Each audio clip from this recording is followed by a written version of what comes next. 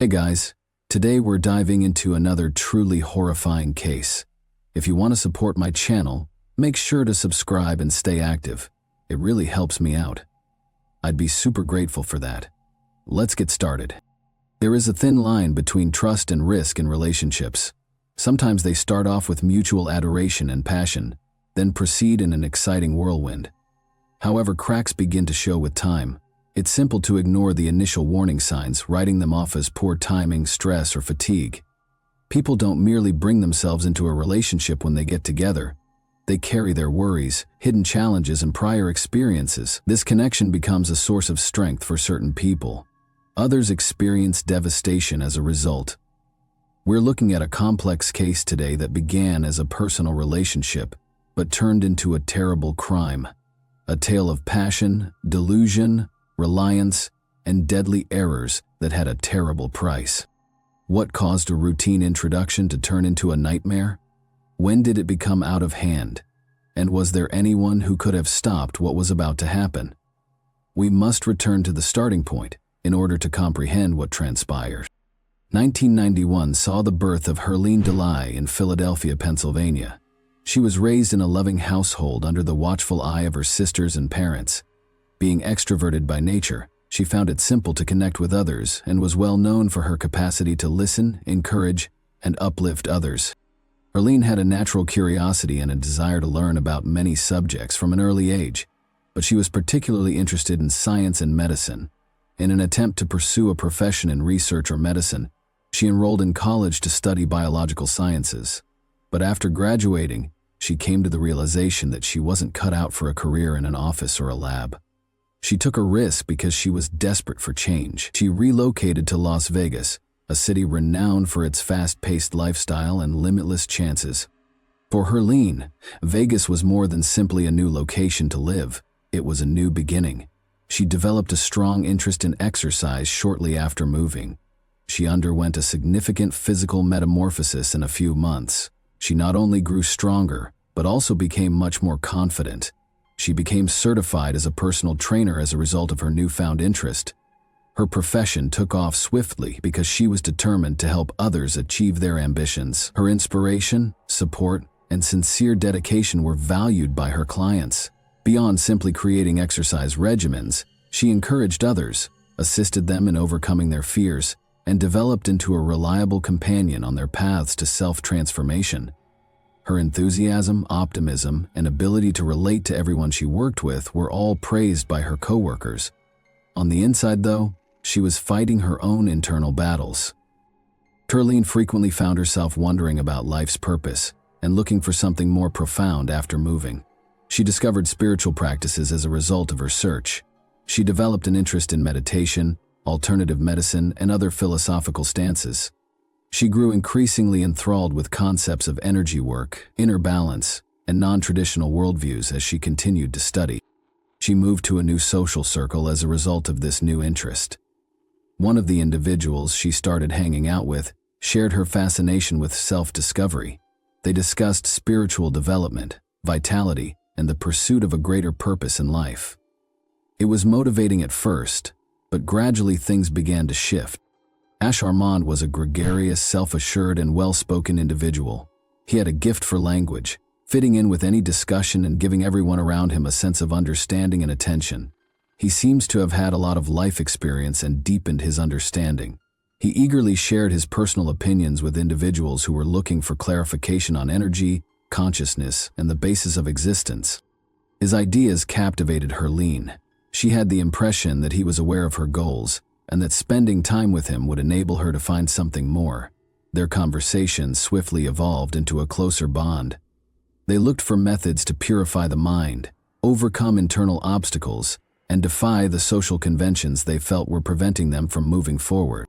He eventually started presenting novel concepts, arguing that conventional approaches to self-improvement were overly constrained and that real enlightenment necessitated letting go of fear, extending one's perspective, and moving beyond the familiar. He talked about how pushing past conventional reality and releasing mental restraints were the only ways to attain true consciousness. Their travels started at that point. They left the city in search of isolated spots where they could escape the outer world. Herline explored with novel methods of self-discovery in these isolated locations. As time went on, these practices changed. The encounter began to involve restricted substances. She was informed that they were necessary to transcend the confines of reality and achieve a higher state of awareness. She had sensations that seemed like steps toward a deeper truth as she entered altered states of consciousness while under their effect. Every session appeared to be a path to deeper comprehension, but with time, the distinctions became less clear. Perception became erratic, and it became more difficult to distinguish between illusion and reality. These encounters were euphoric, yet they took her farther from the world she had known. Eventually, the pursuit of harmony was no longer the focus. It had changed into something else. She might not have realized how far she had gone, but her life was gradually taking a turn that she could never turn back. Ash and Hurley's friendship progressed rapidly, and they became close very quickly. But gradually, oblique warning indicators appeared. They appeared to be minor behavioral shifts at first, and she didn't immediately notice them. Ash had the capacity to be loving and caring, yet occasionally he would abruptly turn aloof and reclusive. His moods fluctuated wildly. At times he spoke with enormous inspiration, as though he were telling her the greatest secrets of the cosmos. At other times he became agitated over little matters and would go for extended periods of silence.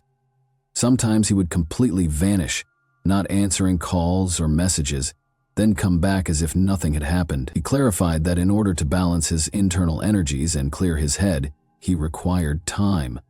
He asserted that he was able to detect the emotions of others, and that, in order to escape their impact, he occasionally had to withdraw. Despite Herline's best efforts to be empathetic, these occurrences made her uncomfortable. Ash grew more adamant that she had to abandon her conventional views and alter the way she saw the world. He advised her to trust her instincts and pay attention to her inner voice, because reasoning prevented individuals from realizing their full potential. His chats grew more peculiar with time. He talked of higher creatures and individuals who were unable to evolve because of their connection to dark energy. Herline was particularly disturbed by his assertion that she needed to purify something within of herself. Ash maintained that he was able to detect an imbalance in her energy field, which was preventing her from reaching complete consciousness. He claimed that this was preventing her from realizing her full potential and finding harmony. His actions become increasingly erratic over time. On certain days he would claim to be able to read her mind or predict her future. At other occasions he got upset and said she should only trust him. The intensity of these mood swings increased. One day he was a motivating mentor, and the next he was suspicious, reclusive, and short-tempered. Rituals were among the most peculiar subjects he introduced. He asserted that there were age-old techniques for achieving enlightenment and removing internal obstacles. He believed that a person could only be liberated from the things that were keeping them from fully comprehending life through unique ceremonies. Herline initially dismissed it as just another intellectual idea. He gradually persuaded her to engage in these activities nevertheless. He informed her that she needed to get over her fear of the unknown. He maintained that she could only achieve true harmony if she had total faith in him. It took Herline a while to recognize that these discussions had become harmful. To her, it appeared to be nothing more than his private interests, his outlandish opinions. But as time went on, it became evident that his views were influencing their relationship in addition to his own behavior. He insisted more and more that she listen to him alone, have total faith in him, and never question his strategies. Ash Armand and Herline Kaur-Dulai were in his Las Vegas condominium on the evening of July 15, 2020. Together, they had intended to spend the evening in a spiritual cleansing session. According to Ash, the time had come to finally overcome all internal obstacles after discussions about achieving a higher state of awareness had been going on for a while. Ash insisted on utilizing banned drugs as part of the preparation. According to him, one could only get total clarity and a connection with actual reality while under their effect. Although Herline had previously dabbled with these medicines, something felt different this time, so she finally accepted, after some hesitation, it was a higher dosage than normal. Intense hallucinations started within minutes, her surroundings distorted, Sounds vibrated in eerie waves and things lost their familiar outlines. Her sense of reality was changing quickly. Ash grew increasingly angry as the consequences worsened. He spoke more rapidly and incessantly asserted that he was seeing beyond the material world and that his mind had become open to more profound realities. Herlene, meanwhile, was having trouble. There was no serenity in her images. Rather, they made her more nervous. Her body felt unresponsive as she attempted to concentrate. Ash started acting more and more strangely. He once went up to Herlene and informed her that he felt something strange about her. His eyes were heavy and his voice became sharp. He insisted that she needed to be cleansed because she was surrounded by a bad vibe. Tension increased when she attempted to argue. Ash said she was obstructing the flow of negative energy and was rejecting the process. His voice became irritated. He repeated himself, saying that he sensed a dark power within her that needed to be exhausted. The more time went by, the more disturbing his statements became. The incident rapidly got out of hand. Herlene tried to soothe him, but her words were no longer registering with him. The drugs confused his judgment, and he became obsessed with the notion that something had to be done now, that there was no more time to delay. Abruptly, he took hold of her wrists. She tried to escape, but she had little chance because of his strength, which was increased by adrenaline and a frantic mental condition. He pushed her with a violent motion, sending her crashing to the ground. However, it didn't end there. The pace of events was frightening. Ash didn't think one violent act was enough, so he snatched a large glass candle holder from the area and struck several times. Even when Herlene's head drooped and her body trembled a little, he continued to move forward. The nightmare then became worse. Deep wounds were caused by the use of a knife and other objects. Only when the victim's breathing ceased, when life had entirely departed her body, did it come to an end. There was a chilly quiet in the apartment. At last, Ash started to realize what had happened. He was in a state of shock as the effects of the drugs wore off and the adrenaline rush gradually subsided. His hands, clothes, and floor were all covered in blood. The metallic smell of what had just happened filled the air. He struggled to comprehend what he had done for the next few hours. He repeatedly approached the body, as though hoping something could be done to reverse it, but there was nothing more that could be done. Emergency services received a call on the morning of July 16, 2020. The other person's voice sounded shaky and tight at times, but it didn't have the obvious terror that one would expect in those circumstances. Ash Armand informed the dispatcher that his companion had passed away. He said he had attempted to assist her, but it was too late and that it was an accident. Within minutes, officers were on the scene. When Ash himself opened the door, they were instantly drawn to his appearance. Despite the crusted blood all over his body, he appeared more worn out than afraid. No obvious signs of shock or anguish were present, none of which are common responses from those who have recently seen a catastrophe. Officers saw a chaotic situation as soon as they entered. The body of Herlene Dulai lay still in the middle of the room. Her face and neck had heavy bruises, yet her skin had gone pale. There were dried blood spots all around the scratches on her hands. The condition of the room suggested that there had been a bloody conflict, but the bathroom was a sharp contrast. It seemed suspiciously clean. The tiles still had faint lines of blood on them, but the majority had obviously been cleaned. Officers discovered blood-stained garments in the washing machine. Ash's own attire also seemed freshly laundered, which immediately raised suspicions. 2 candles stood unlit near the bed. Herlene's skin had melted wax residues, which investigators found to be an unsettling and inexplicable feature. They discovered 2 knives, a folding utility blade and a kitchen knife, stained with dried blood on the nightstand. It was obvious that an effort had been made to conceal the events. A luggage that was placed close to the entryway was also inspected by the officers. They discovered documents, money, and personal stuff within. Ash appeared to have been getting ready to leave the scene, but he had either run out of time or changed his mind for some reason. He made contradictory comments when detectives started questioning him. After denying any memory, he maintained that Herlene had attacked him initially and that he had defended himself, but there were no wounds or scratches on his body, no evidence of a struggle to corroborate his account. Officers watched Ash's actions closely. He showed no signs of emotion. He didn't appear shocked by what had transpired, nor did he seek for assistance. The location was still being examined by forensic specialists. They discovered bottles of booze in the refrigerator. Traces of a powdered material that was later determined to be a banned substance were found on the table. The image was starting to take shape.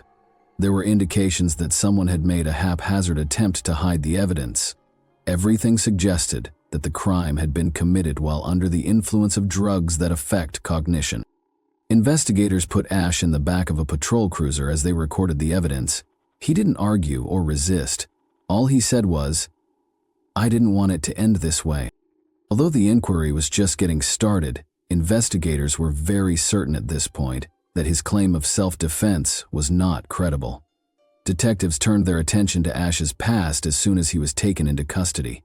What had brought him to this point was now more important than whether he was at fault. The inquiry soon turned up information from his past that could help explain what had transpired. Ash was Akshaya Anthony Dixit Kubiak in real life.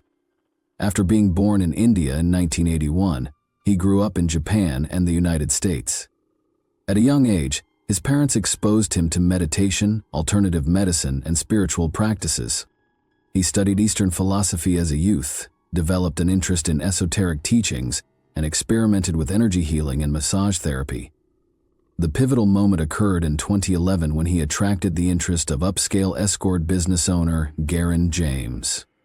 Ash was a perfect fit for the upscale companionship market because of his attractive appearance. This brought him to Las Vegas, where he soon found himself enmeshed in a world of affluent customers, elite social circles, and rapid cash. He was selected to participate in the reality show Gigolos in 2012, which helped him become well-known and successful. But fame also brought with it new difficulties. Ash was driven to look for methods to uphold the image of a successful and attractive guy by the demands of the industry, the need to remain in the spotlight, and ongoing competition with colleagues. To improve his physical look, he started taking steroids and eventually progressed to more potent drugs. Soon, his increasing reliance on these drugs exacerbated his need for external validation. Aggression problems increased as a result. He was detained for driving under the influence, got into several fights in nightclubs in Las Vegas, and his behavior became more and more unpredictable. Ash's fame began to wane when Gigolos concluded in 2016. His attempts to remain relevant in the entertainment world failed, and his income decreased. He had lived a glamorous existence, complete with expensive indulgences, parties, and cars, thanks to the money he had made during his television days. By 2020, he found himself in a challenging situation. Formerly a popular public person, he now lived in a leased flat and earned money by occasionally meeting with show enthusiasts who were prepared to pay for his presence. His life had already gotten out of hand by the time he met Herline Kaur Dulai. In pursuit of meaning, he resorted to spiritual activities, developed an interest in mysticism, and persuaded himself that he could change the course of events. However, these views turned into an obsession while under the influence of drugs that affect the mind. He was able to regain a sense of authority through his friendship with Herline.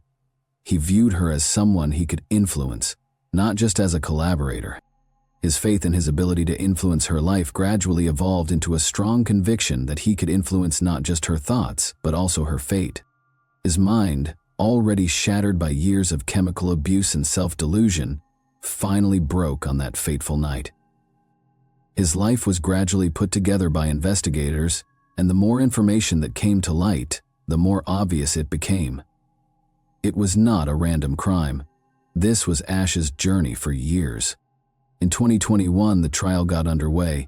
He was charged with first-degree intentional harm by the prosecution, who claimed that Herline Dulai had been brutally attacked and that the self-defense allegation was not supported by the facts. Claims of transient mental illness served as the foundation for the defense team's argument. Ash maintained that substance abuse and emotional misery were the reasons he had lost control of his behavior. His lawyers tried to claim that the events of that evening were not intentional. He insisted in his claims that he had loved Herline and would never have done her any harm on purpose. The public's response was split. After discovering the case's specifics, many people demanded the strongest punishment imaginable and denounced the crime's savagery. Some Gigolo's fans stood with Ash, thinking he was a victim of his circumstances. Groups were established to gather money for his legal defense, and supporters sent comments on social media. Harlene's family put up a valiant fight for justice. In interviews, she was described by her parents and sisters as a clever and loving person whose life was sadly cut short by someone who betrayed her confidence. They stressed that the blame for what had been done could not be diminished by any excuse. The court's decision was delivered in December 2021. Ash Ahmed received a 20-year prison sentence after being convicted guilty of the crime against Harleen Dulai. After serving 8 years, he would be allowed to seek for parole under the legislation. The decision was met with disappointment by Harleen's family. Given the seriousness of the offense, her loved ones thought the punishment was excessively light. Nonetheless, the court's final decision was impacted by the defense's contention about his mental condition at the time of the occurrence. Ash may be eligible for early release as early as 2029, but the sentence stipulates that he will be imprisoned until 2041. It's still unclear if he will be given parole. There are still some unresolved issues in the case. What was going through Ash's head that evening? Did he have a purpose in mind, or was it just the effects of drugs? Why did he call the police after trying to hide his identity? Does he understand the full extent of his guilt? The inquiry is over. The penalty has been imposed. However, years later, the conversations are still going on. There are still differing views on this case, with some considering him a criminal and others still holding the view that he was a victim of his own troubles. Thanks for watching, everyone.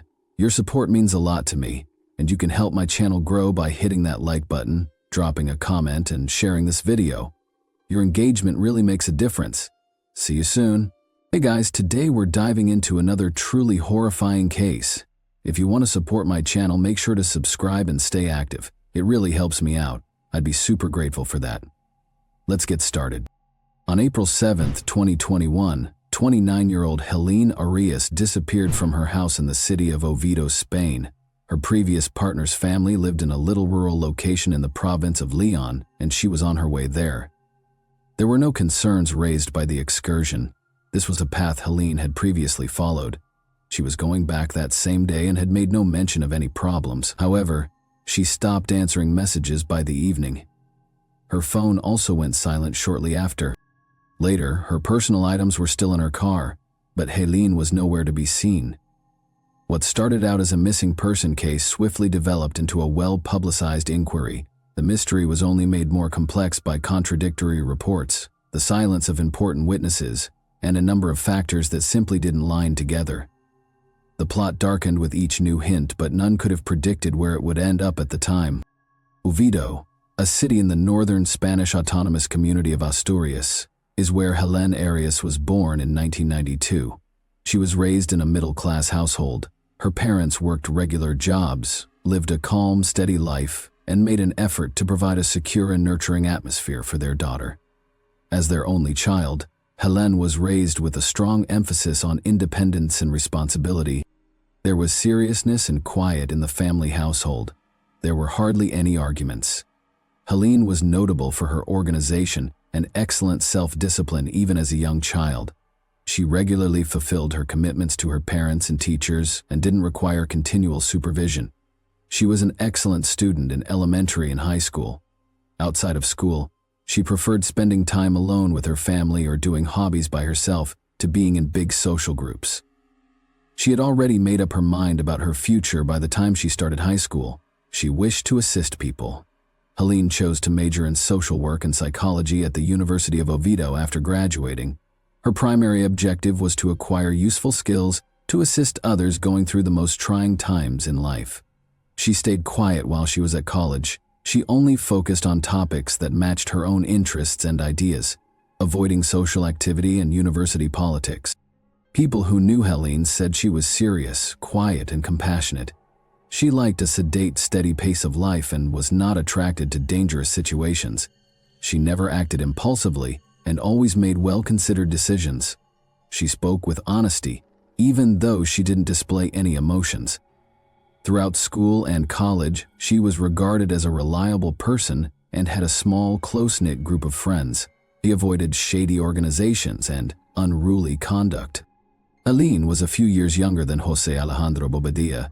He was already employed and out of school when they first met. They first met in 2018 while hanging out with common acquaintances in Oviedo. They stayed in contact after that, and their bond gradually grew.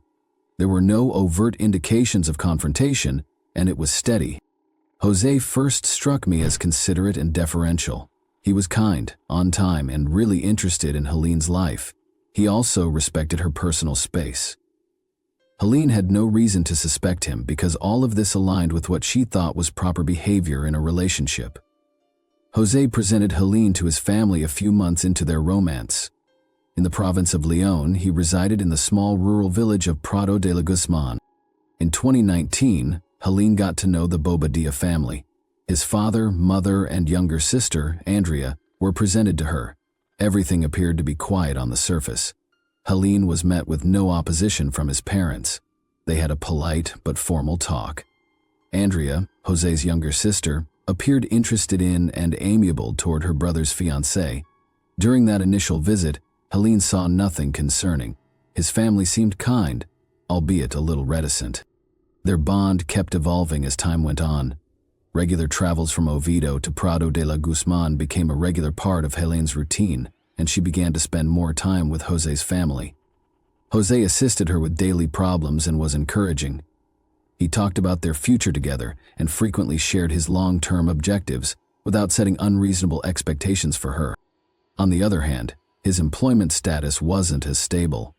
His income fluctuated, and he owed more than 13,000 euros in unpaid debt. Although Helene knew about it, she didn't consider it a warning sign.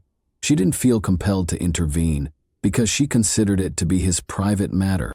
Helene and Andrea also kept up a cordial relationship. Jose's sister was friendly, outspoken, and frequently expressed her opinions to Helene. Helene gradually integrated herself into the Bobadilla family's daily routine and became more interested in their lives. However, by 2020, things between Helene and Jose started to change beneath the tranquil exterior. There were cracks beginning to appear. More often than not, their conversations became tense. Jose started acting erratically and making evasive allusions to personal difficulties.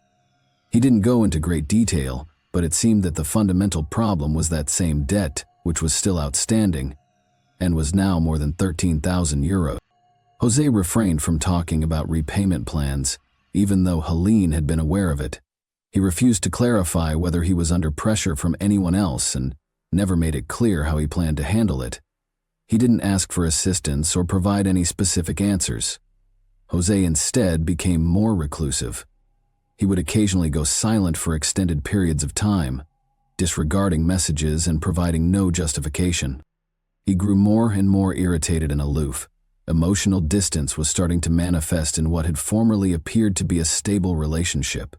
Andrea's influence in their life started to become more apparent about this time. Jose's sister was frequently close by, participating in discussions and attending gatherings. Even while she never publicly showed animosity, there was a sense of uneasiness in her actions. She lost the warmth of her interactions with Helene as they became more professional. Andrea never spoke out against her brother's behavior or offered direct criticism, but her quiet only served to highlight the rising hostility in the family. The problem of Jose's unpaid debt started to get more urgent at the beginning of 2021. He began by saying that creditors were making quick demands for payments. He made it apparent that the situation was serious, but never disclosed the precise identity of the person applying the pressure. Although Helene didn't press for clarification, it was clear that he was becoming more and more stressed. He started whining about not having enough time and using evasive justifications to call off meetings. He stopped talking about their future together and started sending shorter texts. When Jose mentioned selling the car they had previously driven together to settle some of the debt, the tension increased. The automobile was technically his. His family had assisted in the acquisition. Although Helene didn't protest, the suggestion itself was a warning that things were rapidly getting worse. Although Jose was now searching for short-term solutions, he excluded his family from these financial conversations. which led Helene to wonder if he was genuinely attempting to resolve the problem or if he had any actual plan at all. Communication between Helene and Jose's parents stopped about this time. She used to occasionally talk to them when she visited, but now she never did. She continued to communicate with the family only through Andrea. However, even that function had diminished. Helene found herself increasingly unaware of what was happening. The urgency of the debt crisis increased, but the information flow simply decreased. Jose had become aloof, shunned conversations, and turned down assistance. Although they didn't have any direct disagreements, his growing passivity was the most obvious indication that their relationship was failing. By spring 2021, formality had taken over. They seldom ever met anymore, and they just texted each other sometimes. Plans for collaboration vanished. Jose had lost interest in long-term potential and had stopped discussing the future. He had obviously pulled away, even though he never formally stopped the relationship. Helene made no effort to bring them back to their former state. She knew that he needed to take the next step if they were to be together, but he never did. A bigger breakdown started with that financial dispute. Jose's actions revealed an internal conflict that he was unable to resolve. Around 9 in the morning on April 7, 2021, Helene Arias left her Oviedo home. She was on her way to Jose Bobadilla's home in the little Leon province village of Prado de la Guzman. Helene continued to visit Jose and his family occasionally, but her visits had become less frequent. She was going home that same day, and the road was familiar. She assured her mother that everything was all right and told her that she was going to Prado de la Guzman. There was no hint of concern in her voice. Up until about midday, Helene's phone was still in use. Around 1 p.m., the last action was noted. Then she stopped talking. Helene stopped returning calls, stopped answering messages, and failed to show up on 9 separate attempts to contact her. Helene's family didn't initially realize anything was amiss. Her mother reasoned that she might have just been late. However, anxiety began to increase as the evening wore on, getting closer to 8 p.m.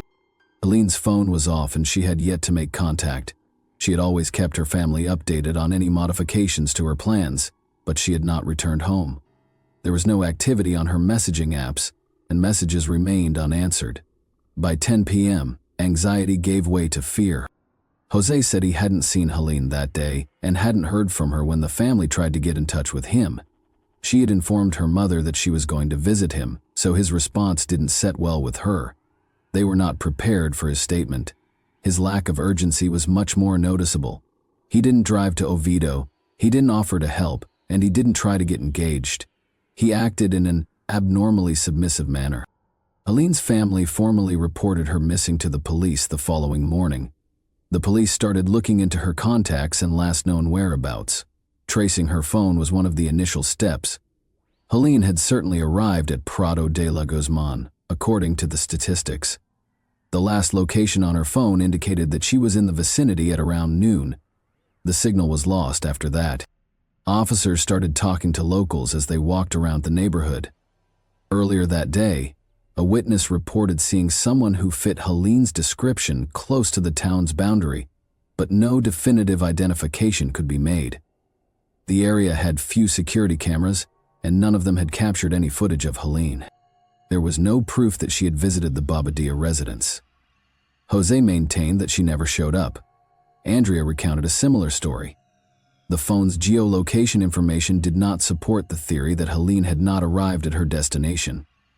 The suspicion was only heightened by that. Investigators started examining Jose's family history and Helene's relationship with him. Helene's family used social media to solicit assistance at the same time.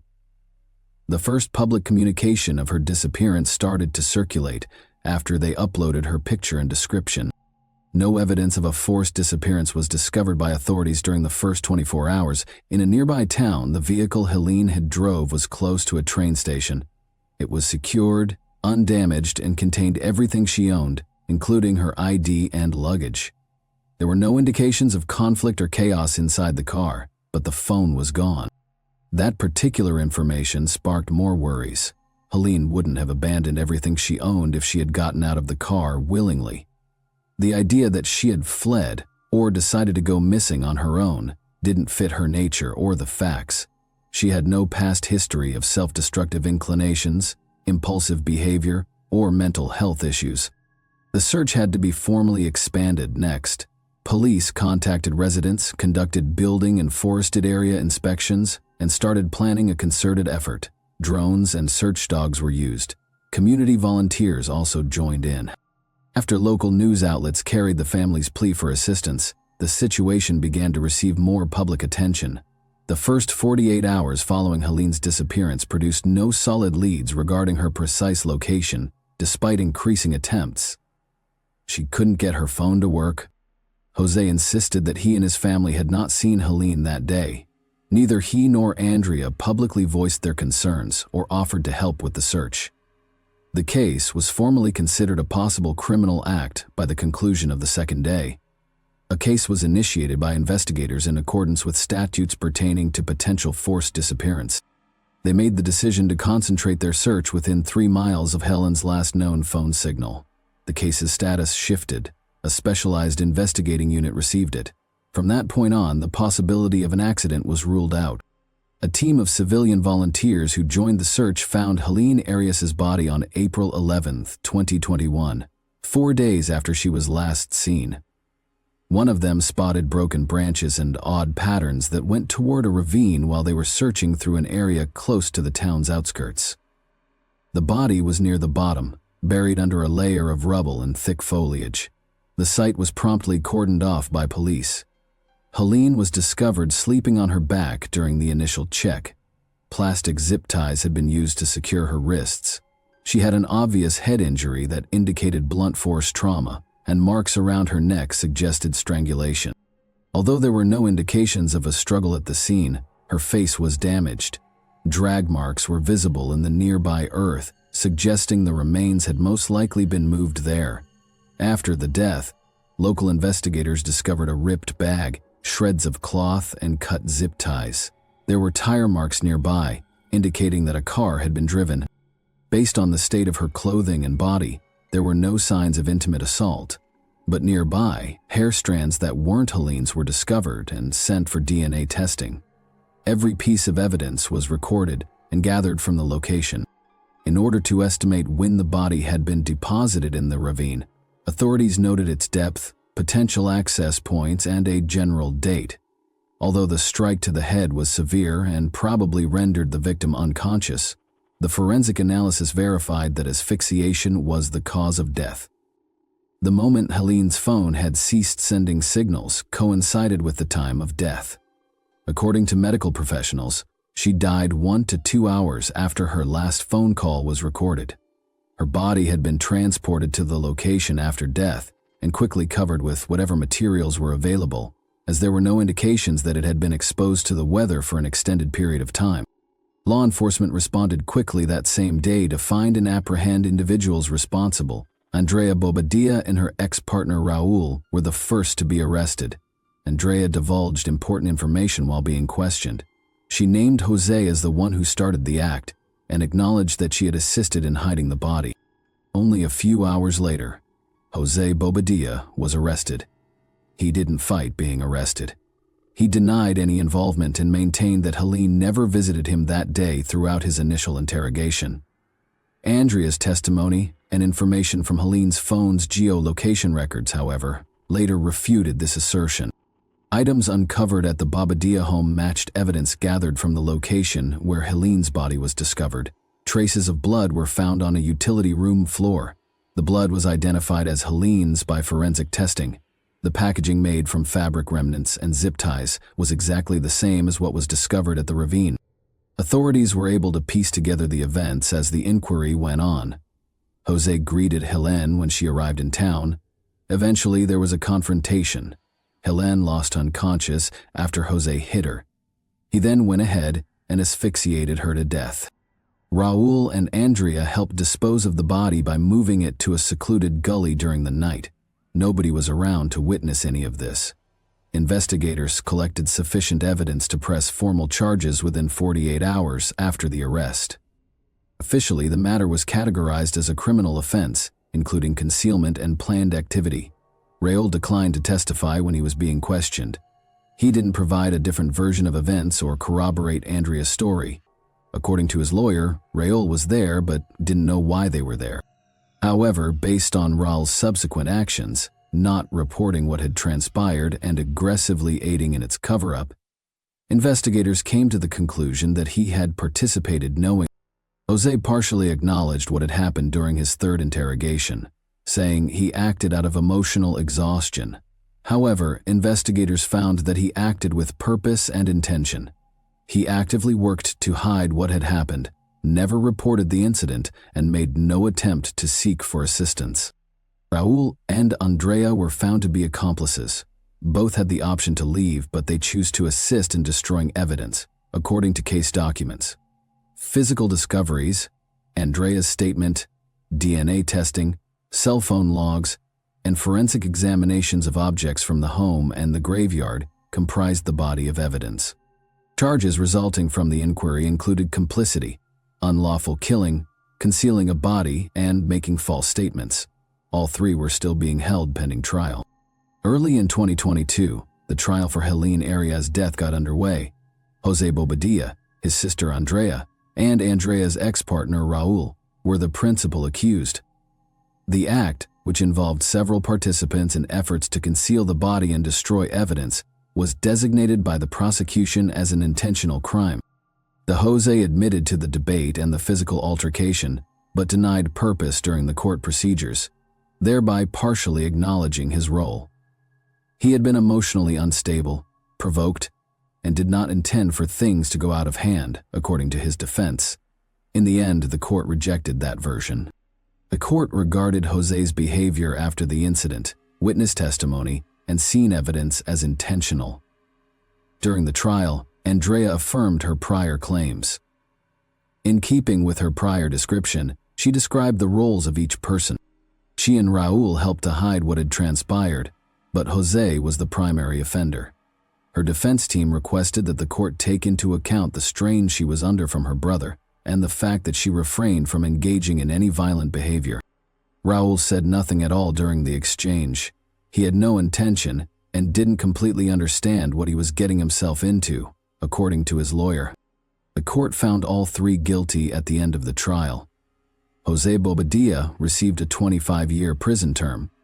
Andrea's sentence for aiding and abetting the crime was 8 years. For assisting and abetting, Raul received a 6-year sentence. The sentences were judged fair by the prosecution. The proceedings were attended by Helene's relatives. The position of a private plaintiff was assumed by her mother. She took a hard stand. She advocated for the harshest punishments imaginable. She was disappointed when the decision was read, saying that Andrea and Raul had received too light terms. Jose's relatives chose not to respond. Jose Bobadilla's defense team appealed his sentence a few months after it was handed down. Their primary contention was that important evidence from the first trial ought to have been declared inadmissible. The objects discovered in the family home did not prove Jose's involvement in the crime, according to his attorneys, and Andrea's confession had been forced. Additionally, they questioned whether the forensic evaluation complied with the necessary legal requirements. The case will be reviewed by the appellate court. The prosecutors defended their position at the second trial, citing Jose's coordinated activities, his failure to seek for assistance, his fraudulent statements, and the hiding of Helene's body. New points were presented by the defense, nevertheless. They asserted that medical findings did not definitively indicate asphyxiation, and that Helene was not killed by the hit she sustained. They underlined the impact of public pressure and the lack of a clear motive. Andrea withdrew portions of her earlier confession during this second phase of the trial, claiming that she had said while in emotional turmoil. Furthermore, Raul did not back up his earlier statements. The prosecution's case suffered as a result. Some of the earlier evidence was declared inadmissible by the court. The court determined that there was insufficient evidence to support a guilty finding because of Jose's retracted statement and the absence of concrete evidence of his physical harm. Jose was freed from custody in 2023 after being found not guilty owing to insufficient evidence. The public reacted strongly to the decision. The judgment was deemed unfair by Helene's family. The court was accused by her mother of eroding confidence in the legal system. The higher court refused to reconsider the case when prosecutors appealed the acquittal. After Jose Bobadilla was found not guilty, there was weeks of heated public discussion. A large portion of the discussion on social media was critical of the justice system. There were differing views. While some cited the absence of conclusive evidence, others said the acquittal was a miscarriage of justice. The public's trust in the courts and law enforcement was closely examined. Less attention was paid to Andrea and Raul's predicament. They carried on with their sentences. Following the conclusion of the court proceedings in Helene Arias's case, the Bobadilla family refrained from making any public statements. In both trials, certain important concerns were left unexplained, particularly about Jose's motivation. Investigators think that a relationship breakdown, mental stress, and unsolved financial difficulties are what caused the conflict to escalate. Thanks for watching, everyone. Your support means a lot to me, and you can help my channel grow by hitting that like button, dropping a comment, and sharing this video. Your engagement really makes a difference. See you soon. Hey guys, today we're diving into another truly horrifying case. If you want to support my channel, make sure to subscribe and stay active. It really helps me out. I'd be super grateful for that. Let's get started. What if you never answered the first knock on your door in the new year? A family celebrated January 1st in a peaceful neighborhood surrounded by trees with all the joy and warmth you could anticipate, plans for the upcoming year, holiday leftovers, and a home filled with love. However, that house would be the scene of unimaginable horror a few hours into the new year.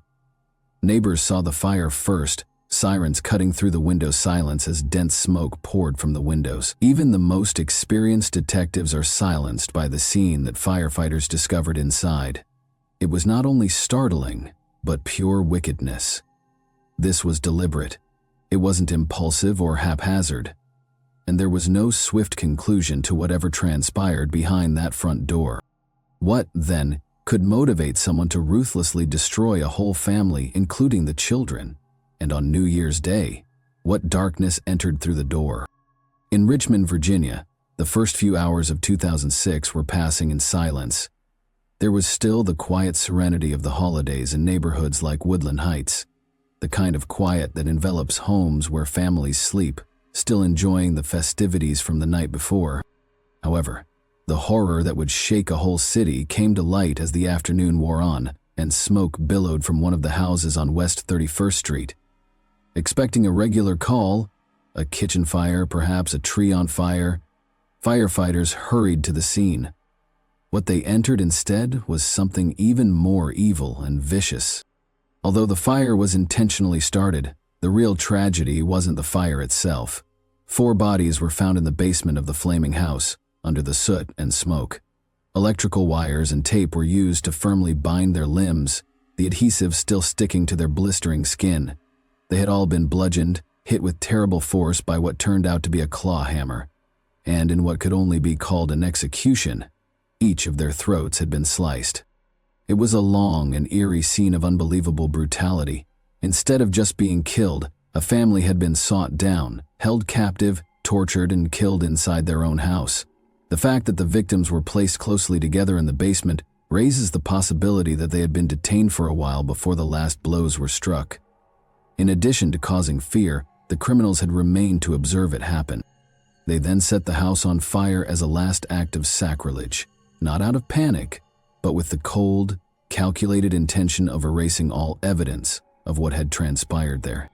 In Richmond, the victims, Catherine, Brian, Stella, and Ruby Harvey, were recognized as parents, neighbors, artists, and entrepreneurs rather than as famous people. The mother, Catherine, was a creative and energetic woman who co-founded a well-known toy business that was more than simply a store. It was a community hub where kids were valued. In recent years, her husband, Brian, who was once a prominent member of the college rock scene, had settled into a more subdued life, choosing the calm rhythm of parenting over the cacophony of the stage. Soft-spoken and considerate, he was adored by friends for his musical soul and introspective nature. Their daughters were only starting to establish themselves in the world. At just 9 years old, the older one, Stella Ann, possessed the early knowledge and inquisitiveness of a youngster who reads well above her age. Ruby, The youngest was 4 years old and brimming with happiness. According to her neighbors, her grin could brighten any day. Anyone who knew them, or even just heard of them, felt a deep, deep rift when they saw their lives end in this manner. Once a place of laughing, music, and toys, the mansion has been turned into a graveyard of ash and stillness. Confusion replaced grief as word of the murder spread, and dread quickly followed. There were no enemies, no known dangers, and no indications of forced entrance. There was no explanation for why this one home had been subjected to such unspeakable violence. But detectives sensed it in the back of their minds. This violent conduct wasn't impulsive, it was a show. It was in control. The atrocities that were taking place were just getting started with this probe. They didn't enter screaming or in disarray. They arrived with tape, in silence, and with calculated actions that made it clear this was more than a simple heist. It was a control performance. First to move, Gray bound Catherine, Brian, and Tiny Ruby firmly with packing tape and dragged them into the basement. He didn't move hurriedly or show any signs of being time-conscious. Dandridge, in the meantime, turned a house into a hunting ground by scavenging the upstairs like a scavenger and searching for objects to steal from the cozy space. The front door then opened. Unaware that her home's walls had already turned into a prison upstairs, Stella had returned from a sleepover. Her daughter was brought down during the brief period of her mother's freedom. Kirsten Perkinson would never forget the picture of Catherine standing in the doorway of her daughter's friend's home, looking calm, pale, and silent. Not a single word revealed what was waiting behind her. Even if there had been something strange, something drained in her expression. Soon after, they were all bound together and encircled by 2 ferocious creatures in the basement. Their last minutes started to fall into the hands of monsters, after the appearance of safety was destroyed. It wasn't a frenzy that followed, it was accurate. One by one, Gray took his time. With the packing tape still plastered against their flesh, he drew the blade across their throats. It wasn't over, though. He lifted a claw hammer and repeatedly pounded each of them after their bodies sagged into silence, transforming a cold execution into something much more hideous and intrusive. Later, the medical examiner would attempt to turn that disorder into a clinical situation. Blunt force trauma killed Brian and Catherine. Smoke and crushing blows, Stella. Ruby was 4 years old when she was stabbed in the back, with one wound going all the way to her lung. However, the events that transpired in that basement cannot be explained by statistics or causes alone. They didn't stop there, even at the finish. A tiny art easel, possibly used by one of the females for painting, was pushed over by Gray and Dandridge, who then drenched it with alcohol and set it on fire as a last flourish. It was trivial. It had a theatrical quality. It was intended to eliminate the space's identity as well as the evidence. It might have appeared to be the scene of a terrible catastrophe as the flames spread down the basement and curled around what was left, but this was not an accident. The fire was not overlooked. The call that would end it all was made by Johnny Hott, the drummer for House of Freaks and a close friend of Brian's. When a fire department arrived to put out the fire, they discovered something that would start a storm that was considerably more destructive than fire. As if 4 lives didn't matter at all, the guys who had left that house hours earlier were already going on, serene, unhurried, and unaffected by the hellfire they had left behind. But you might ask, who were Gray and Dandridge? Darkness was nothing new to the 2 guys, Ray Dandridge and Ricky Gray. These 2, who were born in 1977, were connected not only by blood but also by a history of criminal activity and violence. Before long, their convoluted paths would converge in unimaginable catastrophes. Ricky Gray had a past, one that was documented in his failed relationships and criminal records. Known for his explosive temper and ability to make life miserable for everybody who came into contact with him, he had spent years in and out of prison.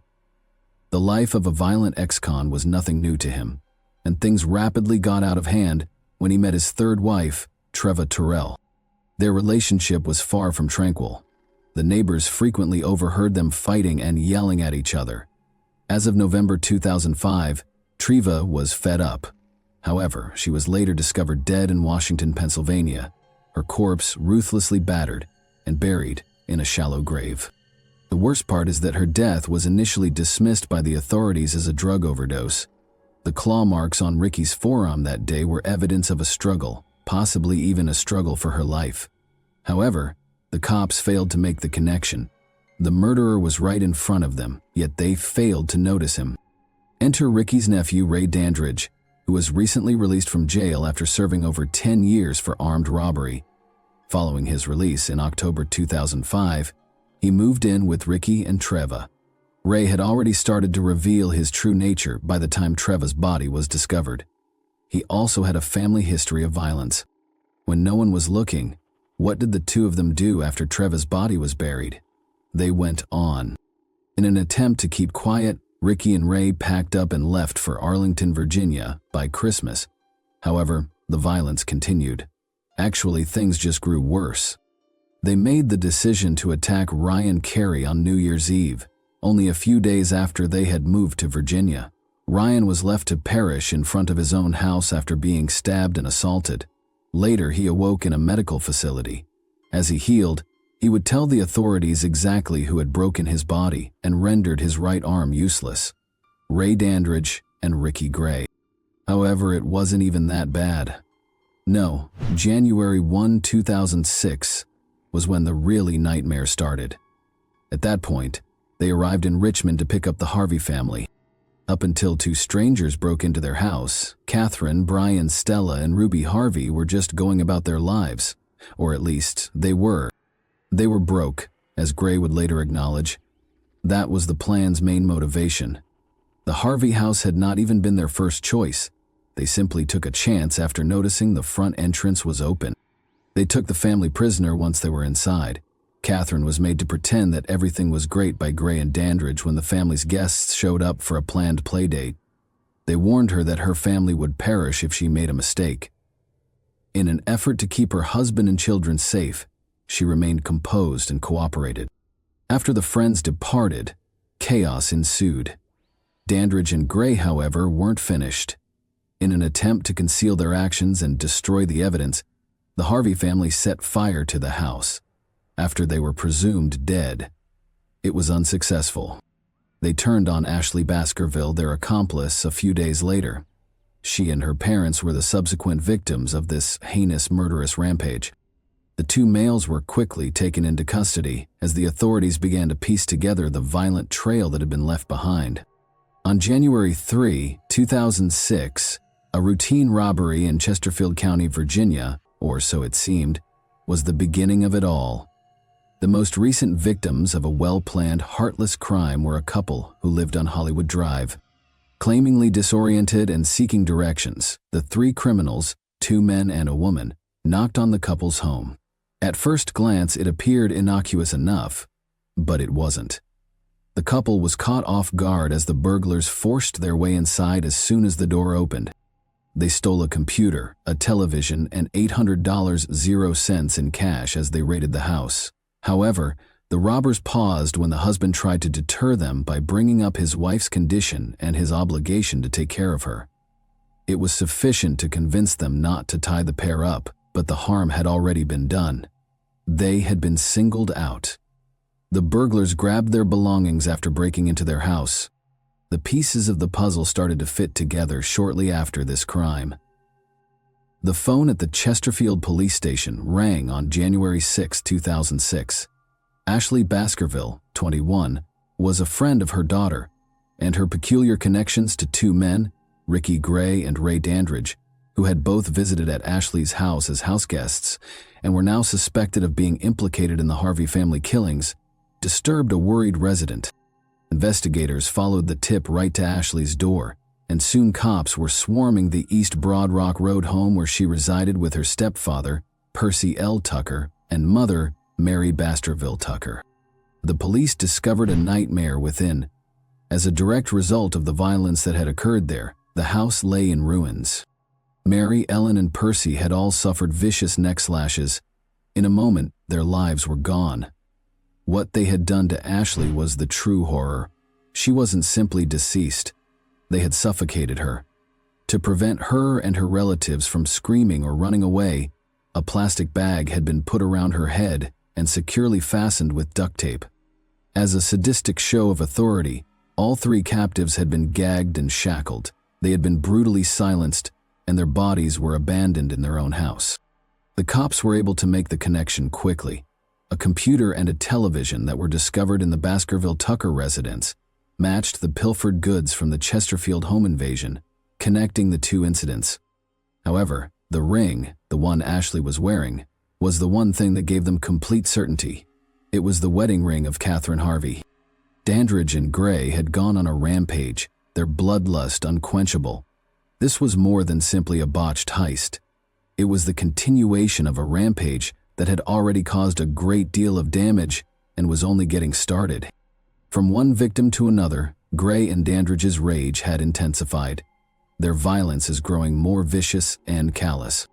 They started a series of events that would ultimately result in their capture and the realization of their whole depravity as they focused on Ashley and her family. Ray Dandridge and Ricky Gray were apprehended on the morning of January 7, 2006. They were staying at Dandridge's father's house in Philadelphia when the cops discovered them. Dandridge lost all self-control an hour after their arrest. He admitted to killing Ashley Baskerville and Mary and Percy L. Tucker. However, that was only the start. Gray, who had been quietly boiling in his cell, requested to talk to a detective 12 hours later. It was chilling what came next. Gray handed out a 3-page confession in great detail. He didn't mince words.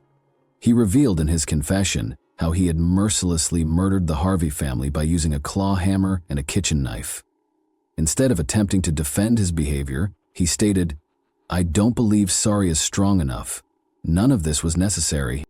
However, he continued even after confessing to the Harvey murders.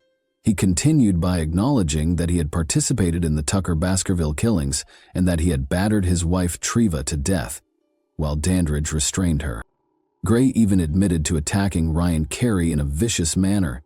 Everything spilled out as the floodgates had opened. The cops put together more and more of the story as the investigation went on. Ashley Baskerville's involvement was confirmed by January 8, 2006. Not only was she a victim, who happened to be in the wrong place at the wrong time, she had taken an active part in the killings and robbery.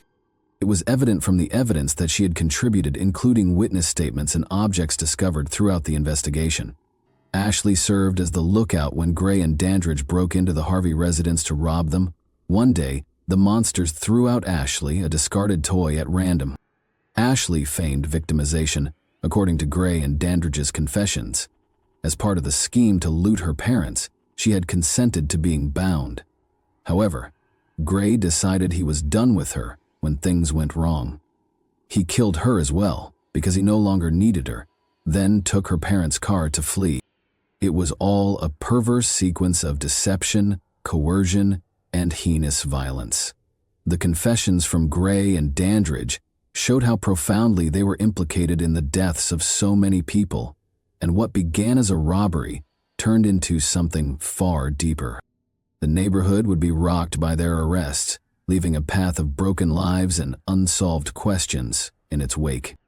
Like the atrocities they committed, Ricky Gray and Ray Dandridge's judicial processes were dramatic and terrifying.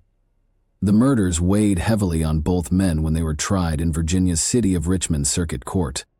Legally, things began to take shape on February 9, 2006. Due to his involvement in the horrifying killings of the Harvey family, Ricky Gray was charged with 5 counts of capital murder. These accusations included killing twice in 3 years, killing several people in one act, killing during a heist, and killing 2 children under the age of 14. Dandridge was accused of 3 counts of capital murder in connection with the Baskerville Tucker family's killings. However, his involvement in the Harvey killings would later be covered by one of those accusations as well. Dandridge first entered a not guilty plea, but as the trial progressed and the evidence against him became more compelling, he drastically changed his mind. He agreed to a compromise that would keep him in prison for the rest of his life without the chance of parole when he changed his plea to guilty for all 3 murders just before the closing arguments. He did this to escape being executed, yet it was obvious that he was guilty. However, Gray remained steadfast in his not guilty plea. In an attempt to gain some leniency, his defense team claimed that he had been sexually and physically abused as a child, and that he was under the influence of PCP when the killings occurred. However, the jury remained unconvinced. They convicted him guilty of all 5 capital murder charges following a 4-day trial and only 30 minutes of deliberation. The jury suggested life in prison for the other 3 offenses and the death punishment for the murders of Stella and Ruby Harvey, the Harvey children. Gray's death sentence was formally imposed on October 23, 2006. However, the court cases continued. Ricky Gray was also charged in December 2006 with the murder of Cheryl Warner, 37, a mother of 3 whose body was discovered in a burning house in Culpeper County. Gray would have to deal with yet another horrifying act. She had been shot and hanged in the basement. However, due to conflicting evidence, this charge was ultimately withdrawn in 2008. Gray's case continued to drag on even after he was sentenced. His execution was repeatedly postponed between 2011 and 2015 as a result of appeals in both state and federal courts. One of his appeals was denied by the Fourth Circuit Court in November 2015. Additionally, Gray's execution was scheduled for March 16, 2016, in January, 1 year later. The delays, however, continued. His attorneys appealed to the U.S. once more.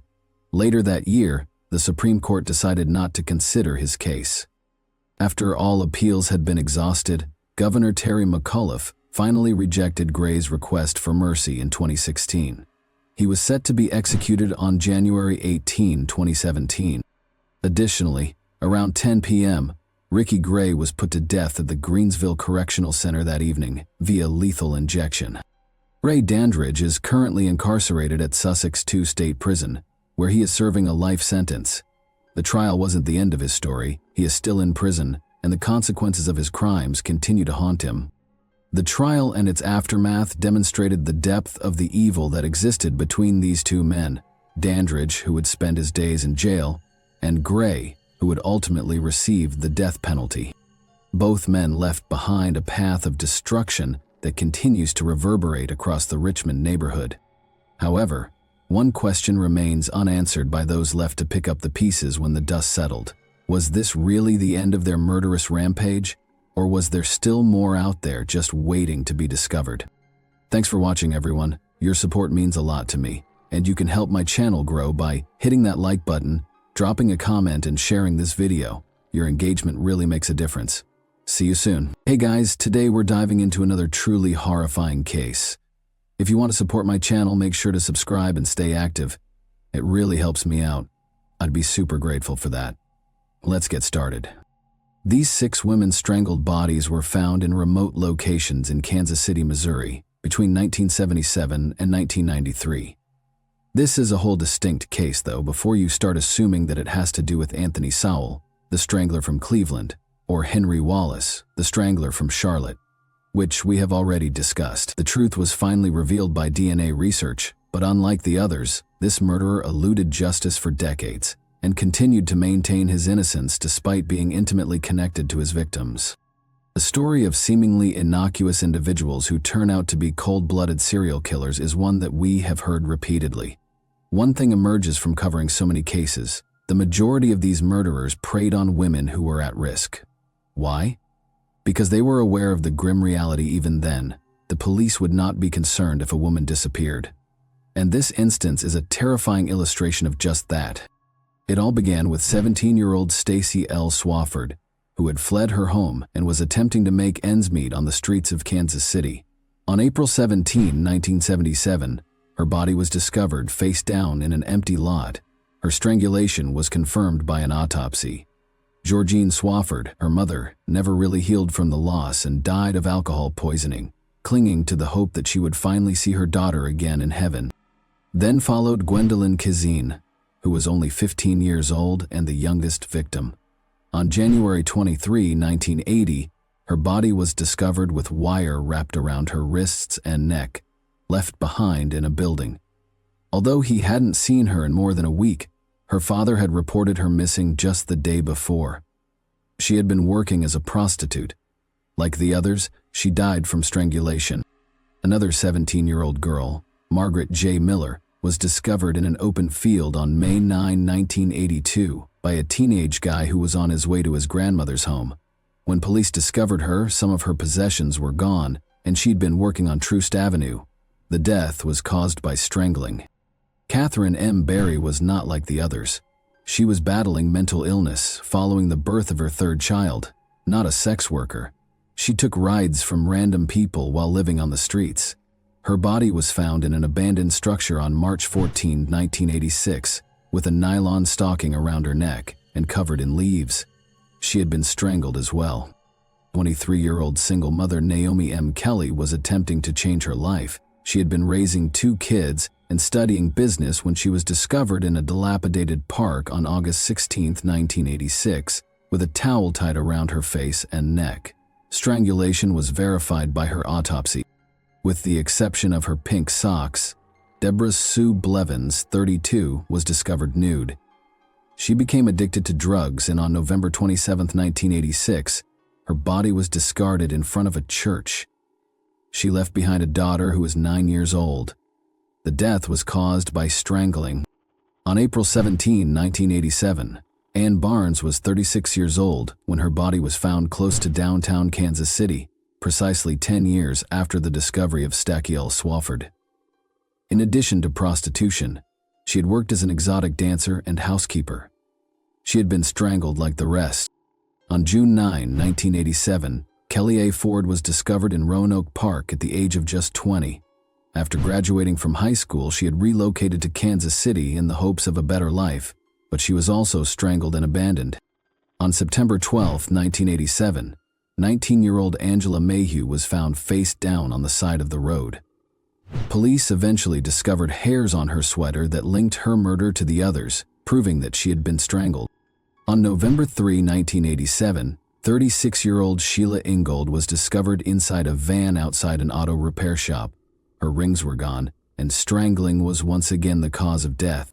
On December 19, 1987, 30-year-old Carmeline Renee Hibbs was discovered in a parking lot. Like so many others, she had been strangled and abandoned. On January 11, 1993, 29-year-old Connie Lean Luther was discovered laying on a snowdrift. She had a shoelace around her neck. She had been reared by a single mother who had died the previous year, along with 5 other children. Women were showing up one by one, being beaten, strangled, and abandoned. No one was able to piece together the patterns that were screaming at the police. You have no idea how many more victims there were, if you believe that to be the worst of it. The aspect that will really enrage you, though, is that the offender was arrested for assault several times and was always released. These ladies may still be alive today if the system had performed its function, but it failed. And the man responsible for this nightmare, the trash collector Trangler, Lorenzo Gilliard. What's more frightening is that Lorenzo Gilliard wasn't some eerie figure who lurked in the darkness. A diligent garbage truck driver who worked his way up to management, a man with a good job, a cheerful smile, and coworkers who vowed he was one of the nicest people around. He was, in fact, the last person you would suspect. And that's the scary thing, since history has repeatedly shown that the most dangerous killers aren't the ones who lurk in the shadow. The ones that are hiding in plain sight are them. Lorenzo was one of 5 kids born and reared in Kansas City, Missouri. His violent personality was evident at school, even as a young child. He participated in sports with his brothers, but he wasn't limited to using his strength on the field. His size made him terrifying. He was known for harassing younger children. He dropped out of school before he even made it to the 10th grade because of his lack of self-discipline, subpar grades, and frequent absences. He met Rena Hill, a young woman in the middle of the 1960s, and they soon became a pair. When Rena became pregnant, their relationship took a serious turn, and they were married on November 20, 1968. However, getting married didn't make Lorenzo any less vicious. Rather, he became more involved in criminal activity and started acting in ways that were unsettling to women. He was arrested for assaulting and inappropriately molesting a girl he knew in January 1969. He was freed, nevertheless, following what the police referred to as a reconciliation arrangement, in which Lorenzo apologized and the victim withdrew her allegation. However, an apology would not prevent him from hurting additional women. His family history was equally unsettling, which only added to the horror. Lorenzo Gilliard Sr., his own father, was found guilty of rape in 1970. 2 years later, Lorenzo Jr. got into problems once more, this time for assaulting and sexually abusing a lady. Claiming he had choked her unconscious, she courageously recognized him in a police lineup. However, the authorities withdrew the accusations after determining that her testimony was insufficient. Letting him go was the one choice that proved to be disastrous. In 1973, Lorenzo's violent tendencies were ruining his own house in addition to frightening visitors. He was arrested that year for the physical and sexual abuse of his wife, who courageously told the authorities that he had been mistreating her throughout their marriage. However, justice was nowhere to be found when a black woman was the victim. As was to be expected, Lorenzo left with a fine and a divorce, rather than actual repercussions such as jail time or a permanent sentence. Then he was free to repeat the entire process. This individual was absolutely disgusting. He not only mistreated his wife, but he also acted aggressively against other women in public. To make matters worse, the cops did nothing at all. He was then taken into custody once more in February 1974, this time for assaulting a 25-year-old exotic dancer. She recognized him in a lineup, but like before, a purported reconciliation deal miraculously dismissed the accusations. 5 months later, he repeated the action. He targeted a 13-year-old girl this time, a youngster. He attacked her close to the Missouri River. She was a friend's daughter. However, the accusations were dismissed once more after the girl made a revision to her story. Let it sink in. A 13-year-old was hurt by a fully grown guy, and he was still allowed to go free. But this time, if you can call it that, he received a small amount of punishment. He received a 9-month jail sentence after being found guilty of engaging in an illegal behavior with a child. Less than a year, 9 months, not even long enough for his name to be forgotten. In some way, he remarried after all of this. Naturally, though, that was short-lived. He was violent, abusive, and dangerous, and his second wife left him for the same reasons as his first. He then got married a third time, in the late 1970s. Is it not unbelievable? Despite his bad deeds, he was still able to persuade another woman that he was worthy of marriage. He resumed his work in 1979. He assaulted a young couple this time, threatening to kill the woman's fiancé. He was recognized by both victims as their assailant. Nevertheless, a jury acquitted him at his trial in September 1980 for lack of evidence. He was arrested for serious abuse against his third wife a few months later. And you know what? A fee and another divorce is just another absurd punishment. That's all. Once more, he wandered freely. Then, in 1981, the situation reached a completely new and terrifying level. He assaulted his former spouse twice. He knocked out her front teeth the first time. He used an ice pick to stab her in the hand the second time. They must have finally locked him up at this point, correct? False.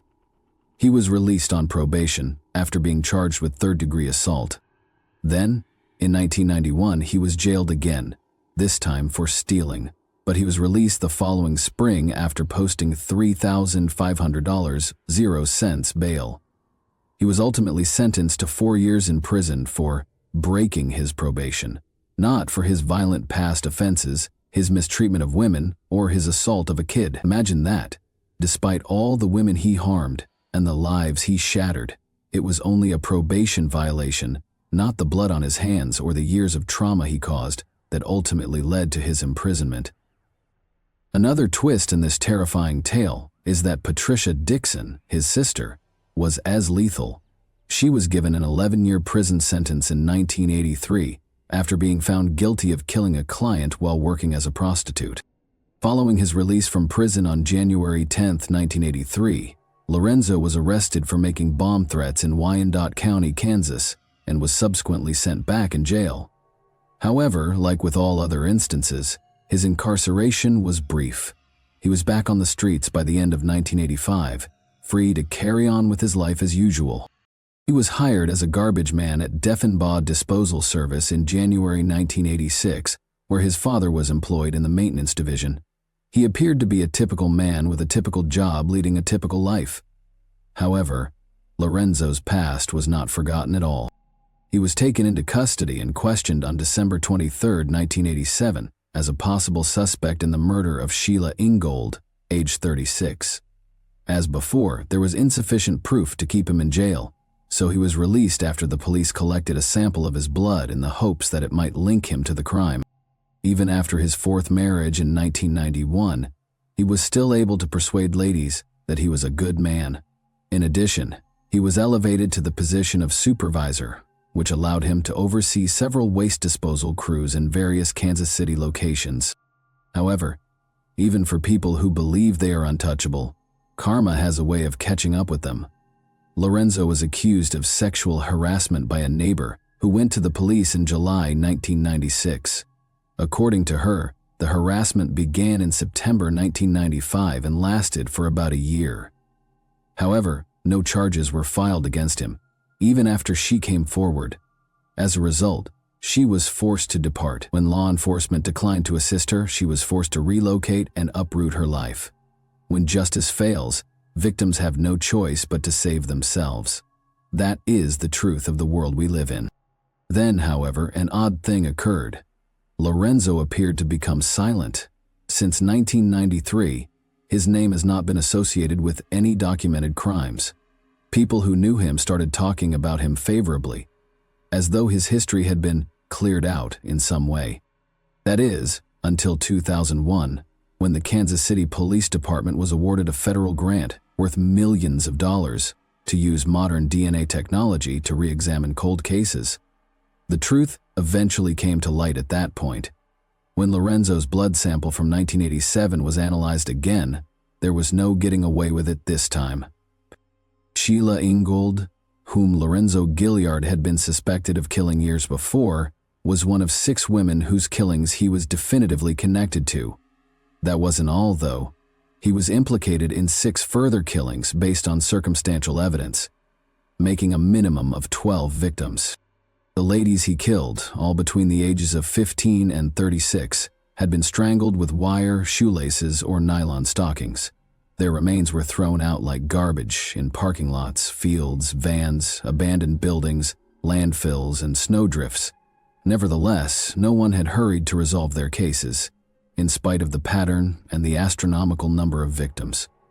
The fact that a serial killer was pursuing women in Kansas City had gone unnoticed. Why? Due to the fact that the majority of his victims were sex workers, women whose society had already rejected them. The news hardly mentioned their deaths. Their cases were dismissed. No national media attention, no public outcry, simply another woman discovered dead in a dump, hardly more than a historical footnote. There were more women whose lives ended in the same ruthless manner, abandoned as though they had no significance. In addition to the ladies we already know Lorenzo Gilliard killed, more victims were suspected by investigators, but not all of their identities were revealed. Then, on June 23, 2006, a breakthrough occurred. Gilliard was connected to another murder by DNA research. 26-year-old Austrian immigrant Helga Kruger came to America in search of a better life. Rather, she met a horrible and brutal end in February 1989. It was found that she had strangled herself with a towel. The uncanny parallels between her death and the others created a terrifying image, almost like a ritual. The true tragedy, however, is that no one made the connection for years. Because they were viewed as expendable, these women were forgotten. They weren't well known, they weren't rich, and many of them didn't have relatives who were actively looking for them. A few were not even listed as missing. For a man such as Lorenzo Gilliard, these ladies were ideal prey because they were social outcasts. And Gilliard's luck didn't run out until January 2007. Prosecutors made an agreement with his lawyer. The death sentence would no longer be an option if he consented to give up his right to a jury trial. Although it was a last-ditch effort, it gave him the best opportunity of escaping the worst punishment possible. The prosecution's case was based on DNA evidence that connected Gilliard to the murders, and the trial started on March 5th. There was no denying the evidence. He was at the scene of the killings since his DNA was discovered on several women. He never broke, though. All of the victims shared the trait of being discovered in remote areas. All of them were strangled. They all appeared to be having difficulty. Nearly all of them had experienced sexual assault, and they were all missing their shoes. It was a signature, a distinct pattern, and it led directly to Gilliard. Even when presented with forensic evidence, he continued to deny any wrongdoing. "I never met the victims," he insisted. However, how can you maintain your innocence when all of the prostitutes you have slept with die and your DNA is discovered on their bodies just before they are killed? Its haughtiness is astounding. Perhaps he believed that, like he had done for decades, he could talk his way out of it. Perhaps he believed that these women would be let down by the legal system one final time. His lies, however, were insufficient this time. At last, his luck had run out. On March 17, 2007, 12 days later, Lorenzo Gilliard was found guilty of 6 murders and given a life sentence without the chance of release. He was convicted of the murders of Carmeline Hibbs, Sheila Ingold, Ann Barnes, Kelly Ford, Catherine Berry, and Naomi M. Kelly. Even though there was evidence that connected him to other killings, he was not found guilty in some of them because they could not be proven beyond a reasonable doubt. But everyone understood the truth, whether or not the courts acknowledged it. More than 6 ladies had been murdered by this man. Despite being one of Missouri's most prolific serial murders, almost anyone ever mentions him. Then, in a televised jail interview in 2018, British journalist Piers Morgan challenged Gilliard, bringing him back into the public eye. Morgan wasted no time chit-chatting. He asked him directly if he believed that people were foolish enough to accept his denials. Gilliard's calm was broken by the inquiry, and rather than respond, he tore off his microphone and hurried away. Despite receiving several life terms and being in his 70s, he still denies what he did. He continues to hold on to the falsehoods that gave him the opportunity to kill for so long. This story serves as a harsh reminder of the ease with which certain victims are disregarded. Because these women were forgotten in death and abandoned in life, it is crucial to remember them, to mention their names, and to keep their tales alive. Because if we don't, murderers like Lorenzo Gilliard will have what they desire: victims who have been erased, issues that remain unanswered, and the satisfaction that no one cared enough to pursue justice. I'd like to know what you think about this now. Do you believe that the police were careless in repeatedly allowing Gilliard to walk free? Should they have apprehended him earlier? Thanks for watching, everyone. Your support means a lot to me, and you can help my channel grow by hitting that like button, dropping a comment, and sharing this video. Your engagement really makes a difference. See you soon. Hey guys, today we're diving into another truly horrifying case. If you want to support my channel, make sure to subscribe and stay active. It really helps me out. I'd be super grateful for that. Let's get started. In January 2024, a terrifying discovery was made in northern Chile, a vast, dead desert that stretches for hundreds of miles. Human remains were found beneath the sand. The site was close to the city of Calama, a remote, hostile area where the severe weather may prolong a body's life. Partially exposed bones were discovered by chance by a team of scientists examining the region's geological characteristics. The location was disturbing because there was no clothing or personal things that would have instantly identified the deceased, and the grave was shallow. They informed law enforcement of the discovery right away. The scene was visited by a rapid reaction team that included crime scene detectives and forensic experts. Upon further inspection, it became evident that the remains had been purposefully hidden. Someone had made the effort to dig a shallow grave despite the difficult-to-dig ground in this area. Authorities quickly concluded that a lady was the owner of the remains. A violent conclusion was suggested by preliminary forensic analysis. The fact that several of the bones were damaged indicated that the incident that resulted in her death had not happened suddenly. The media swiftly learned of the disturbing revelation. Local news outlets broadcast an urgent report the same evening. Reporters described the remains' discovery and speculated that they might be connected to a long-running missing persons case. On social media, the tale quickly gained traction and sparked heated debate. Many remembered a well-known disappearance that rocked the nation in 2022. Chile is where Javiera Jimenez was born and reared. She was raised in a loving and encouraging familial setting. She grew up with a great sense of duty because she was the oldest daughter. Her parents instilled qualities of drive and independence in their children from a young age by working hard to provide them a nice existence. Javiera soon discovered that she would need to rely on her own tenacity if she were to succeed. She has a reputation for being vivacious and motivated from an early age. She demonstrated a keen interest in academics throughout school, especially physics and math, but she found working with people to be the most fascinating. She was always willing to provide a hand and form connections because she had a natural ability to connect with others. She decided to pursue a career in dentistry as a teenager. Following high school, Javiera went to college to pursue a degree in dentistry. Her goal was to develop into a proficient practitioner and eventually start her own business. She put forth a lot of effort to juggle her academics with a part-time job because she was driven to succeed. She secured a job as a hostess at a pub, where she welcomed patrons and contributed to the friendly ambiance. In addition to giving her a paycheck, this work helped her improve her communication abilities. Javiera was actively expanding her social media following as well. She began by posting brief updates on her everyday activities, but soon a larger audience started to see her work. She worked with regional firms to market apparel, cosmetics, and other goods. Her ability to engage others and her personality helped her blog become well known very quickly. Javiera didn't confine herself to her academics and job. She was committed to being financially independent and spent a lot of time on personal growth. She left her family's house at the age of 18, paying for all of her living expenses on her own. Her early independence and capacity to overcome any obstacle made her loved ones happy. Javiera always found time for her family, even with her hectic schedule.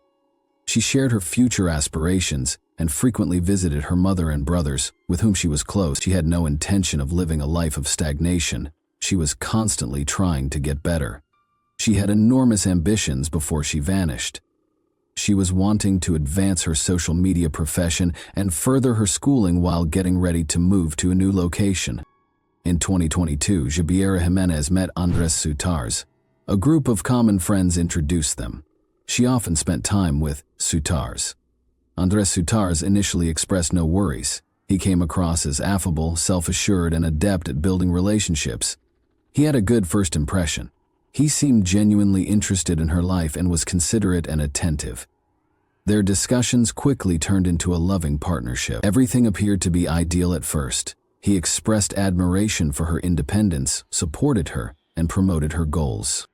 But as time passed, alarming symptoms began to appear. Javiera started observing Andres Sutars overtly. He was suspicious of her work at the bar, monitored her contacts, and often demanded answers on her movements. His actions grew increasingly invasive over time. Even when she told him she was busy, he would still show up without warning. He combed through her phone, asking questions about each new number. His jealousy became more and more irrational. Andres Sutars didn't like Javiera hanging out with friends, particularly when there were guys around. Other troubling information later came to light. Regarding his personal actions, Andres Sutars was frequently evasive. Despite not having a reliable work, he always appeared to have money. He evaded providing precise answers whenever she inquired about his work. Javiera eventually discovered that Andres Sutars' name had been brought up in some circles associated with illicit activity among a select few friends. There were rumors that he may have been involved in illegal activities. Rumor had it that he might have been involved in copper theft and illegal trafficking. Javiera was cautioned to exercise caution by some acquaintances, but initially she ignored their advice. When Javiera became certain that Andres Sutars was leading a second life, their relationship took a drastic turn. She didn't want anything to do with illegal activity, and she didn't want to be near people who could endanger her. She eventually decided to break up with him, stating that she didn't see their relationship going forward. Andres Sutars, however, didn't agree with her choice. He persisted in following her, calling frequently, unexpectedly showing up, and attempting to persuade her to return. Her rejection was not taken seriously by him. He had faith that she would reconsider. Andres Sutars grew more adamant when Javiera began to avoid him, telling her that he was aware of every detail about her and would not allow her to leave. Javiera was unaware that there would be permanent repercussions from her breakup. For Javiera, August 26, 2022 began as a typical day.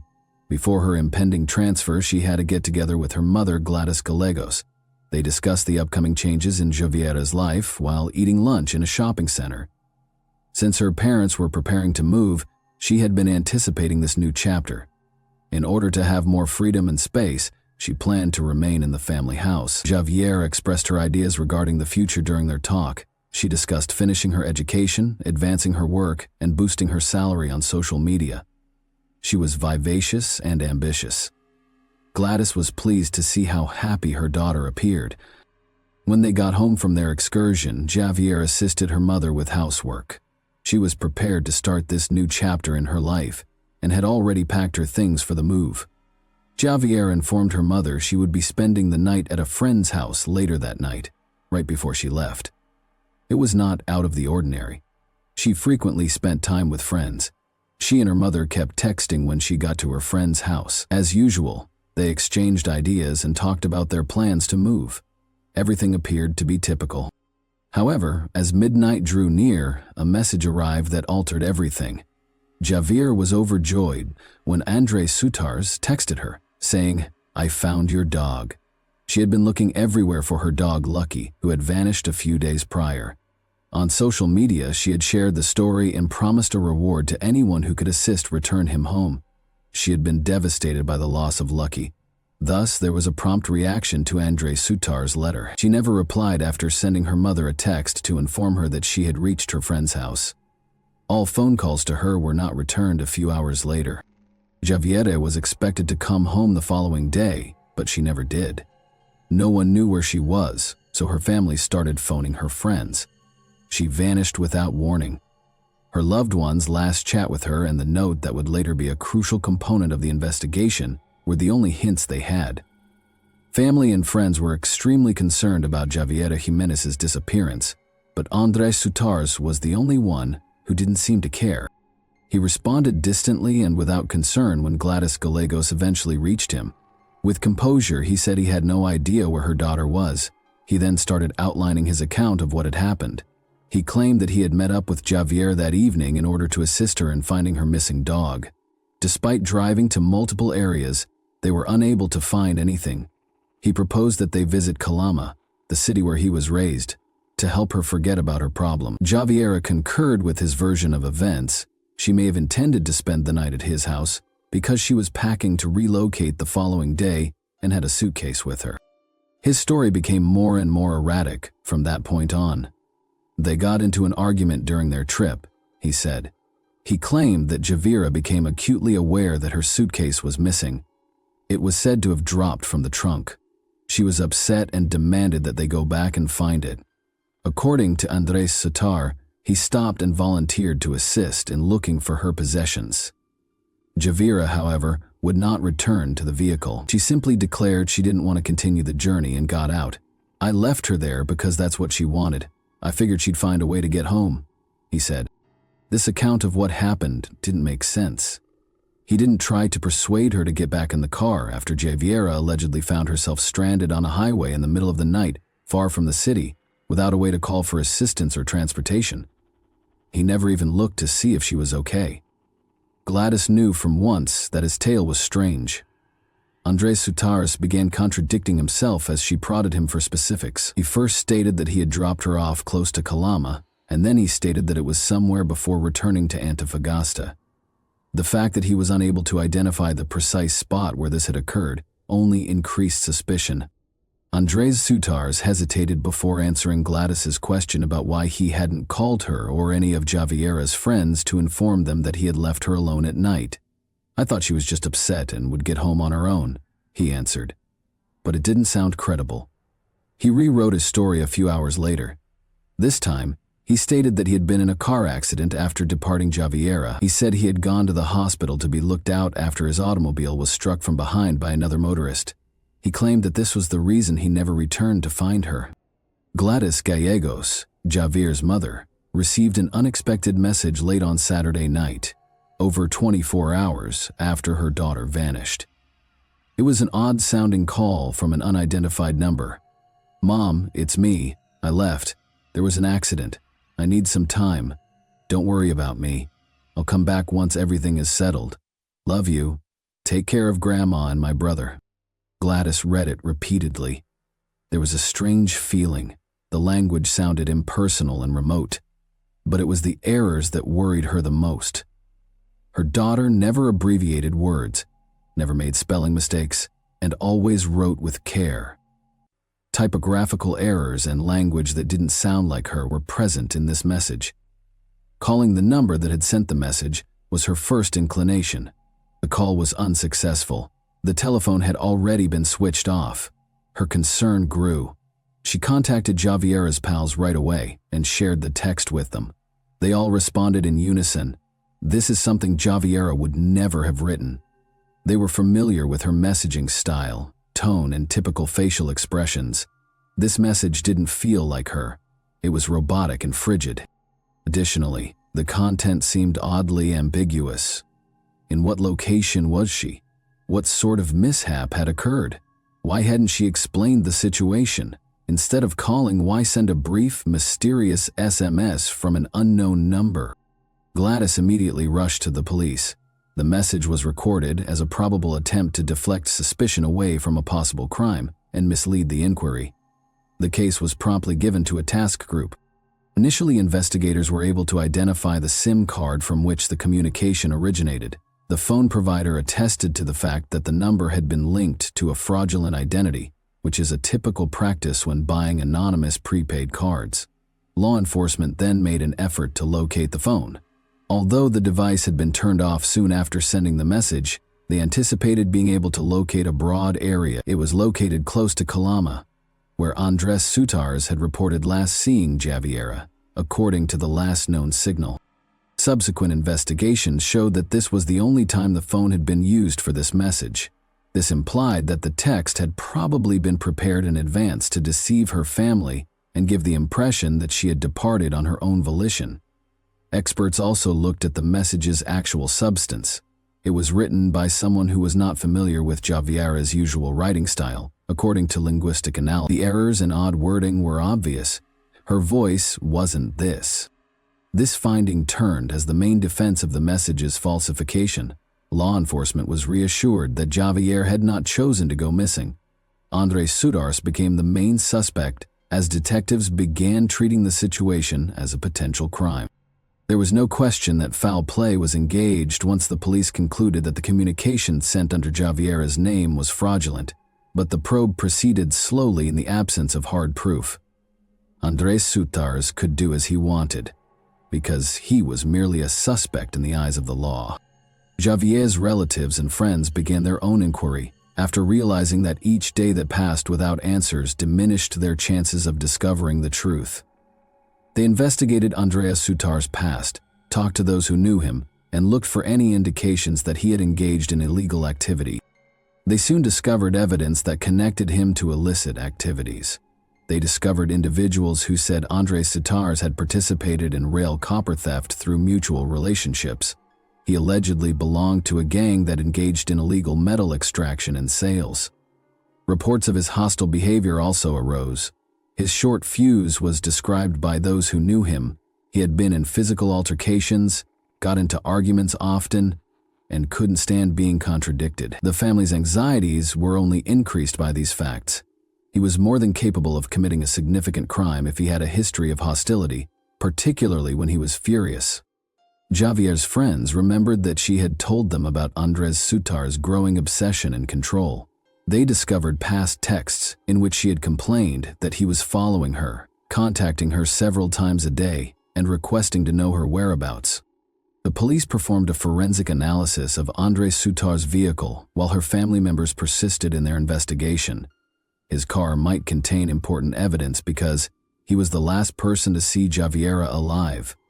Investigators discovered blood traces. Stains on the passenger seat and the inside of the door were discovered at initial inspection. Additionally, they found fibers that seemed to be identical to what Javiera had been wearing. DNA analysis was performed on the blood samples. The greatest worries were confirmed by the results a few days later.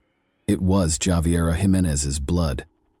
Andres Sutar's claim that he had just dropped her off on the highway was totally demolished by this discovery. Why was her blood in his car if she had voluntarily gotten out? Why hadn't he reported her injuries, assuming any had occurred? His car also provided GPS data to the police.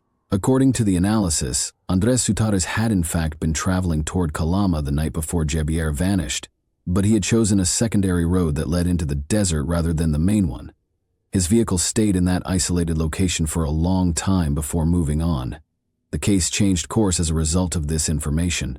Investigators now thought that this place might have been the scene of a crime or a hiding place for evidence. Andres Sutarez knew he was going to be arrested as soon as he heard the police had obtained the forensic results. His attitude shifted. He no longer communicated with anyone he had previously trusted. He abruptly packed a bag and fled his flat the day before he was supposed to be questioned by the police. He was seen carrying a little rucksack as he left his building and got into a car on surveillance footage. Later, neighbors attested to the fact that he had departed in haste and never came back.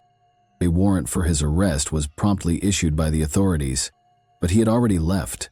Upon more examination, it was discovered that Andres Sutarez had crossed the border using forged documents. He was now considered a fugitive. Although his name was added to a global criminal database, he had escaped detection. All that was left for Jaguar's family was to wait and continue to seek for justice. One thing they knew for sure was that he would eventually make a mistake, and the law would then catch up with him. The initial efforts by law enforcement to capture Andres Sutarez failed. He was not there when his automobile was discovered abandoned on the outskirts of Antofagasta. It was obvious that he had meticulously prepared his escape route beforehand. His phone records were examined, and it was discovered that he had called a number of people who were already being investigated by the police for possible criminal activity in the hours prior to his disappearance. This supported the idea that he had vanished by using his contacts. Investigators soon verified that Andres Sutarez had escaped Chile by illegally entering Bolivia. He had used less well-known smuggling routes, which are frequently used by traffickers, to get via official checkpoints. He took on a new identity after arriving in a foreign nation. Even though he knew that authorities were constantly looking for him, he was able to remain hidden for months. Javier's loved ones persisted in their investigation despite its difficulties. Gladys Gallegos made sure Andres Sutarez stayed on worldwide wanted lists by persistently working to keep the case in the public glare. The family produced brochures using his picture, raised awareness on social media, and contacted the media. Somewhere, they hoped, someone will recognize him and call the police. However, their announcement of a reward for information leading to his capture proved to be the most successful move. Anyone with reliable information regarding his whereabouts would receive a sizable payment from the family. This strategy was successful. Soon after, in late 2023, the first leads appeared. Andres Sutarez was said to have been seen in a city in Bolivia. He was leading a solitary life, avoiding notice and interacting with locals only seldom. The Bolivian officials used information obtained from informants to start following his whereabouts. They learned that he had been working odd jobs, living under a false identity, and avoiding the use of official documents that would reveal who he really was. However, he had failed to fully vanish. Motivated by the incentive, a local citizen gave police his precise location in January 2024. In order to apprehend him, authorities launched a focused operation right away. The building where Andres Sutarez had been hiding was encircled by police on January 5, 2024, in a city in Bolivia. It was a quick operation. Without resistance, he was immediately placed under arrest. He didn't act aggressively or in terror when he was arrested. He seemed at ease, as though he had already come to terms with his lot. However, there was no way out this time. Officially in jail, Andres Sutarez would soon be brought to court in Chile. Bolivian officials started the extradition process after his capture was confirmed. Andres Sutarez was returned to Chile in a matter of days so that he might finally face justice. At last, Javier's family was able to witness justice being served to the individual who killed their daughter. For them, however, this was just the start of a protracted battle. They were committed to making sure he was given the harshest punishment possible. Andrés Sutars was put in a prison center right away after being extradited to Chile. With the main suspect now in jail, the inquiry moved into a new stage. For almost a year and a half, authorities had a genuine chance to obtain the answers they were looking for. He initially remained silent. He consistently insisted that he had nothing to do with Javier's disappearance, avoiding direct queries. Investigators, however, were ready. His involvement was evident from the evidence they had collected. The pressure increased. He eventually gave up trying to hide the obvious. He added in a chilly, emotionless voice, "I killed her." His confession sounded emotionless, as though it were a factual statement. He made no effort to defend his behavior, and there was no regret. He didn't apologize. He didn't try to play the victim. He continued to speak in an unsettlingly composed tone, as though he were narrating a routine incident. His earlier claims were totally at odds with the information he supplied. He acknowledged that he had not originally wanted to hurt Javiera, but he made a decision he never intended to change after she refused to make amends and ended their relationship permanently. He enticed her in by claiming to have located her misplaced puppy. She agreed to meet because she trusted him and didn't know what was in store for her. He said the crime happened on an empty highway late at night. Under the guise of looking for a missing luggage that had allegedly fallen from the trunk, he stopped. He struck Javiera fatally as soon as she got out of the automobile. In the belief that the severe weather would destroy any traces, he then drove farther into the desert, excavated a shallow grave, and buried her bones. Investigators started looking for the burial place the day after he confessed. Andrés Sutars gave them the coordinates, and they used them to search the region. Human remains were found by officials in mid-January 2024. The location, a shallow grave covered with sand, was closely inspected. The identification process was started by forensic experts, although Javiera's family members were already aware of the facts. Forensic analysis a few days later validated their fears. Javiera Jimenez was the owner of the remains. The pursuit of justice was not yet ended, but the search was. Her family called for the perpetrator who did it to have the worst punishment possible. The case was turned over to the court after his confession. The question of his culpability had been resolved. There was no reason to reject his own statements, the proof, or the finding of Javier's body. The court now had to decide how to punish him. The maximum punishment, life in jail without the chance of release, was what Javier's family sought. They were positive that he was a threat to the community. There was no other meaning of justice for her mother, Gladys Gallegos. She was convinced that Andrés Sutars would conduct another crime if he were ever freed. The court was provided with all of the evidence by the prosecution. The premeditation of the crime was proven by experts. The choice to take her to an abandoned place, the false invitation, and the total lack of any effort to assist her all suggested a well-thought-out deed. Any assertion that this had been an accident was refuted by forensic experts who recorded injuries. Nonetheless, the defense made an effort to advocate for a lighter sentence. From a legal perspective, the lawyer contended that his client's voluntary confession and assistance in finding the remains may be regarded as collaboration with the investigation. On the basis of this technicality, they asked for leniency. Javiera's family was infuriated by this dispute. Andrés Sutars' confession was clearly not an act of regret, in their opinion. Only after being forced into a corner had he come clean. He wasn't guilty. He was just attempting to shorten his phrase. Several weeks passed throughout the experiment. Gladys watched the process take place at each session. Her unrelenting determination was evident in her eyes, but she never allowed her emotions to control her. The judge allowed her a chance to speak at the last hearing. There was silence in the courtroom. She raised her voice and said, "This man took my daughter from me. He ended her life, buried her in the desert, and then ran away, hoping no one would ever find him. He has not regretted it for a single second. He feels no remorse. If he is ever released, he will do this again. I ask this court to impose the only sentence he deserves: life in prison. I'm not asking for revenge. I am demanding justice." Before the court adjourned to render a decision, her remarks served as the last argument. The judge came back a few hours later and read the ruling. Andrés Sutars was convicted of Javiera Jimenez's premeditated crime.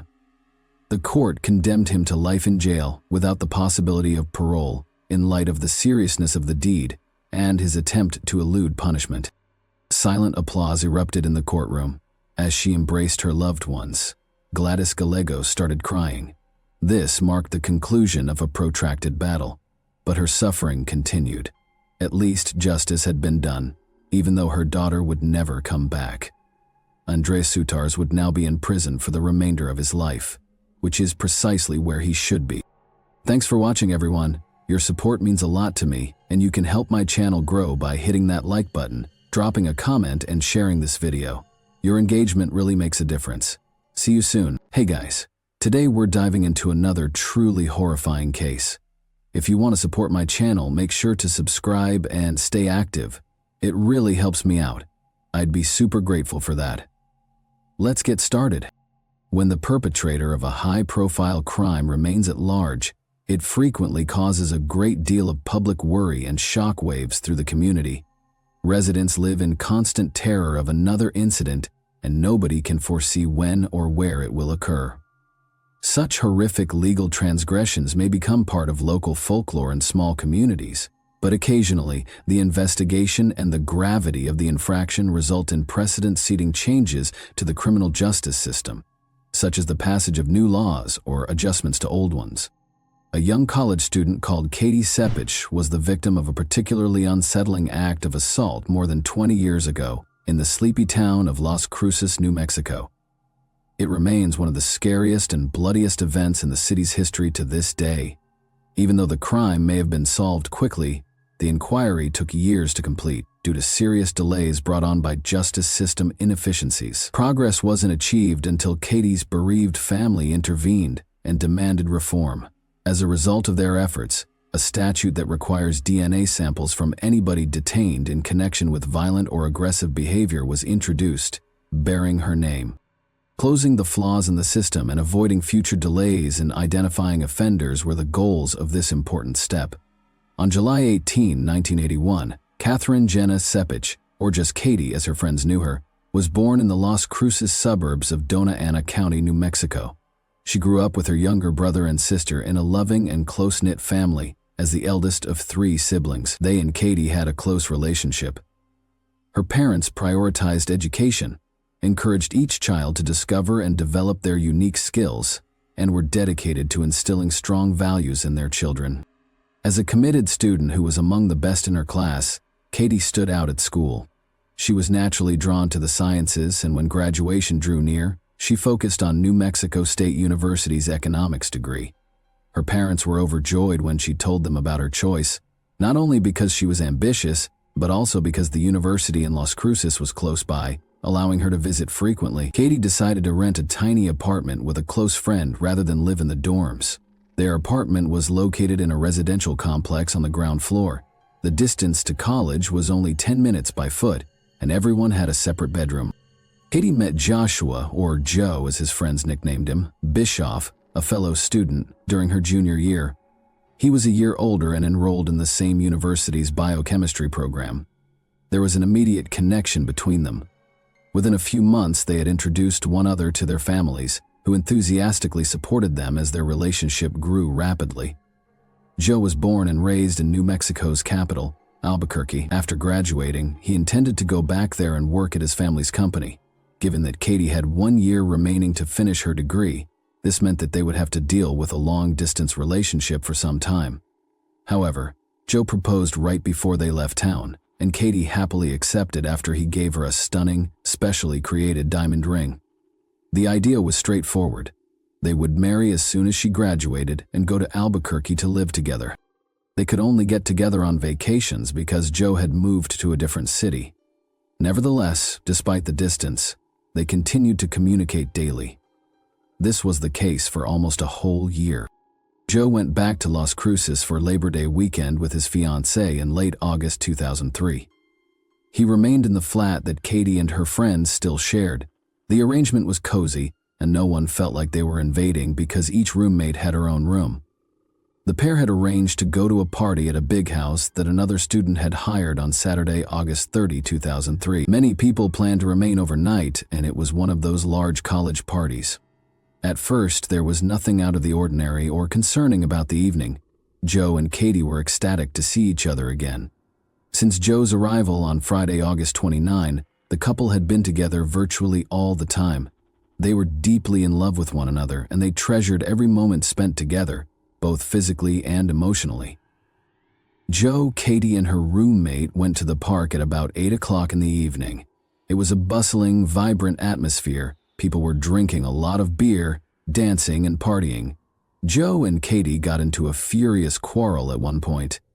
Since most of the guests were drunk and focused on having a good time, nobody at the party paid much attention to the specifics of the argument. Katie abruptly made the decision to leave the house where the party was being hosted and returned to her apartment at 3 in the morning because she was upset. Nobody bothered to stop her as she just went out.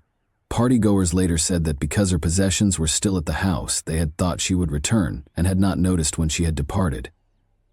Her pals didn't volunteer to walk her home. The Sepich household got a call by the afternoon of August 31, 2003. When Katie's mother, Jane Sepich, answered, she could hear her daughter's roommate's anxious voice. The caller wanted to know if Katie had visited her relatives. When Jane declined, the friend disclosed that Katie had not returned or gotten in touch with anybody after the party. A sinking feeling that something horrible had transpired was later recalled by Jane. She would never let her oldest daughter disappear without telling someone. The students' relatives and friends were so alarmed that they called the police right once to report the pupil missing and started their own search that same day. As the evening wore on, the local police received another call, this time containing terrible news. A party of hunters had discovered a young woman's body at a municipal landfill close to the town's outskirts. They immediately phoned authorities after being disturbed by the discovery. The victim was in a face-down position, her underwear was ripped, and most of her clothes had been taken off. She had to pull her jeans down to her ankles since they were torn. The scene strongly implied a targeted and severe attack. Because Katie's missing persons report was already on file, authorities assumed the body might be hers, even though no identification was found with her. The woman's arms and back had been severely burned. It would be later determined that the perpetrator had tried to destroy the evidence by dousing the body in gasoline and setting it on fire. But the endeavor was unsuccessful. DNA and other important forensic evidence were left behind as the fire swiftly extinguished after merely scorching the skin. The Sepich family was devastated when authorities called them to tell them that a woman's body had been found and that it might be Katie. The remains were identified by Katie's father. He recognized his daughter right away, despite the body's state. Every hope that she was still alive was dashed. What many feared was confirmed by an autopsy. Katie had been attacked in a very violent and vicious manner. Mechanical asphyxiation was identified as the cause of death. She had been strangled to death by the perpetrator using just their bare hands. She had battled hard to survive, as evidenced by the defensive wounds on her arms and body. Examiners discovered blood and skin traces beneath her fingernails, indicating that she may have scratched her assailant during the struggle. The DNA of the culprit was extracted by forensic specialists from biological material taken from the body and under her nails. Despite submitting the sample to the National Criminal Database, no matches were discovered. This suggested the person had either never been arrested for a violent crime previously or had never been registered in the system. The fact that there were no signs of a struggle, no blood traces, and none of Katie's clothes or shoes at the scene of the crime made it obvious that the crime had taken place somewhere else. The detectives in charge of the investigation now had to decide where the incident occurred and reduce the number of possible suspects. Katie and her roommate lived in an apartment approximately 1.5 miles from the house where the party was hosted. It would have taken her around half an hour to travel home, since she had set out on foot, but which path did she take? Investigators made the decision to go in every direction and find anyone who could have seen her that evening. Sadly, no eyewitnesses came forward, and no hints were discovered along the route, most likely as a result of Katie walking through empty streets in the middle of the night by herself. One important piece of evidence, nevertheless, was found directly outside her apartment complex. Her right shoe was discovered laying under her unit's window, while the other was discovered nearer the side of the road. Katie seems to have been intoxicated and clearly distraught as she left the party. She lost her handbag, which had her keys and phone, in her hurry, because she probably tried climbing through her bedroom window after realizing she couldn't enter her apartment when she got there. That was the moment of vulnerability when the offender struck. Medical examiners later found tiny pieces of the same gravel stuck in her skin, and signs of a fight were detected in the gravel beneath the glass. Outdoor security cameras weren't as common or dependable in 2003 as they are now. 2 neighboring cameras were able to record a few seconds of Katie's stroll that evening, verifying her approximate path and direction, but it did not help authorities identify the culprit. Frame by frame, the surveillance tapes were analyzed. There was nothing suspicious in sight. Katie wasn't jogging, there were no suspicious cars or people in the area, and it appeared that no one was pursuing her. Based on this, investigators hypothesized that she had met the attacker on the last part of her walk, which sadly had no camera coverage at all. Despite interviewing everyone who had been at the party, which was the final one Katie would ever attend, police were unable to obtain any significant information. Before she got into a fight with her boyfriend Joe, the majority of the guests had left. By the time she left, those who had stayed had either fallen asleep or were too drunk to remember specifics. While some believed Joe would pursue her, others believed she would return. Joe had started flirting with another guest after drinking too much, and that female kissed him, according to Katie's roommate and close friend. The pair got into a fight after Katie witnessed this happen. For almost 10 minutes they engaged in a furious argument. Things appeared to settle down eventually, and most people believed the war was done. However, after approximately half an hour, Katie, who was still clearly in pain, made the decision to go. She probably thought Joe would follow her. It's interesting to note that Joe did pursue Katie that evening, but he quickly returned. She had left her purse on the couch, and when he called her phone, he heard it ringing. Oddly, he continued to phone repeatedly, seemingly oblivious to the ringtone emanating from the person next to him. Detectives became suspicious of this behavior and decided to bring Joe in for a formal interrogation at the station. His uneasiness was more noticeable there. He had a hard time telling the truth. He claimed that although he had followed Katie to ensure her safe return home, he had somehow lost sight of her. He claimed to have reached her building but failed to spot her there, so he just went back to the party. He was unable to provide a clear response when questioned why he didn't try to make sure she entered securely or knock on her door. Joe's behavior changed when detectives told him that biological evidence had been found on the victim and requested that he willingly give a DNA sample. He declined to answer any more questions and promptly requested a lawyer. Suspicion against him was only heightened by that response. At the time, police enforcement needed a court order to force someone to provide a DNA sample, and Joe's lawyer made a concerted effort to keep that from happening. In order to get the proof they required, detectives had to find another lawful method. The night before the event, Joe and Katie had engaged in physical intimacy in her bedroom at the apartment she shared with a friend, as was previously described. Investigators took the bed linens in the hopes of discovering biological material that may be used. Notably, all of the other male partygoers voluntarily cooperated with the authorities and consented to provide a DNA sample in order to clear their names. The material discovered on Katie's body and beneath her fingernails did not match the male DNA traces detected on the bedsheet. Joe willingly consented to submit his own DNA sample after being informed of this. He subsequently clarified that his original refusal was due to his fear of being wrongly implicated. He thought his DNA might still be there, misread because he'd been intimate with Katie that night. The vicious crime committed against a college student in a town that had previously been thought of as calm swiftly rose to the top of the local news cycle. There were rumors that a possible serial predator was moving from state to state, preying on women who were out on their own at night and committing horrible crimes. Investigators understood how serious the issue was. They started a thorough investigation, looking into other incidents of comparable assaults or attempted assaults. A federal request to cross-check DNA from unsolved crimes around the country was also sent out. Finding out if the person responsible for Katie's case has previously committed similar crimes was the aim. They searched the national database but were unable to locate any matches. In the meantime, Las Cruces was experiencing increasing panic as the investigation swiftly came to a standstill. Even though the school year had just started, many young ladies were too afraid to go out on their own, especially after dark, for fear that they would be the next victim of a violent criminal. As long as the culprit was still at large, nobody in the community felt really safe. Robbery was taken into consideration by detectives as a potential motive. Several partygoers remembered that Katie had been wearing her diamond engagement ring, which Joe had given her, that night. However, the ring was not located near the scene and was not found on Katie's body. That was a clear indication that the perpetrator had taken it with them. Despite the fact that no new crimes were committed, ladies all around the city avoided wearing pricey jewelry in public once this information was made public, in an effort to avoid unwanted attention. The public sought justice in Katie's case, and the town's climate remained tense.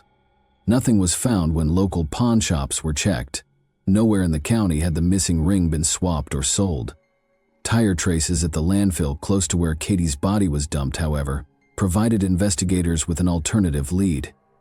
The tire's model and manufacturer may be determined from the tread pattern.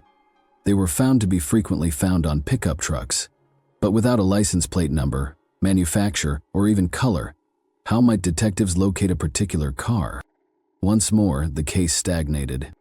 The inquiry into Katie Sepich's case had virtually stalled by early 2004. Then, in July, over a year after she passed away, news of a remarkably identical occurrence that happened in Green Bay, Wisconsin, surfaced. The circumstances of Katie's case had been reflected in the way a young woman had been attacked. After brutally assaulting her and beating her, the assailant attempted to burn her body. Authorities started to assume that a serial criminal might be involved because of the similarities. The Green Bay survivor somehow survived despite the extent of her injuries. Investigators could only hope she would survive and be able to speak when she was taken to the hospital in severe condition. Thankfully, medical professionals were able to stabilize her condition swiftly, and she was healthy enough to talk to investigators in a matter of days. Her story claims that two men of Latino heritage attacked her. After robbing her of her luggage, beating her, and repeatedly attacking her, they started strangling her. She is thought to have lost consciousness, which might have prevented her death. Her assailants tried to burn her body after assuming she was gone, but the flames were extinguished fast. They left without checking. She regained consciousness hours later and crawled to the side of the road, where she was seen by oncoming traffic. Her statement led to the creation of composite sketches of both suspects and their airing on the evening news, along with a request for the public's assistance in identifying the men suspected of being responsible for a series of violent attacks against women. A nearby farmer called the police that very evening. He identified the men in the sketches as Giovanni Niatu and Gregory Morales, two of his seasonal employees. Interestingly, both guys were native to New Mexico and had apparently visited relatives there on occasion. Both of the violent crimes appeared to be close to being solved. DNA samples from the suspects were all that investigators required, but both guys fled when they realized the police were getting close. 3 more months passed until they were apprehended in Atlanta, Georgia. But what followed was a huge disappointment for the team that was investigating Katie's case. The DNA samples taken from Morales and Niatu did not match the profile on Katie Sepich's body, despite the fact that their involvement in the Green Bay attack was undeniable. The crime in Las Cruces had nothing to do with it. Another obstacle was encountered in the investigation of Katie Sepich's case. Her family refused to let the narrative fade into the background, even after over 2 years had passed. By interacting with the public and reminding everyone that a dangerous person was still at large, they maintained the pressure. Then, some 3.5 years after the heinous act, a significant breakthrough was made in December 2006. The unidentified sample taken from Katie's body matched a DNA profile that was uploaded to the national database. Gabriela Avila, who had previously been convicted of armed robbery, violence against women, and distribution of illegal narcotics, was the owner of the match. Despite having at least 2 significant assault cases in his criminal background, Gabriel had never before been asked to provide a DNA sample for reasons that were still quite concerning. No one had pressed for the extra testing in those cases because his guilt had been shown without forensic proof. Devastating outcomes would result from that oversight. Amazingly, when Avila attempted to assault another lady, He was already taken into custody 2 months after Katie's passing. Unaware that her roommate was present, he had broken through a window into her flat and attacked her while she was asleep. After successfully fending him off, the 2 women used a phone to lock themselves in the bathroom and dialed 911. In spite of this, Gabriel not only escaped harsh punishment, but investigators at the time never even got his DNA. Due to the case's complications and a competent defense lawyer, Avila was released with a vow not to leave town. Not surprisingly, he vanished shortly after, and the case was quietly withdrawn since there was no official conviction. Additionally, it was discovered that Gabriel was the owner of a pickup truck, which could have been a noteworthy information if it had been investigated at the time. Detectives now focused on his ex-wife, who had been living with him at the time of the crime, as the case gained new momentum. She gave important information and was helpful. Above all, she reported discovering a pricey diamond ring in his truck's glove box. She thought the ring belonged to someone else, perhaps someone Avila was secretly seeing because it was not her size. With the intention of confronting him later, she chose to keep the ring as evidence of his adultery. Before she could do so, however, Gabrielle was taken into custody and, while on bond, vanished once more. The jewelry was given to the police by the woman. Joe had given Katie the exact same custom-made engagement ring. The puzzle's last piece had been put together. The only thing left to do was to persuade the man in charge, who had up to this point maintained his denial of any involvement, to make a confession. However, his attitude changed as soon as detectives put the ring in front of him. Seeing that the odds were against him, he appeared defeated. He assumed the object was long gone, so his main question was how they had located it. Gabriel Avila ultimately made the decision to give his version of events, attempting to minimize his responsibility in the hopes of earning a lower sentence once any remaining suspicions about his involvement were allayed. He claimed that on that fateful night, he had gone to a friend's house to get some illegal drugs, which he promptly took. He offered Katie a lift when he saw her strolling alone down the street on his way back, but she turned him down. According to Avila, he just wanted to make sure she made it home safely and didn't follow her. However, he came closer and attacked her when he noticed her attempting to enter her apartment through the window. He said he didn't intend to hurt her at first, blaming his drug use for his mental impairment. He became aware of the seriousness of what he had done after attacking her. He chose to kill her out of despair and desperation to hide his identity. Gabriel tried to destroy the evidence by burning Katie's body after strangling her with his bare hands, putting it in the bed of his truck, and driving to a landfill outside the city. Thinking she would recognize the ring, he took it off her finger. Unaware that the fire had hardly burnt and that most of the forensic evidence was still in place, he sprayed the body with gasoline, lit it, and then walked away. Almost 4 years after carrying out the heinous deed, Gabriel Avila was finally put on trial in May 2007. He was convicted of homicide, robbery, assault, battery, and violence. He received a sentence of 70 years in prison without the chance of release. However, Katie's parents took it a step further. They battled to enact laws mandating obligatory DNA collection from anybody convicted or even arrested for violent crimes, with the public's strong backing. Avila might have been connected to the murder months after Katie's death, not years later, if that statute had been in effect in 2003. Thanks for watching, everyone. Your support means a lot to me, and you can help my channel grow by hitting that like button, dropping a comment, and sharing this video. Your engagement really makes a difference. See you soon. Hey guys, today we're diving into another truly horrifying case. If you want to support my channel, make sure to subscribe and stay active. It really helps me out. I'd be super grateful for that. Let's get started. This house may appear to be nothing more than an old deserted structure at first, but believe me when I say that the more you learn about today's case, the more you'll understand that it was the location of some of the most horrific murders that occurred in 1987, complete with heaps of trash all over the place. Even while the case hasn't been formally solved, many people, including law enforcement, have theories about who the real culprit is. Stay with us through to the very finish if you've ever wondered why this case is still one of the town's most sinister mysteries. You can be shocked by the reality and start to doubt everything you believe to be true. Allow us to begin by discussing the Kunz family, who occupied the residence. They were a quiet, solitary group that the public hardly knew existed.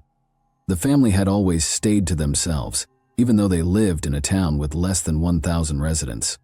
However, nobody could have foreseen the tragedy that would soon rock the modest, quiet town of Athens, Wisconsin, to its very foundation. The village would be shocked by the vicious murder of the Kunz family, but it would also expose some really odd and disturbing facts that would trouble people for years to come. As previously stated, the Kunz family now resided in a dilapidated farmhouse distant from the bustle of the closest town, leading a life of hardship and loneliness.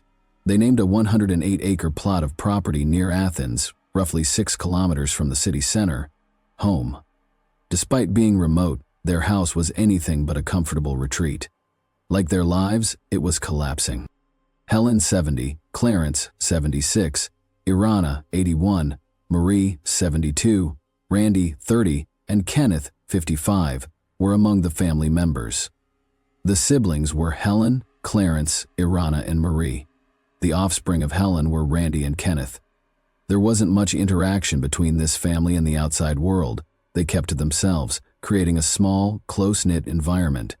Actually, the only person who ever left the familial circle was Kenneth. He had been employed for 35 years as a milk pasteurizer at the Kraft Inc. cheese factory. The only one who regularly interacted with individuals outside the house was him. Without any friends or acquaintances to mention, everyone else essentially stayed to themselves.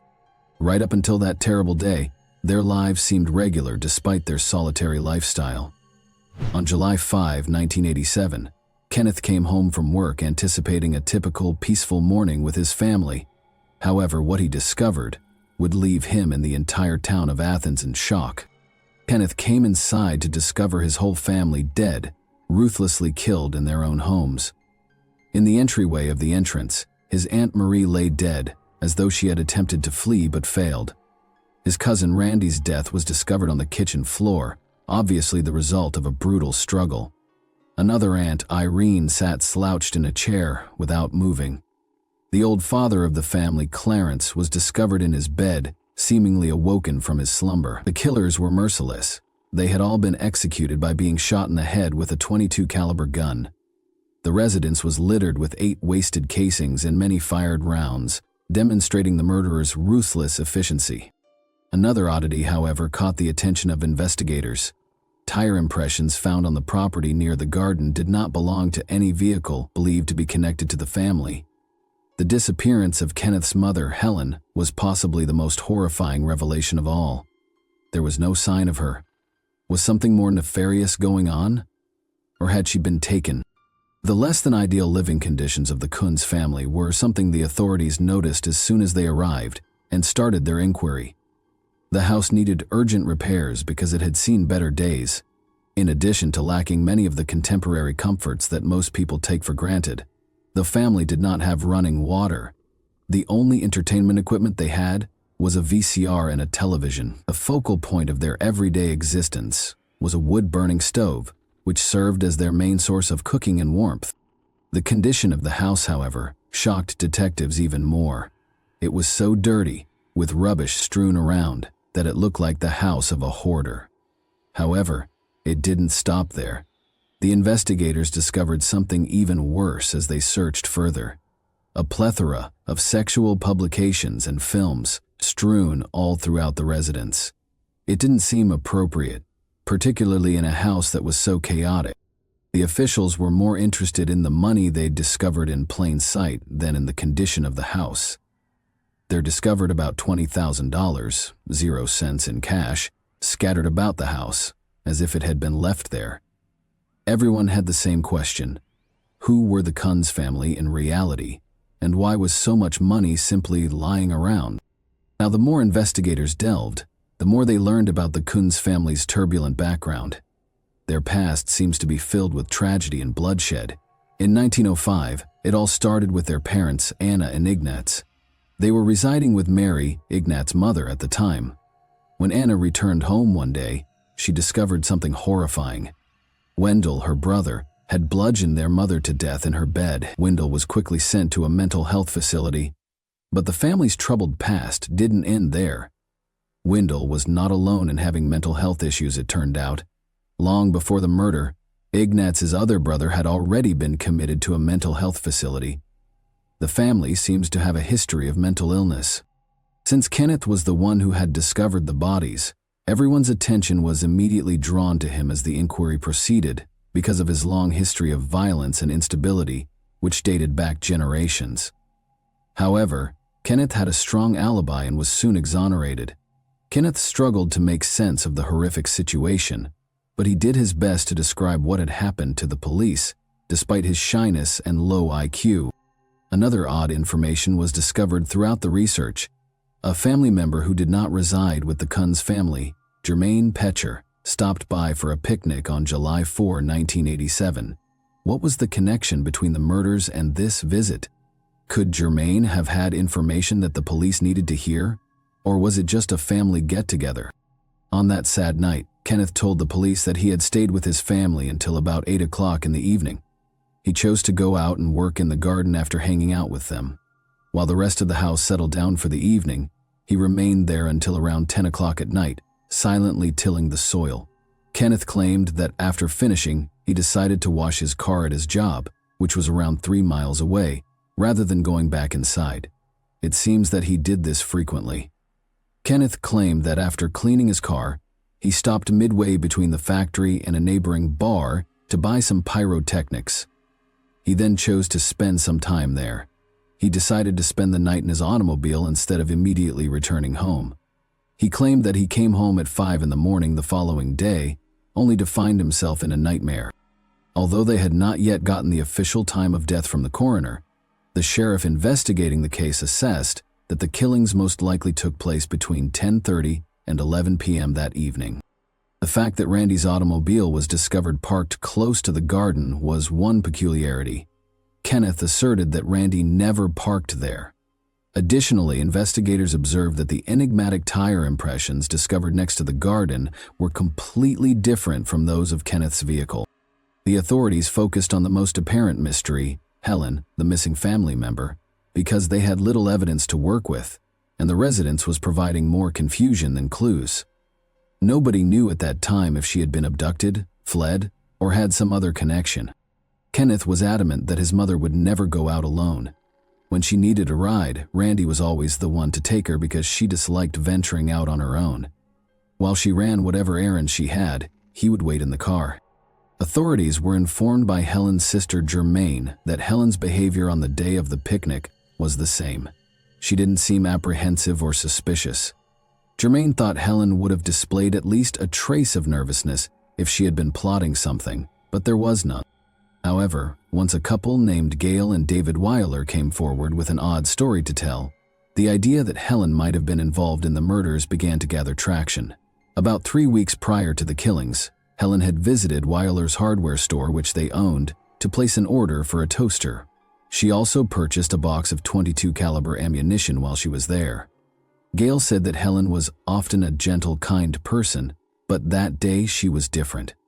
She appeared irate, even resentful. She began to gripe about her family, claiming that they spent their days viewing filthy films together. Gail recalled Helen's frustrated tone and the way she clenched her teeth as she spoke. According to Helen, she was purchasing the bullets for Randy in order to allegedly deal with some black birds that were causing them problems on the property at the time. Gail didn't give it much thought. The encounter was a touch strange, to be sure, but nothing that shouted danger.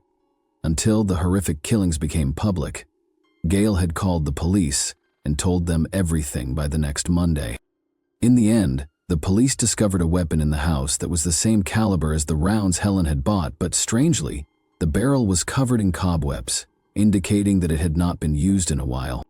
The local community remained hopeful, despite the numerous unresolved concerns and uncertainty around whether Helen was the perpetrator or a victim. They banded together to organize search parties, made badges and t-shirts featuring her name and face, and supported the search for her. But that hope was replaced by heartache. Helen's body was found approximately 19 miles from the family's residence, 9 months after the killings. In a frozen brook, her remains were discovered. She had been shot in the head, just like the others. As a result of this finding, investigators and the town as a whole were left to deal with an even more sinister mystery. The most terrifying question was whether Helen had been slain in reprisal after being held captive for months. If yes, who did it and why? The Kunz family has always been the subject of odd and unsettling rumors. In addition to being abnormally close, others speculated that the family may have engaged in inappropriate and romantic connections inside their own lineage. The family had been plagued by these allegations for decades, dating back to 1933 when Helen, then 15 years old, fell pregnant with her first child, Kenneth. At the time, Helen alleged that a local farmer called Frank Gums had abused her. She was not universally believed, but Frank was ultimately found guilty and imprisoned. A different version was being spun around town, one that blamed Helen's own brother Clarence rather than an outsider. Because of their extremely close relationship, many people thought Clarence was Kenneth's biological father. Nor was that distrust confined to local rumors. Kenneth acknowledged that he had been repeatedly informed that Clarence was his biological father. There were still more inquiries. Since there was no father indicated on Randy's birth certificate, Kenneth claimed he also felt Clarence might be Randy's father. Ultimately, though, Kenneth acknowledged that he was genuinely unsure of his brothers and his own father, which only served to bolster the already strange and unsettling notions. As if that weren't disturbing enough, it was also said that Helen's son Randy slept in the same room as her. In the meantime, it was said that Marie, Irene, and Clarence slept in the living room. Even more eyebrows were raised, and the rumors in town became louder when it was revealed that Helen had slept so closely with her grown son while the rest of the family was apart. For a long time, Helen's initial accusations of assault were disregarded by many. Investigators speculated that years of rejection, loneliness, and repressed anger may have led to her eventual murder, possibly even a lassie retribution from someone who viewed her as the source of scandal and humiliation. But if you were one of the detectives investigating this strange and disturbing case at the time, would you truly think that Helen, a woman with a tragic past and no criminal record, could have planned the ruthless murder of her entire family? Sincerely, I'd want to hear your thoughts. However, the theories went beyond the complex dynamics of the family. Drugs started to surface as another potential motive. Since there had been a significant drug problem in the region at the time, Randy was instantly suspected. In fact, a witness came forward during subsequent investigations to acknowledge that they had bought drugs from Randy. The notion that the entire tragedy was the product of a botched drug deal became even more scary after that revelation. Additionally, there were indications of physical assault on Randy's body, suggesting that a struggle may have been involved in whatever occurred to him. Police were able to identify a 21-year-old farmer named Chris Jacobs as someone who had previously communicated with the Kunz family, despite their solitary lifestyle. He only knew the Kunz family since he had purchased a car from them.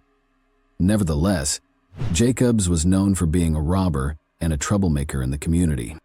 The authorities started focusing on Jacobs since he was one of the few individuals who had any contact with the remaining family members, who had been ruled out as suspects. Investigators persisted despite the fact that the only tangible evidence linking Chris to the location was a tire trace that coincidentally matched his vehicle. He was not at the scene when the murders occurred, and there was no reliable forensic evidence. No fingerprints, no DNA, and no witnesses. Authorities accused him of 5 counts of murder, in spite of the absence of concrete proof. The start of his trial was October 28, 1989. However, the case swiftly started to fall apart in spite of the startling accusations. The evidence was simply insufficient to convict him.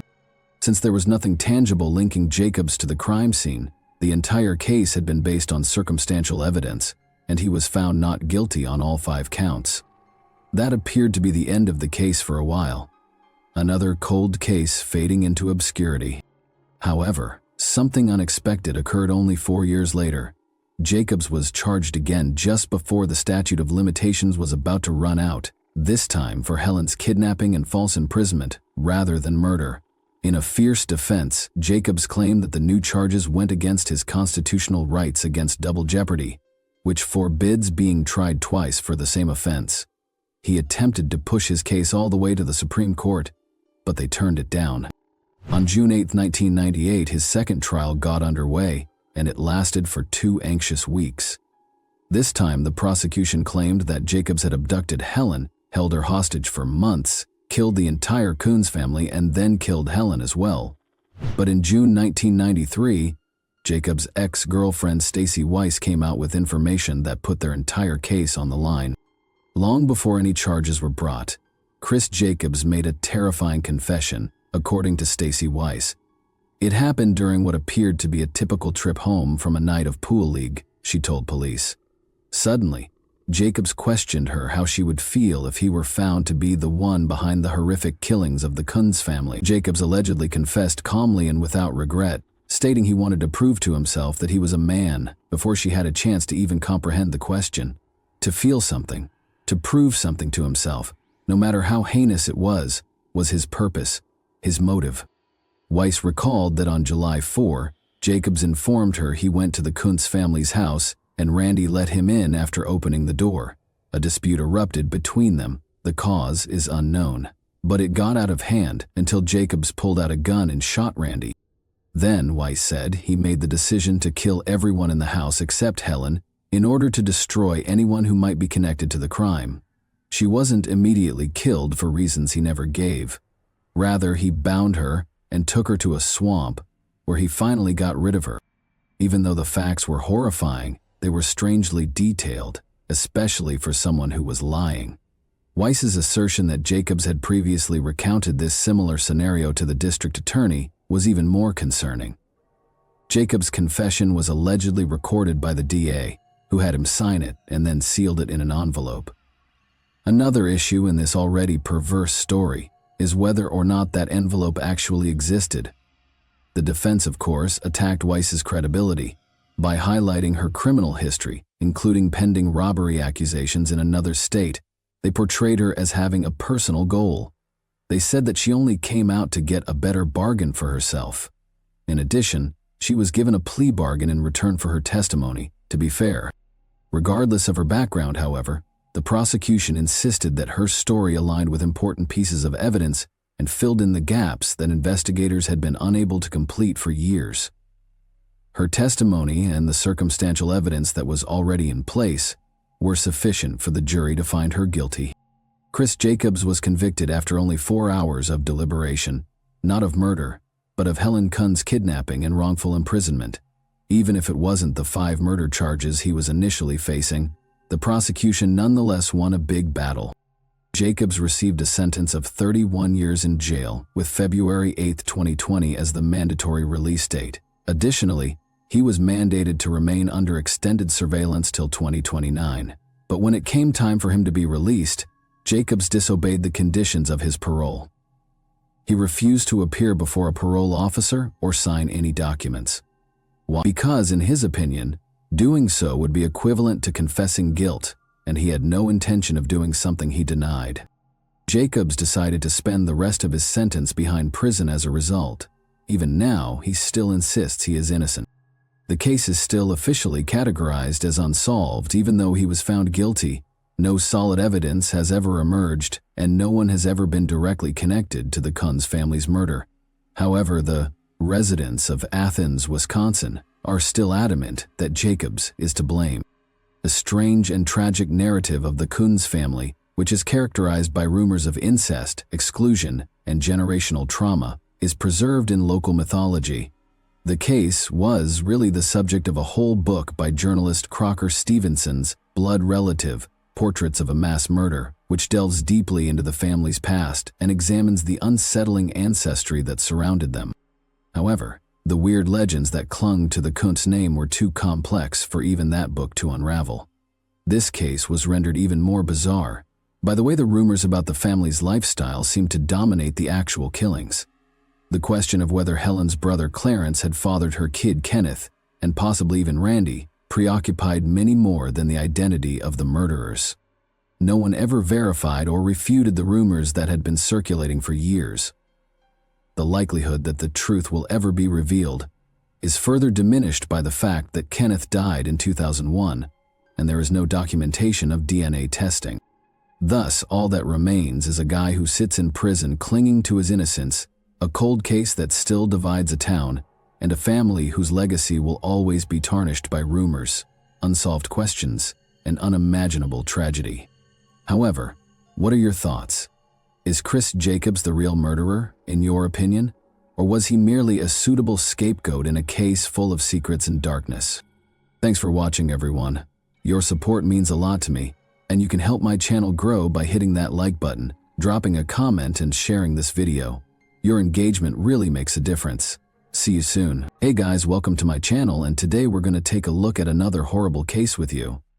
3 young lads chose to go hiking near Wadsworth Park, northwest of Great Falls, Montana, on January 3, 1956, which is when this horrific event began. They discovered a car parked between 2 trees with its motor still running while they were strolling down a dusty road. To their surprise, they found a dead body. 5 miles outside of Great Falls, on Vineyard Road, the police discovered another lifeless person the next day, with secrets and ominous tales that plagued Great Falls for years. This enigmatic incident gave rise to myths and conjecture surrounding the case. What sinister secrets were concealed in the lives of the victims? Would we ever know the truth? We'll examine the convoluted case of Patricia Kalitsky and Dwayne Bogle today. Montana's Great Falls is a city renowned for its lively people and breathtaking scenery. The Great Falls of the Missouri, a group of waterfalls on the Missouri River, are the inspiration behind the city's name. With attractions like Giant Springs State Park and the River's Edge Trail, the city offers a blend of urban conveniences and scenic beauty. This is where the story for today is set. Let's begin at the very beginning, though. On January 18, 1937, Dwayne Bogle was born in Waco, Texas. Albuquerque Walker and James George Bogle Jr., his parents, embraced him. Dwayne was a Waco High School graduate who was loved by his family for his wonderful sense of humor and endearing demeanor. Fortunately, Dwayne's path led him to the United States Air Force in 1955, youthful and ambitious. It was probably his first job after finishing technical school and basic training. For 8 months, he served as an airman second class at Malmstrom Air Force Base in Montana, which is close to the picturesque town of Great Falls. He had no idea that he would meet Patricia Kalitsky, the love of his life, while he was there. She was a junior at Great Falls High School when she was born on August 20, 1939, in the tiny town of Great Falls. She always had a large smile on her face and was regarded by her classmates as amusing, compassionate, and energetic. Patricia appeared to be gifted in anything she tried, including tap and ballet dancing. 18-year-old Dwayne and 16-year-old Patricia met in December 1955. They both loved to sing and dance, and as luck would have it, Dwayne fell deeply in love with Patricia while he was sent at Malmstrom. Even though they had only known one another for a few weeks, they clicked right away and dreamed of a future together since they couldn't bear to be apart. Dwayne was embraced by Patricia's family, and he even spent Christmas 1955 staying with them and participating in their celebrations. With great excitement and anticipation, Dwayne and Patricia set off on their trek to Wadsworth Park on that memorable day, January 2, 1956. Brimming with anticipation for their first journey together as a couple, they bid farewell to their relatives. They had no idea that their journey would soon take an unexpected turn that would permanently change their lives. Although they had intended to get home by 9 p.m., Patricia's parents became more and more worried as the hours passed. Patricia, who was renowned for being accountable and on time, had not returned by her customary curfew of 10 p.m. In a panic, Patricia's parents contacted her older sister in the hopes of finding out where she was, but she was nowhere to be found. They searched well-known spots where Patricia enjoyed spending her time, but she was still evasive. They began to worry about the prospect that Patricia might have eloped with Dwayne, just like her sister. As their search became more frantic, they hesitantly accepted the idea that history might be repeating itself, because they had already felt the anguish of betrayal from their older daughter, who had eloped with her lover years prior. Uncertain if Patricia had voluntarily disappeared or if anything more nefarious had happened, they were afraid of the worst but were also troubled by their previous heartbreak, so they were reluctant to call the police. Three daring youngsters went hiking at Wadsworth Park in northwest Great Falls, Montana, on a chilly January 3, 1956. They encountered an odd and unnerving sight while strolling along a dirt path. The radio was playing loudly in a car that was still running and parked between two trees. The emergency brake was applied, and its headlights remained on. The motorist appeared to have disappeared moments earlier. Curiosity drove the youngsters to approach the car with caution. They were shocked to see a dead man partially trapped beneath the car, laying face down. They saw that what appeared to be his own belt had been used to firmly bind his hands behind his back. The guys alerted the authorities right away, and they hurried to the area to look into it. Being cautious not to disturb any possible evidence, they thoroughly searched the entire area. They discovered a gunshot wound to the back of the man's head when examining his body. His body showed no further symptoms of injuries, which was surprising. This implied that the murderer's sole goal was to take his life quickly without causing him more pain. A key piece of identification, the driver's license of 18-year-old Dwayne Bogle, was discovered by the police during the automobile search, and it served as a major lead in the investigation. Robbery was one of the many hypotheses that whirled through the police's heads. The fact that the car's engine was still running suggested that the murderer had made a quick escape after stealing items. Then, however, they had a horrifying suspicion. They thought there had been a crime more heinous than robbery. Since kidnappings were happening regularly at the time, there were worries that Dwayne might have been singled out for attention. The terrible decision to take Dwayne's life seemed to be the outcome of the criminal's initial plot going horribly wrong. The cops thoroughly examined the entire region because they were determined to locate any hint, but the predator had been able to entirely hide his tracks, so there was no sign of him. The heartbreaking news of Dwayne's murder was subsequently relayed to his family by the police. Dwayne's parents were overcome with astonishment and sadness at hearing the startling news. They were unable to understand how someone could hurt their cherished kid, who was always happy and adored by others. For them, it was an extremely painful moment. When Patricia's parents heard the news, they came forward and gave the police important information. They disclosed that Patricia had not come home either and was also with Dwayne. They said they were worried about her safety and wondered where Patricia might be if Dwayne had been slain. When the police first arrived at the crime scene, they found no evidence of Patricia nearby, which left them perplexed. They went back to the location and stepped up their search, since they were determined to find her. The following day, January 4, 1956, a road worker found Patricia's lifeless body 5 miles outside of Great Falls on Vineyard Road. The tragic sight was about 8 kilometers from the discovery of Dwayne's body. It was clear Patricia had probably been abducted. Sadly, her body had rolled to the location from the gravel road above, as shown by a trail of blood down the rocky valley. She had also been shot in the back of the head, just like Dwayne. The authorities had no idea that this was only the start of a dark and terrifying story. The police made the decision to look into what happened and find out where Patricia and Dwayne were last seen. They learned that on the night of January 2, 1956, the pair had been spotted together having a drink at Pete's Drive-In restaurant. The restaurant employees said that they arrived at 8:30 p.m. and departed just after 9 o'clock. During their visit, they were the only ones in the automobile. The authorities assumed Patricia and Dwayne had driven there voluntarily, because the area where Dwayne and his automobile were discovered was a well-liked destination for couples. It seems that their assailant had discovered them there and ejected them from the car. Because Dwayne and Patricia's murders were so similar, authorities were certain that they had been killed by the same person. The disturbing conditions suggested a gruesome execution-style murder, in which the two victims were made to kneel before being shot in the back of the head and killed. A disturbing fact surfaced as the investigation went on. Except for one misplaced shoe that had fallen off as she tumbled down the embankment, Patricia's body was completely clothed when it was found at the bottom of a steep ravine. There was no concrete proof of assault found during the initial inspection of her body, but as the inquiry progressed, an unexpected turn of events surfaced. Additional testing and analysis revealed an entirely different image. The revelation occurred when Patricia's body was found to have injuries associated with assault, defying the first conclusion. Additionally, they were able to obtain a swab from her in the hopes of identifying the murderer.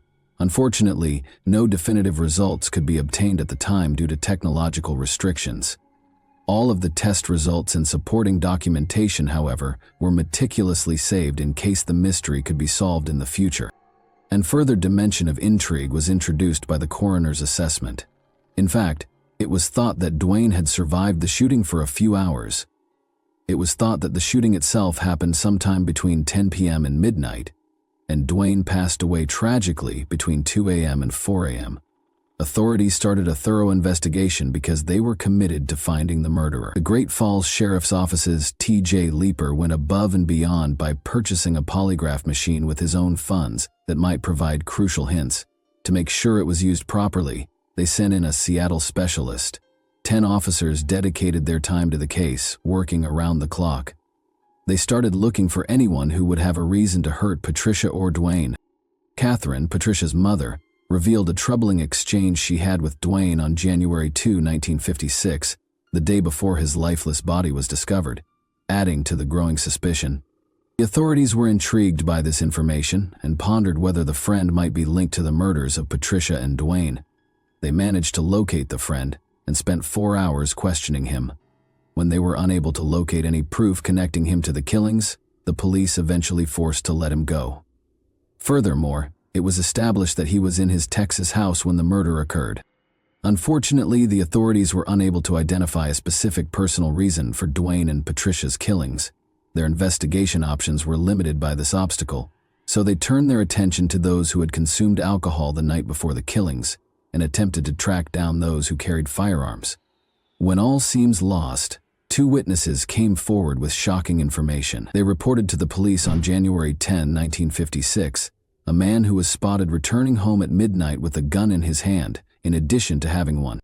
A glimmer of hope that they might have finally gotten a break in the case was generated by this information, but when they confronted the individual and spoke with him, their hope swiftly evaporated. He insisted that he didn't even own a gun and strongly denied ever leaving his residence that evening.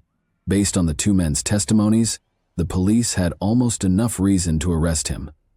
In a startling change of events, nevertheless, the witnesses did finally confess. It was discovered after hours of hard interrogation that they had been lying the entire time because they hated the man. They viewed this continuous probe as a chance to get what they wanted.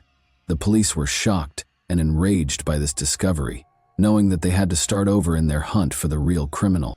Sheriff Leeper had to close the full-time investigation into the case in March 1956, 2 months later, without being able to identify the murderer. The sheriff expressed his dissatisfaction and sadness for not apprehending the individual responsible for Patricia and Duane's deaths, but the lack of progress was discouraging.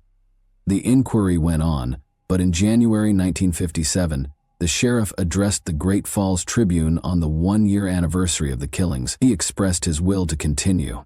"I guess it's just one of those things, but we're not giving up. Maybe this year we'll catch him. He must have made a mistake. They all do.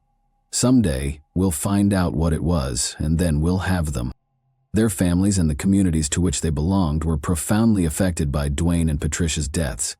Henry, Patricia's father, had emotional numbness and struggled to accept Patricia's passing. In an interview with the television program Hard Copy, Patricia's sister Darlene revealed that their father Henry was unable to deal with the loss or talk about Patricia. Darlene decided to treasure the good times she shared with her sister as a way to find comfort. Both families understood that nothing could bring Patricia and Duane back, no matter how much it hurt.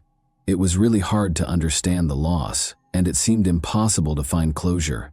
Catherine, Patricia's mother, revealed that for years following the murder, she and Duane's mother corresponded by mail. Because of their shared loss and sadness, the 2 families were able to connect through their correspondence. Meanwhile, the case had remained unsolved.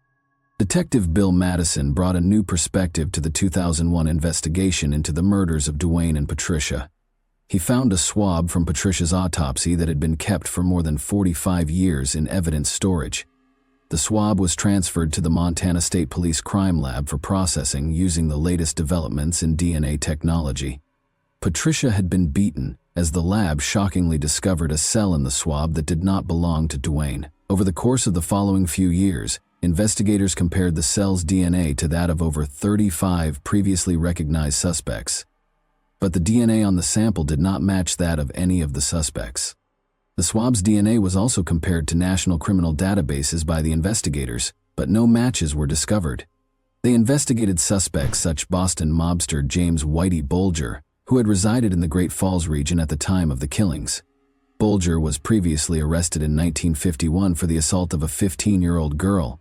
Edward Wayne, a convicted serial murderer who killed two couples years after Dwayne and Patricia's deaths, was another possibility. He denied any participation, although the authorities suspected he might have been in the Great Falls region at the time.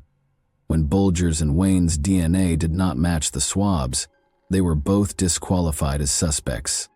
After 18 more years of investigation, a breakthrough was made, motivated by the method employed to solve the Golden State Killer case in 2018. Assigned to the Patricia and Dwayne murder case, Detective Sergeant John Caneron was adamant about pursuing the investigation. In order to obtain further DNA evidence from the swab obtained at Patricia's autopsy, he collaborated with forensic scientists. They embraced a state-of-the-art technique in 2019 called genetic genealogy with GED match technology.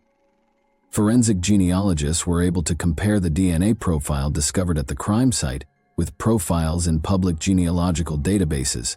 Thanks to this novel technique, they were able to create a family tree and find distant relatives by examining the common DNA.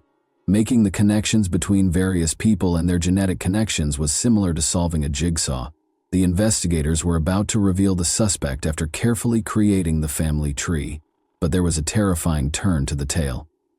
It was difficult to get a direct DNA sample from the leading suspect because he had already died and his bones had been cremated.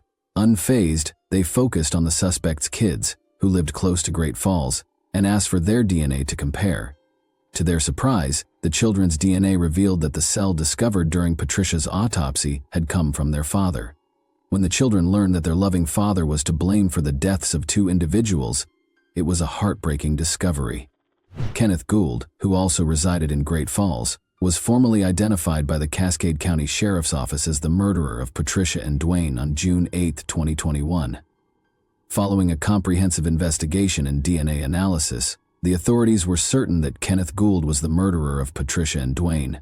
However, Gould cannot be tried or formally identified as the murderer because he had already died. Rather, they were limited to designating him as the case's most likely suspect. This historic announcement was made over 65 years after the untimely deaths of Patricia and Dwayne, making it the oldest case ever solved in history, utilizing the cutting-edge method of genetic genealogy. The local horse trainer, Kenneth Gould, was born and raised in Great Falls, Montana. He married 16-year-old Lula Bell Brown in 1952, at the age of 24, began a family, and raised 5 kids. He lived very close to Patricia's home, and was often spotted riding horses in the neighborhood around the time of the murder. Gould lived close to the location of the incident, but his name was never in the police files and he had no obvious relationship to either Patricia or Dwayne. Oddly, Gould sold his family's land in February 1956, a month after the killings, and started a string of movements throughout Montana before landing in Missouri in 1967. He never went back to Montana after that. At the age of 79, Gould's adventure came to an end in 2001 when he died in Oregon County, Missouri. His life continued to be entangled with the mystery surrounding the killings of Patricia and Dwayne, raising doubts about his potential involvement and the motivation for the killings.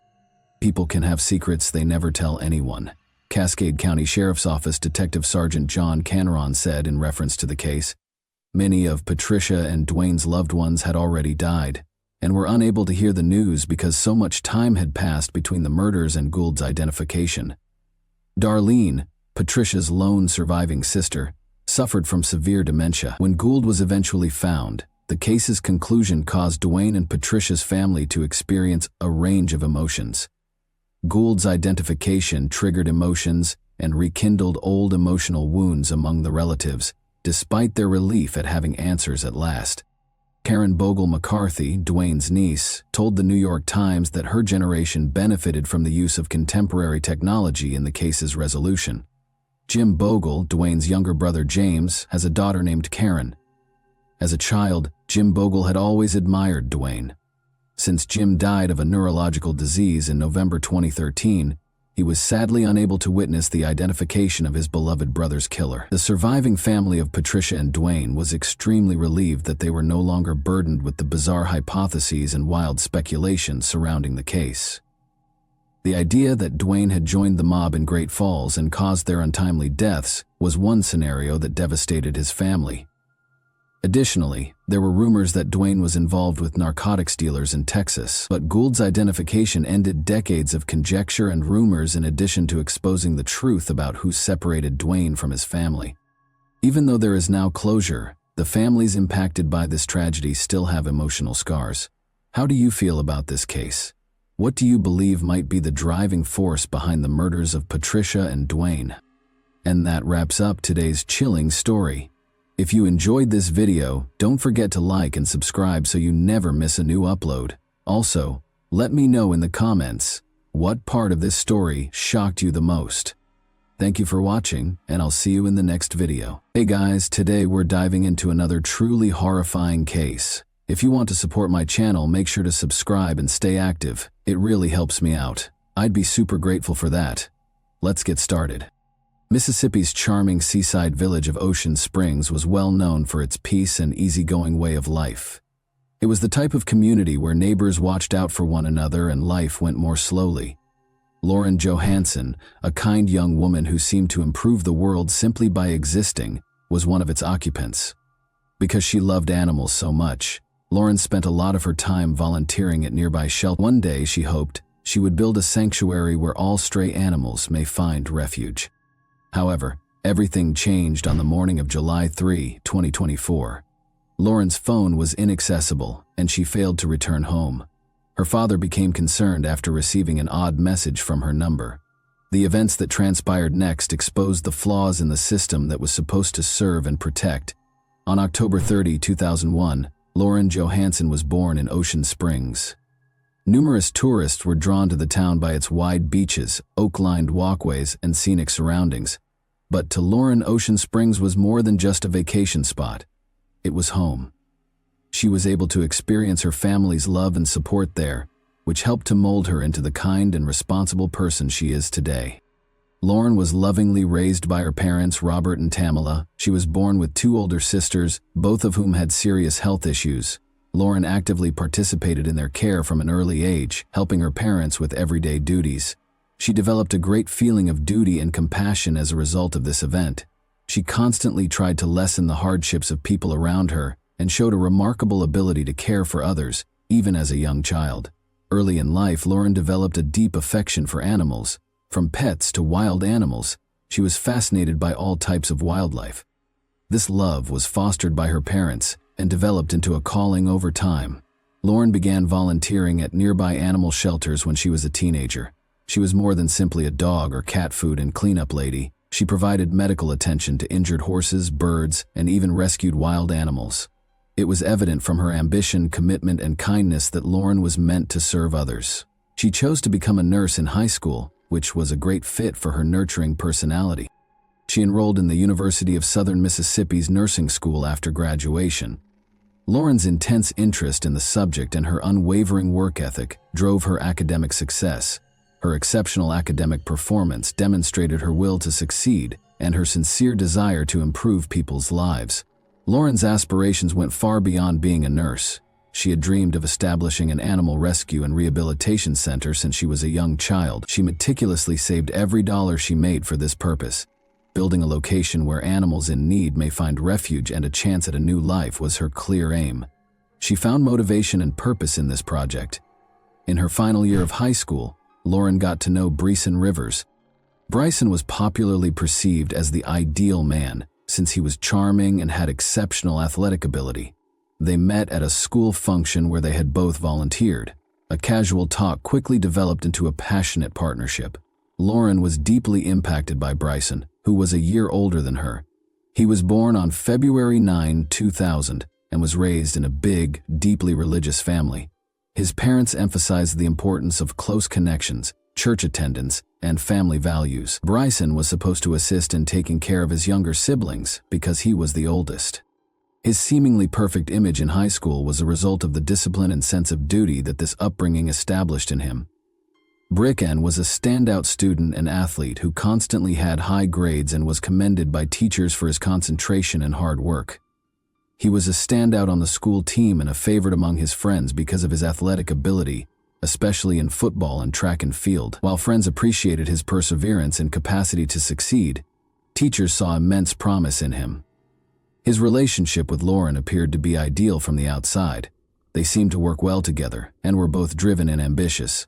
Lauren took pleasure in Brisson's apparent support and frequently expressed how considerate and kind he was. Brisson responded with praise of Lauren, making her feel appreciated and going with her to significant occasions. However, concerning trends started to show up over time. Bryson showed signs of a need for control early on in their relationship. At first, it sounded like cute requests to talk longer or to find out how Lauren's day went. But these requests quickly turned into demands, and Bryson became more and more envious of the males in Lauren's life, including her classmates and friends. Claiming it was for her own benefit, he started to insist that she limit her contacts with people he didn't particularly approve of. Lauren's acquaintances observed little yet noteworthy behavioral shifts. She began going to fewer social events and frequently avoided talking about her relationship. She explained away Bryson's growing domineering behavior by pointing to the strain he was under from school and training for the military. Lauren stood up for Bryson, highlighting his love for her, even when his actions became harsh. Bryson's attempts to control Lauren increased, along with his jealousy. He frequently played on her feelings and used guilt to persuade her that his behavior was acceptable. Lauren would argue whenever she tried to set limits, and Bryson would respond by assuring her that everything he did was for their mutual benefit. As this conduct became more commonplace, Lauren noticed that she was adjusting to his expectations more and more. Bryson's influence grew stronger throughout the years. He created a dynamic that made Lauren feel reliant on him by deftly alternating between demonstrating concern and applying emotional pressure. She missed the red flags of an unhealthy relationship because of this pattern. Despite warnings from worried friends and family, Lauren consistently justified his actions, claiming that he was a decent man going through a difficult time.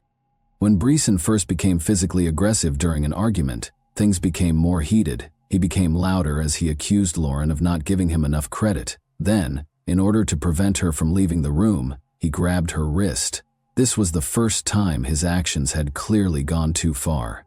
Despite being terrified, Lauren later told her friends about the occurrence and justified it by claiming that Bryson had been agitated and didn't intend to harm her. As they observed Lauren's reserved manner, her pals grew more concerned. She had been candid about discussing good times, but now she avoided talking about her relationship. Her family members voiced their worries, particularly after she disclosed that Bryson frequently chastised her for her actions, saying that was the reason for their arguments. Lauren brushed off her closest friend's attempts to persuade her that his treatment of her was wrong, referring to it as a short-term issue. The way Brian behaved in public raised yet another red flag. If he felt Lauren was getting too much attention, he would frequently cut her off in talks or make scathing comments. One instance happened when Lauren thanked a server for their service on a night out with pals. Bryson was annoyed by this insignificant gesture, and he used the remainder of the evening to express his annoyance by making passive-aggressive remarks about her. Robert, Lauren's father, also started to notice changes, and although he had never seen Bryson act aggressively, he had a gut feeling that something wasn't right. He made multiple attempts to talk to Lauren, but she refused to admit that there were any issues, claiming that her father was unfairly criticizing Bryson and being unduly protective. The culmination of the matter was when Lauren stopped talking about her feelings with anyone.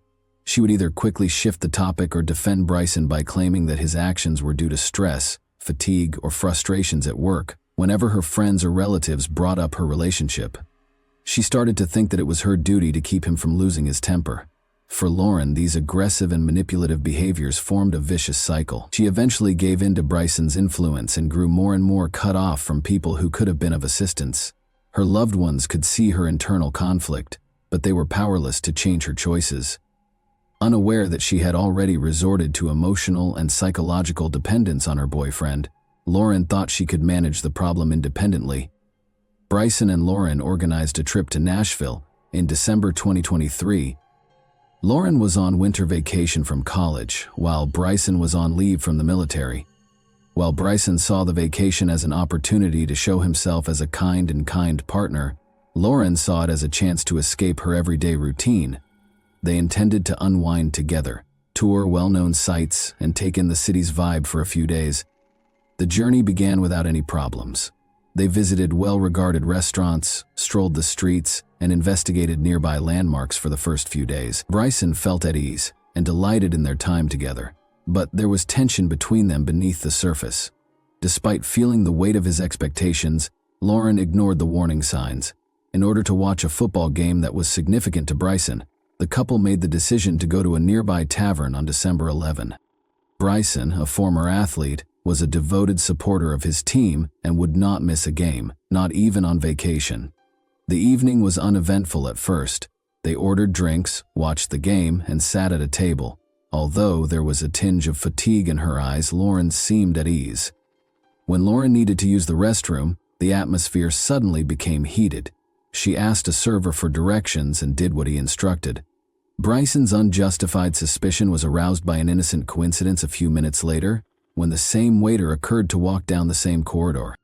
Lauren saw that Bryson's attitude had altered when she went back to the table. He appeared tight and annoyed without any justification. He also alluded to alleged adultery and charged her with purposefully vying for the waiter's attention. The dispute swiftly became heated, and despite Lauren's efforts to soothe him, Bryson became irate and raised his voice. Later, witnesses observed that although Lauren seemed to be attempting to defuse the situation, Bryson persisted in his charges. The couple eventually made their way out of the bar and toward their nearby parked automobile. The tension between Lauren and Bryson reached a breaking point as soon as they got into the automobile. Bryson stole Lauren's phone, stopping her from calling for assistance, and locked the doors, making it impossible for her to flee. He started screaming at her, his rage quickly turning into physical violence. Despite her cries and frantic attempts to defend herself, Bryson began to strike her. Lauren tried to get attention by hammering on the windows and honking the horn, but sadly no one was present to listen or assist. Following a few minutes of mistreatment, Bryson ignored Lauren's cries for her release and turned on the ignition before heading into empty streets. He threatened to leave her body in the woods where no one would ever discover it, which was a terrifying idea. He finally stopped into a deserted parking lot where the attack went on. Lauren attempted to retrieve her self-defense weapon from her backpack in a last-ditch effort to defend herself. But before she could get the bag back, Bryson saw it and snatched it out of her hands. Lauren was subjected to constant brutality for about an hour during the incident. In addition to hitting her, Bryson made unsettling threats while becoming frighteningly detached. Recordings from Lauren's phone showed him icily remarking at one point that the swelling was beginning to make her head seem like a bowling ball. Bryson called his mother during the attack, which led to Lauren's surprise rescue. In the background, Lauren yelled, pleading with Mom to call the police. Even though Bryson's mother didn't know the precise location of law enforcement, she knew something was seriously off and called them. In the meantime, Robert, Lauren's father, located her using a family monitoring program on their phones. The officers heard Lauren screaming from inside the car when they got there. Bryson was still holding her as the officers opened the door. Lauren was bruised and covered in blood. There were obvious evidence of serious damage on her face and torso. Bryson was immediately detained. Lauren was taken to the hospital, and she was hardly able to speak. Medical personnel were astonished by her injuries. It was evident what she had been through from the numerous bruises, swelling, and other indications of severe suffering. Lauren declined to file charges in spite of everything, stating that she didn't want to jeopardize Bryson's life or military career. Bryson constantly attempted to get in touch with Lauren while she was being held, taking advantage of unknown loopholes in the jail's rules. He deceived her throughout his calls by vowing to change and making a vow to never harm her again. Lauren gave in to his pressure and changed her original remarks, which had a big impact on the case's course. After being arrested, Bryson Rivers was detained pending trial on assault charges. The court granted him the chance of bail in spite of the seriousness of the accusations and the overwhelming evidence against him, which included Lauren's testimony and audio recordings. At first, $250,000 0 cents was his bond, which kept him in custody while his case proceeded.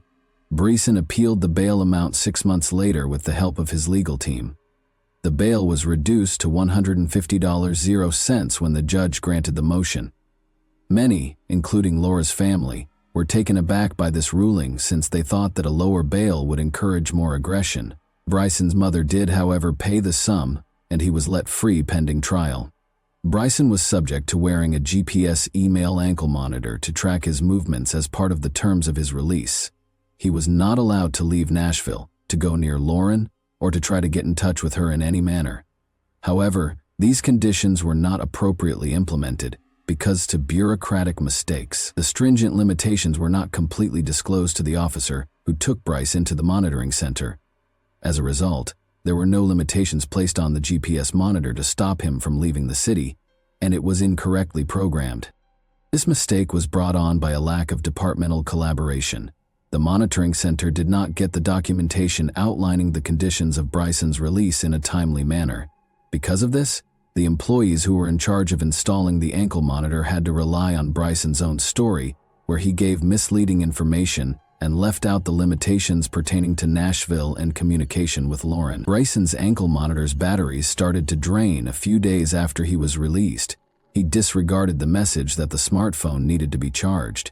Authorities couldn't follow him after the monitor completely died. Despite becoming aware of the problem, the monitoring center did not respond right away. Because they failed to notify law enforcement promptly, Bryson was free to break the terms of his parole.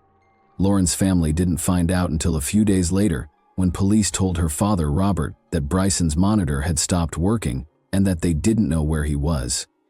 It was shocking to learn that authorities were not handling the case with the necessary urgency, so instead of acting right away, they left a voicemail on Robert's phone, briefly outlining the circumstances.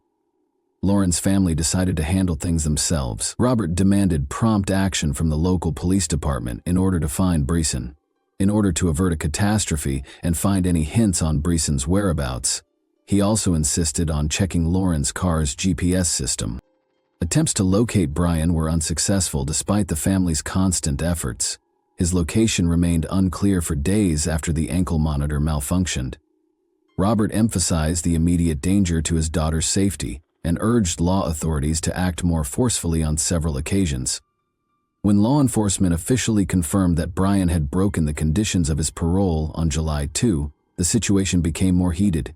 His phone had been switched off by then and it was unclear where he was. His arrest warrant was issued by the police, but it was too late to stop what transpired.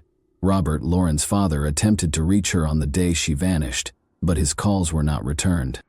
Later, he got an SMS from her phone that made him suspect right away.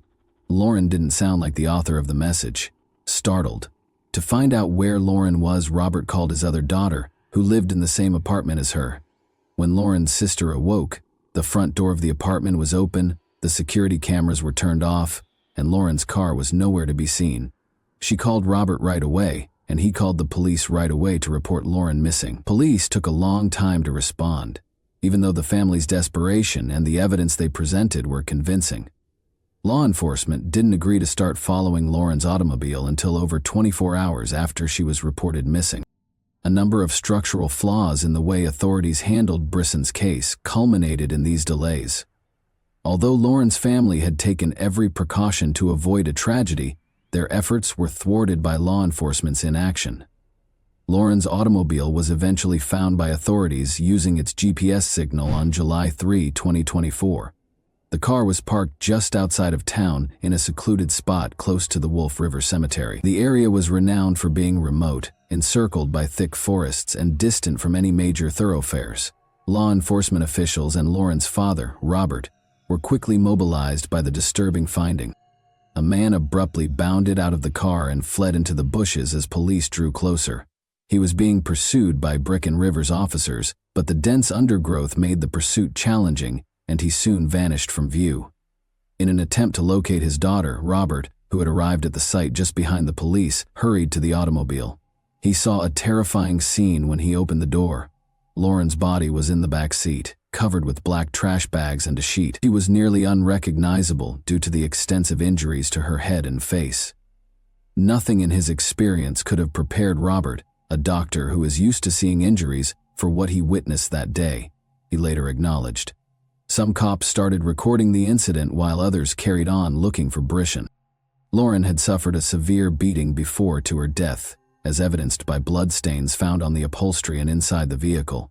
Even as his own condition worsened, Robert refused to leave the area until the investigation was over, despite the mental and physical toll it had taken. Bryson was found after many hours of searching. He was eventually found deep in the woods by helicopters using thermal imaging technology. 9 hours after the search started, Brian was captured by the officers that encircled the location.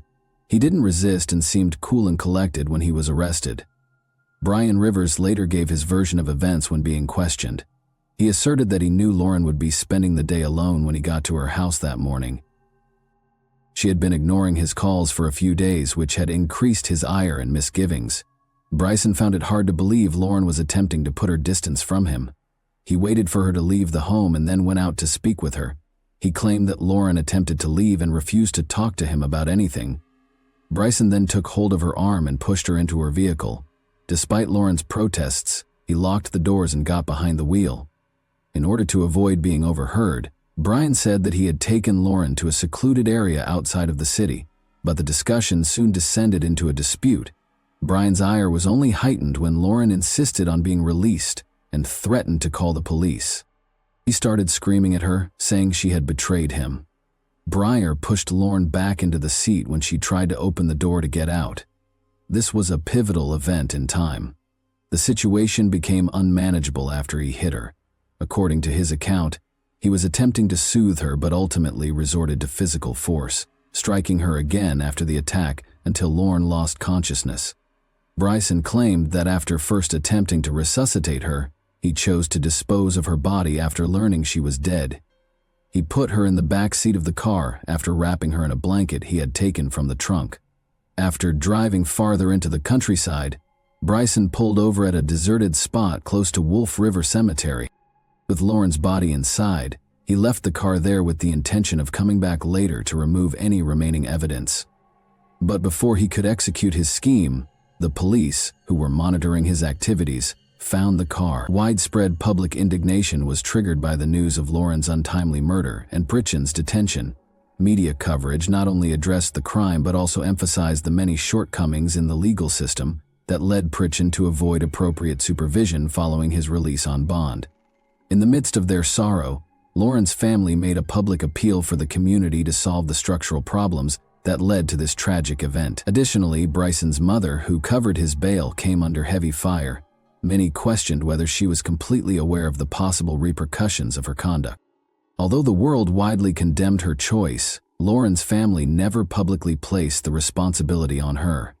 Numerous Ocean Springs locals, along with friends and relatives, attended Lauren's burial to express their sorrow over her passing.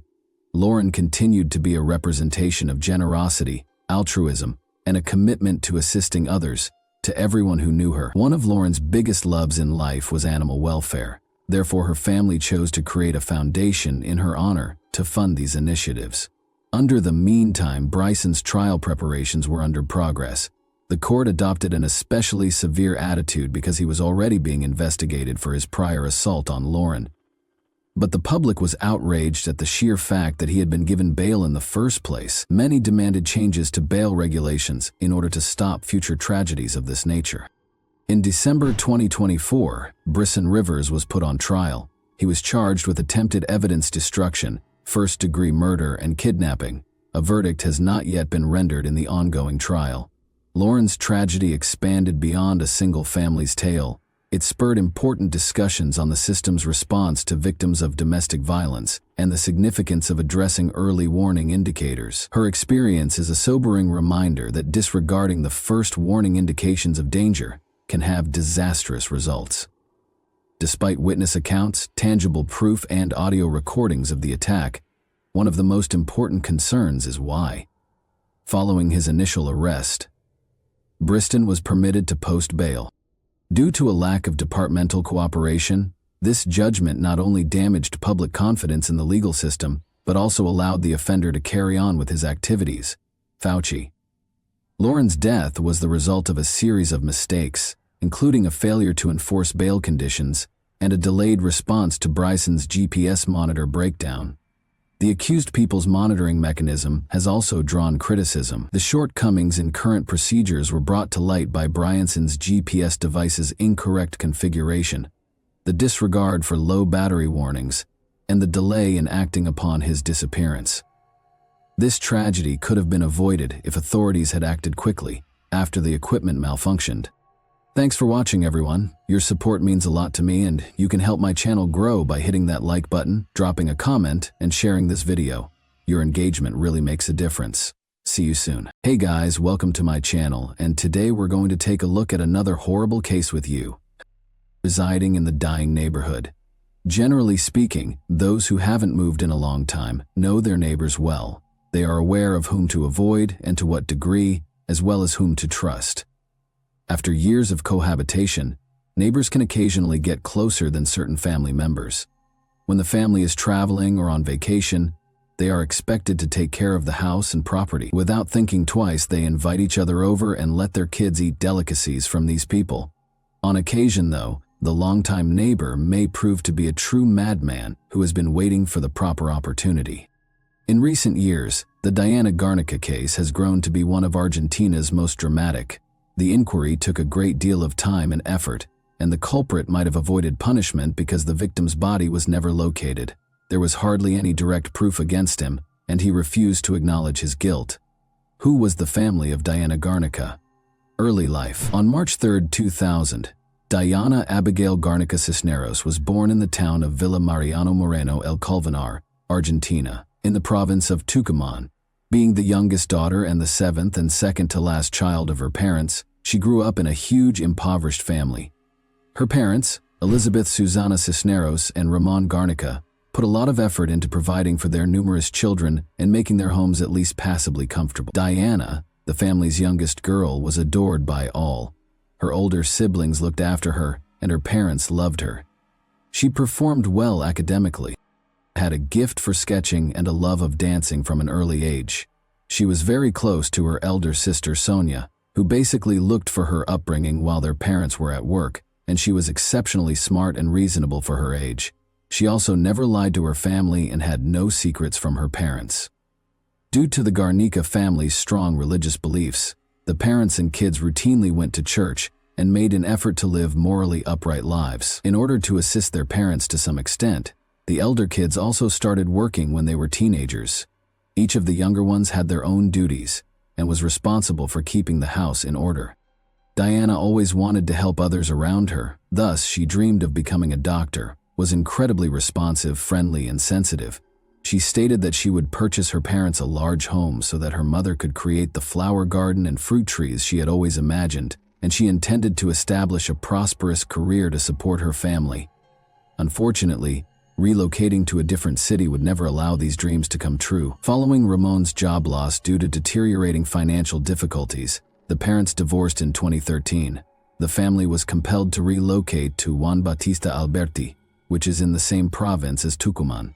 They found the transfer to be quite challenging, and at first their issues only got worse. After more than 20 years of marriage, the couple's relationship rapidly soured. After they started fighting all the time, they finally came to the conclusion that they could no longer be together. All of the children were shocked by the divorce, but the youngest ones were most affected. When Diana found out what had happened, she was devastated. A 13-year-old girl's world fell apart in a second, and she was unable to comprehend what would happen next. The father continued to provide for his ex-wife and kids in spite of their split, but he soon had another family. Elizabeth also suffered a great deal as a result of the divorce, but she was fortunate to find a good profession that paid well for the area, and her kids helped to support her. The family gradually adjusted to their new situation, became comfortable in their new house, formed friendships, and built strong bonds with the locals. A Dario named Javier Suarez resided across from the Garnica family. He was a 36-year-old man who was incredibly nice, amiable, and lovely. He was raising 4 children with his spouse, Yasmina Alejandra Villarreal. In addition, he had 1 unmarried child and 2 children from prior marriages. Notably, the Garnicas only lived in Juan Bautista Alberti for 6 months after Dario and his family relocated there. Since they were new to the neighborhood, maybe that's why they became fast friends so quickly. Suarez had previously resided in the northern Argentine province of Santiago del Estero. Dario worked at a brick factory in the area alongside his wife, 2 brothers, and a few other family members, moved within a mile of their residence. Diana and her siblings were almost the same age as his kids. They became friends, as they soon discovered they had things in common while attending the same school.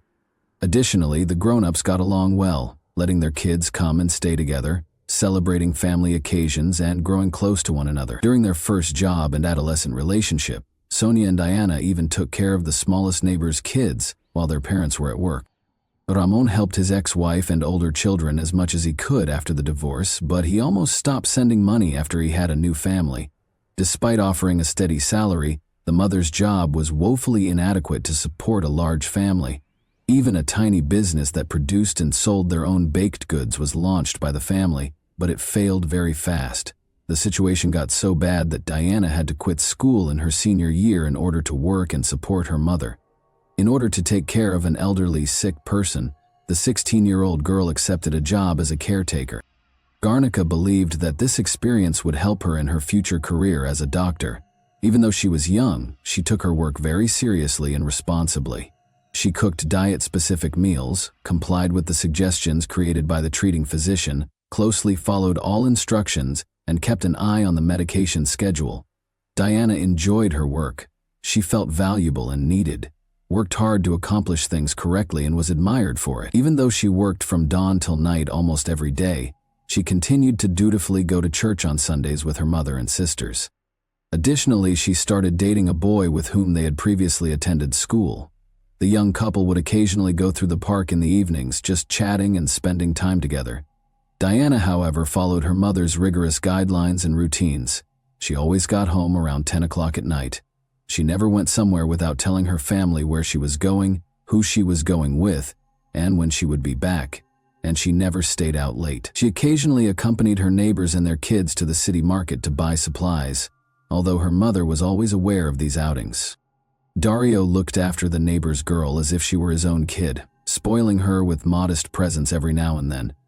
When the man found out she had a boyfriend, he gave her paternalist advice about how boys may be dishonest and cautioned her against letting him take advantage of her innocence and naivete. The girl, who still had no secrets from her mother, told her about this talk. Although Elizabeth thought the neighbor's behavior was a little odd, she concluded that it was his way of showing concern because he had teenage daughters who were Diana's age, which was an odd request. Late in the afternoon on May 6, 2017, Diana suddenly got a call from her neighbor, who, out of pure kindness, said he wanted to assist her family. Although Garnica was in dire need of money at the time, she was anticipating a bonus soon, which she intended to use to start fixing their home's roof, which had begun to leak during a recent downpour, and to get a dental prosthesis for her mother. But then Dario abruptly said he wanted to get Elizabeth a gift air conditioner, and he invited Diana to go with him so they could help pick one out. Because he wanted it to be a surprise and knowing would make it impossible, he requested that Diana not inform her mother about it.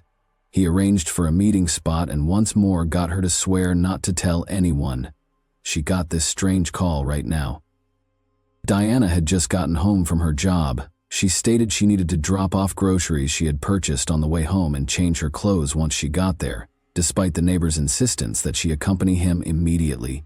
Since her mother never lied to her or hid secrets from her, it was only natural for her to tell her everything. It also seemed strange to the woman.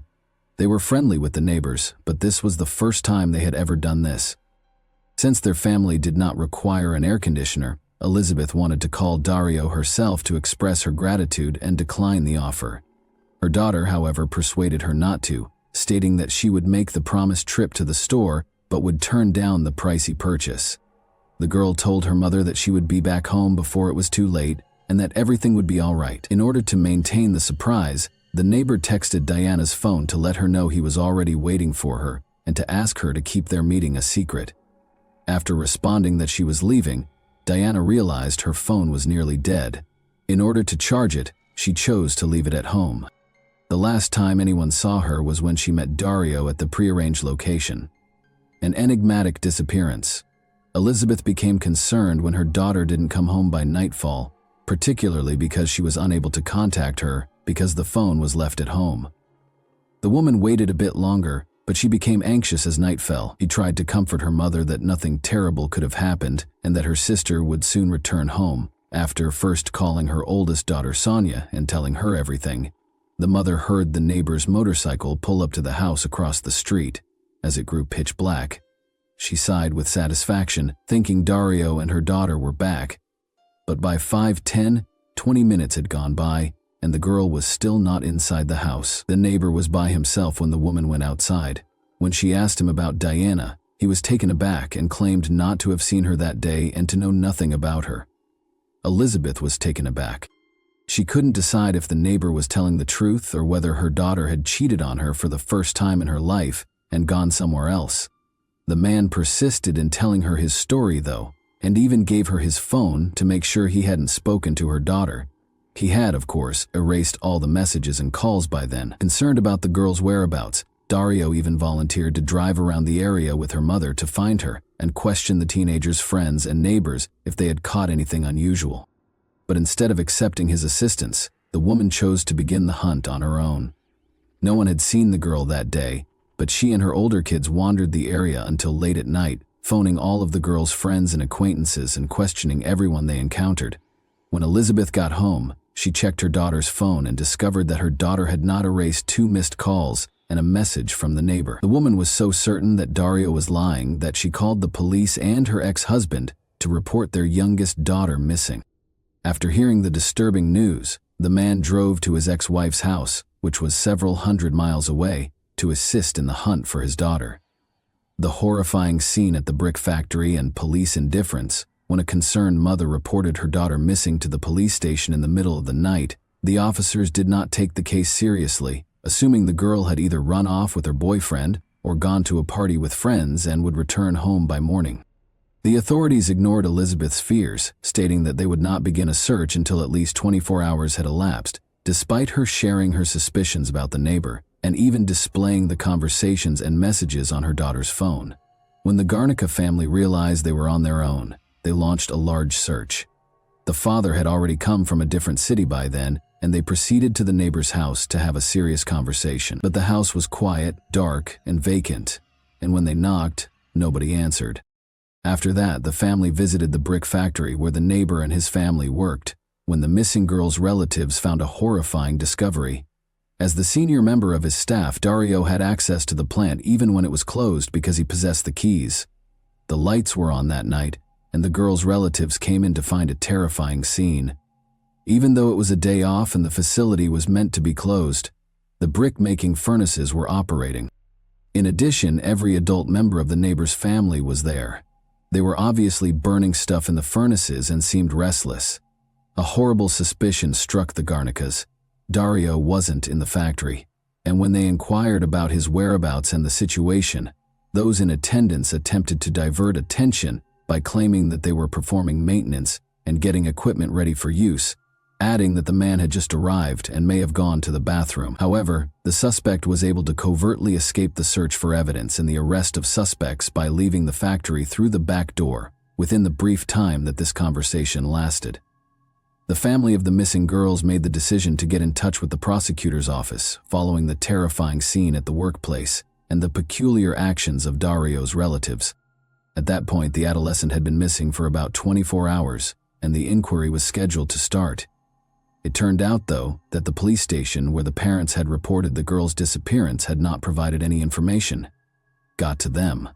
Prosecutor Claudio Benari was incensed by this circumstance, took charge of the case personally, and vowed to discipline the police officers who had failed to perform their duty. He started by asking for a warrant to search the brick plant and Dario's house.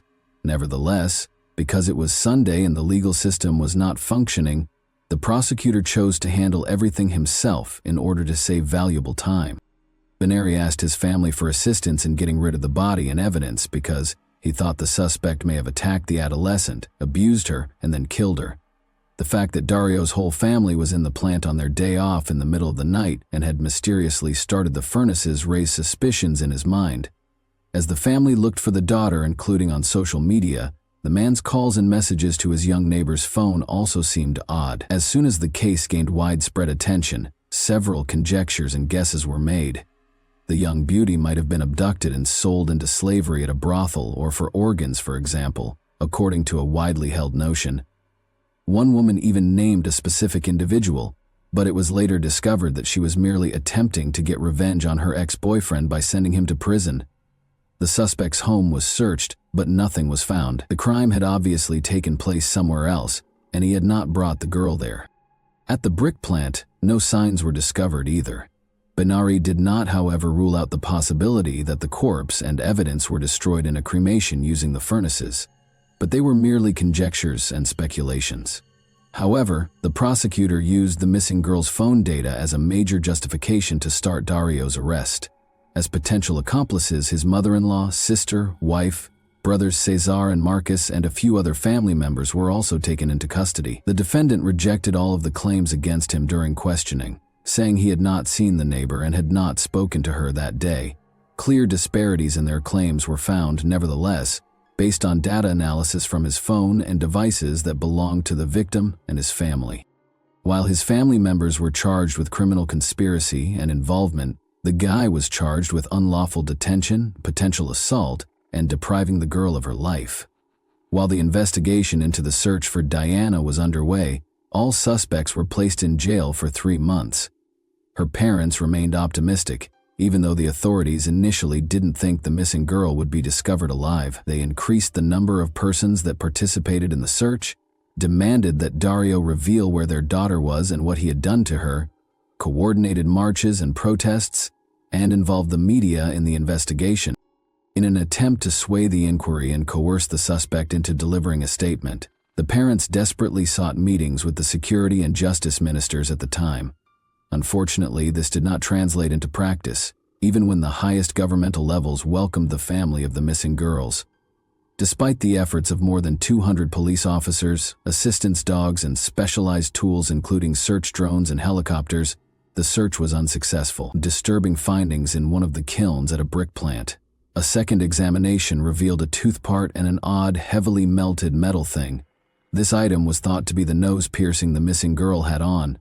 But to verify this, specialized forensic analysis was needed, and it would take time as law enforcement awaited the findings.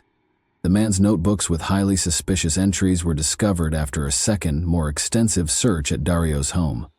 It became clear from these seemingly private diaries that the man was genuinely fixated on his young neighbor. When the family moved in next door to his house, everything began. She was just 13 years old at the time. The notes made it apparent that the girl drove the suspect crazy, even though he did not write anything explicit about what he planned to do with her. For years, he thought about her every day and occasionally wrote letters to the neighbor in which he strangely proclaimed his love. Investigators came to the conclusion, after going through all the notes, that the man's addiction only got worse with time and that he was unable to control his disgusting cravings. He implied that she would one day belong to him and that he would provide her permanent peace and tranquility in one of his final messages to the girl. This entry appeared to be a direct threat, suggesting that Dario may have used her before dealing with her. The forensic analysis findings were still waiting, but it appeared that the case could be taken to court based only on the diary entries because the physical evidence had vanished. Benari discovered that the evidence had just vanished as he attempted to determine the cause of the holdup. Neither the identity of the unusual metal object nor whether the toothpiece belonged to the missing girl could be ascertained by DNA analysis. The police officers in charge of protecting the evidence were promptly dismissed and placed under arrest for criminal negligence and potential aid to the suspects after the prosecutor made the decision to categorize information regarding the investigation's advancement. Following this heinous crime, federal authorities took immediate control of the investigation. Furthermore, it quickly became apparent that several of the documents discovered at the suspect's house had vanished as well. The final letter, in which he pledged to provide the girl eternal rest, was one of them. The case might just collapse in the absence of these pieces of evidence, and the offender and his associates might not be held accountable. 3 months later, however, no steps were taken to help identify the location of the missing physical evidence. Although the suspect's incarceration period had ended, it was dangerous and clearly threatened to result in a loss to take the case to court without important evidence. The child's phone data and the testimony of a random bystander who saw the suspect and the missing girl strolling together down the street on the day she vanished were all that was left. The court only partially approved the defense's request, which called for Dario's attorney to have the entire investigation ruled unlawful. His client released immediately, and the search results revoked because they were carried out without a special order. All of his relatives were freed because no particular charges could be brought against them, but the primary suspect was still in detention. But Dario was also freed in May 2019, 2 years after the girl vanished. The body had not been located, no new evidence had surfaced, and the investigation had not advanced during that time. The long-awaited trial and verdict, the investigation was still ongoing, even though the primary suspect was freed. Testimonies and other information occasionally surfaced that suggested Diana might still be alive. For example, a banknote purportedly written by the girl with a request for assistance was discovered. Only in June 2021, however, was it determined through handwriting analysis that the missing girl's writing was not hers. Prosecutor Ben-Ari was able to finally take this difficult case to trial, more than 4 years after the daughter vanished, but the Garnica family was growing more and more discouraged as the proceedings were continually postponed because of the global pandemic.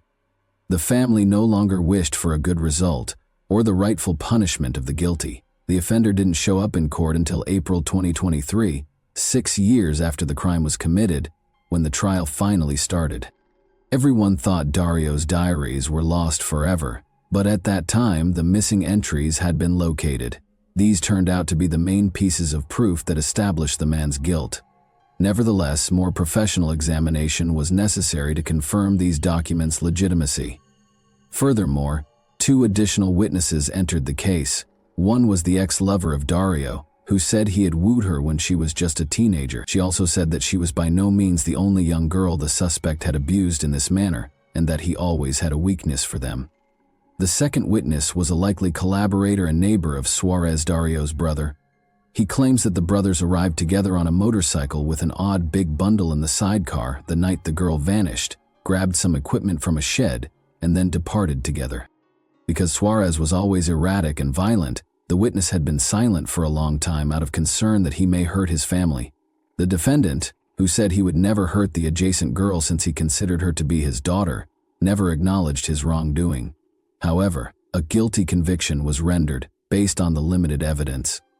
The missing girl's body was never located, and the events of that terrible day were meticulously reenacted. This proved that the man had seduced the adolescent, taken advantage of her, killed her, and disposed of her remains, likely with the assistance of his family. Dario was convicted of kidnapping and exploitation on May 2, 2023. He was given a life sentence without the chance of release for taking Diana's life. No other family members, including his brother Suarez, could be held responsible. And that wraps up today's chilling story. If you enjoyed this video, don't forget to like and subscribe so you never miss a new upload. Also, let me know in the comments what part of this story shocked you the most. Thank you for watching, and I'll see you in the next video. Hey guys, welcome to my channel, and today we're going to take a look at another horrible case with you. At exactly 11:23 a.m. on the morning of August 15, 1975, the Marple Police Department received a phone call. David Zanstra, a clergyman and the director of a summer Bible camp, was the caller. Gretchen Harrington, an 8-year-old girl, had vanished, according to his terrifying account. The camp was less than half a mile away from Gretchen's house in Delaware County, Pennsylvania, and she had planned to walk there. But she never did. They immediately launched a desperate search for Gretchen, but to no avail. Gretchen's skeletal bones were discovered in neighboring Ridley Creek State Park on October 14, 1975, 2 months later. The community was left confused and uneasy as the crime went unsolved, in spite of this startling discovery. After Gretchen left for the summer Bible camp, what happened to her?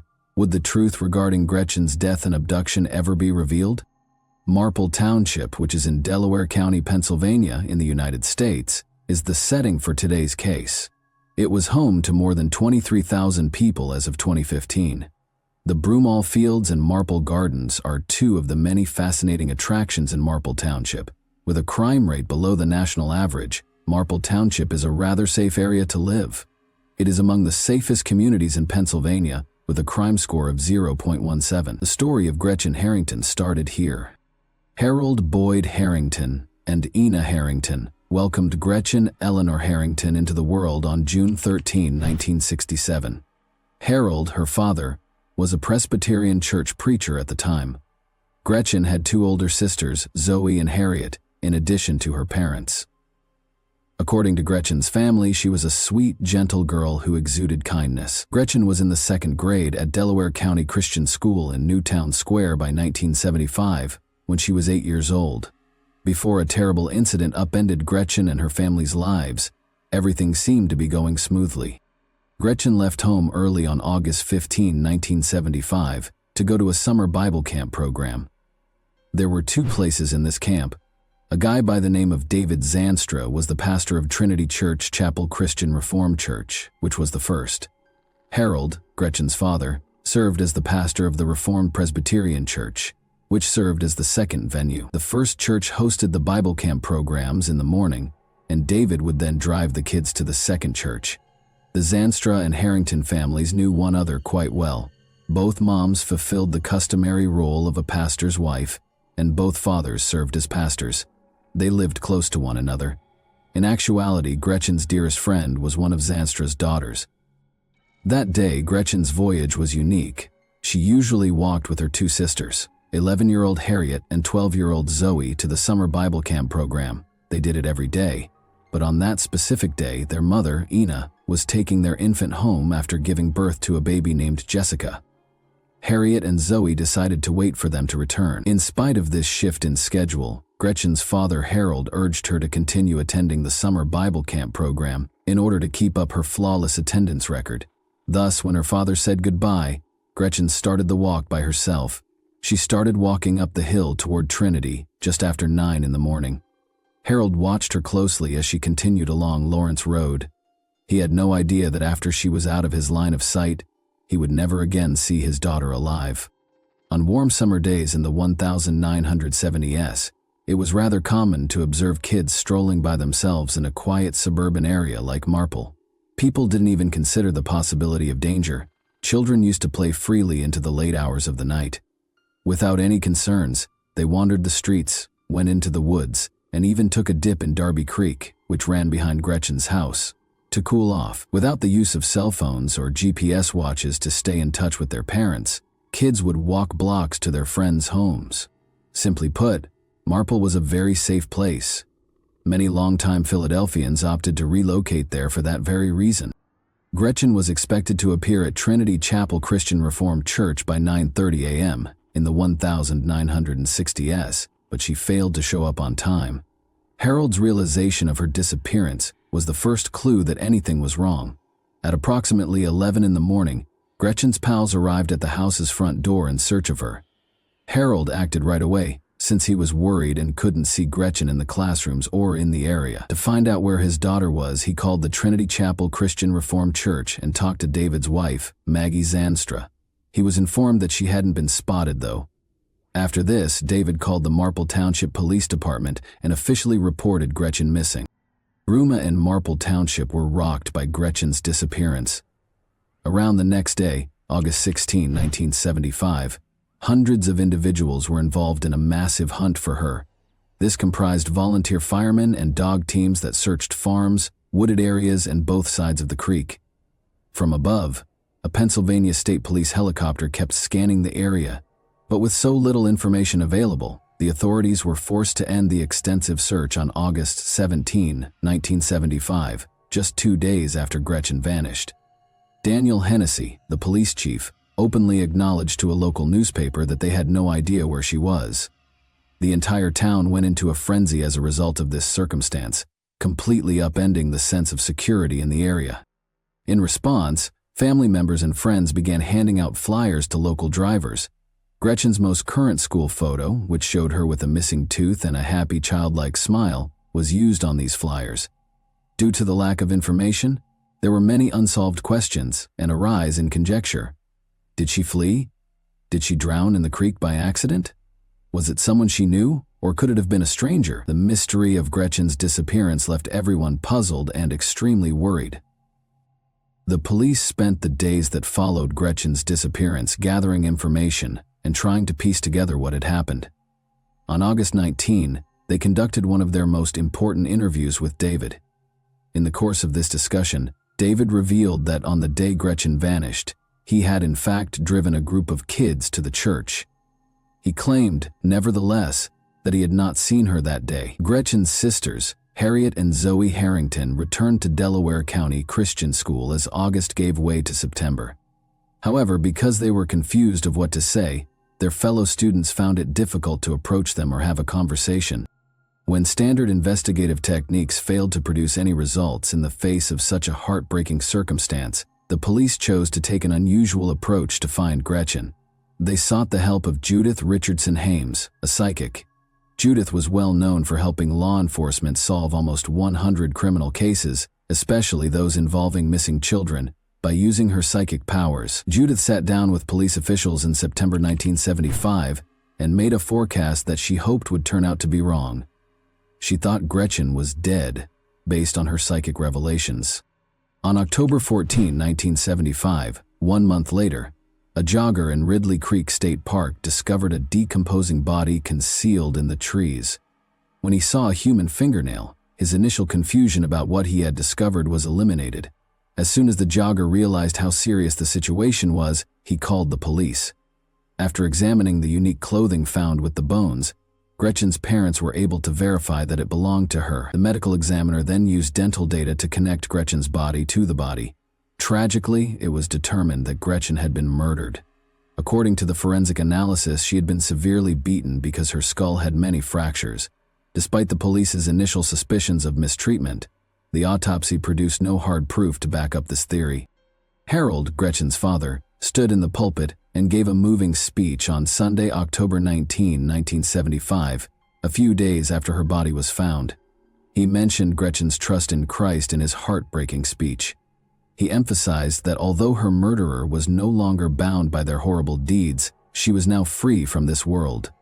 David presided over Gretchen's funeral, which was a solemn occasion. Gretchen was 8 years old. She was buried in Johannesburg, Michigan, USA's Meridian Line Cemetery after the ceremony. Meanwhile, new enthusiasm for the investigation was sparked by the finding of Gretchen's body in the woods. Witnesses came forward to describe different people they had seen in the area where Gretchen's body was discovered. Men who had visited the area were described in these eyewitness accounts. As a result, the police were inundated with community suggestions, some of which seemed more promising than others, and others of which proved irrelevant or useless for pursuing justice. Investigators investigated a variety of possible possibilities, including closely examining local residents with past criminal histories. The evidence box at the Marple Township Police Department offices started to collect dust after they failed to produce any noteworthy leads. Reel-to-reel tape interviews, photographs, and memoranda were among the many items in this box that were pertinent to the case, but it was left dormant due to the lack of progress. The investigation into Gretchen's abduction became chilly over time. Sometimes a detective might review the case at roll call meetings or in their own time during a routine week. Every time, it felt pointless to search through the file in the hopes of finding something they had previously overlooked. They were frustrated and unable to make any progress on the case because the leads consistently ended in dead ends. The first detectives who had been investigating Gretchen's disappearance had either retired or died, so there were no updates on the case for many years. However, things took a dramatic change in the fall of 2022. A woman, whose identity was kept secret, contacted the Marple Police Department and said she wanted to talk about Gretchen's murder and disappearance.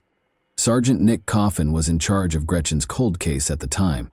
Consequently, this woman's message was sent to Coffin's phone when she called the Marple police. Coffin was told by the woman that she thought she knew who might have caused Gretchen's terrible demise. Suspicions of a potential connection were raised when she also brought up an attempted kidnapping episode that had happened around the same time. The long-standing mystery surrounding Gretchen's disappearance and death was given new life by this unexpected contact. State troopers scheduled an interview with the woman, who was designated as a confidential informant and only known by her initials, SF, on January 2, 2023. This interview would turn out to be a significant turning point in a cold case that had been unsolved for almost 50 years. SF claims that Gretchen and one of her sisters, Zoe, had gone to school with her. Investigators were also informed by SF that she had been friends with David Zanstra's daughters and had often visited the Zanstra home, often spending the night there. When she was 10 years old, SF recalled waking up in the middle of the night to see David touching her inappropriately during one of these sleepovers. Terrified by this unsettling conduct, she moved and caused David to rush out of the room. This unwanted touching happened again the next night, which is shocking. When the girls woke up in the morning, SF made the decision to tell David's daughter about her father's disturbing behavior. To her surprise, the daughter said something like, "He does that sometimes."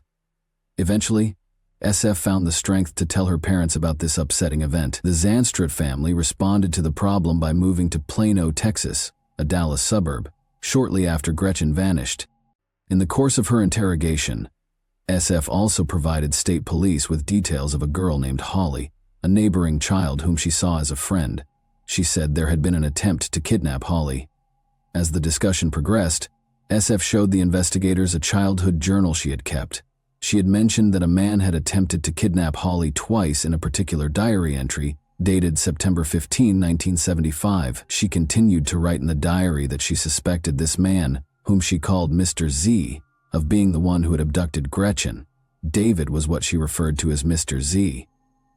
The investigation into Gretchen's murder and disappearance gained a crucial new dimension as a result of SF's revelation. Investigators were inspired to find 83-year-old David, who was now living in Marietta, Georgia, northwest of Atlanta, by SF's interview and her diary entries. David was interviewed by investigators at the Cobb County Police Headquarters in Marietta on July 17, 2023. Andrew Martin and Eugene Trey, two Pennsylvania troopers, conducted this interview. The tone of the conversation was rather amicable at first. David denied ever seeing Gretchen on the day she vanished, but when the police told David about the assault claims made by a lady who had written about her experiences in the diary, things took a different turn.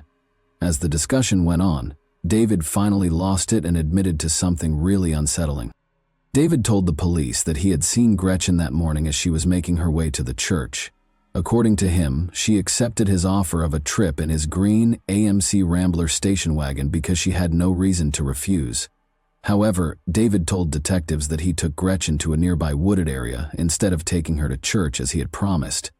He parked the car there and told Gretchen to take off her clothes, but she refused. He then punched Gretchen with his fist, causing her to bleed and sustain brain injuries. David then acknowledged that he attempted to hide Gretchen's half-bare body with sticks after learning she was dead before he left the scene. Detectives were in a state of shock as they processed the horrific contents of David's confession. Following this startling disclosure, David was taken into custody and charged with a number of grave offenses, including first-degree murder and criminal homicide, because of his confession about Gretchen. At last, 83-year-old David Zanstra is in prison. Gretchen Harrington was kidnapped and brutally murdered by him in 1975, according to the prosecution, while she was walking to the Bible camp where he served as a pastor. In any case, David's admission brought some closure to Gretchen's destiny. It also brought up an unsettling query with far-reaching consequences. Could there be more victims for this man who has publicly confessed to killing one girl and hurting others? David had spent a number of years as a pastor at a now-closed church in Flanders, New Jersey, before moving to Marple. He had been a vocal opponent of sexuality education in the local school district's curriculum while he was a student at Trinity. He relocated his family to a church in Plano, Texas, which is just outside of Dallas, little than a year after Gretchen's remains were found. He served as the congregation's leader for 7 years. David then proceeded to the Living Faith Community Church in San Diego as part of his pastoral journey. In 2005, at the age of 65, he retired from his last pastoral position in Fairfield, California. Authorities knew that this extended tenure of leadership gave him significant access to and influence over young and vulnerable people. They were thus left wondering how much he might have done during these years. Although the Marple community had finally gotten some of the answers it had been looking for decades, many locals were not at all at ease with the unexpected turn of events. It had been far more reassuring to think that this horrible thing had been done by an outsider, a troubled criminal, Someone who had come into town at random, kidnapped a little girl, and then disappeared as quickly as they had appeared. However, the offender was a well-respected member of their own community rather than an outsider. It was a devout figure, a husband and father to his own young daughters. The community's sense of security was further destroyed by this. Following all of this, Gretchen's family released a statement. They conveyed their appreciation to law enforcement for their continued commitment to the matter. Additionally, they expressed their desire that the person who killed Gretchen would be held accountable. David's legal team first opposed an extradition procedure after his arrest, but prosecutors, under the leadership of Delaware County District Attorney Jack Stolsteiner, asked Governor Josh Shapiro's office for help in getting the confessed criminal back to Pennsylvania. David is currently being looked into for any abuse cases. In addition to this case, investigators also collected a DNA sample from David, which may be useful in a wider context, supporting the investigation of other missing individuals as well as assault and murder cases across the country. One cannot help but consider the intricacies and turns that have transpired over the years as we draw to a close this horrific case. What obstacles must Gretchen's family overcome in order to find healing and closure after all these years? What about the criminal, David? How should he be held accountable for his acts in your opinion? And what effect would his arrest have on other possible abuse cases? And that wraps up today's chilling story. If you enjoyed this video, don't forget to like and subscribe so you never miss a new upload. Also, let me know in the comments, what part of this story shocked you the most? Thank you for watching, and I'll see you in the next video. Hey guys, welcome to my channel, and today we're going to take a look at another horrible case with you. Have you ever pondered the lengths people will go to in pursuit of love? However, what if that love turns out to be something else? What if everything you see is a carefully constructed web of deception and manipulation, and the protagonist of this tale is enmeshed in his own fantasies? The multi-millionaire from Wales, who appeared to have it all, ended up trapped in his own delusions, which caused him to let his life descend into a nightmare and bring down those around him. There are no simple solutions in this tale, and you'll be astounded to see how deeply feelings and passions drove events to a terrible conclusion. The Welsh tycoon and multimillionaire Peter Morgan, who was once at the pinnacle of his success and had unimaginable fortune, was suddenly on the verge of catastrophe. Pay great attention to every detail, because there is significantly less truth to this story than you might imagine. His life, which appeared to be full of wealth and perfect harmony, concealed behind its facade the darkness that frequently engulfs people going through a midlife crisis. A crisis that upends routine and forces a person to grasp at the opportunities they lost in their youth, ultimately leading them down a perilous path. This tale opens on a peaceful Welsh morning, in the traditional way that it was used as a haven for those looking for comfort behind its fortified walls. One woman admitted that her lover, who had previously made her happy, had turned into nothing more than a source of annoyance as they sat on a sofa in a hut nestled in the thick forest, revealing their secrets. She was about to make a choice that would alter everything. A man, meanwhile, was sitting at his house miles away, gripping his cell phone. His trembling fingers seemed to be an attempt to cling to what little tranquility he still had. He had heard words that would change his life forever only a moment before. Born in 1962 on a 300-acre farm close to Newport, Peter Morgan has a long history of achievement and wealth. This narrative took place in Wales in 2016. His family was financially secure when he was growing up. He realized early on that his future was predetermined. He would follow in his parents' footsteps and become a farmer. Even yet, Peter displayed characteristics of entitlement and disinterest in learning. He had a simple picture of his life, and never dreamed of venturing beyond the known bounds. He left school at the age of 16 to work in the family business, which turned out to be a reliable source of money even though he had no official schooling. For many years, Peter's life was predictable. He married a childhood friend, worked on the farm, and settled down with his 2 kids in the small town of USK. For a while, Peter was content with the security and comfort of family life, but on his 30th birthday, he made the decision to turn his life around. He left the farm to start his own business, which was very profitable, despite not being very exciting. His network of industrial chicken houses began with poultry barns. The business prospered, and Peter sold it for 7 figures by the time he was 40. This turned out to be a pivotal moment in his life. Although the midlife crisis arrived subtly, Its consequences were severe and swift. It seemed as though Peter had suddenly changed from a reasonable businessman to a man who was driven to experience life in all its ferocity and disorder. He started spending money like there was no tomorrow, purchasing expensive vehicles like Lamborghinis and Ferraris, and furnishing his newly purchased estate with ostentatious accessories like a helicopter and a tank. It soon became clear that he was fascinated by weaponry. He had an AK-47 on the desk in his office, but that was just how it looked. Financial excess was only one aspect of the changes in his life. Peter initially stepped over the line when he paid a performer for an intimate service at a private club, while on a business trip to Amsterdam. He woke up and felt compelled to continue after this, which was his first act of infidelity. Peter lived a double life from that point on, one that was characterized by stability and family, the other by luxury and the indulgence in forbidden pleasures.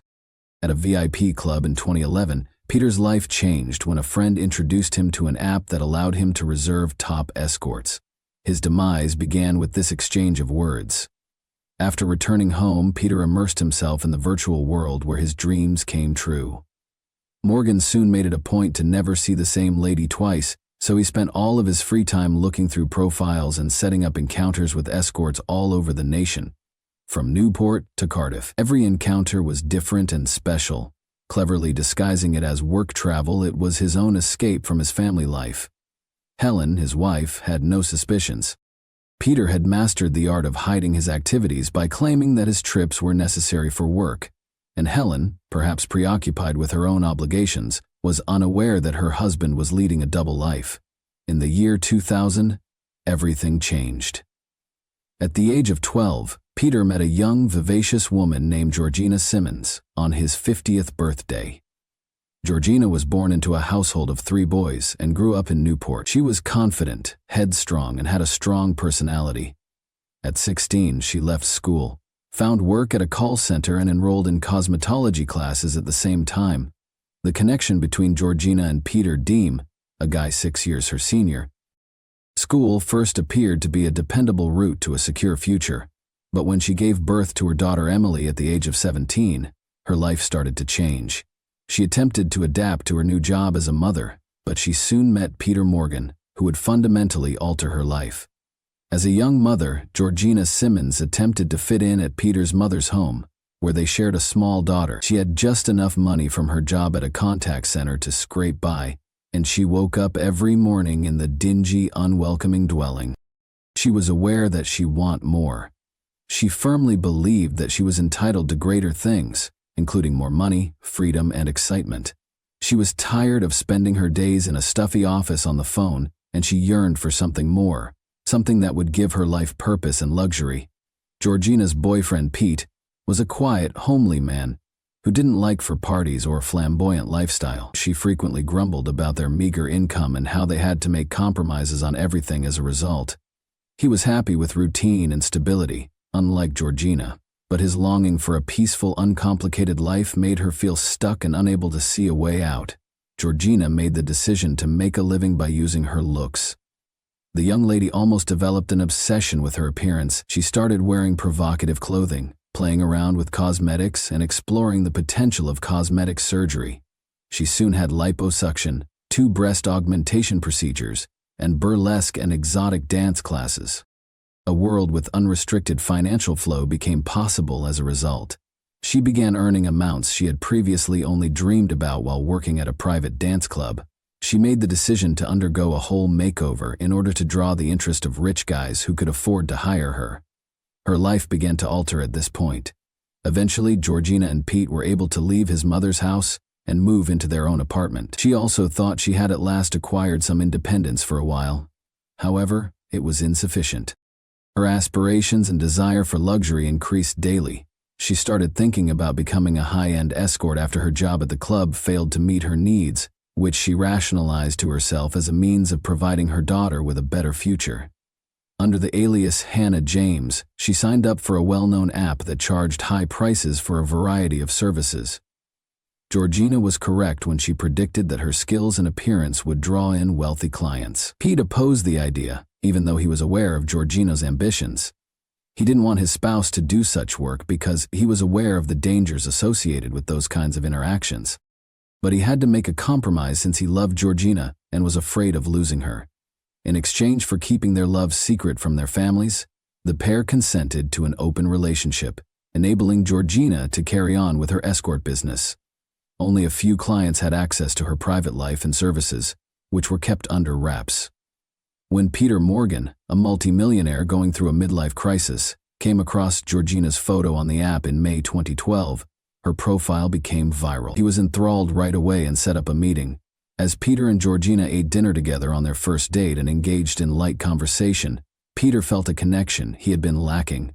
Her confidence as well as her appearance drew him in. He paid her $200.00 for a kiss that night, but by morning the sum had increased dramatically. For Peter it was more than work, but for Georgina it was simply labor. Peter preferred variety and had never met the same woman twice before, but Georgina was different. Their encounters went from once a month to once a week, and he was prepared to repeatedly pay for her time. Peter became aware that he was in love with her. Money was no longer a concern and he enjoyed being with her. He was paying for her business as well as her services. Morgan lavished her with presents, clothing, shoes, pricey jewelry, and even a red Ferrari while they were out to eat and watch movies together. Over time, his emotions started to develop into an obsession. As much as possible, Peter wanted Georgina by his side. She was more than just an escort to him now. She was a companion, something his wife and kids would never leave.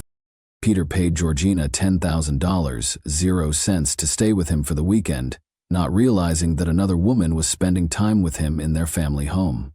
Helen, Peter's wife, was unaware that the events unfolding in her bedroom could cause their marriage to fall apart. It was all business to Georgina. It didn't interest her.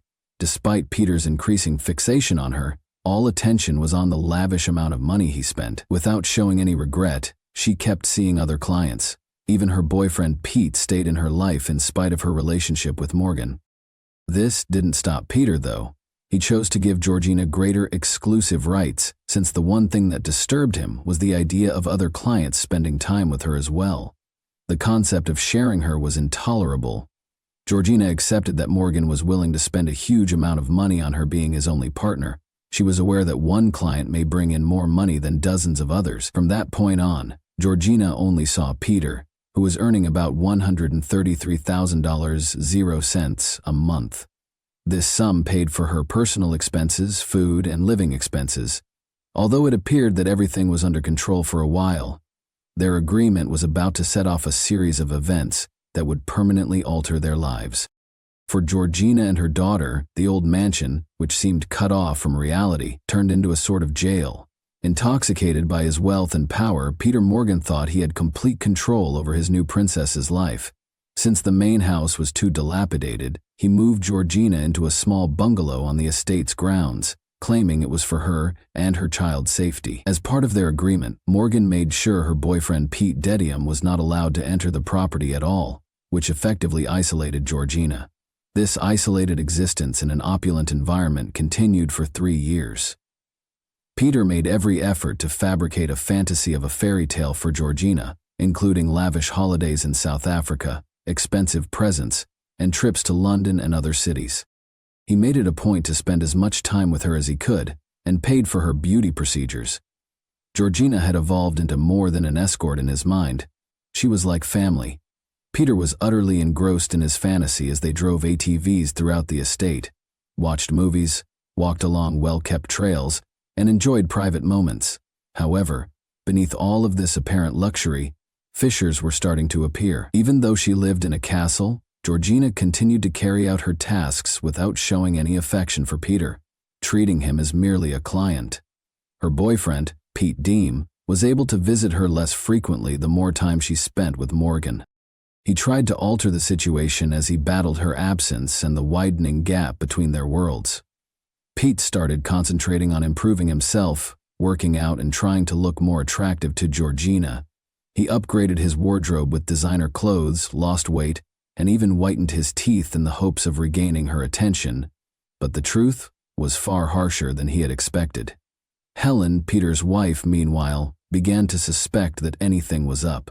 She had long disregarded her husband's dubious business travels, But when she found a receipt for flowers sent to a different woman, everything changed.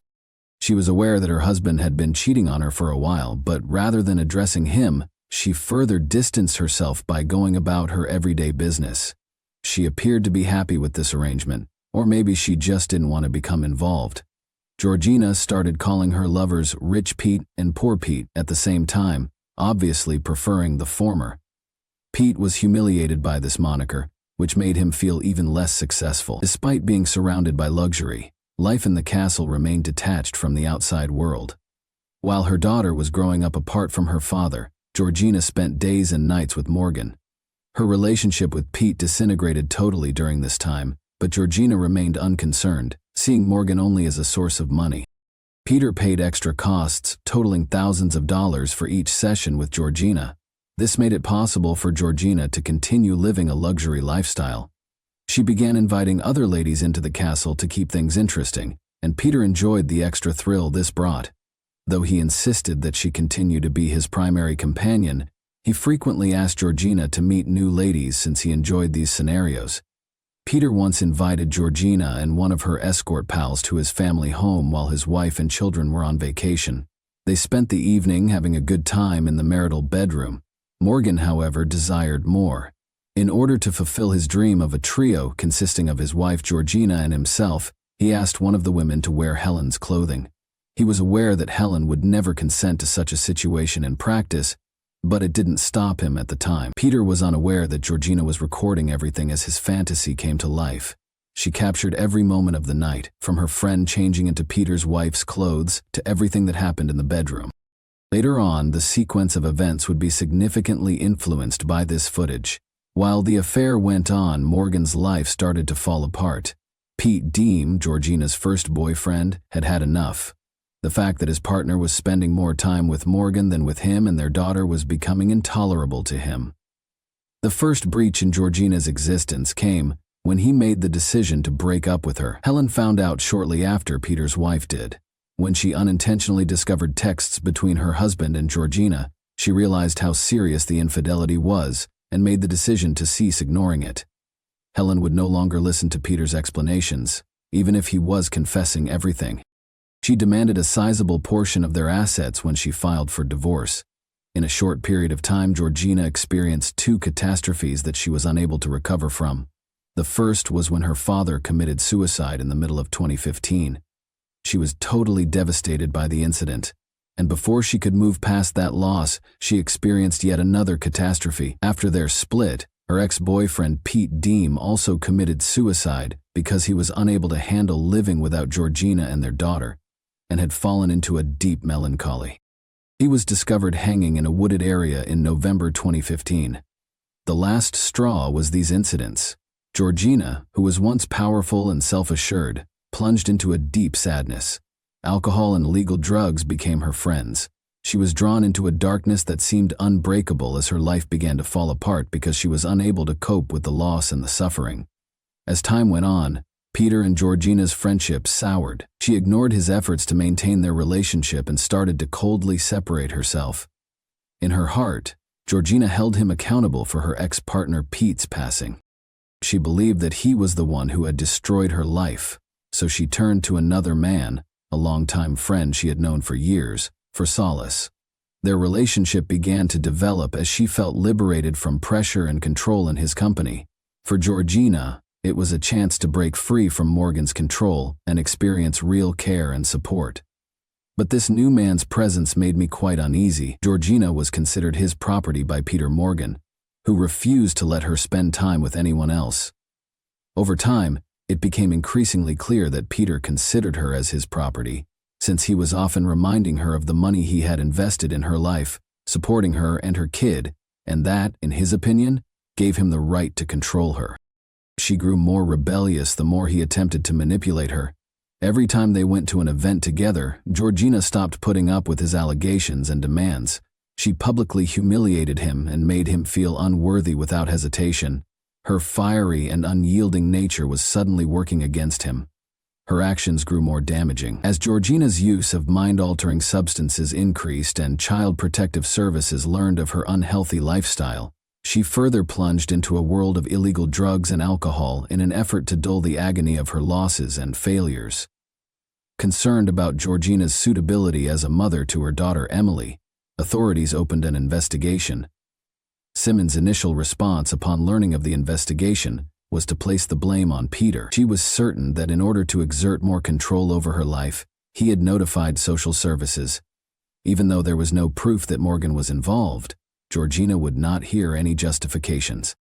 She believed that he was to blame for all of her bad luck, so she chose to speak with him directly, which led to a heated argument. This controversy turned into the pinnacle of their escalating hostility. Peter, a man accustomed to dominance, was unable to release her. In order to keep tabs on Georgina's every action, he started spying on her.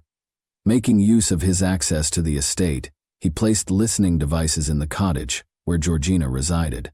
Since each device had a SIM card, he was able to make calls and listen in on what was going on in the room when he was at home. Every day, Peter would connect to the gadgets and listen in on her discussions. This concern with surveillance turned into a full-fledged obsession. To find out if Georgina was cheating on him or scheming against him, he would call the devices up to 10 times a day and listen to recordings for hours. Over 2 months went by, and the majority of the talks Peter overheard were routine, including small talk with friends and conversations with her daughter. But all that changed on January 10, 2016. George had a close friend over that day, and when Peter called to listen, the conversation changed. Georgina was venting about him, and he heard it. She said that although she felt stuck because of Peter's financial support, her life with him had turned into a nightmare. She acknowledged feeling like a prisoner in the estate, and resented him for bringing child services into her life. Thankfully, Georgia was not in danger of losing custody of her daughter because the child services investigation was over.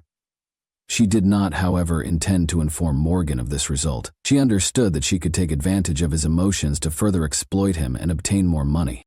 Georgina was aware that the possibility of losing her daughter was a potent instrument for manipulating Peter, and she was determined to take use of it in order to obtain as much as possible. However, she had a more ambitious plan. Peter heard Georgina candidly inform her friend that she planned to deceive him into signing the bungalow to her before permanently severing their relationship. The compromising video footage of the night they spent together with her friend, who had disguised up in Peter's wife's clothes, was another weapon she had at her disposal. By threatening to show the video to Morgan's ex-wife and daughters, she intended to blackmail him. Peter heard her plan and knew that everything depended on it. He realized that Georgina's goal was to ruin his life by taking advantage of his weaknesses. His whole universe seemed to be crumbling under him at that very moment. He was aware that his acquaintances and associates would abandon him if his daughters learned about the recording and would not want to interact with him. As he listened to these revelations in the quiet of his house, Peter Morgan experienced a range of emotions from shock to wrath, realizing that all he had worked so hard to build could fall apart in an instant. The fact that the lady he trusted was planning such a betrayal astounded him. Her remarks minimized all that he had done for her, exposing their relationship as a figment of her imagination, in which he was only a puppet. After barely surviving the night on January 11, Peter started to carefully consider every stage of his revenge plan in an effort to take back control of his life. His phone's search history revealed his plans the very next day. He was researching everything he may require to carry out his scheme. Peter Morgan bought rope, rubber gloves, plastic bags, and zip ties from a hardware store on January 12. He made a beeline for the house where Georgina resided as soon as he got back to the estate. He made no effort to be polite this time. He addressed her right away and claimed to be aware of her plans. He made it plain that he would not permit things to go in that manner and accused her of blackmail. In a last-ditch effort to retain her, Peter promised her everything, including marriage and a portion of his fortune. As he tossed a stack of cash at her feet, he even proposed to get a life insurance policy, designating her as the beneficiary and guaranteeing her $1 million in the event that he passed away. However, she ruthlessly turned him down rather than accepting his offer. Peter became blindly angry after hearing her hateful and disdainful remarks. His goal was to scare her, so he grabbed the rope and looped it around her neck in an attempt to intimidate her. His intentions changed, though, when Georgina threatened to cover all costs. An act of brutality was the result of all the rage, frustration, and disappointment that were inside of him. Peter closed his eyes, tightened the rope, and kept going until her respiration ceased. Peter felt nothing but emptiness when Georgina Simon's life passed away. He wrapped her body in plastic, secured her ankles and wrists with zip ties, and put on the rubber gloves. Then, believing that no one would discover her there, he took her to an old family home where his family had resided. He concealed her in an outbuilding. However, his recklessness and haste proved to be his downfall. Every action was recorded by the security cameras he had personally placed, and authorities were able to follow Georgina's whereabouts thanks to her cell phone, which he neglected to switch off. Georgina's friends and acquaintances were worried when she failed to arrive to pick up her kid from school. When her absence became evident in the evening, the police promptly began searching. Morgan, attempting to stick to his story, emerged as the prime suspect. He stated that she had asked him to go when he saw her around noon. Peter tried to claim that he seized Georgina's phone to shield her from dangerous substances, but the police soon discovered that he was lying under pressure from detectives. He was brought to the station for more interrogation, nevertheless, because his account was not credible. A few hours later, he sobbed and admitted to Georgina's killing, saying he had been driven to the brink. He tried to defend his behavior by claiming that he had given her everything in the hopes of preserving their relationship, but all he received in return was dishonesty and threats.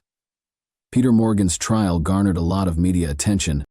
He later attempted to argue for a lighter sentence despite his confession, pointing to emotional and mental health problems. An attempt was made to reduce the accusation to manslaughter by distress, but in the end, the evidence, including his own confession and the surveillance footage, was so strong that Peter Morgan was given a life sentence, with the chance of release after at least 25 years. This is where I want to take a moment to address every one of you directly. There is more to this story than a detective story or a criminal report. It's a tragedy that exposes the frailty and preoccupation of people. Attachment was mistaken for ownership by Peter Morgan, a man who yearned for acceptance and love. He ultimately fell prey to his own illusion that he could purchase a relationship with money. Motivated by her aspirations and the wish to provide her daughter with a brighter future, Georgina was unable to stop and became entangled in a game that ultimately led to catastrophe. Little Emily, who lost both her parents, is maybe the most sorrowful character in this story. She fell prey to adult games where she had no reason to worry about the future. Remember that if you own up to your faults early on and refrain from basing your pleasure on deception and power, you can always find a way out of even the most dramatic and challenging circumstances. And that wraps up today's chilling story. If you enjoyed this video, don't forget to like and subscribe so you never miss a new upload. Also, let me know in the comments, what part of this story shocked you the most? Thank you for watching, and I'll see you in the next video. Hey guys, welcome to my channel, and today we're going to take a look at another horrible case with you. It became a nightmare on New Year's Eve. Statistics show that a crime's nature is significantly influenced by the time of day it is committed, such as during the day. Domestic violence occurrences are more widespread in the evening, as are economic crimes such as robberies, thefts, scams, etc. However, crime and the most heinous acts of evil occur at night, when the streets are dark and almost empty, making it difficult to identify a criminal. It is common knowledge that it is dangerous for women in particular to stroll alone on city streets at night. However, there are situations when it is unavoidable. The narrative of Rachel Moran, a young British woman, started this way.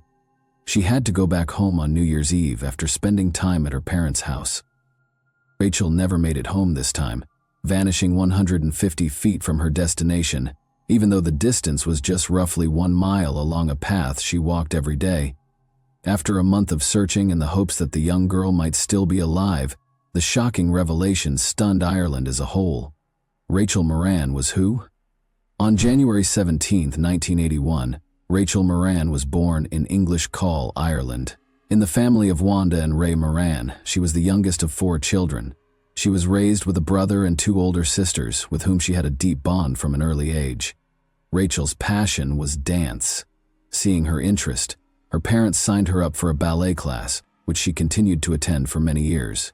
She even intended to pursue a career in this industry, either as a choreographer or a ballerina. But as she got older, her opinions and tastes started to shift.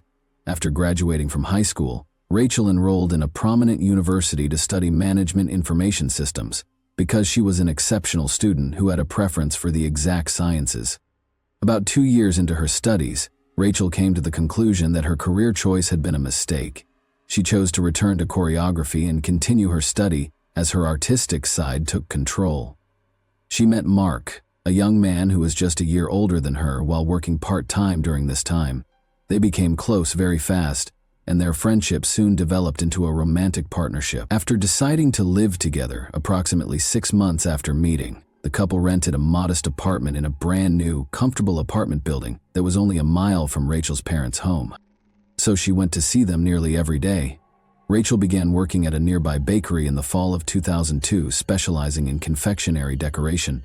She became enamored with this profession and gave pursuing a second degree in culinary arts some serious thought.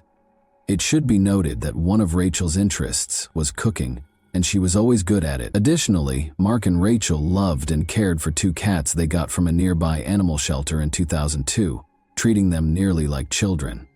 The young couple fed the pets on time, took care of them in every manner they could, and made an effort to avoid leaving them alone at home for extended periods of time. A dispute on New Year's Eve as the 2003 New Year's celebration drew near. Everyone in the area was occupied with getting ready for the celebrations, selecting recipes for the holiday table, and purchasing presents for their loved ones. Rachel was trying her hardest to stay up to date for the holidays while juggling a lot of orders at work. Since one of their cats was ill and required special attention, she and Mark wanted to see both of their parents without leaving them alone at home all night. The location and manner of the couple's New Year's celebration had already been decided. Mark had planned to see his parents after spending some time with them at home, but he was expected to return to the apartment he shared with Rachel after midnight. Rachel planned to visit her parents' house before midnight and remain there till dawn, but she had made plans to meet her brother at a bar. The evening proceeded as planned for the most part. Following a romantic supper and glass of champagne at home, Rachel's brother picked her up as Mark went to see his folks. After hanging out with her brother until about 11 p.m., Rachel and her brother headed to her parents' house, where her mother, father, and sister were waiting for them at the celebratory table. Rachel contacted her lover on their home phone at 1 in the morning, but he didn't pick up. She tried calling his cell phone a couple more times without luck. She asked Mark where he was after he responded. Mark acknowledged that he couldn't say no to a close friend's invitation to a party, even if he had gone home as they had planned. They had decided not to leave the animals alone until morning, and that someone should be at home at night to care for them, including one that wasn't feeling well, which infuriated Rachel. Rachel, following a brief argument. Mark insisted that nothing significant would occur during those few hours, and promised to return by 6 a.m. Rachel, however, was furious, and insisted that someone must remain with the animals.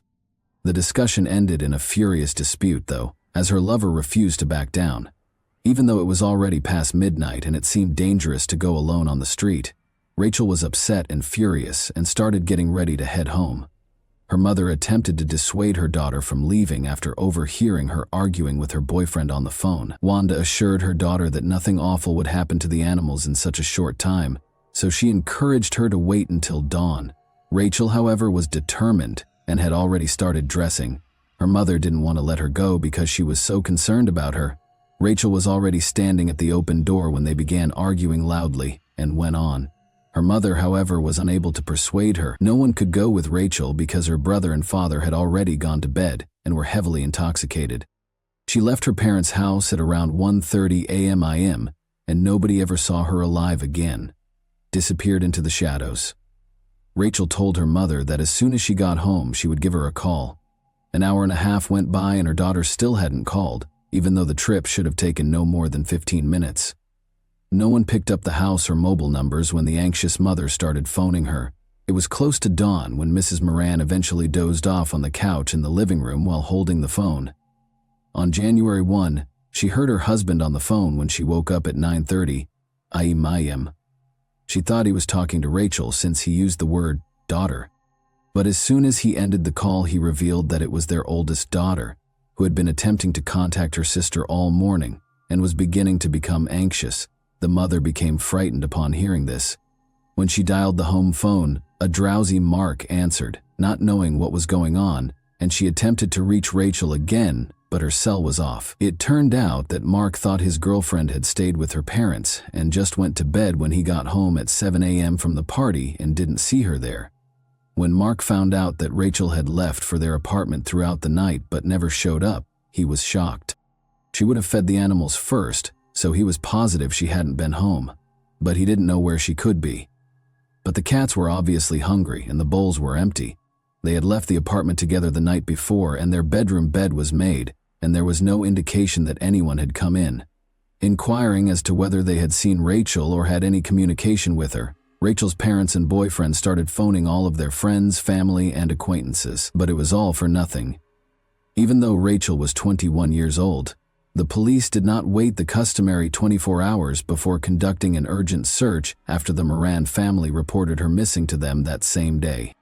After speaking with all of Rachel's family members, friends, and Mark, the police thoroughly ruled out the chance that she had fled on her own. They also investigated Rachel's apartment and her parents' house, where she was last seen. It should be mentioned that the missing woman looked really beautiful. Tall and slender, she had long platinum blonde hair and lovely facial features. People would surely remember her if they saw someone like her on the street. Thus, investigators started looking for potential witnesses. Stranger in the dark. It was not yet possible to track a location using a mobile signal in 2002, and the girl's phone's call and message logs yielded no leads. All that was known was that the gadget had been switched off about 15 minutes after Rachel had left her parents' house, and based on the time, she should have been close to her own house by then. Rachel's mother was speaking with law enforcement again, when she abruptly remembered something crucial that she had neglected to bring up before. As it happens, they continued to argue loudly at the door while her daughter was already outside. Wanda urged her to wait till morning since she didn't want to let her go. She then caught sight of a man passing their residence on the street. She even considered asking him to go home with Rachel, however, she didn't. In the dark light, Wanda was unable to see the visitor clearly. She couldn't even provide a basic description because all she saw was a figure wearing a dark jacket and cap. But this individual might be a criminal or a useful witness. The authorities requested that all locals, including store owners, provide any surveillance camera footage they may have, since they needed to find him quickly. Investigators were able to determine that the missing girl passed the same business around 1 minute after the unidentified man did, and that the store was roughly 400 feet from Rachel's parents' home. Because of the low quality of the tape, it was impossible to make out the man's face or any other distinguishing traits, but it was evident that Rachel had traveled around half of the way home. The detectives chose to employ a strategy that frequently aided in missing person investigations as the hunt went on.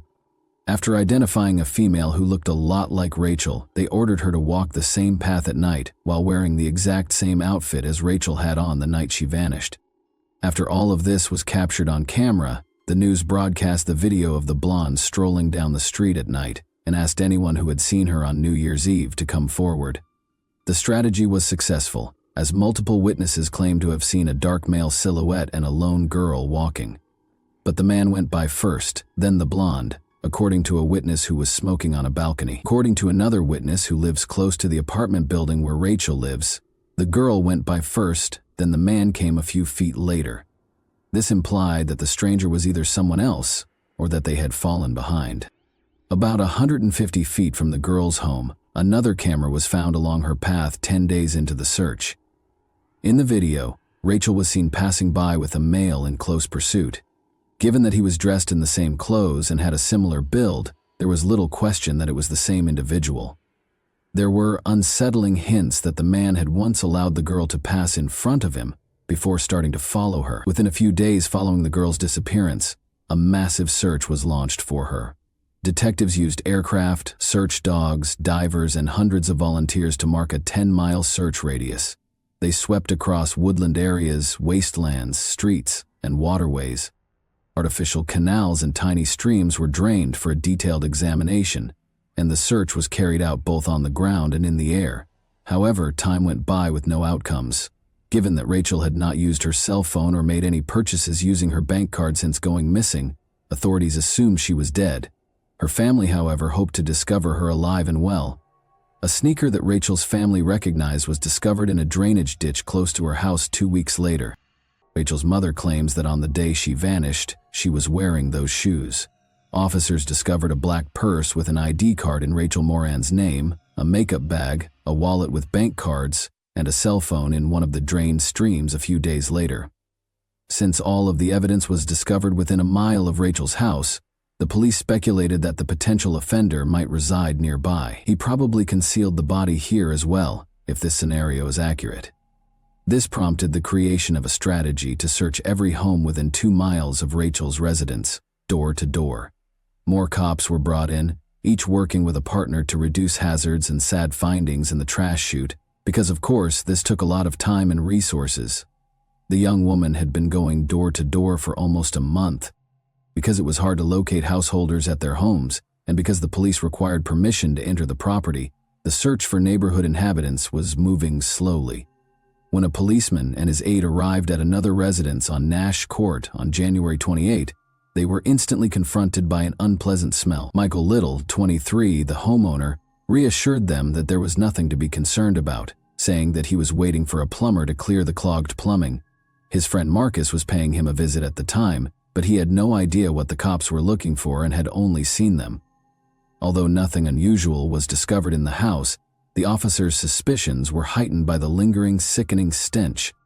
It was discovered that a small trash chute, filled with bags of different wastes, was the cause of the stink rather than the restroom. After deciding to examine its contents more closely, the cops removed a number of bags and found a human within, an egg protruding. The homeowner and his visitor were taken into custody by the police, who promptly requested reinforcements. While his companion had a full-blown meltdown when he saw the dead female, Michael was totally composed and even detached during the entire ordeal. It was difficult to remove the body from the small trash chute, and it was not apparent how it had ended up there in the first place. The victim was nearly naked, and it was impossible to determine the cause of death right away because of the advanced level of decomposition, but there were obvious stab wounds all over the body. According to the suspect's account, the scent had been driving him insane, so he was pleased the body had been discovered. He also gave his account of what happened that fateful night, although it didn't sound very credible. He claims that he heard the mother and daughter arguing while he was strolling down the street, and deduced that the girl intended to go somewhere by herself. He pursued her, they started talking, and he got to know her. Rachel allegedly accepted Michael's invitation to enter his home when they arrived. Little claims that they had a little drink, talked, and then, with their cooperation, had sexual intercourse before he went to sleep. According to the suspect, the girl in the kitchen was acting strangely when he got up at 5 in the morning. He had a small bag of illegal narcotics on the table, and he presumed that his visitor had taken something from it. Then, he said, she snatched a knife and charged at him, but he was able to take the weapon from her and hit her with a series of deadly blows. Michael explained the whole thing away as a bad accident that happened while he was defending himself. Everyone who knew the dead girl, of course, didn't agree with this version. To begin with, Rachel would never have gone anywhere with him, much less talked to a stranger on a nighttime desolate street. Thoroughly, she had never used any illegal substances in her life, and secondly, she would never have cheated on her lover. The girl's distinctive internal injuries and the discovery of little seminal fluid inside her were indicators of personal aggression, according to the autopsy. A third of the 27 stab wounds on the victim's torso came from behind, and none of them appeared to be self-defense. Michael Little is who? When police investigated the suspect's background after his arrest, they found that the young man already had a lengthy criminal history. He was caught stealing several times while still in school and came from a dysfunctional household. In addition, he never completed his education, which prevented him from obtaining even a mediocre job because he lacked a foundational education. He subsisted on both benefits and money he obtained unlawfully. He had been arrested multiple times for distribution and possession of illegal narcotics. Little was characterized by acquaintances as a pathological liar. He was always bragging about his sexy adventures and his impressive number of lovers, but in truth, every girl attempted to stay away from this weird and violent man.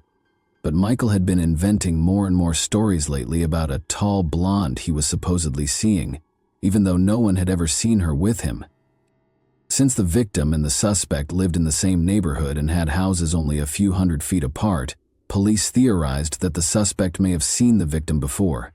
He probably started to fantasize about the girl and tell his buddies about her when he became interested in her. When the criminal saw her alone herself on the street that fateful night, he took advantage of the situation and attacked her. But this new, even stranger version was the first time the victim and her attacker had ever met. As the inquiry went on, the suspect abruptly withdrew his first claims and gave a completely different account, saying that the true perpetrator was his friend Marcus, who was also detained. Marcus allegedly brought the girl to his home after meeting her on the street that evening. After sharing a drink, the visitors started displaying interest in the homeowner, so they withdrew to his bedroom. The accused claims that following the private meeting, a furious Marcus stormed into the room, upset that Rachel had opted for someone else. After killing the girl with a knife, he threatened Michael with harm and demanded that he assist in concealing the body and keep quiet about what had transpired. The accused and his attorney swore that this was precisely how events had transpired, but of course no one believed this narrative. But there was no proof that Marcus was involved. He had a New Year's Eve alibi for the crime, and his response upon the body's discovery suggested that he was unaware of the nightmare that had taken place at his friend's house. Trial and sentencing. The precise events of that fatal night could only be partially reconstructed, because Michael never acknowledged his guilt.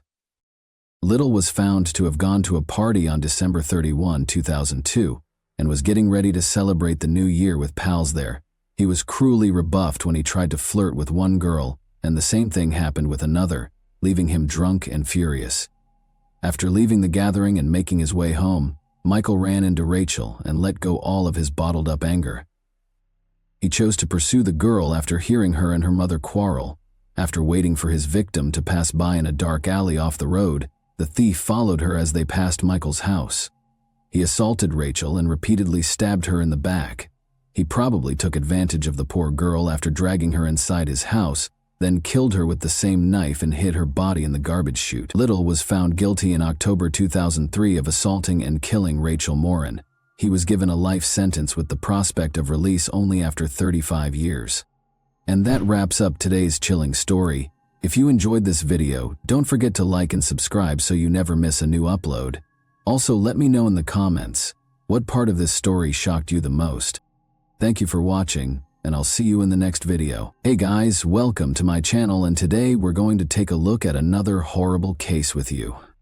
Doug Estes, then 33, went out that afternoon with his stepson and a buddy on November 17, 1990, a Saturday and the second day of firearms deer hunting season.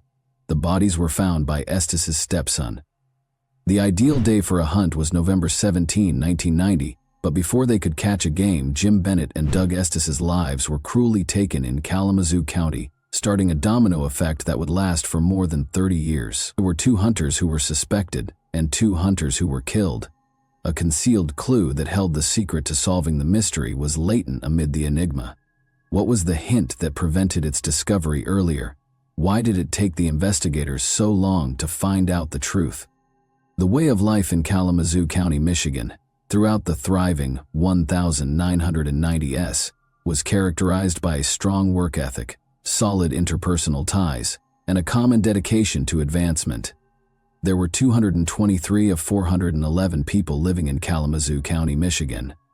A diverse range of people with varying goals were present, with one crime defining its history. The 1990s unfurled as a transformational decade against the backdrop of this dynamic county. On November 17, 1990, a relatively warm day in Kalamazoo County, the fatal day occurred. The hunters were headed to the Fulton State Game Area in hopes of catching a good game. Bobby Brown and Doug Estes, his stepfather, were among them. The group believed that splitting apart was a smart move and went in different directions.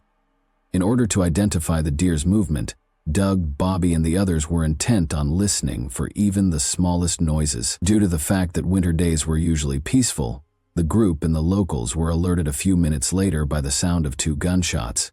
Just down the street from her home, Helen Knopfs and her son heard a car scream into a ditch. Could this have something to do with the recent gunfire, or was it just a coincidence? The fact that gunshots were common in the vicinity did not change the fact that the timing and closeness could not have been coincidental. Knopfs and her son were inquisitive and worried as they walked up to the automobile and noticed a sweaty man behind the steering wheel. His expression was unpleasant, and he appeared anxious. She offered to call a tow truck for him because Knopf believed he needed assistance, but he declined, claiming that a deer had unexpectedly crossed the road and left him in the ditch. There was something wrong, even though the justifications appeared sincere. After all, people used to come here and hunt deer. Knopf believed he was being calm, which was strange, yet he seemed eager to go out. The man in the automobile wasn't even looking for assistance when she offered to call the cops. He said he didn't want to involve the police because he was sure someone else would fix his car, and then he drove off. However, the gunfire echoes were still audible. Since the sound originated from the direction he traveled, Bobby Brown assumed that his stepfather had captured the deer. He continued in the same direction, almost eager to congratulate him, and discovered Doug lying on his back in a pool of blood on the ground. It was such a strange sight that Bobby's initial reaction was whether Doug was pulling a practical joke. There had been 2 gunshots, but he could not believe what he was seeing as reality set in. Doug might have been shot twice as a result, but he was only wounded by 1 gunshot. The alternative was that someone actually attempted to kill him by firing 2 shots at once and missed one. However, while Bobby searched the area in a panic, he saw something else that was unbelievable. Another body was lying face down. He hurried over to the other man's corpse and rolled him over, but he was obviously dead. He had first checked for Doug's pulse, but there was no hope. Bobby was powerless to help. He promptly alerted the police and raced out to seek assistance. The police responded quickly to examine the disturbing events that transpired on that fatal day, setting the stage for a thorough inquiry. Bobby had previously told the officers about the 2 bodies and they confirmed their presence. Their first task was to identify the victims, and before long the police were able to identify them. Bobby had already identified his stepfather Doug as he had phoned the police, and the other man was Jim Bennett, a nature enthusiast who was hunting alone that day. Jim Bennett and Doug Estes were both struck in the back with their hunting licenses at close range. The males had been shot with separate guns, which was strange. According to one version, they shot each other because they thought they were the deer they were searching for. The first problem was that they were nearly impossible to strike because they had both been shot in the back. When ballistic testing revealed that Doug's gun was missing from the scene and Jim's muzzle loader was fully loaded, the second discrepancy emerged. However, that was just the beginning of the chaos. Detective Bruce Wiersma, who was now retired, and Sergeant Roy Ballett were given the case. Since the area had not seen murder cases in a long time, Wiersma was overwhelmed by it because he lacked experience in homicide cases, much less double homicide.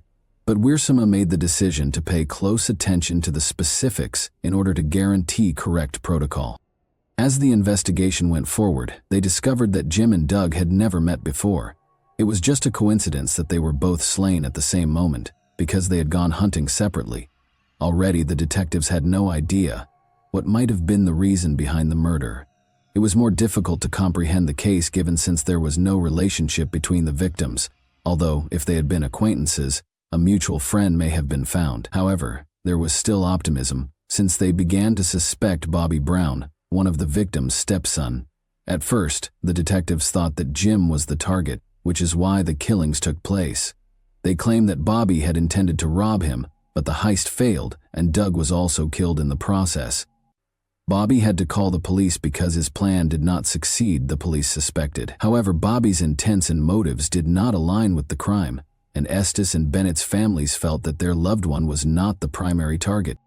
The detective's suspicion radar was always on, regardless of what the families stated, in case they overlooked any evidence. In order to find out if the neighbors had heard or seen anything odd that day, the police proceeded to check the crime scene once more. The neighbors had indeed heard the gunshots, but Helen Knopf's statement added a fresh perspective to the tale. She assisted the officers in drawing a composite of the man whose vehicle went into the ditch. The detectives spoke with other neighbors because, although the mystery man was starting to be suspected, there was no evidence connecting him to the crime. Following extensive discussion and exploration of their narratives, a new name surfaced from the obscurity. Jeff Titus, who was born in 1952, owned the land directly behind the Fulton State Game Area, where it served as a boundary. Prior to joining President Richard Nixon's security detail, he was a police officer in the U.S. Marine Corps. He then got a job at a VA medical center as a security guard. He loved hunting and being outside in addition to his professional activities, but he was fiercely protective of his land. When hunters would wander into his lands, he would become enraged. Could Doug and Jim have crossed the boundary into Titus's territory and enraged him? The cops wanted to know where Titus was when the murder occurred. That same day, the investigators brought him in for questioning in the evening when he was free. It turns out that Jeff Titus was himself hunting deer. He had gone off with a friend to an elderly couple's home at Battle Creek, which is over 27 miles from the Fulton Game State area. Titus and his friend went to Burger King and then drove back home after a few hours. The narrative began to diverge at that point.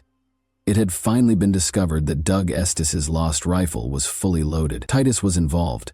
He claimed that after finding it some 30 yards from the scene of the crime, he decided to keep it clean so that no one could claim it and it could not be linked to another person. The revelation demonstrated that Doug and Jim had not killed each other and that someone else was to blame for their deaths, even though it threatened to seriously implicate Titus. Although it undoubtedly sparked concerns, Titus was cleared since there was no way to verify whether his tale was false.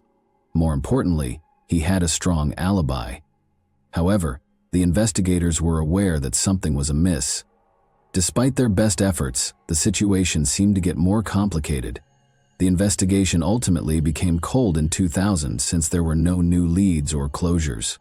A fresh team of detectives, led by Detective Mike Brown and now retired Sergeant Mike Workema, took over the case files and reopened the double homicide case of Doug and Jim. Re-examining the neighbors, re-examining the clues, and re-evaluating the previous suspects were the first steps in their investigation. It turned out that Bobby Brown was the object of their initial suspicion. He was cleared after much back and forth. Who had slain those men that day? Then, if the primary suspect was exonerated and there were no leads or clues. In retrospect, that would seem like a straightforward response, but the cold case investigators took their time and ultimately concluded that Jeff Titus had to be the murderer, regardless of what the original cops thought. Since the incident had occurred more than 10 years ago, people's recollections were hazy and their accounts varied. It was turning out to be harder than they thought. But the investigator quickly developed a tenable theory. It implied that Titus had left the hunting property where he had been at the time of the murders on November 17, 1990, and gone back to his own adjacent property close to the Fulton State game area. He took this move because he believed that someone might have entered his property without permission. Following that, it was thought that he killed the victims before returning to the Battle Creek farm and going home with his friend. Titus, a father and married man, was arrested in 2001 after his co-workers at the Veterans Affairs facility made reports. During the deer hunting season, they both revealed that Titus did not appreciate trespassing hunters.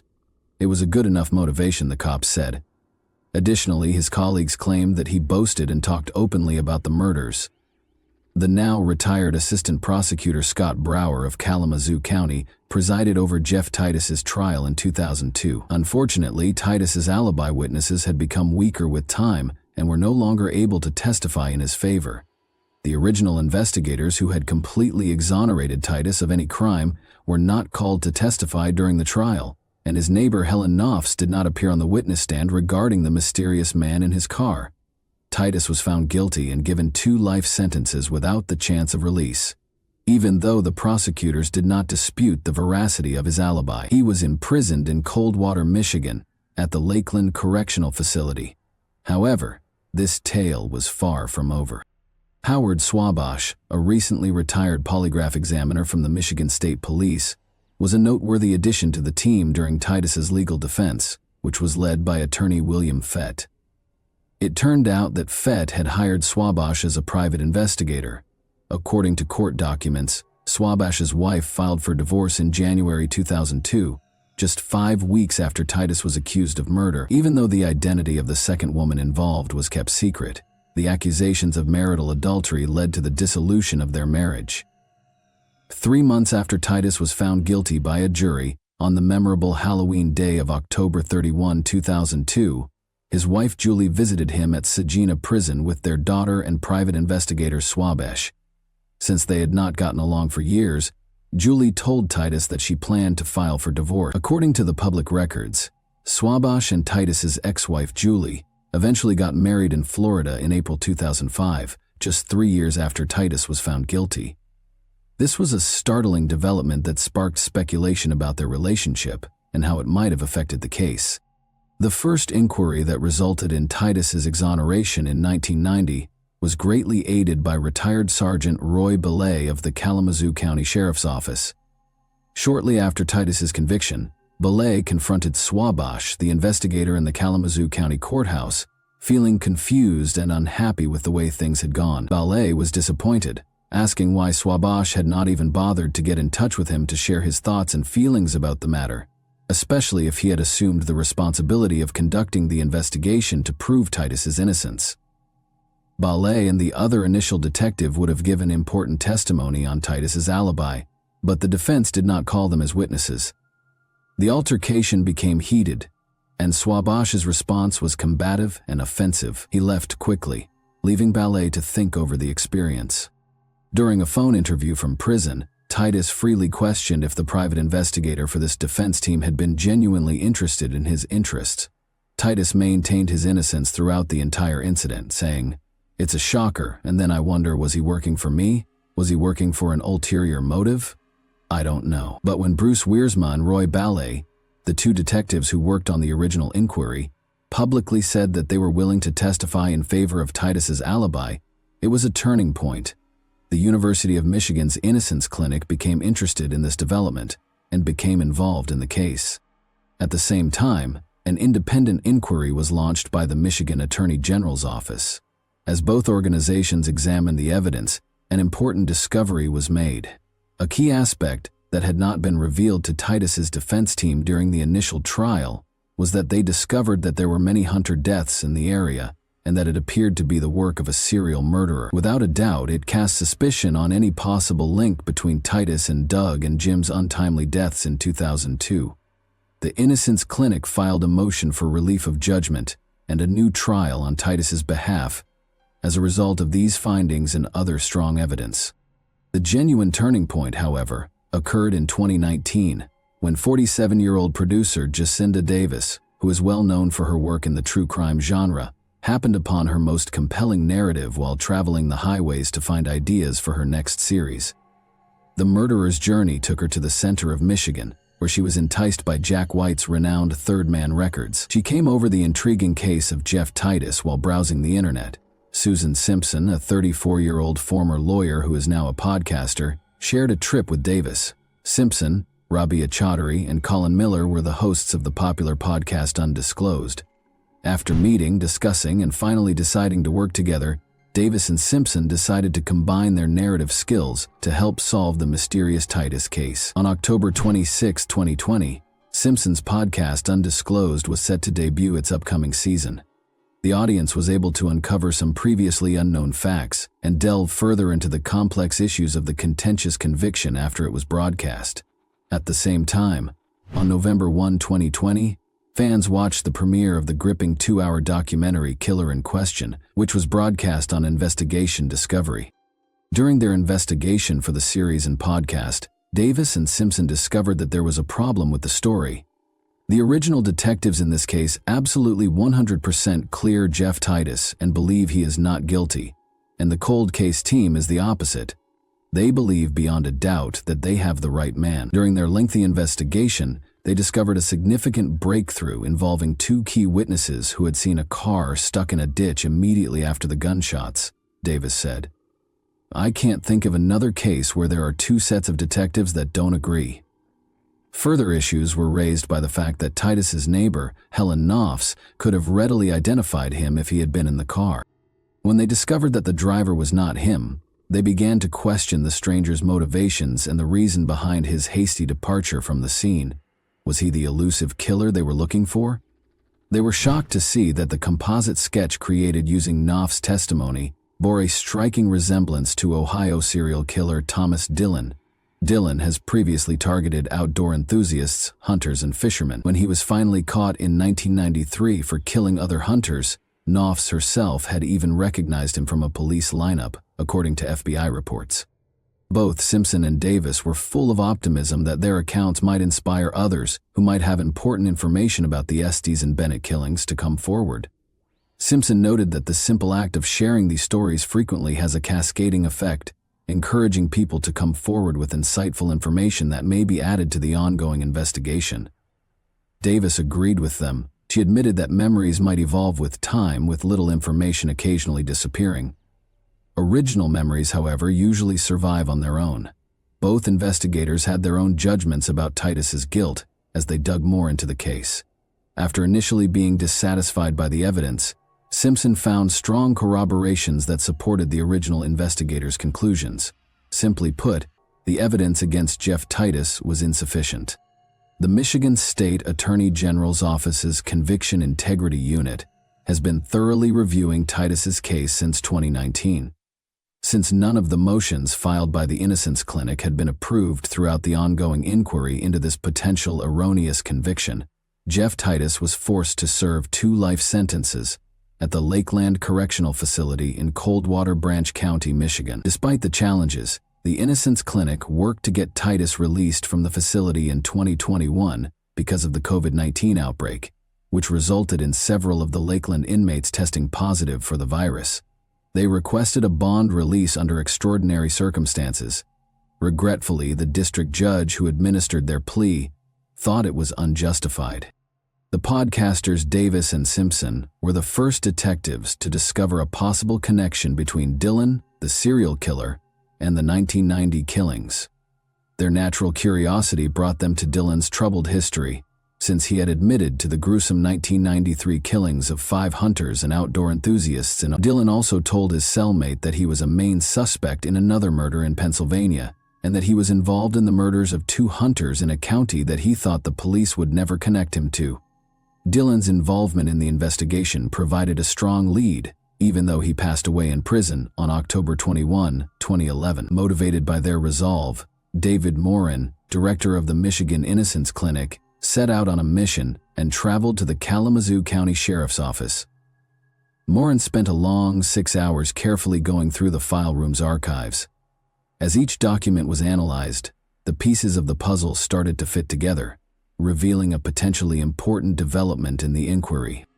Deep within the repository, Moran discovered a unique folder as he persisted in his quest for the truth. There were perhaps 30 interesting pages in the thin folder. It was gently penciled with the words "serial killer" on the outside.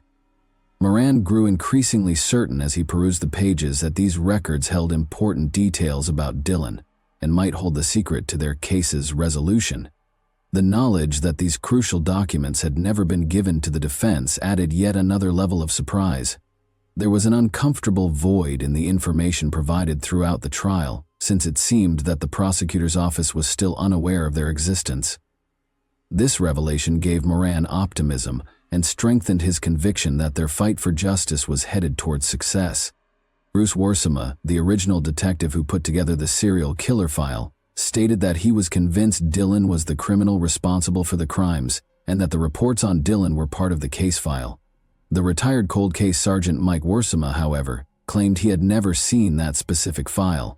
He denied knowing about the alternate suspect, as did other detectives on the cold case squad. But according to a police report that turned up in court records, the file was known to at least one of the cold case detectives. Former Kalamazoo County Associate Prosecutor Stuart Fenton had a different viewpoint. He stated that he thought Titus was behind the killings. He was adamant that an innocent man had not been wrongly condemned and that the jury had made the right choice. Fenton believed that the new material would not likely have changed the first trial's outcome in light of the subsequent claims. Titus personally promised himself that he would not cut his beard until the day he was released from prison. On February 16, 2023, he finally received the long-awaited call telling him of his imminent release, and he was overcome with emotion. Titus recounted, "I just started bawling." He would frequently cry with happiness again when he started working on the cards, briefly covering his face with his hands. Jeff Getting, the Kalamazoo County prosecutor, stated that it is still unclear whether additional charges will be brought.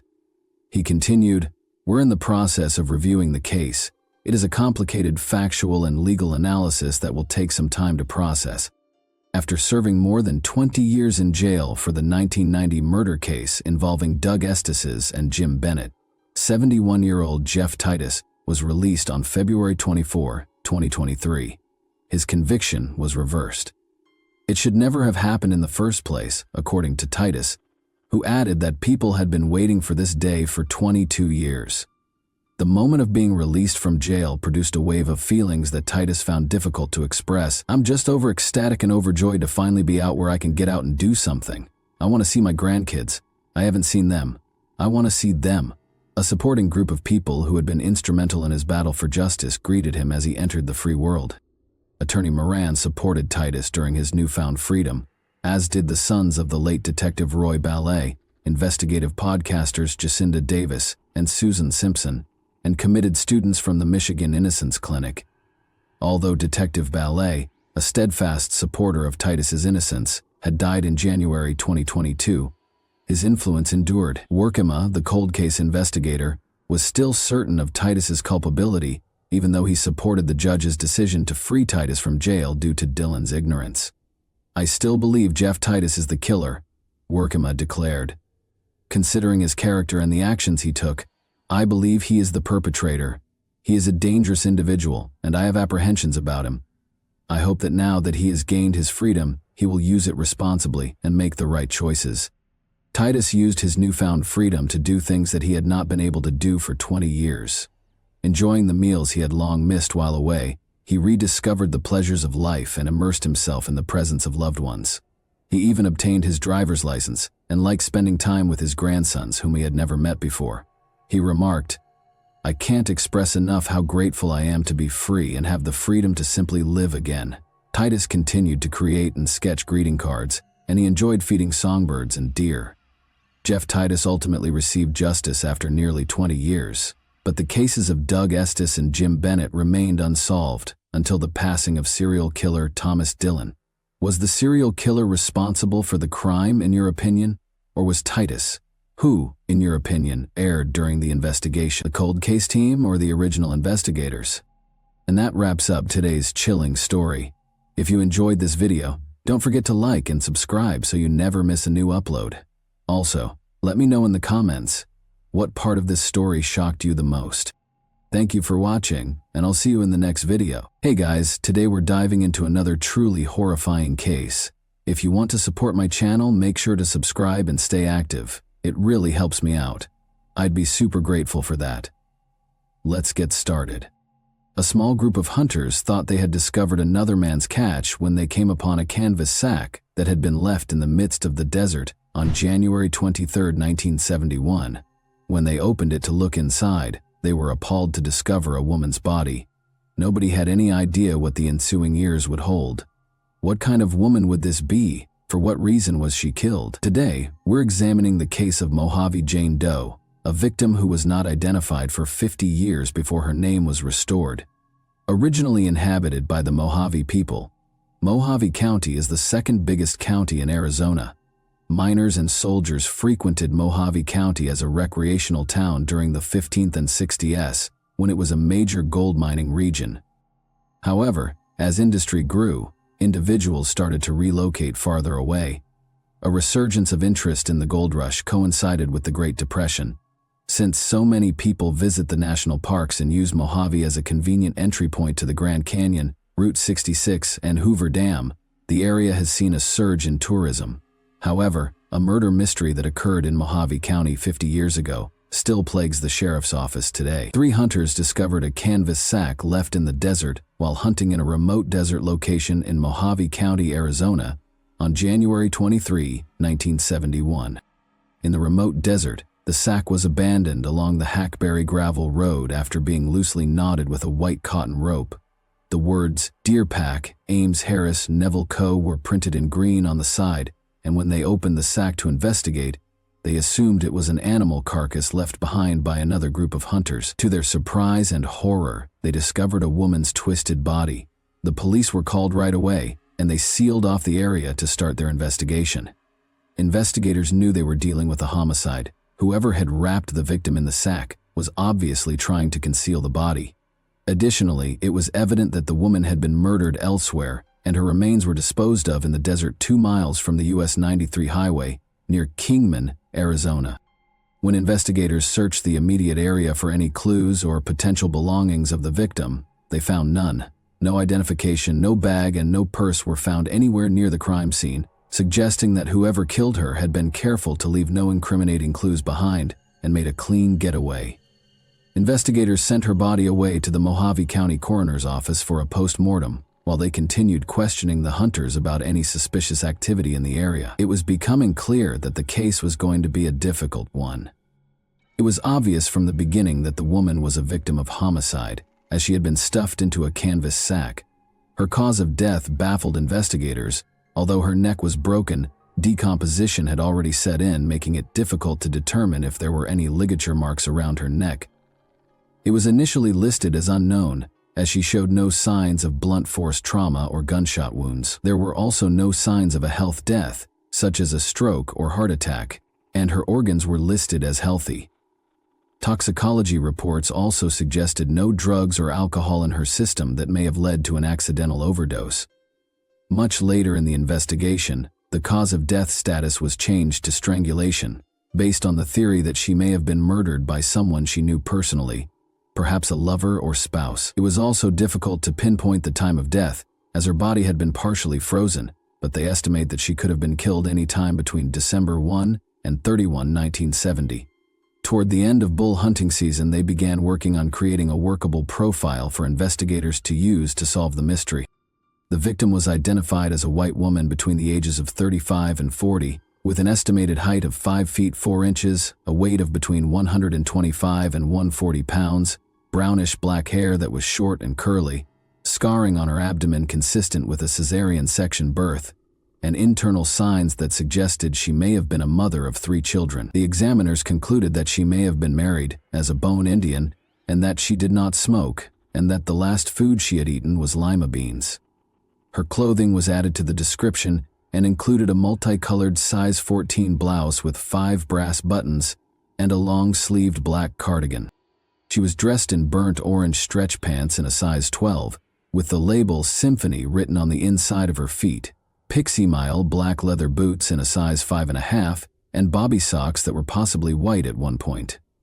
Her hair was described as salon-styled, and she had a neat and tidy appearance, with evenly manicured and clean nails. What was most noticeable was the extensive dental work she had undergone, which was estimated to have cost nearly $2,100.00. She was given the placeholder name, the Mojave Jane Doe, and was held at the county mortuary until her identity could be established.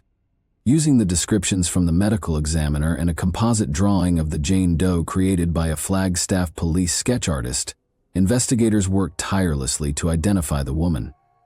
They began by publishing a report in the local and national newspapers that included the victim's description, composite sketch, and the location where she was found. Since this did not appear to yield any promising leads, investigators turned to other methods of identification, canvassing motels, hotels, and local stores that catered to the upper middle class in the area. Despite their extensive questioning, no one could recall such a woman passing by. Afterward, investigators examined her clothing and attempted to ascertain where she had purchased it.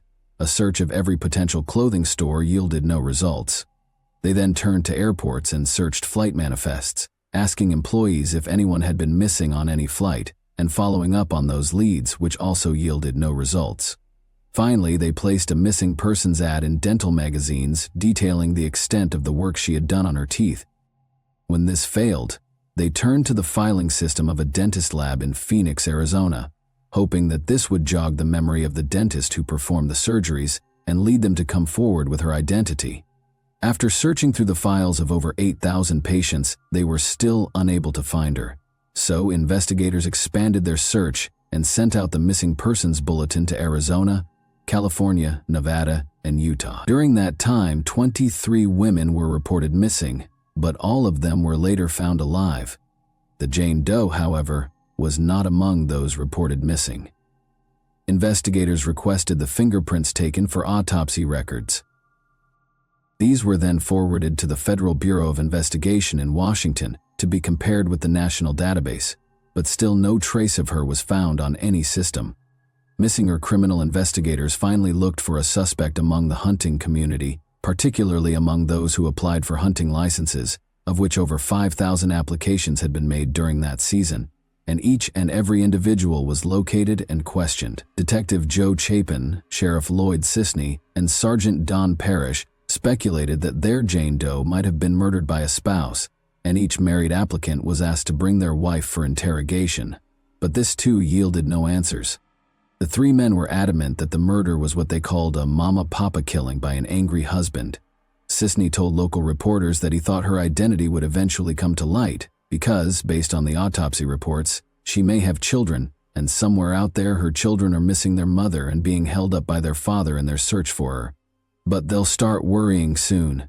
Time has a way of solving murder mysteries. He said that the thorough investigation had ruled out every possibility, but investigators remained hopeful. He said, "Sisney, we're still no closer to identifying this woman, but somebody out there must have seen her, may even know her, or may remember a small thing that could help us." Months turned to years, then to decades, and 30 years later, in 2001, Lori Miller, an investigator for the Special Investigation Unit, SIU, which was established in 1999 as part of the Mojave County Sheriff's Department initiative to investigate, solve, and eventually close cold cases that had been piling up over the years, was tasked with identifying the Mojave Jane Doe. Despite all the clues and descriptions, no one ever came forward to claim the victim or report her missing. And after 3 months of waiting, authorities finally buried the Mojave Jane Doe at the Mountain View Cemetery in Kingman, a county cemetery used by the department for unclaimed bodies within Mojave County. In that year alone, there were more than 60 unresolved cases, the oldest of which was the Mojave Jane Doe.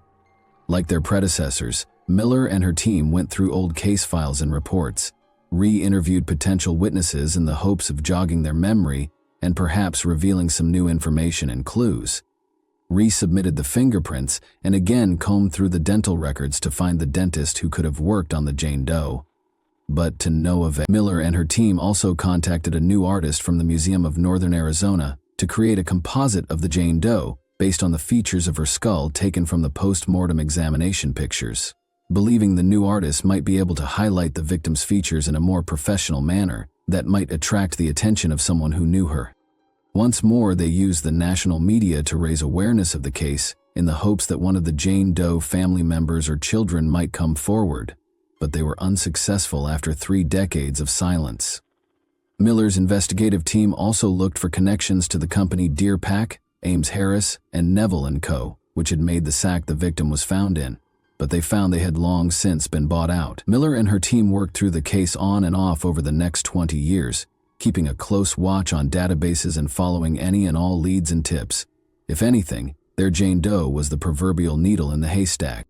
However, the fashion line had virtually vanished by the time the case was officially entered into the NamUs database in November 2021, and, once more, investigators were at a standstill, having exhausted all leads. Nevertheless, as part of their ongoing case review, the Sheriff's Department continued to update their Facebook post about missing or unidentified persons in October 2022, and 51 years after the Mojave Jane Doe was found, they received a call from Othram Inc., a Texas-based forensic genealogy firm. Miller and her team had realized that there was only one option left, so basically all we had left was to try to identify her through genetic genealogy. The company offered to use the new DNA technology being developed by geneticists to try and create a family tree based on their Jane Doe's DNA profile on their Facebook page, but it would take time and money, as the technology was new and expensive to carry out. However, before that, investigators tried one more time to post the composite sketch on their Facebook page, hoping to find some tangible leads, but nothing worked out. She was someone's wife, daughter, or mother, and it's possible that she was overlooked over the years. The investigation continued to lodge evidence without any results, and it became part of their mantra to close the Mojave Jane Doe case and bring closure, not only to the family, but also to those voiceless victims. The investigators proceeded with the genetic testing option with fervent prayer. Miller explained that even though the county was large, their population was small, and their budget was limited. Othram Inc., however, decided to set up a donation page, asking the public to help raise the $6,500.00 needed to start testing, in the hopes that the community would open their hearts to give the Mojave Jane Doe the dignity of her identity. DNA Solves helped the crowdfunding initiative by setting up a Dear Gladys page, and the response was so overwhelming that within 5 days of the page being created, the remaining funds were raised and the testing could start. The first step for investigators was to exhume Mojave Jane Doe's remains. In November 2022, the Mojave County Court gave the go-ahead for excavation of the burial site, and despite the remains' poor condition, scientists were able to extract enough genetic material to perform the testing due to the body's age. The body was reburied as Othram Inc. prepared to start the testing process. The technology was new, and the process was lengthy, but it was trusted because genetic genealogy testing had gained popularity in 2018 after it helped find the Golden State Killer after more than 40 years. Investigators used forensic-grade genome sequencing and advanced DNA testing to create a DNA profile, which they then compared to ancestry websites that have thousands of profiles of people who voluntarily donated their DNA samples to track and trace families from around the world. After countless hours of work, investigators created multiple family trees based on the Mojave Jane Doe's DNA profile, locating several distant relatives and, through the process of elimination, the closest living relatives. Then, on Monday, January 23, 2023, 52 years to the day the Mojave Jane Doe was found, lead investigator Lori Miller finally got the call she had been waiting for. They had a name after 50 years. The Jane Doe was found to be Colleen Audrey Rice. The news was first shared with Colleen's remaining relatives before the announcement was made on the Mojave County Sheriff's Office Facebook page that same Monday afternoon. Eventually, they got in touch with a relative who was willing to help with the investigation by providing a new DNA sample. Colleen was born on March 17, 1931, to James C. Rice and Flossie Truitt. She was raised in Portsmouth, Ohio, and is known to have some family ties to eastern Kentucky. It is unclear whether she had siblings. She attended Portsmouth High School, but it was unclear whether she graduated because she married William Davis in 1946 at the age of 15. And investigators were able to attach an old yearbook photo to her case file after looking through old school records. She would have been 39 years old at the time of her death. Little else was known about her personal life. Investigators who located her living relatives were largely distant relatives of Colleen, and they did not find much information. Investigators discovered that Colleen had become estranged from her husband and family, that she had changed her name to start a new life away from her family, that she appeared to have been doing well for herself, she was well groomed and healthy when her body was first found, and that despite the fact that she showed signs of childbirth, there was no way to find her children or records to prove that she had any at all. It seemed as though Colleen's life had been erased after she vanished, and that she had been living a life away from her family. Her remains were exhumed and flown to Ohio in February 2023 to be buried alongside her family with a headstone bearing her name and date of birth and death. After the investigation, all legal work was finished to give her surviving family members the opportunity to bury her remains. Investigators said that their oldest case was finally gaining momentum. They now knew who their victim was. It is heartwarming to witness law enforcement and the public come together to restore a murdered woman's name after a half-century. For the investigators solving the crime became personal, and they felt Colleen deserved better, said Chief Development Officer at Othram Inc. It was a Jane Doe. Now I have a name. She's always been a person. Now she's a person with a name. It kind of hits you, said lead investigator Lori Miller, who kept a copy of the composite sketch taped to her computer as a daily reminder of who and what they were fighting for while investigating the cold case. According to news reports, Miller stated that one of the difficulties they encountered during the investigation was locating people who were still alive at the time of the incident. Wow! K13 News was able to find a distant relative of Colleen who also happens to be a genealogist himself, Miller said. Colleen's mother's side of the family includes Eli Allen, who resides in Ohio at the moment. Allen claimed that he realized they were related as soon as he learned the victim's name and learned about the case. It was much more intimate when I saw Rice, who was in my mother's line, and I had to know we were linked. The fact that Colleen was recognized after over 50 years is evidence of the job he and numerous others are doing. Who murdered Colleen and disposed of her remains in such a degrading way is perhaps the more perplexing subject facing investigators. The potential of assault was completely ruled out at the time, and autopsy tests revealed no foreign DNA on the victim's body. Interviews with the family revealed that Colleen had departed on her own initiative, ruling out the idea that her husband had killed her.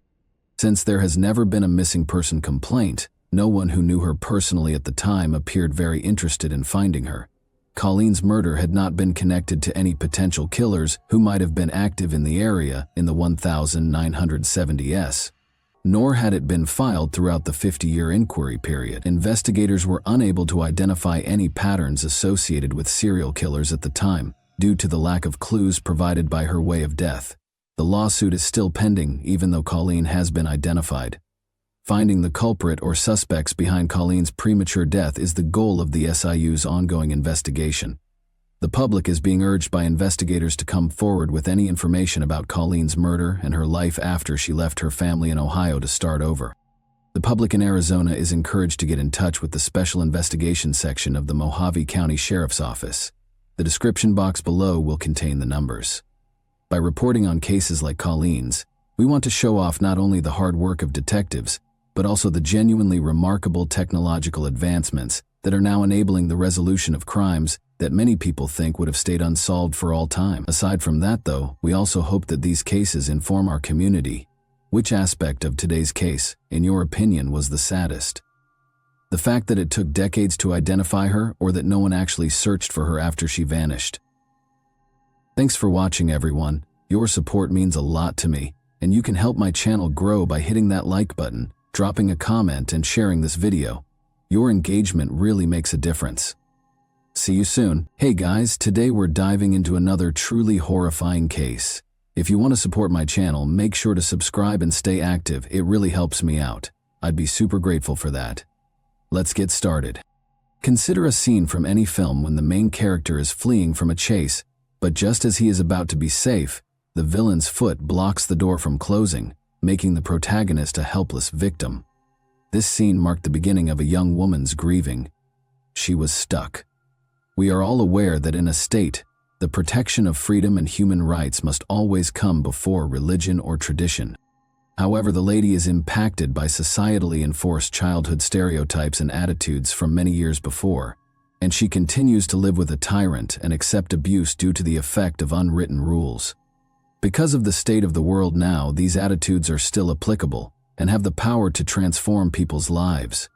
We will travel to Kyrgyzstan, which is in Central Asia, today to examine the traditions and way of life of the citizens of the state with the longest history. Natural beauty is abundant in Kyrgyzstan. After all, mountains cover 3/4 of the nation. Its two mountain systems include nearly all of its land. Muslims make up the vast majority of Kyrgyz believers. At the same time, there are Orthodox Catholics, Christians, and other Protestant movements. The state of Kyrgyzstan is secular. It is a state with a system that keeps religion apart from state power and regulates it according to civil standards rather than religious ones. The government of the nation punishes clergy members for engaging in religious practices that are against republic laws. However, the authorities were completely uninterested in the instance of one vulnerable young woman who pleaded for protection and assistance from the state. Azel Nogobeva was born in Tokmak, Chui Oblast, Kyrgyzstan, in 1986. The girl completed hairdressing classes after graduating from school and relocated to Bishkek in order to work at a salon. Large cities can make it simple to get lost, but they can also make it much easier to meet people. Azamat Estebesov visited the hair salon where Azel worked one day in order to obtain a fresh haircut.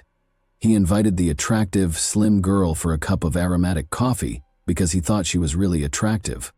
For both of them, the encounter proved to be fatal. After all, Azamat also thought highly of Azel. He appeared to be a straightforward, considerate man who had grown up in a wealthy household and was incredibly diligent. Because Azamat was very devout and respected Muslim customs, Azel's family supported her daughter's decision. Azel's parents calmly approved the marriage because they could not perceive the groom's shortcomings. Azel married her lover Azamat when she was 19 years old. The young family soon welcomed a son as their firstborn child. It appears that every man longs for a successor, someone who will carry on the family tradition. However, in our myth, the humble and nasty demons of Azamat were brought about by the joy of fatherhood. as if it were a genie from a jug. Thus, a straightforward family tale on a typical evening descended into a genuine drama, which in turn sparked a string of depressing incidents. The inexperienced father unintentionally spilled too much water on their son as Azamat and Essel were bathing him. He sobbed uncontrollably and trembled with fear. In a nasty reaction, Azel yelled at her husband. Without hesitation, Azamat responded by striking her in the face. When Azel and the child visited her mother's home that same evening, Azamat expressed regret and begged for forgiveness. Saying that this will never happen again, he pleaded. It is important to note that the mindset of Kyrgyzstan differs greatly from other mentalities. Given the traditions and customs of the Turkic family, girls are taught patience from an early age, and that a husband should live alone for the rest of his life, because divorce is not encouraged, but is not prohibited. Additionally, the Muslim faith plays a significant role in establishing and maintaining a family by any means. Azel, who was fatherless herself, did not want her son to experience the same thing. The girl thought they would be able to live happily ever after Azamat raised his hand for the first and last time. She was wrong, but Azel returned. The family moved back to Tokmak, her hometown, to be close to her parents after a year in Bishkek. She was expecting her second child, so the return was a happy occasion. Asel met a number of her classmates while strolling with her son on the playground close to her house. They greeted one another and struck up a pleasant discussion, but on the way home from the walk, Asel was struck hard once more to the face. She was hit so hard that she stumbled on the linoleum and collapsed. Unfortunately, a miscarriage was caused by this blow and fall. Azamat became the shadow of Azel after he moved to Tokmak. He stalked down the street after her. He was always trying to find an excuse to start new fights. The man developed a liking for it and was unable to stop pounding her. Only the gentle and considerate Azamat's exterior remained. For the sake of her children, Asel had accepted life under complete control, even though his eyes were filled with hatred and rage, which caused Asel to alter. She had another son, after all. Once more, the abuse continued for years. When the mother of Asel learned about her daughter's family drama, she became enraged and brought her home. However, the man continued. He repeatedly visited his family, pleaded for their forgiveness, and vowed that this would never occur again. Once more, tradition stepped in since, according to Kyrgyz law, a son must grow up with his father. In the end, Asel returned 5 times. Azamat's life turned into a nightmare, and she had had enough of it. She went to the police hoping to receive assistance after each day of the excruciating beatings. However, domestic violence in Kyrgyzstan carries no criminal penalties. Azamat was subjected to a maximum of 3 days in an isolation center before returning, and this nightmare persisted for 6 years. A divorce was the last thing Azamat wanted to hear. He vowed to find his wife, the kids, and her family and murder them all if she filed for divorce. She was taken to Italy by the Asel family during the harshest beatings. Asel had huge intentions in Italy. She moved in with her brother, who assisted her in obtaining employment. She worked as a cleaner, a nurse, and a dog walker.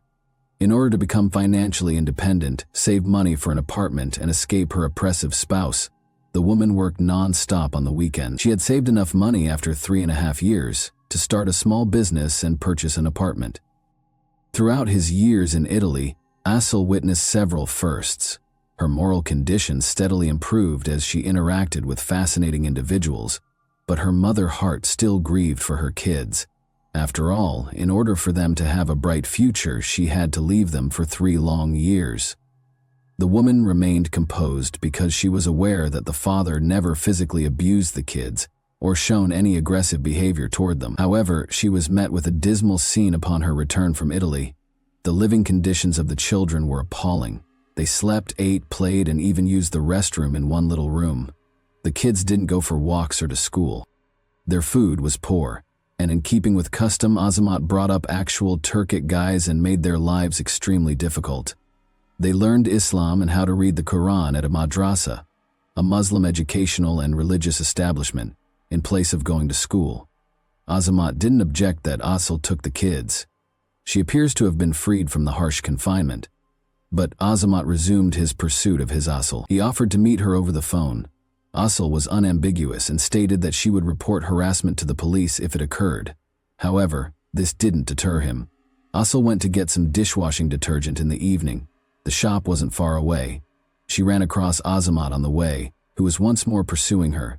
There, he led her to a dark, isolated location, directly on the street after grabbing her and threatening her with a knife. He exploited Asıl and beat her viciously.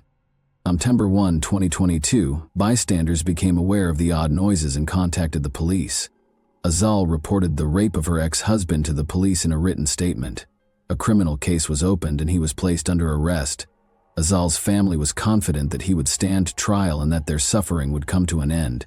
But Azamat's family took action because they could not believe their son was a despot. Asıl was constantly urged to withdraw the application by Azamat's mother and sisters. Another peculiar custom is that a woman in Kyrgyzstan is not allowed to report her husband, since it is considered extremely disgraceful to be raped, beaten, and humiliated, even though it is not. As much as possible, Azamat's family used deceit to dissuade Asıl. They were successful. Asıl is still their legal father, even if he retracted the application in response to Azamat's request to give up parental rights. Due to the victim's counter-application and the parties' reconciliation, the Sokoluk District Court dropped the case. Azamat initiated a fresh round of threats and harassment after being freed. He sent threatening letters to Asıl every day, changed phone numbers in order to keep applying pressure. He made it clear in voicemails that he would kill her if he captured Asıl. In the driveway, he waited for her.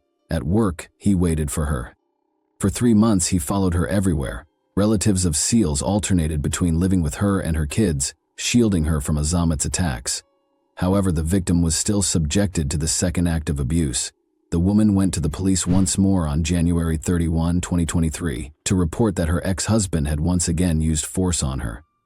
The suspect was also taken into custody and a criminal case was opened. The materials were handed to the court following the investigation. The family anticipated a genuine term of at least 5 years and was awaiting the judgment. Asıl was invited to a separate office by the judge and 2 prosecutors on the day of the trial. In front of her eyes was Azamat.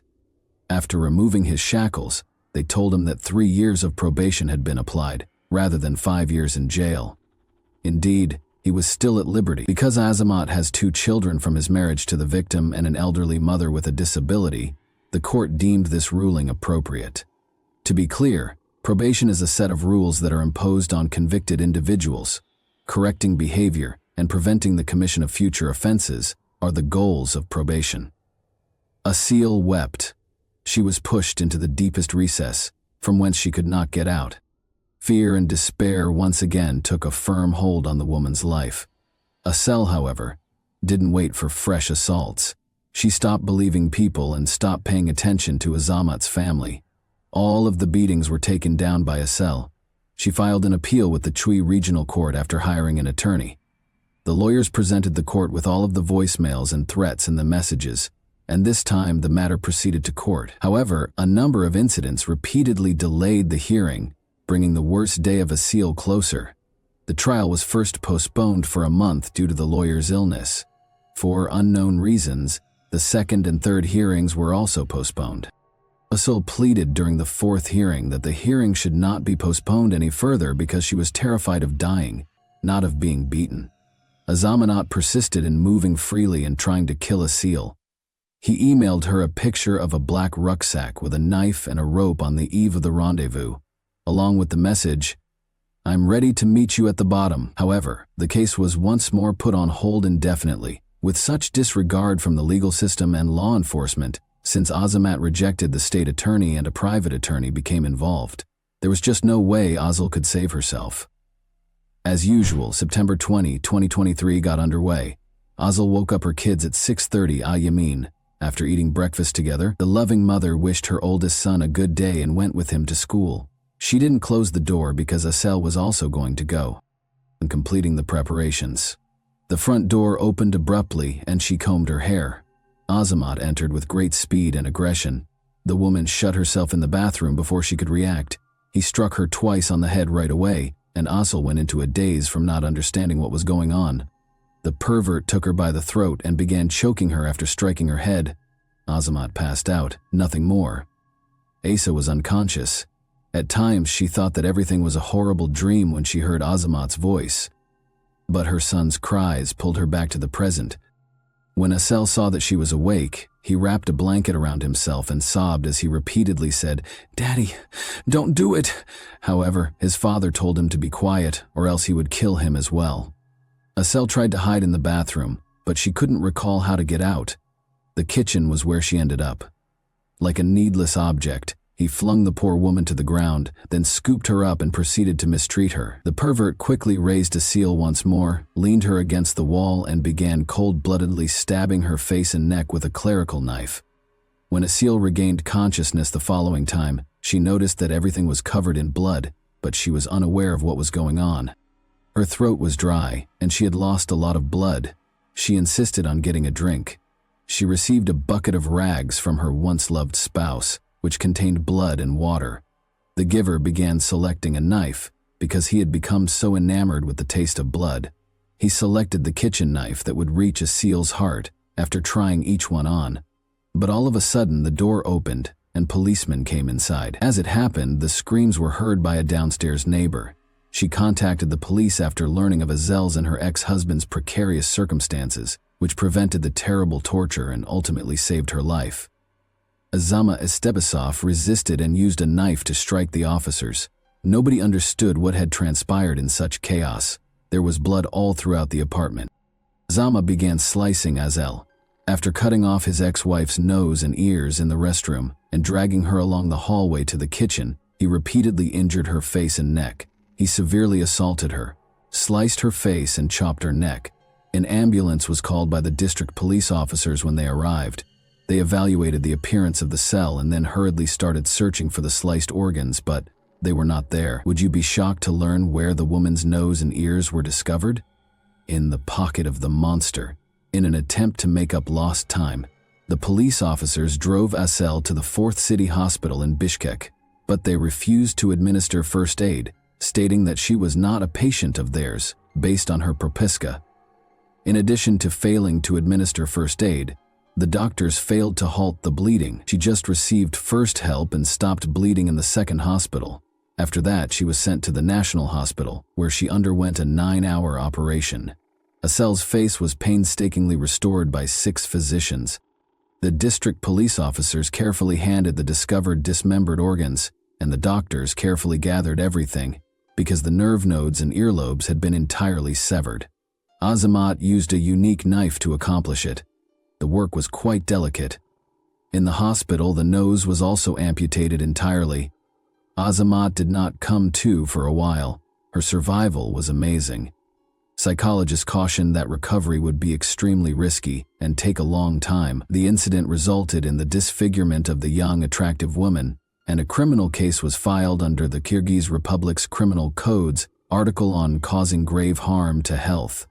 The suspect in the crime was taken into custody by the police. On September 27, 2023, he was transferred to a pre-trial custody facility. By presidential decree, 9 judges were removed from their positions, and Azamat Estebasov's sentence was reduced to 8 years in prison. Among them is Kilbek Toktomamitov, a judge in the Chuy region's Sokuluk District Court, who granted the guy a probationary release. According to the President of State's proclamation, Toktomatov was fired for failing to uphold the standards of a judge's faultless conduct. Alongside him, Sadir Japarov prematurely terminated the powers of several judges who had in some way broken the standards of impeccability by issuing a decree on November 1 at the Council of Judges' suggestion.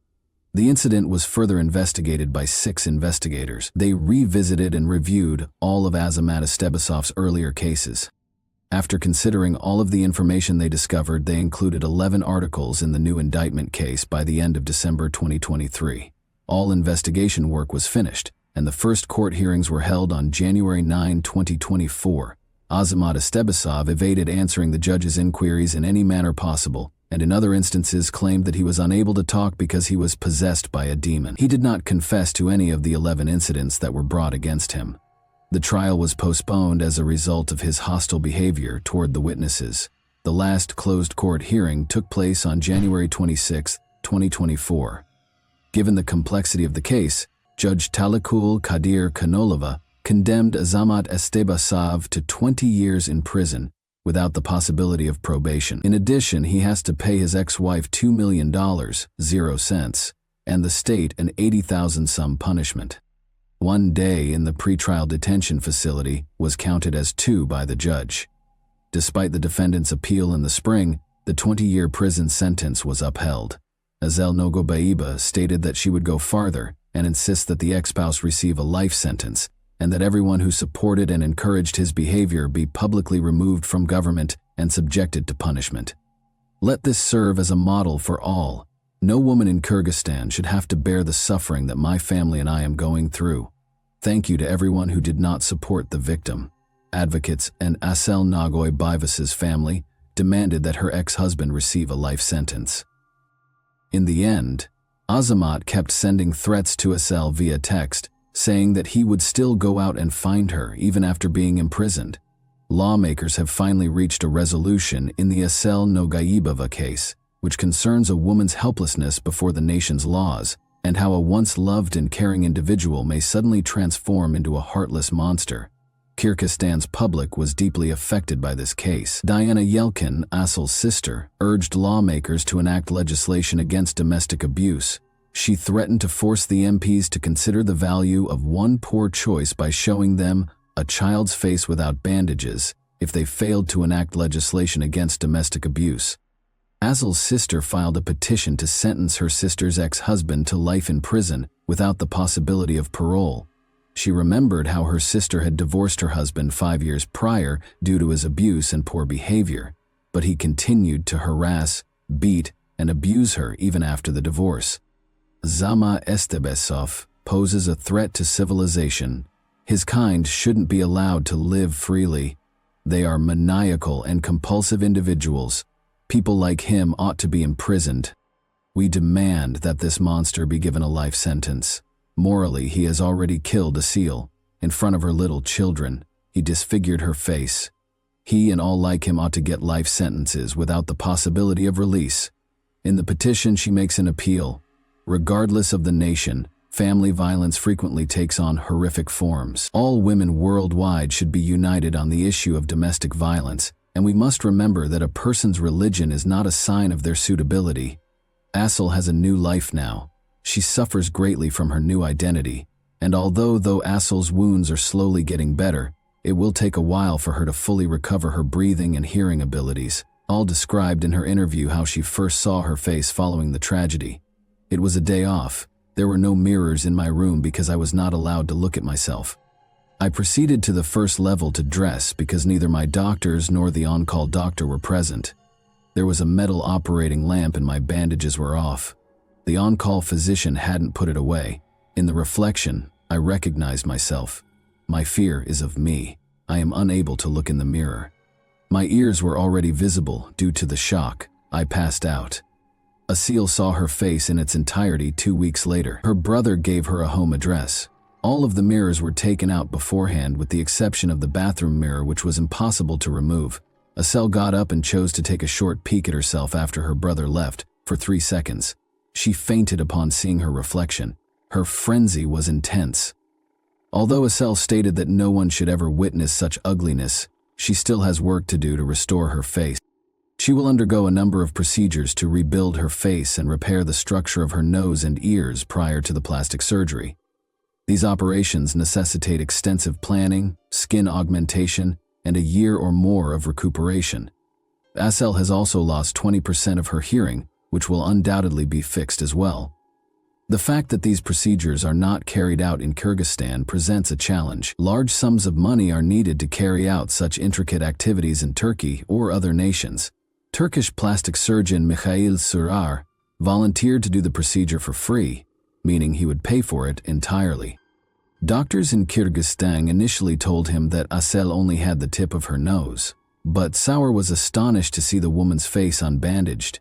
As it happened, plastic surgery was insufficient to solve the problem. In this instance, a number of procedures were required to repair the organs. Asel Nogaiba's ex-husband disfigured her ears and nose, and the procedure to restore them will cost at least $45,000, 0 cents. All intricate activities will be conducted in Turkey, according to ASL sister Diana Yelkin, who is actively involved in spreading information and collecting money for the operation. Regretfully, we still haven't raised half of the $45,000, 0 cents that is required. Accommodations, psychologists, rehabilitation, interpreters, medications, and other costs are also included. I have more photos of her without bandages, Diana Yelkin stated. They're terrifying. The faint of heart should not attempt these. Because yesterday I have been unable to regain consciousness, and because her nose and ears are gone, I am unable to accept this fate. I am grateful to the physicians. They exerted every effort. The most important thing is that gangrene and sepsis did not go, Diana Yelkin, the victim's sister, stated. She says she will publish her sister's face sans bandages if they are unable to obtain the required funds soon. Show the real face of lawlessness and the real face of a victim of violence to the entire world. Allow each judge, police officer, and deputy to view the mutilated Asel's face by hanging a picture of her. Before enacting the required laws and judgments, take a picture. All of this would not have occurred a year ago if the judge had not placed this monster on probation. The seal and the family hoped that the statute would allow for independent judges.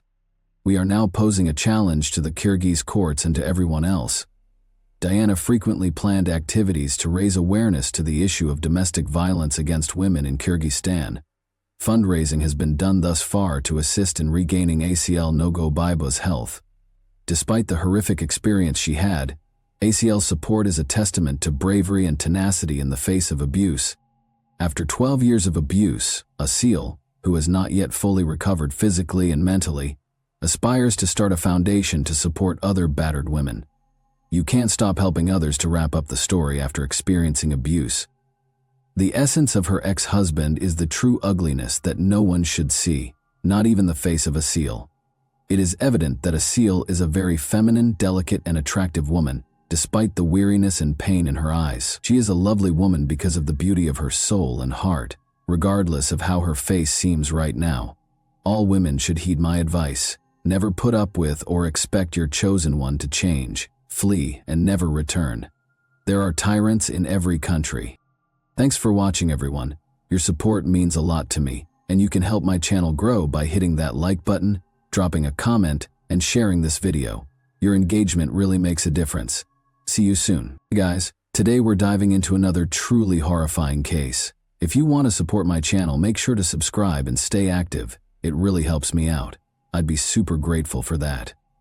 Let's get started. For Libby and Abigail, having a close friend meant having someone to rely on, and that remained true until their untimely deaths.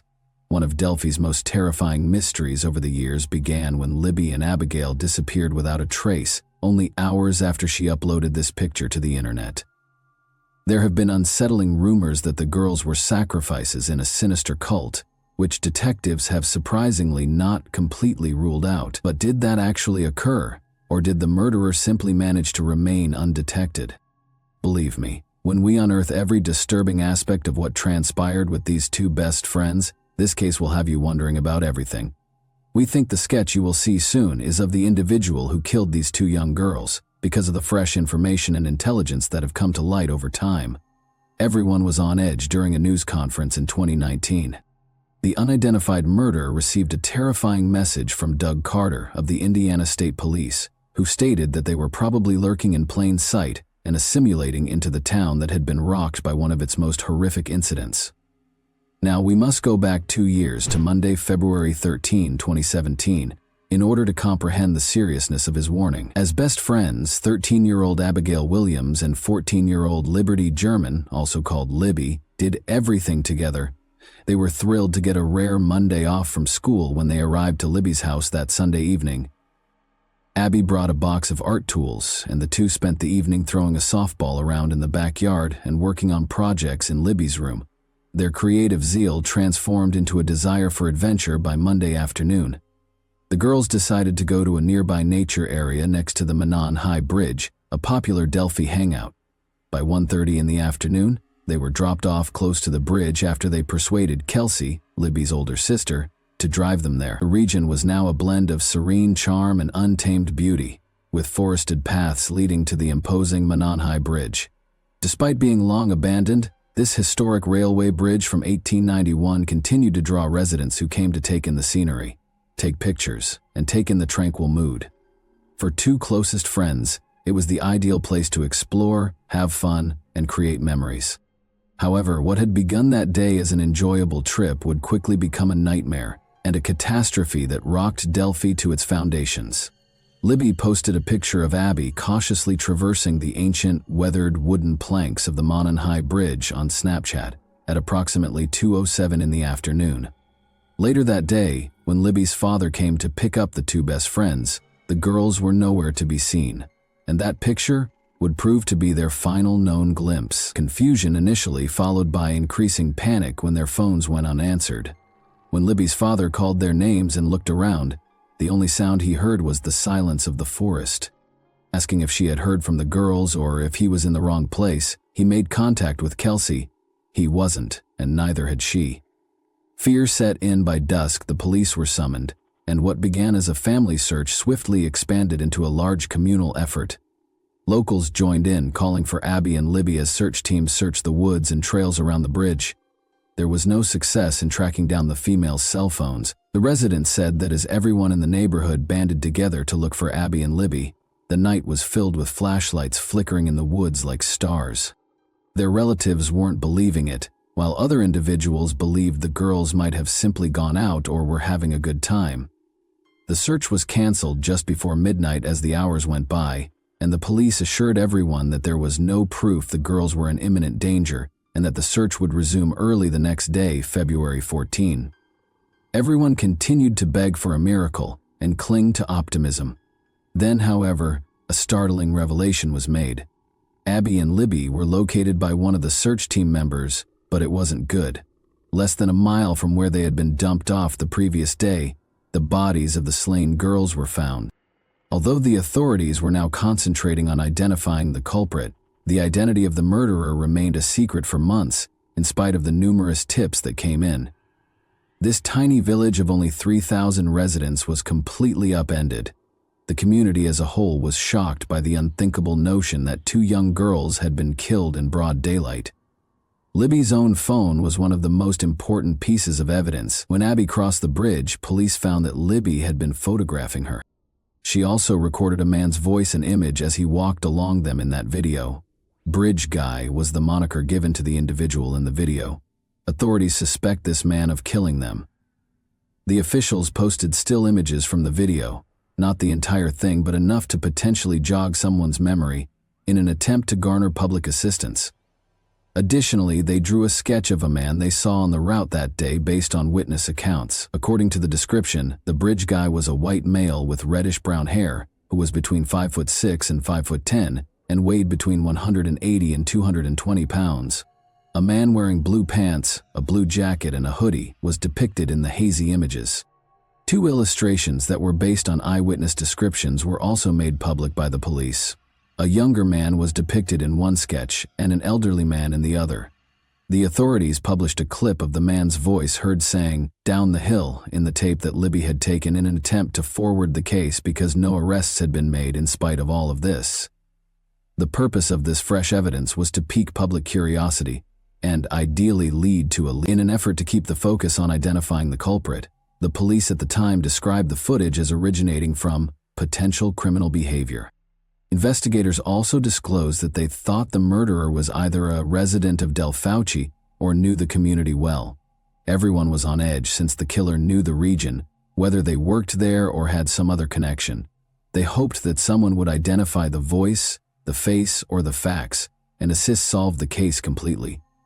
More than 2 years after Libby and Abby were discovered dead, in April 2019, law authorities held another high-profile press conference. SPS Superintendent Doug Carter directly appealed to the murderer during this conference, saying, "I know you're hiding in plain sight.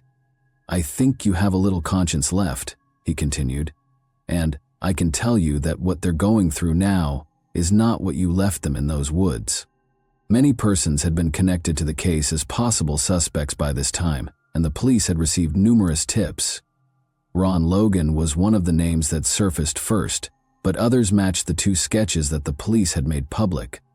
He was an older man who lived in Delphi, Indiana, and his residence there had more to do with his involvement in the case than his age. Logan's farm was less than a mile away from the bodies of Libby and Abby, who were discovered a short stroll from the Monon High Bridge where the girls were last seen.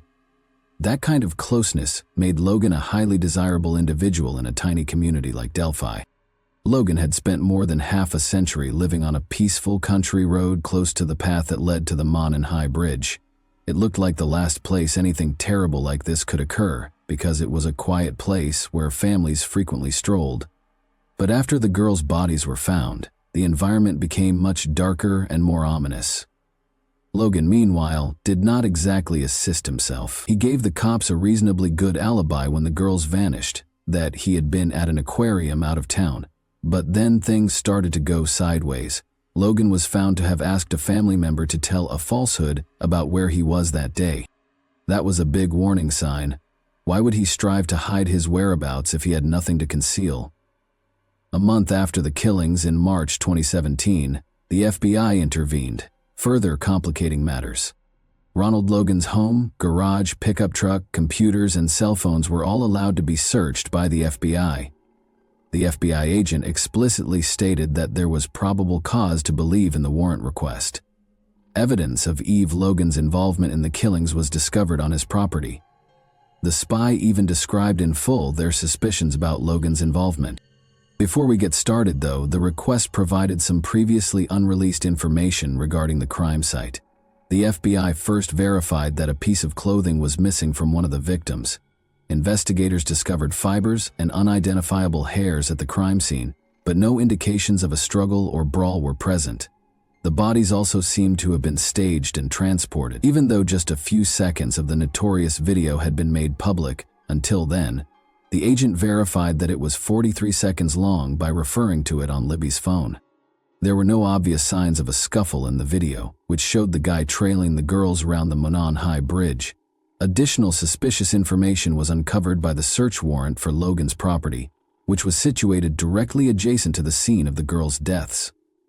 According to the FBI agent, Logan had instructed a family member to fabricate an alibi for the afternoon the girls vanished. Additionally, mobile tower data revealed that Logan's phone was in the vicinity of the girls' disappearance and, later that evening, close to the location where the remains were subsequently found.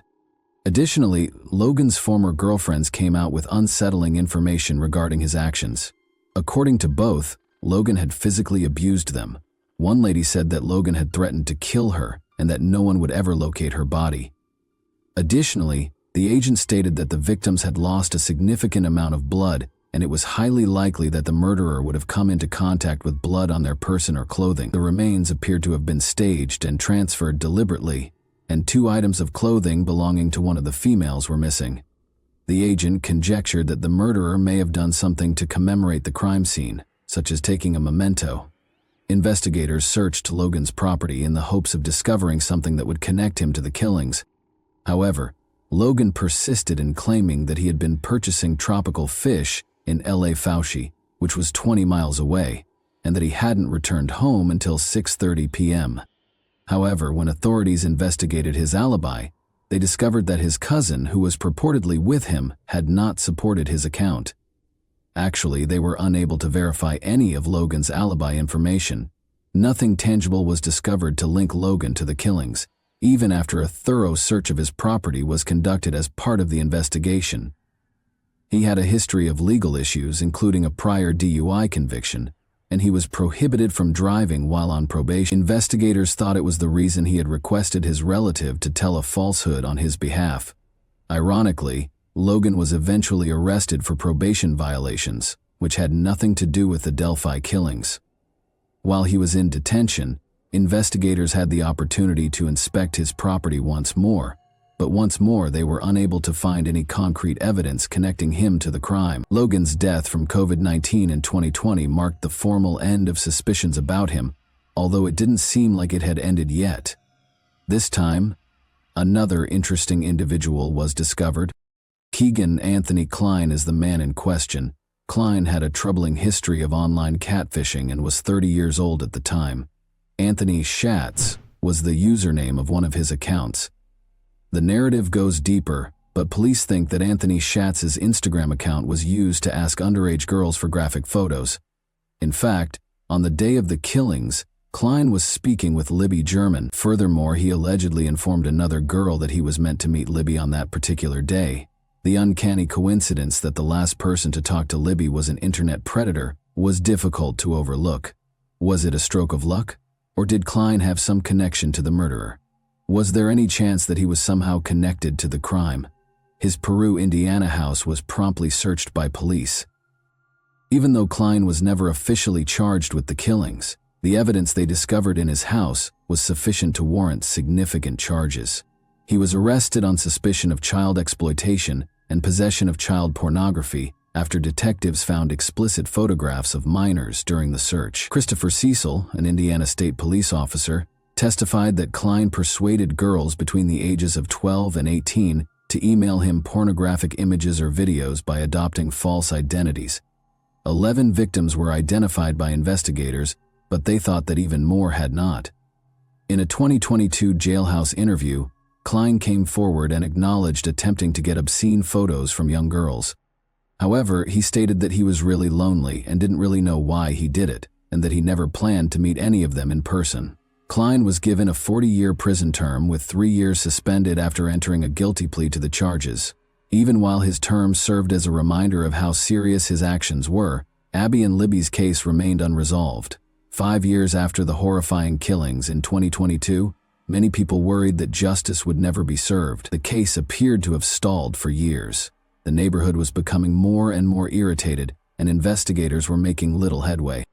Then, on October 26 of that year, everything changed when it was revealed that Richard Allen, 50, had been arrested and charged with Abby and Libby's murders.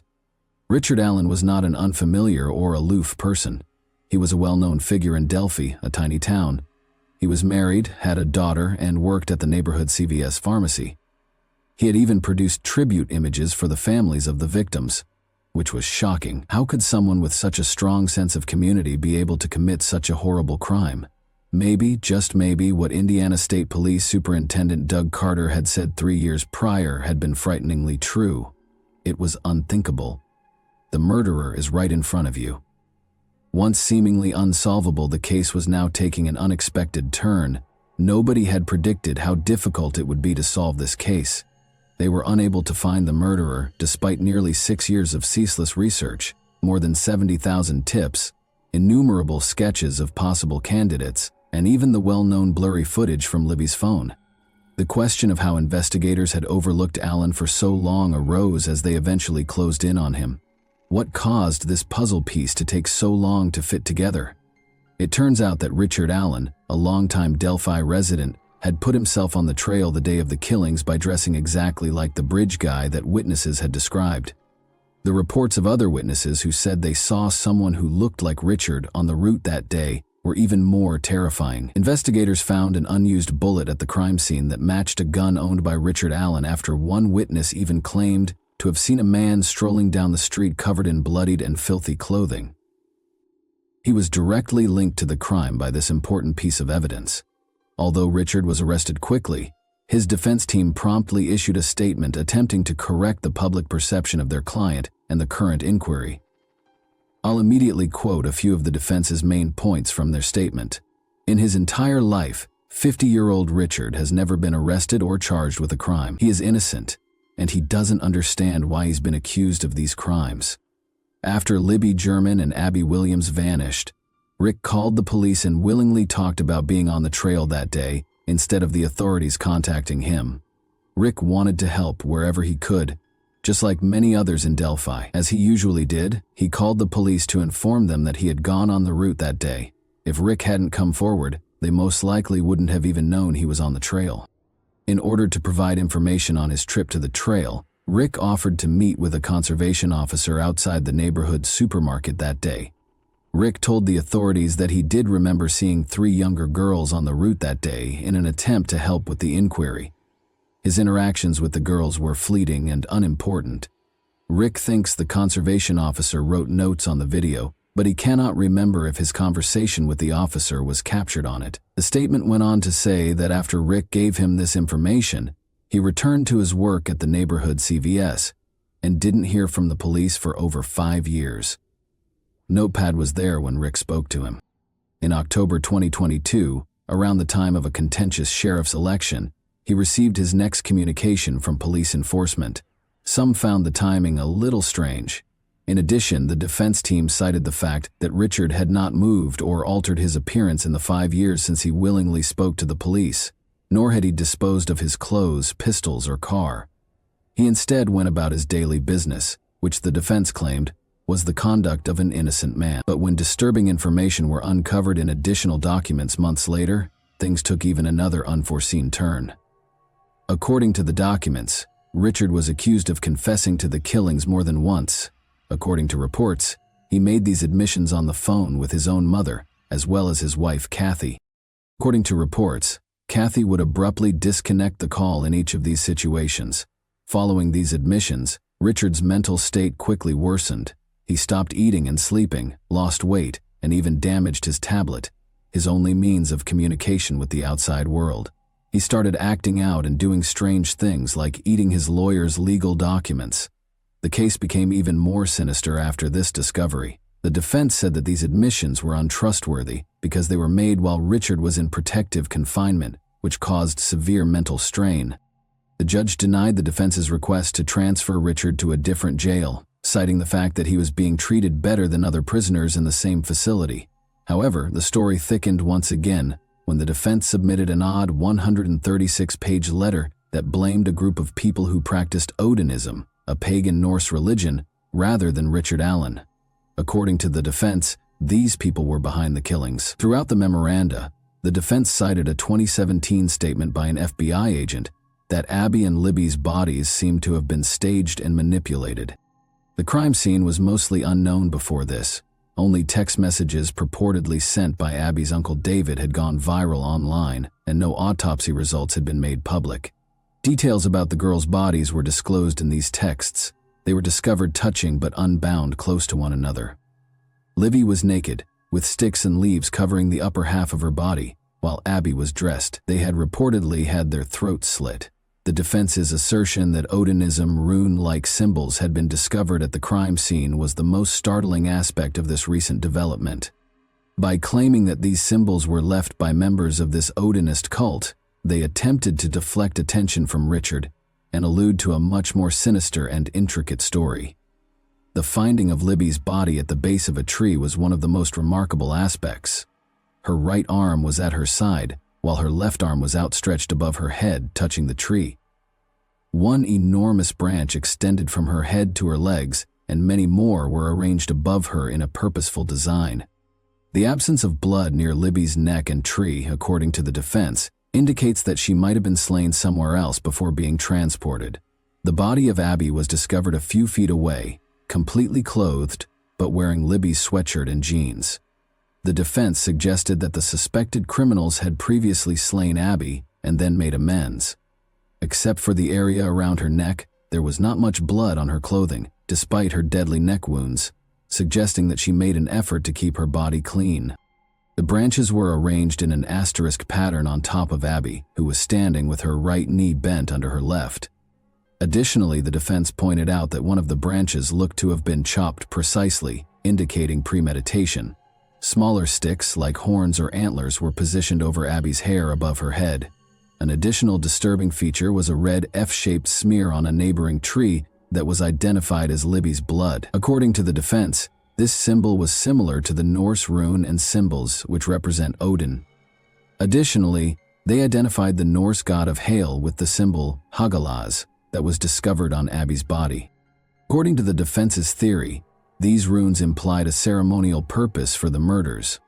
The defense contested the prosecution's timetable, which implied that the killings had place in a brief period of time, arguing that it was not possible for a single person, especially one as diminutive as Richard Allen, to have carried out the killings by themselves. They questioned if the bullet found buried between the girls was located right away after the bodies were found, or if it was discovered days later, and how it was linked to a gun that belonged to Allen.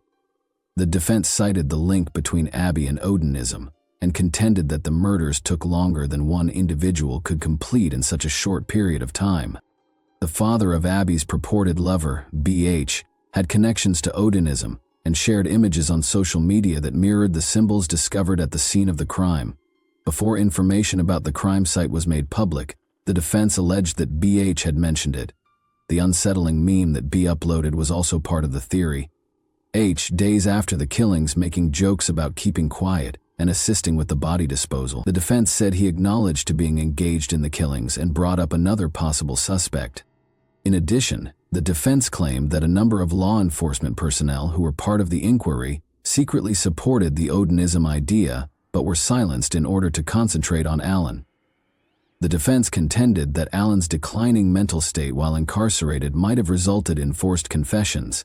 They said he had been coerced into admitting by threats from Odinists serving as guards. They also claimed that, in order to get a search warrant for Allen's house, the lead investigator concealed important evidence.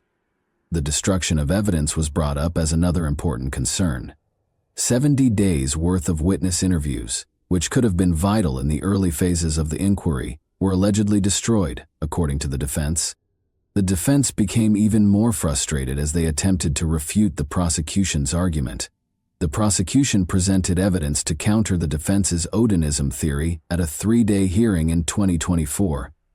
Although the expert was unable to identify the blood source, the prosecution put in a blood spatter expert who testified that the blood on the tree was a transfer stain rather than painted. Additionally, the defense contended that Allen's confessions, more than 60 in all, were forced and ought not to be allowed in court. They contended that Allen's rigorous treatment at a high-security facility had deteriorated his mental health, resulting in stress-induced psychosis. Numerous witnesses attested to Allen's worsening health, as well as his strange conduct and final admission of guilt for the killings. Additionally, according to testimony from a DNA specialist, Allen's DNA was not found at the crime scene, and none of the objects discovered at his house contained any traces of Libby or Abby's DNA. The .40 caliber bullet discovered close to the girls' deaths was the only significant piece of evidence that prosecutors focused on, even though his confession appeared to be a significant step toward resolving the case. The defense was not buying into the prosecution's expert's allegation that it matched Allen's gun, pointing out that insufficient pictures of the cartridge had been obtained, and even speculating that the bullet might have originated from a police officer's firearm. Many questioned the validity of this piece of evidence in light of that. Additionally, the prosecution put a lot of effort into connecting Allen to the terrifying bridge man. State Police Master Trooper Brian Harshman, who examined more than 700 of Allen's jail conversations, said that he believed the voice on the video and audio recordings that Libby made on her phone just before the girls were killed sounded like Allen. Despite the boldness of the declaration, several people were still skeptical. Then, on November 11, 2024, the time came. Only 1 month later, on December 20, 2024, Allen was found guilty on all counts. Judge Gall gave him a 130-year prison term, of which 65 years had to be served for the killings of the girls. In order to begin his sentence, he was consequently taken right away to the Westville prison. The problem is that there is still a significant division, even though some people were relieved to see justice done. Many people are wondering why it took 5 years for Allen to be linked to the case. The voices, the movies, and those doodles were there. Why, then, didn't someone look into Allen earlier? Furthermore, suspicions were heightened by the fact that his arrest occurred right before a sheriff's election. Was there more to the story, or was it all a coincidence? Serious discussions have been triggered by this. What are your thoughts? Was Allen the murderer, or do you believe Logan, the initial suspect, may have been involved? Thanks for watching, everyone. Your support means a lot to me, and you can help my channel grow by hitting that like button, dropping a comment, and sharing this video. Your engagement really makes a difference. See you soon. Hey guys, today we're diving into another truly horrifying case. If you want to support my channel, make sure to subscribe and stay active. It really helps me out. I'd be super grateful for that. Let's get started. Who planned a massacre in a sleepy community? In a small, peaceful town where everyone knows one another, almost any crime becomes a high-profile event that will be talked about for a long time. However, if it is a vicious crime against an entire family, which has never happened in these areas before, it becomes a topic of much discussion. Such tales then swiftly give rise to a variety of hearsay, conjecture, and fictitious graphic details before becoming true urban legend. The terrible news of a family's murder rocked the little Australian town of Kapunda, which has a population of approximately 3,000 and is situated on the Light River, close to the Barossa Valley in South Australia, in the fall of 2010. Law enforcement officials in the area were confused because they had never seen anything like this before. The city was instantly filled with rumors. Everybody told the story differently, so much so that the police had to categorize the case in part to prevent information leaks and further panic. In the city, the deceased family was well known and revered. There was no reason for the crime, and everyone at the time believed that they had no enemies or ill-wishers. What transpired initially appeared to be a senseless carnage, and investigators even hypothesized that it was the product of a crazy or insane. Notably, the actual offender was not even initially listed among the suspects, and most likely would have gotten away with it had he not unintentionally revealed himself. The Rowe family's story. English native Andrew Rowe, the family's leader, was born in England in 1965. He and his parents moved to Australia when he was 3 years old, and they made the decision to stay there forever. The youngster attended school in the Adelaide suburbs where the family had relocated. From a young age, he was outgoing, had a great sense of humor, had many friends, and enjoyed going fishing with his dad. A young man met Rose, a cheerful girl who was only a year younger than him, while he was studying in Adelaide, the capital of South Australia, after graduating from high school. The two students soon fell in love, and in 1985 they were married in a small ceremony that was only attended by their closest friends and family. The couple welcomed their first child, a boy called Christopher, into the world in 1987. Chantel, their daughter, was born in 1994. The family established their own modest business, offering expert carpet cleaning services after relocating to the peaceful and comfortable town of Kapunda. Their firm immediately gained popularity and generated a healthy revenue, so the Rowe was unable to stop themselves. In an effort to become self-sufficient and financially independent, the kids started working part-time in high school after excelling academically at one of the nearby schools. While the youngest daughter painted, went to a dance studio, and played basketball for the school, the oldest boy had a passion for music and practiced playing the guitar. It was said that Chantel was a really good-hearted, understanding girl who was always willing to help anyone in need. Her brother chose to link his destiny with computer technology and programming, whereas she aspired to earn a law degree and practice law. Their family was generally amiable, solid, and content, and the kids had a tight relationship with their parents. Christopher, then 23 years old, left his parents' house in the summer of 2010 to live with his fiancée in the same city, a few blocks from his family.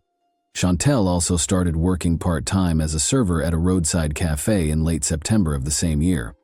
Her father or brother drove her to work because it was inconvenient for her to get there. The girl, who was already 16, aspired to obtain her driver's license as quickly as possible in order to operate a motor vehicle. Unfortunately, these dreams were not meant to be realized. Young people organized a wedding shortly after Christopher and his girlfriend returned from their November 4, 2010 holiday in Brisbane. However, the young man grew quite worried on the 8th after failing to get in touch with any of his relatives. Chris sensed that something horrible had happened when he contacted his father's office and found out that he had not answered the phone and had not gone to work for an unclear reason. He then called his friend and requested him to come over to check on him. The A were brutally massacred. On November 8th, at approximately 3 in the afternoon, a patrol car arrived at the Rowe family residence. It is important to note that the little town police station only had 2 employees at the time, and they promptly asked the administrative center for assistance after realizing they were dealing with a vicious triple crime. Even the seasoned cops from Adelaide claimed they had never seen anything like the crime scene since it was so horrifying. The interior of the house resembled a horror film set. The floor, walls, furniture, drapes, and even the ceiling were all covered in blood. While Chantel's ripped body lay on the bed in her room, the breathless and severely damaged bodies of Rose, 44, and Andrew, 45, lay in the kitchen. Long before police and paramedics arrived, all family members had passed away from scores of piercing stab wounds. Since nothing was missing from the house, nothing was inspected, and valuables like phones, laptops, pricey cameras, and even cash were found in conspicuous locations. Suspicions that the crime was personal almost quickly surfaced. Because dealing with 3 adults is difficult, It was also implied that the murderer was not alone. The detectives concluded that the culprit had tried to conceal the evidence but had given up and abandoned the notion because it was either a tall, strong, and physically fit man, or because they saw that the tracks had been carelessly cleaned and wiped in some areas. Additionally, there were bloody, transparent shoe tracks on the floor that appeared to be going to the door but abruptly broke off, possibly indicating that the offender had removed his shoes and was only wearing socks. The fact that there were no indications of forced entry is another intriguing aspect. This may suggest that the offender entered the house through a different method, or that the victims knew him and escorted him inside. No one could even speculate as to who or why the parents and daughter had been so ruthlessly killed, and the family was said to have no enemies or ill-wishers. The slain girl's room had a number of distinct fingerprints on the door, but nothing came up when they were compared to the police database. The individual who abandoned them had never before been discovered by law enforcement. He either did not break any laws or was not prosecuted. In addition to being gated off from inquisitive eyes and the press representatives who showed up almost immediately, the residence was sealed off as a crime scene. In order to avoid frightening the offender and allowing him to hide or flee, it was decided not to reveal any information or publicize the investigation. Still, the city was soon filled with stories about the madman. People secured their homes with all the locks and bolts because they were scared to leave their homes at night. As crazy as it may sound, Christopher, the only surviving member of the family, was the first suspect. He was on vacation with his fiancée at Moreton Bay on the Pacific coast of Queensland when the tragedy occurred.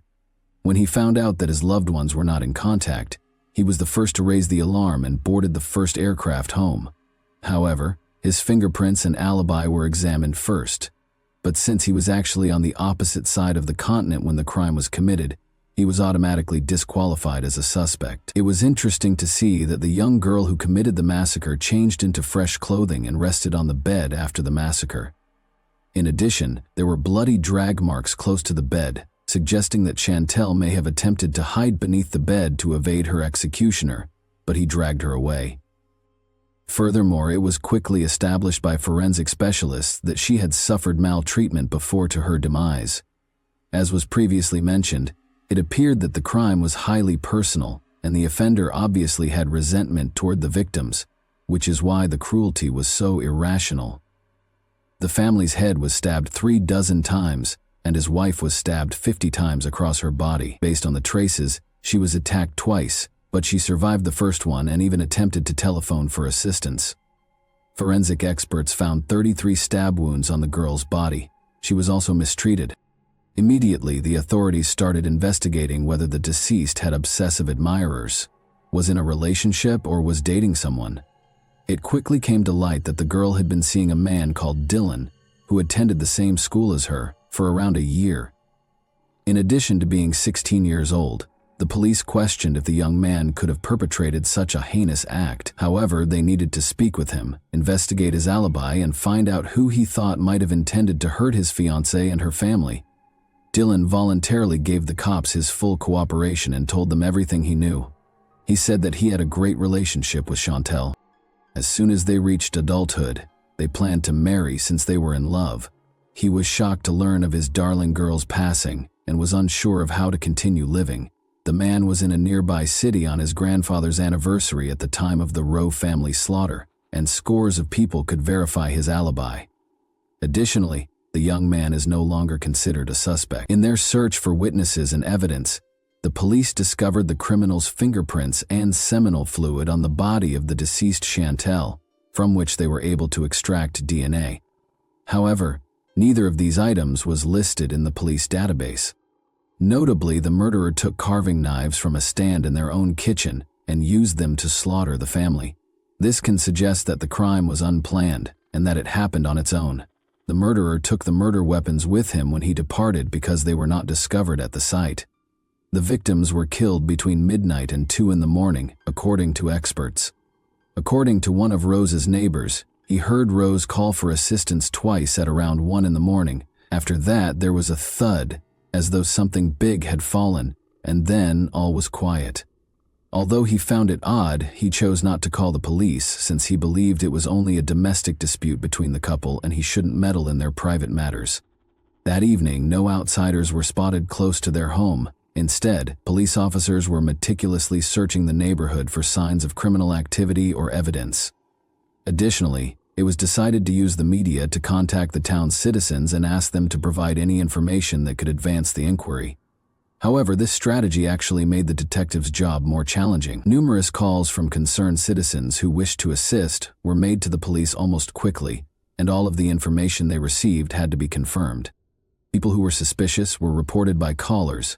Cars attempted to link the events involving a group of bikers and drug traffickers, including reporting dubious posts on social media that were discovered in local citizens' profiles.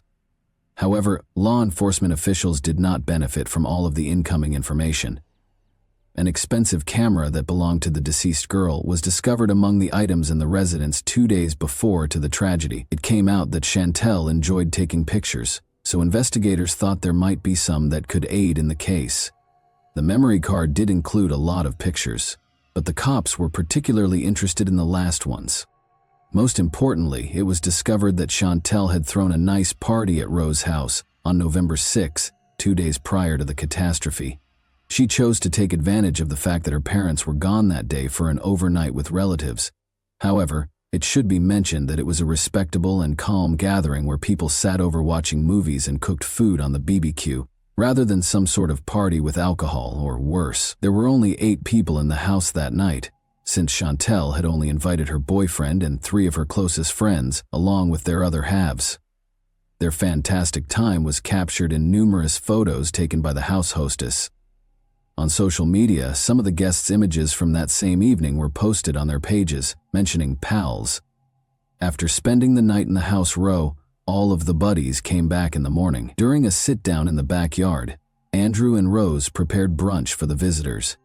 In order to determine whether the girl had stalkers, jealous persons, or enemies, detectives determined that it was essential to interview everyone who attended the party and collect fingerprints from each person to match with the samples discovered on the deceased's chamber door. Chantel's friends were still in shock over what had transpired. They appeared at the station to testify and did their best to assist with the inquiry. The youngster's DNA samples and fingerprints from the initial call did not match those from the crime scene. They also gave people access to their phones and social media accounts, and they described every event that happened at the final party. Dylan remembered his girlfriend complaining on Sunday that she was feeling ill and most likely had a cold. She had called her supervisor to warn him that she would be unable to report to work the next day due to a fever that she had developed in the evening. Around 5 o'clock the following morning, the man contacted her to inquire about her mood. The message appeared read to him, but Chantel never answered, replied the culprit. Read the note, and the man was unaware that his sweetheart and her parents had already passed away. Additionally, the police discovered that the offender attempted to type a return text message, but it was never removed since Chantel neglected to recharge her account. However, the criminal attempted to give the impression that young Roe was still alive.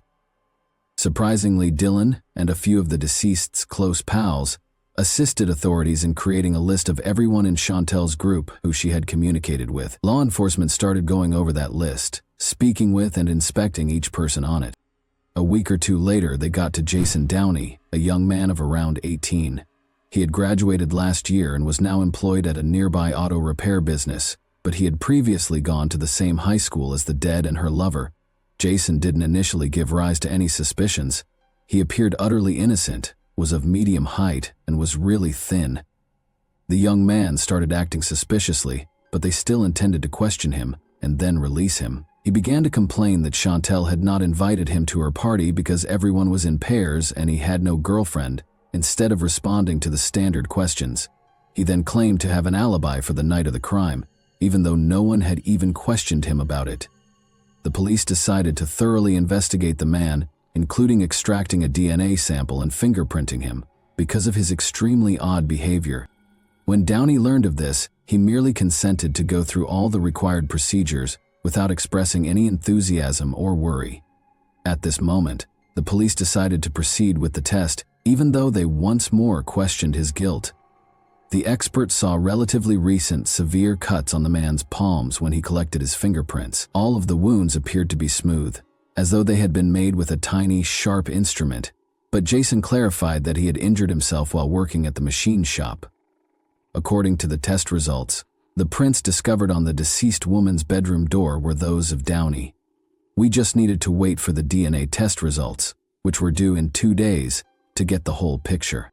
They made the decision to speak with the man once again in the interim and inquire as to how, if he had not attended the party the previous evening, his fingerprints had ended up in the deceased's home. Once more appearing completely composed, the suspect explained that he had likely left fingerprints at Rose's residence after visiting it with Dylan approximately a month and a half prior. However, since the prints were crisp and new, this version did not match reality, as would have occurred to them over such a lengthy period of time. They were not rubbed, smeared, or dusty. And when the DNA findings from the lab were returned on November 16, 2010, they eliminated any remaining doubts that Jason was the one who had tortured the girl that night and killed her and her parents. But why would he harm her like that? What was the source of this thin young man's anger and strength? Detectives had to discover what motivated him to carry out such a heinous murder of the family when he was captured the same day. Jason Downey is... who? Jason Downey was born in September 1992 in Kilmarnock, Scotland, and grew up and entered adolescence there. He grew up with his own older brother Jamie and was the youngest of the family's 2 children. The boy was raised by his mother Lorraine after his parents split when he was just 8 months old. The boys had a half-sister named Judy, but they hardly spoke to her because their father quickly remarried. They moved to the town of Kapunda, Australia, when Jason was 13 years old, together with his mother and brother. The woman married a local resident she had previously met online for the second time in her new home. This place did not appeal to the child who was raised in a large city.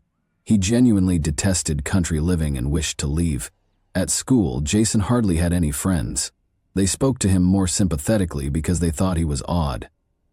He was a self-confident, overly chatty, and persistent liar who told everyone about his popularity, admirers, and athletic prowess. In fact, he was neglected by girls.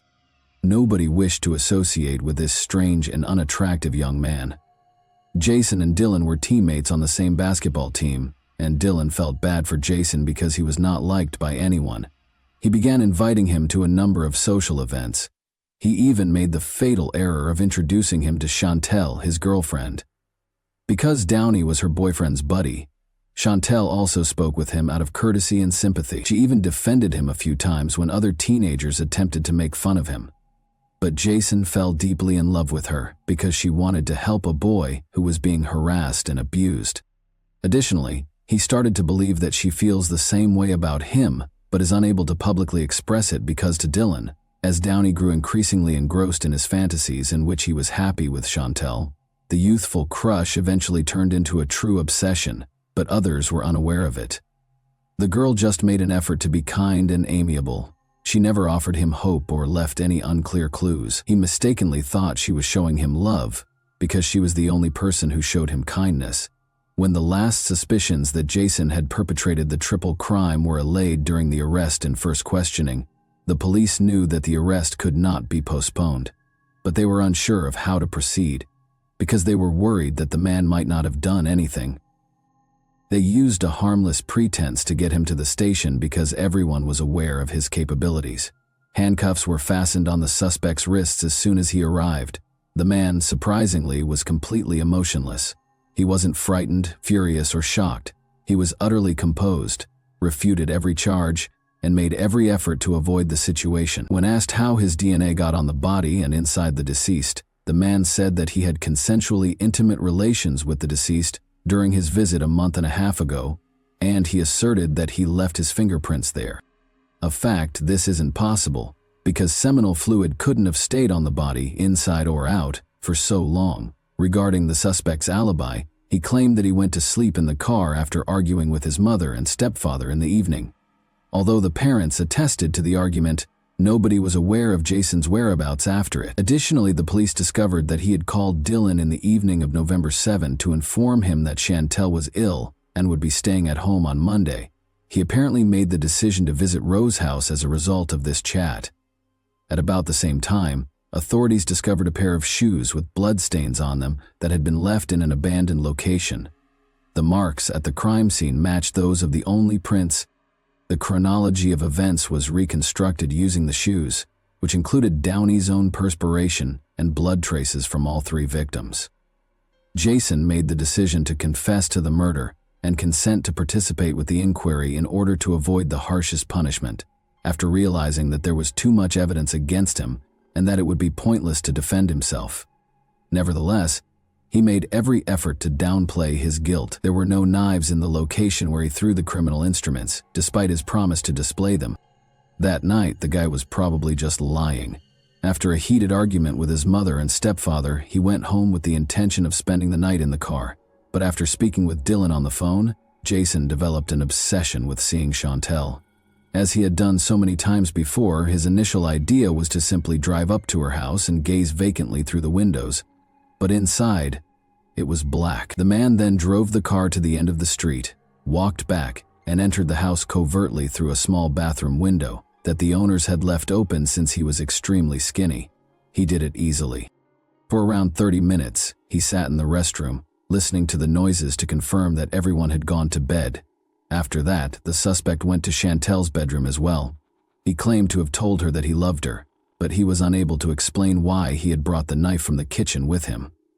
According to the police, Jason had originally intended to threaten the object of his passion with a knife in order to abuse her, but she naturally resisted. He injured her multiple times, and the victim attempted to hide beneath the bed from her tormentor.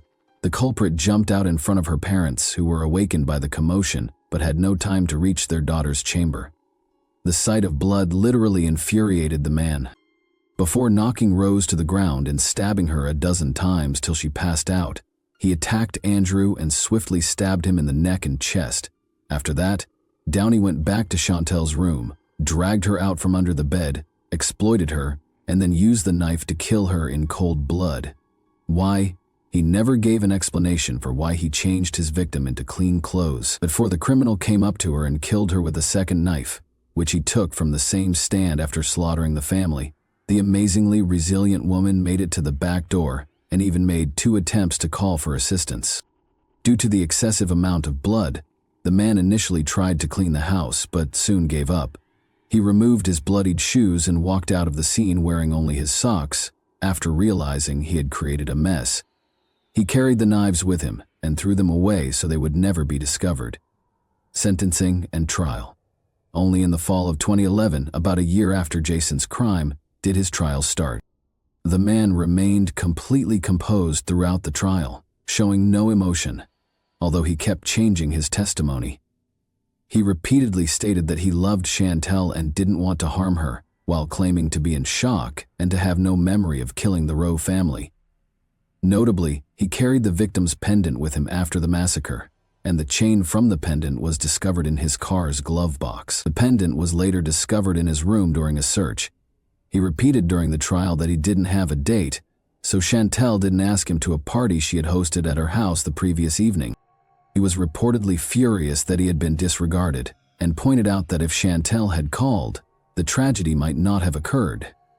The defendant then gave a fully objective statement during his testimony, telling his brother over the phone that he had entered a guilty plea in order to escape receiving a life sentence. In other words, Jason desired a shorter punishment and had no remorse at all, but he was able to get what he wanted. Downey was convicted of 3 crimes on April 19, 2012. At the time of the punishment announcement, every muscle in his face trembled.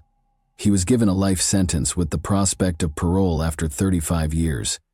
He maintained his composure and objectivity as though it were about someone else and not him. He could have been released after 45 years if he hadn't entered a guilty plea. Although he pointed out that no court could ease his suffering or revive his family, Christopher Rowe thought the sentence was fair. He created tattoos with the names of his sister and parents in remembrance of them. Thanks for watching, everyone. Your support means a lot to me, and you can help my channel grow by hitting that like button, dropping a comment, and sharing this video. Your engagement really makes a difference. See you soon. Hey guys, welcome to my channel, and today we're going to take a look at another horrible case with you. Parents teach their children from a young age not to trust strangers, not to get into unfamiliar automobiles, and never to go any place with someone they don't know, regardless of what they may say, because the world is big and full of hidden hazards. Regrettably, people with bad intentions frequently exploit both the trust of the innocent and the precarious circumstances that some adults find themselves in. Young medical student Mia Steven went to a party with her pals. She thoroughly enjoyed the evening and the companionship of those around her. Nothing seemed out of the ordinary, and nobody could have foreseen what was about to happen. Sadly, Mia never made it back home. When she vanished, the entire community rallied in the hopes of discovering her uninjured and alive. But when a sobering discovery was discovered in a neighboring woodland, something so startling that even the most experienced investigators found it difficult to comprehend, those hopes were dashed. On January 15, 2000, Mia Steven was born in Aalborg, a sizable harbor city in northwest Denmark. She came from a loving, close-knit family as the youngest. She grew up her adolescence in this small town, which is well known for its low crime rate and feeling of security. Mia did exceptionally well in school, demonstrating a natural aptitude for subjects like biology and chemistry. Her teachers believed she was a talented student and had high expectations for her.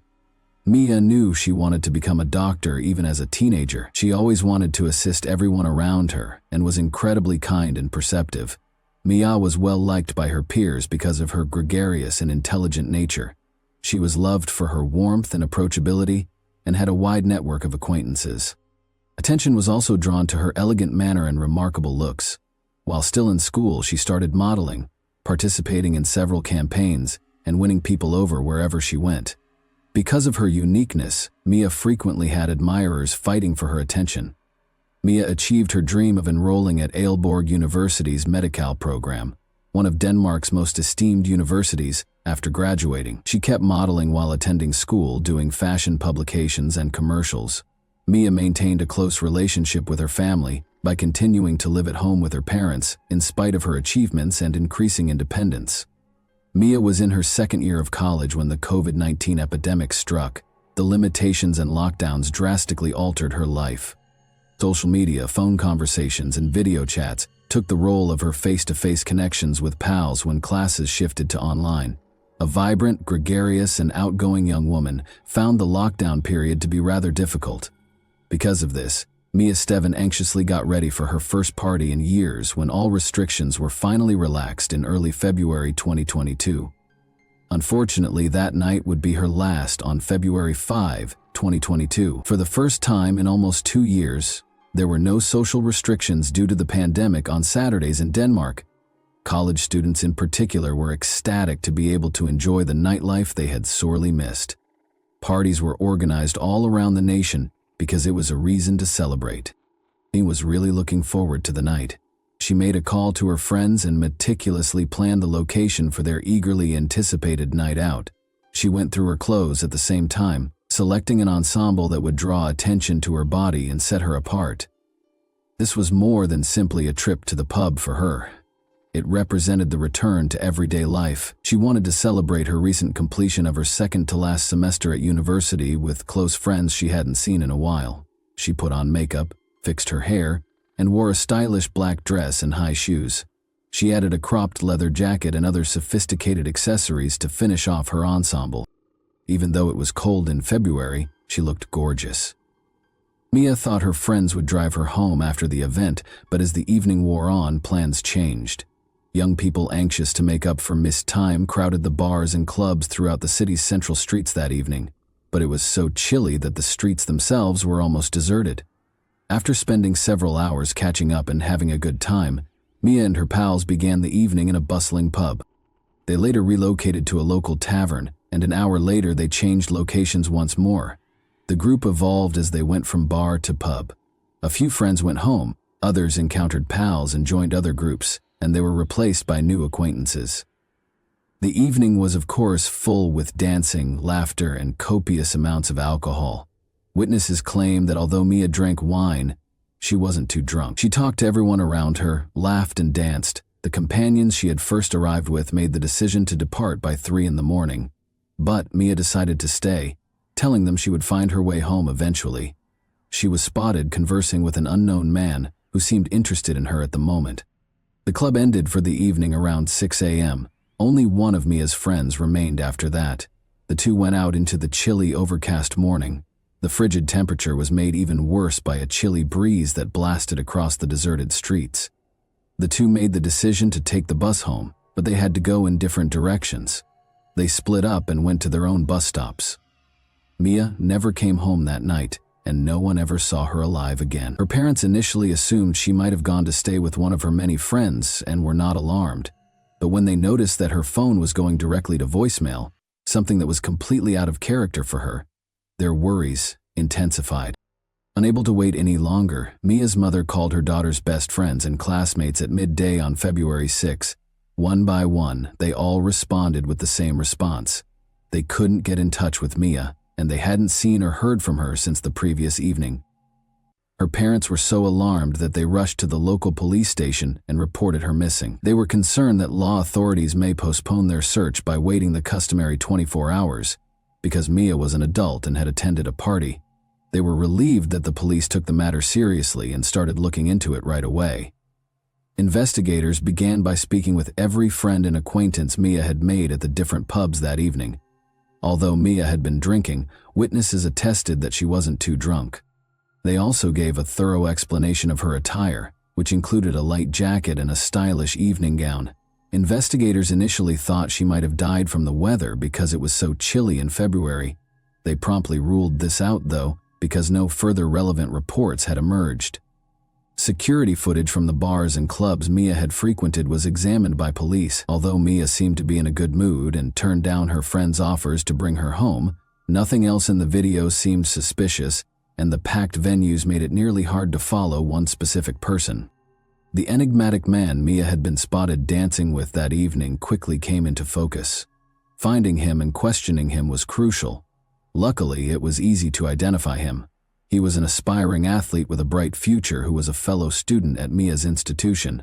He volunteered to be questioned and disclosed that he had taken a taxi to his house across town after leaving the bar at around 5 in the morning. The taxi driver acknowledged dropping him off at the specified place, allowing police to establish his alibi. Mia had no known adversaries, conflicts, or anybody who would want to harm her, according to her family and friends. She had never engaged in criminal behavior, used illegal substances, or had any symptoms of mental illness. Although no one in her network had ever heard of a stalker or obsessive admirer, this prompted investigators to think about the possibilities. After Mia exited the pub, investigators looked at video from street surveillance cameras to expand their search. She and her companion had left the venue together, and after walking roughly 300 feet, they paused to bid each other farewell. Each then made their way to their designated bus stops. Investigators were looking through the video when they spotted something strange. A dark automobile that seemed to be pursuing Mia after she split up with her friend. Mia went another 500 feet or so after saying goodbye to her companion and then paused to wait for her bus. Regretfully, it never came. Mia was trapped because it was early on Sunday morning and the public transportation schedule hadn't fully resumed after the shutdown. She couldn't call for a ride or get in touch with anyone for assistance at 6 IE Minning, since, to make matters worse, her phone had died earlier in the night, something she didn't notice until she was outdoors. The streets remained empty and dark. At the bus stop, Mia, wearing an evening gown, stood freezing and hoped her bus would arrive soon. However, as time passed, it became evident that it was not going to happen. A black Volkswagen Golf came up close to the road at about 6:15 AIEMM. The vehicle stopped and probably offered Mia a ride, but she declined. Mia was left alone when the automobile drove away. She waited for more than an hour in the bitter cold at the bus stop once more. The identical vehicle came again and pulled to a stop at the bus stop about 7:30 AEMM. This time, following a 5-minute conversation with the driver, Mia apparently reluctantly decided to get into the car. By that time, the cold is thought to have affected her so much that she chose to accept the stranger's offer. However, the issues still stood. Where did they take her? Who was driving? And who owned the car? Investigators needed to know the answers quickly. The surveillance footage's poor quality made the inquiry more difficult. Experts did their best, but they were only able to determine the car's make and model. It was unable to make out the driver's face or the license plate. Detectives looked over footage from nearby cameras to follow the car's movements, and shortly they got a break. The Volkswagen Golf was seen parking close to a 24-hour convenience shop a few blocks from the bus stop. Luckily, The car's license plate was photographed by the high-resolution camera in this business. Investigators quickly identified the owner, a 37-year-old man named Thomas Thompson, by searching the license plate through the vehicle registration database. The nightlife area where Mia and her pals had been going out was close to Thompson's home. Adam, a 30-year-old roommate of Thompson's who had previously drawn the attention of the police, lived with him in his leased house. Both men had a history of infractions, including posing as police officers in a scheme. The stakes were considerably higher this time, even though they had previously simply been fined for their acts. Both males were arrested so they could be questioned. Adam, however, had a strong alibi and was quickly freed. The day before Mia vanished, he had left town to see relatives, and he didn't come back until February 8. This information was confirmed by investigators, and Adam was exonerated. Thomas Thompson was the main suspect in the inquiry. To get a better picture, investigators started by looking into his past. Born in Kolding, Denmark in June 1985, Thomas was raised in a modest household. His parents moved him to live on his grandparents' tiny farm in the southeast countryside when he was a teenager. Thomas enlisted in the military after high school, where he signed a contract and established a solid career. He finally rose to the rank of sergeant while serving in highly troubled regions of the world. After leaving the military in 2015, he went back to school and graduated with a degree in engineering. Thomas had been employed as an engineer at a nearby industrial firm and renting a house in Aalborg in recent years. He was characterized as a competent, quiet, and hard-working professional by his coworkers and superiors. He was quite reserved, though, hardly ever disclosing personal information or developing strong bonds with coworkers. Thomas's legal background was problematic. He had been charged with violent altercations, domestic violence, and injury on multiple occasions. He was nevertheless able to reach an out-of-court settlement in every case. According to his ex-partners, he was irritable, hostile, and dangerously violent. Thomas appeared to lose control during angry outbursts, acting in a way that worried others around him. Some even thought he could be able to commit a major offense. Thomas obviously had a darker side that he found difficult to control. However, did that imply that he may have singled out Mia, hurt her, and perhaps even committed a crime against her? More importantly, where was Mia? In his car, Thomas, for his part, said nothing. An integrated GPS system was discovered by investigators. They looked at the data, hoping to track his movements that evening. They found that Thomas had attempted to turn off the GPS tracking on February 6 at around 2 in the morning. The attempt, however, resulted in a glitch, and the machine started to record position data every 30 seconds rather than shutting off. According to the GPS, Thomas left his house at 2:45 a.m. and drove about the city for several hours, apparently searching for a target. This mistake made it possible for detectives to piece together his actions in great detail. He stopped close to the bus stop where Mia was waiting at around 6 in the morning and had a quick conversation with her. For the next hour and a half, he drove away after she turned down his offer of a ride. Before heading back to the bus station, Thomas kept driving in a directionless manner through the streets. Mia was clearly freezing by this point and perhaps desperate. Apparently believing she had no other option, she grudgingly got into his car. Before driving into a remote road, the vehicle departed the city and drove through a few tiny neighboring villages. GPS data revealed a series of short pauses near each other in the wooded region, followed by a lengthy wait, during which the vehicle stayed motionless for approximately an hour. Search dogs and an operations team were sent to the location. They soon found that Mia's phone was broken. Nearby, they discovered a ripped necklace she had been wearing that evening, followed by a hair clip. Additionally, pieces of her clothing and strands of her long hair were discovered tangled on the branches of trees in the area. The scene presented a bleak image. As someone harried after her, Mia appeared to have attempted to flee into the woods, tripping, losing objects, and hooking herself on branches. But hundreds of feet farther into the jungle, the most terrible discovery was still to come. Areas of disturbed dirt were pointed out by the search dogs, indicating that something had just been buried. Investigators found human bones after excavating beneath roughly 3 feet of loose dirt. 231 pieces of the remains were broken apart, some of which were left on the surrounding land. To the dismay of her loved ones, the victim could only be identified by DNA testing. It was established that Mia was the owner of the remains. Law enforcement was forced to issue a public statement as news of the gory discovery swiftly spread to the media. The community was reassured that the dangerous criminal had been caught. Terrifying details were uncovered via forensic analysis. Bone marks indicated that a power saw-like instrument had been used to dismember the body.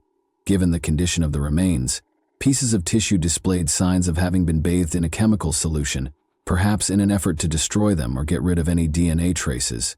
It was challenging to pinpoint the precise cause of death. Medical examiners, however, thought mechanical asphyxiation was the most likely cause. Most likely a rope or tiny strap, rather than bare hands, had been used to strangle Mia. Although Thomas Thompson's car had been partially cleaned, blood traces were discovered. Mia's blood was identified through DNA analysis. Her body looked to have been dismembered, and more blood traces were found throughout his house, especially in the toilet. Thompson first attempted to defend his actions when presented with the evidence, saying he had no malicious intent and had no plans to hurt anyone. He claimed that he tried to turn off his car's GPS because he was being stalked by a dishonest police officer who was extorting him, but he was unable to give his name or any supporting documentation. Thompson also related how he saw a woman in light clothing at the bus station early that morning and offered her a lift out of courtesy, but she declined. Then, he said, he drove off to run other errands. On his way back about 90 minutes later, he noticed the same woman, who was now obviously chilly, still at the stop. He claims that this time she agreed to take him for a ride. Thompson described how the young woman was drunk, acted flirtatiously, and supposedly promised intimacy in return for his assistance. He said they took his car out of town to a remote location where they had consensual sex. Thompson then claimed that Mia unintentionally tugged on the car door handle during this interaction, causing the door to swing open. He stated she died instantaneously after falling out and breaking her neck. In a panic, he tried to protect himself by getting rid of her body rather than calling the police. Doubts were immediately raised by the story. The strewn personal belongings and strands of Mia's hair discovered in the woodland were among the many discrepancies that detectives pointed out. When questioned further, Thompson changed his account, saying that Mia accused him of being abusive, threatened to file charges, and started to sober up after their encounter. He claimed that despite his attempts to soothe her, she went into a frenzied state, escaped the automobile, and dashed into the woods. According to Thompson, he followed her out of concern that she may freeze to death and planned to take her back to the car so he could drive her home. He claimed that she stumbled during the pursuit, struck her head, and instantly passed away. After he took her body home, Thompson confessed to dismembering it in his bathroom and soaking the remnants in chemicals in the hopes that they would completely dissolve. But after a few hours, the procedure had little impact. The remnants, which were still whole, now smelled bad. He drove the corpses to the wilderness, buried them, and packed them into bags out of desperation. He maintained that the death was an accident and that his sole transgression was trying to hide the evidence because he was afraid no one would take him seriously. He insisted that his actions were motivated by panic rather than malice. Further investigations at Thompson's property turned up incriminating evidence behind his house, despite his contradictory claims. Investigators discovered a temporary solution, burn hole, with some dirt and rubble covering it. He had tried to destroy Mia's pocketbook, personal things, car floor mats, and blood-stained clothes there. The majority of the goods were severely destroyed, but her purse was largely undamaged, including the thin strap that still contained remnants of Mia's skin cells and blood. This strap was the tool used to strangle her, according to forensic authorities. The prosecution's claim that Thompson had acted maliciously and with premeditation was successful. He planned his actions ahead of time, as evidenced by the fact that he had made a conscious effort to turn off his car's GPS system. According to the prosecution, he was a predator who went hunting that evening and eventually targeted a young woman who was alone and in danger.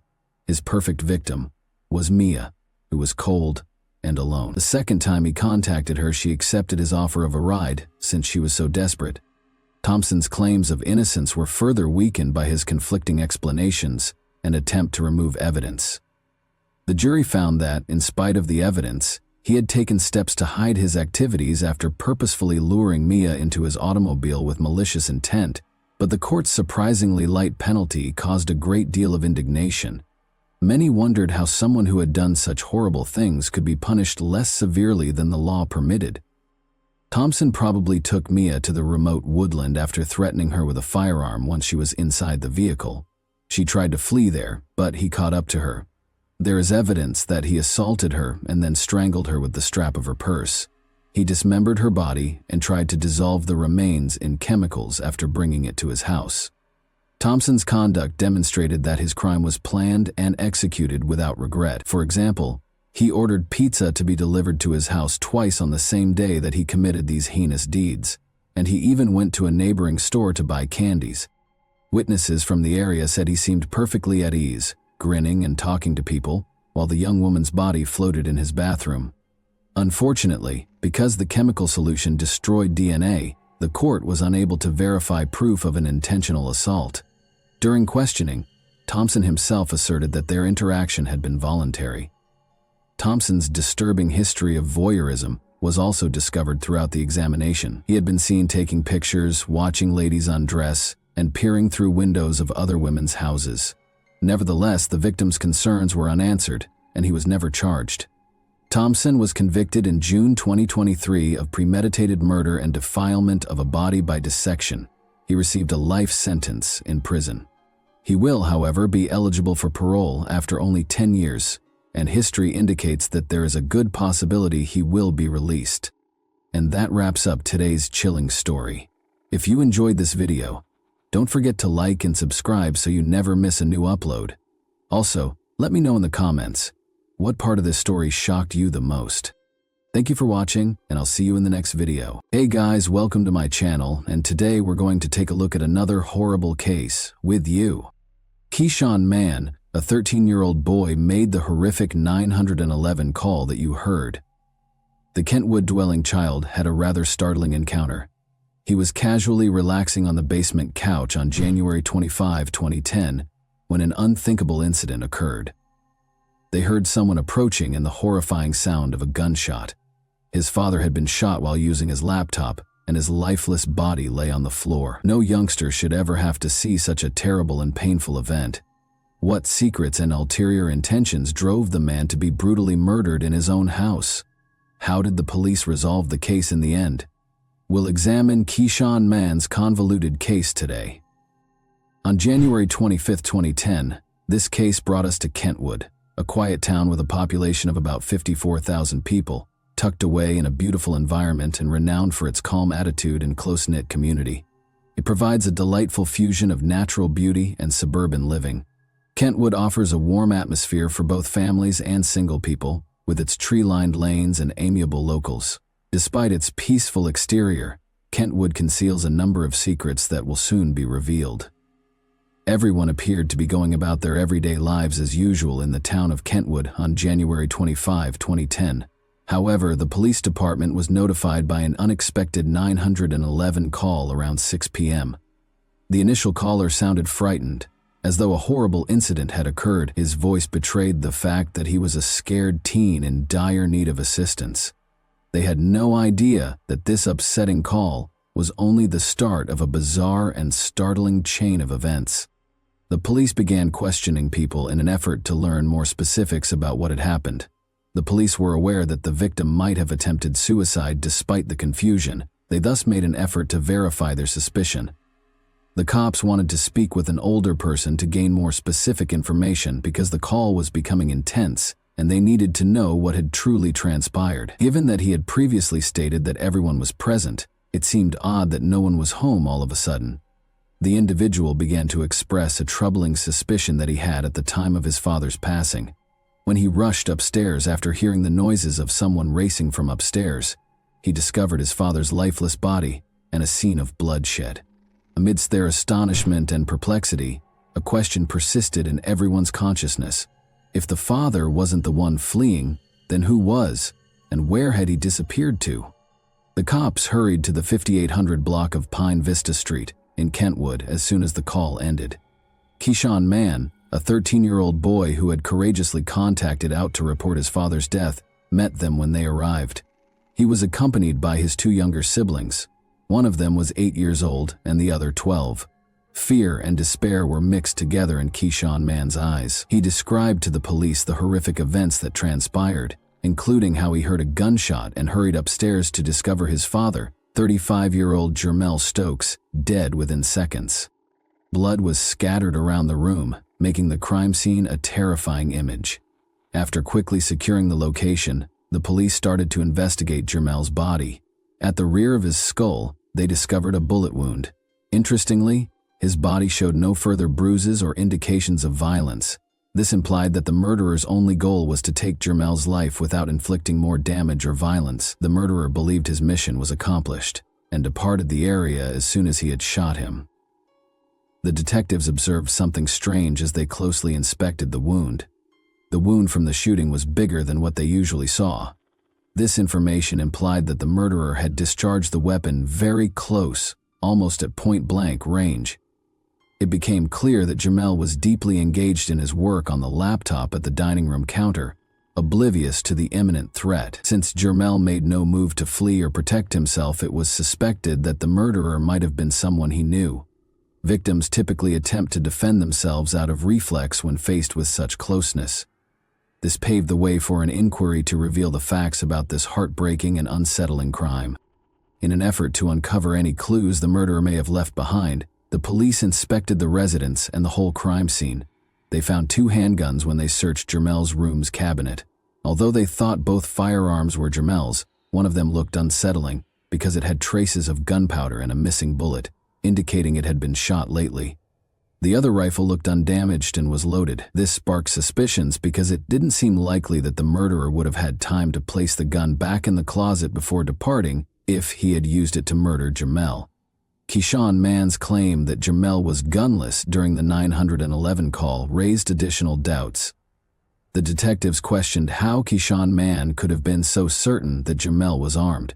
In an attempt to find any evidence that would provide them with information about the predator, the rifle was sent for testing right away.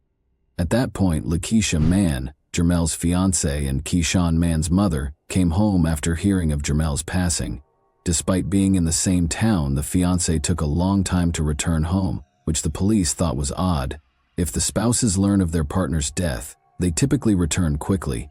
In an attempt to learn more about Jermel's past, potential enemies, or any clues as to who might be responsible for his death, the investigators made the decision to question her, but she said she didn't know anything about his past. It was discovered that Keyshawn Mann was Jermel's stepchild rather than his biological kid.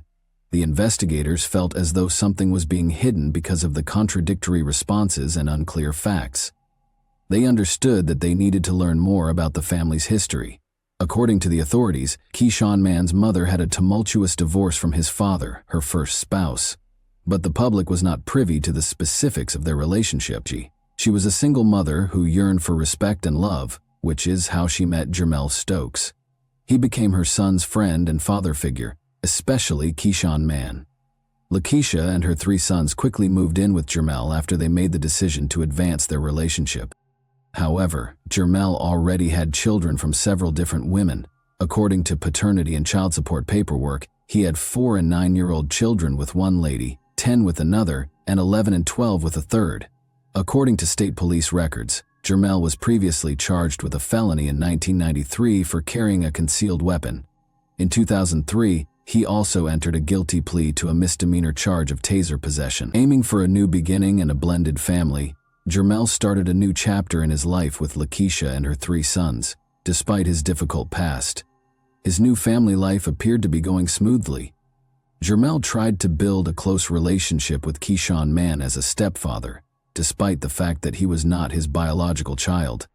He filled the vacuum created by Keyshawn Mann's biological father's absence by acting as a father figure. Since there had been no prior reports or information indicating any problems or conflicts, there were no signs of any troubles inside the family. At first, the police inquiry into Jermel Stokes' murder revealed no background or apparent reason that could account for the terrible incident. No suspicious information or hints regarding the family were discovered. The case was obviously mysterious because no one was a suspect, even if it wasn't immediately apparent. Detective Mattis couldn't get rid of the idea that every murder must have a purpose.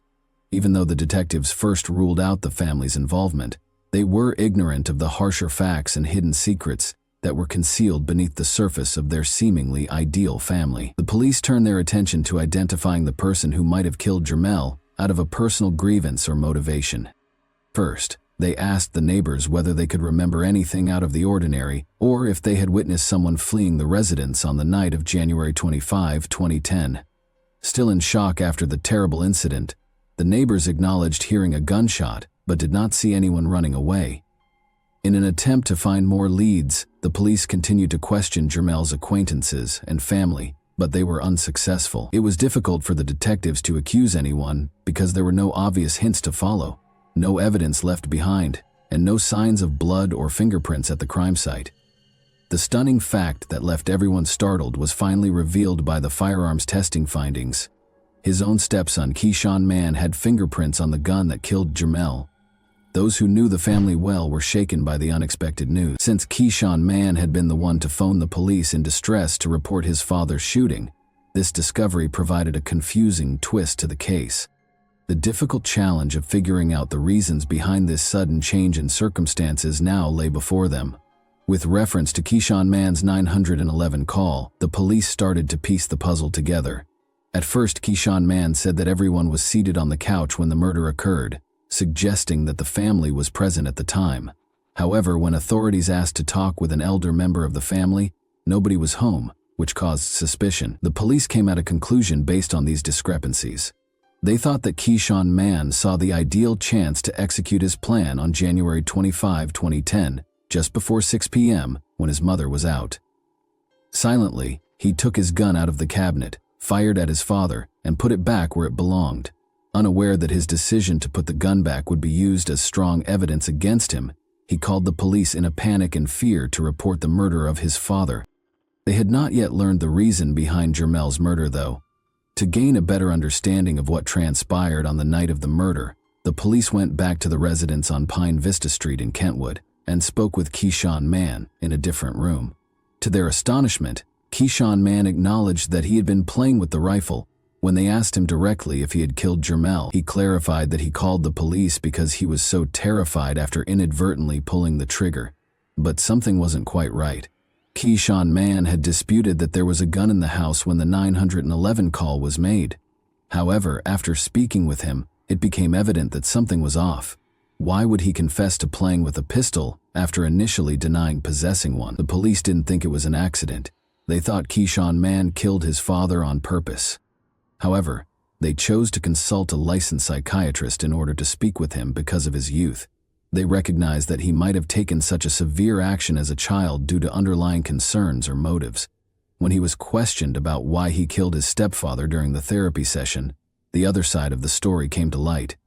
Behind the joys and the seemingly ideal family, there was more. Keyshawn Mann talked candidly about Jermel Stokes' torture and abuse of him and his family.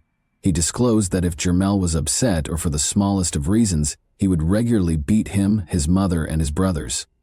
Keyshawn Mann felt stuck with no way out and wanted to shield his mother and siblings from the constant torment.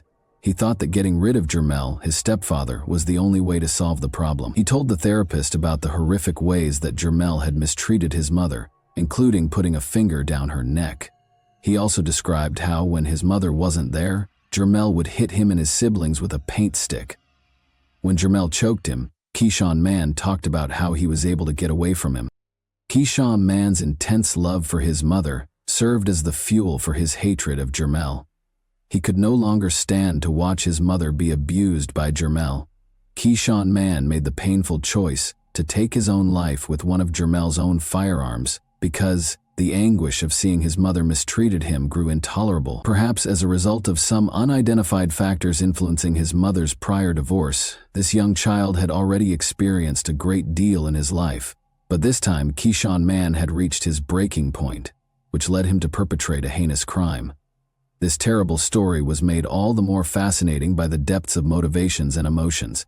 It was determined to send Keyshawn Mann to the circuit court for trial in June 2010 due to his young age of 13. This made him one of the youngest in the state to be put on trial for murder, and the youngest in Kentwood County. Keyshawn Mann confessed to killing his stepfather, Jermel Stokes, according to the Kentwood police detective in the courtroom. Keyshawn Mann acknowledged stealing Jermel's unlicensed silver handgun from a cupboard during the trial. He had checked the rifle by taking out and reinstalling the clip, so he knew it was loaded. Keyshawn Mann acknowledged that he did approach Jermel from behind when his attorney, Fred Johnson questioned him about it. Keyshawn Mann responded with another yes when Johnson asked a pivotal question. You understood that pulling the trigger could result in someone's death? This made it abundantly evident that the shooting was not an accident because he had previously abused his mother. A close friend of Keyshawn Mann from Park Ridge Academy, whose name was kept secret because of his youth, appeared in court as a witness prepared to make shocking disclosures. He informed the jurors that Keyshawn Mann had brought a firearm to high school on January 25, 2010. He told him about his plans and showed him the gun. A 21-page report from the Children's Trauma Assessment Center was shown in court. It included information from Keyshawn Mann's therapy sessions in which he confessed to the crime and disclosed the shocking cause behind it. The therapist claims that Keyshawn Mann felt that the only option to shield himself and his family from serious abuse and possible harm was to kill Jermell. According to the therapist, Keyshawn Mann's experience was brought on by a home setting that was occasionally chaotic and dangerous, as well as ongoing exposure to intense violence. Even the mother of Keyshawn Mann admitted that she occasionally worried that Jermell might murder her or her boys. Fred Johnson, Keyshawn Mann's attorney, stated that he believes the shooting was mostly caused by the domestic violence that was allegedly occurring in the home. He thought the therapist's conclusions, though, were arbitrary and might not be solid enough for the trial. He made it clear that Keyshawn Mann was afraid, worried about his mother, and felt guilty. According to Johnson, Keyshawn Mann knew the effect his acts had on his mother and sincerely regretted them. Since there had been no previous calls to the police or Child Protective Services about the family's abuse, the police and prosecutors questioned the validity of the evaluation report. According to police interviews, discipline in the home was imposed by Keyshawn Mann's mother, Lakeisha Mann. Wearing t-shirts that said "Beloved Melly," a nickname for Jermell, some of his relatives denied that he had ever mistreated Lakeisha Mann or the children. Did no one know whether there had been abuse? And secrets of that nature don't remain that way in the closet. Jose Moore, JL's uncle, rejected the allegations as baseless. Investigators were unable to determine a specific motive for the crime, according to Kent County Prosecutor Bill Forsyth. Everyone concerned found it uncomfortable because there was no recognized motive for the murder. After hearing the case and carefully weighing all the evidence, Judge Daniel Zemaitis found Keyshawn Mann guilty of second-degree murder for the death of Jermell Stokes and sentenced him to serve the next 8 years until he turns 21 at the Muskegon River Youth Home, a juvenile facility about 110 miles from Grand Rapids.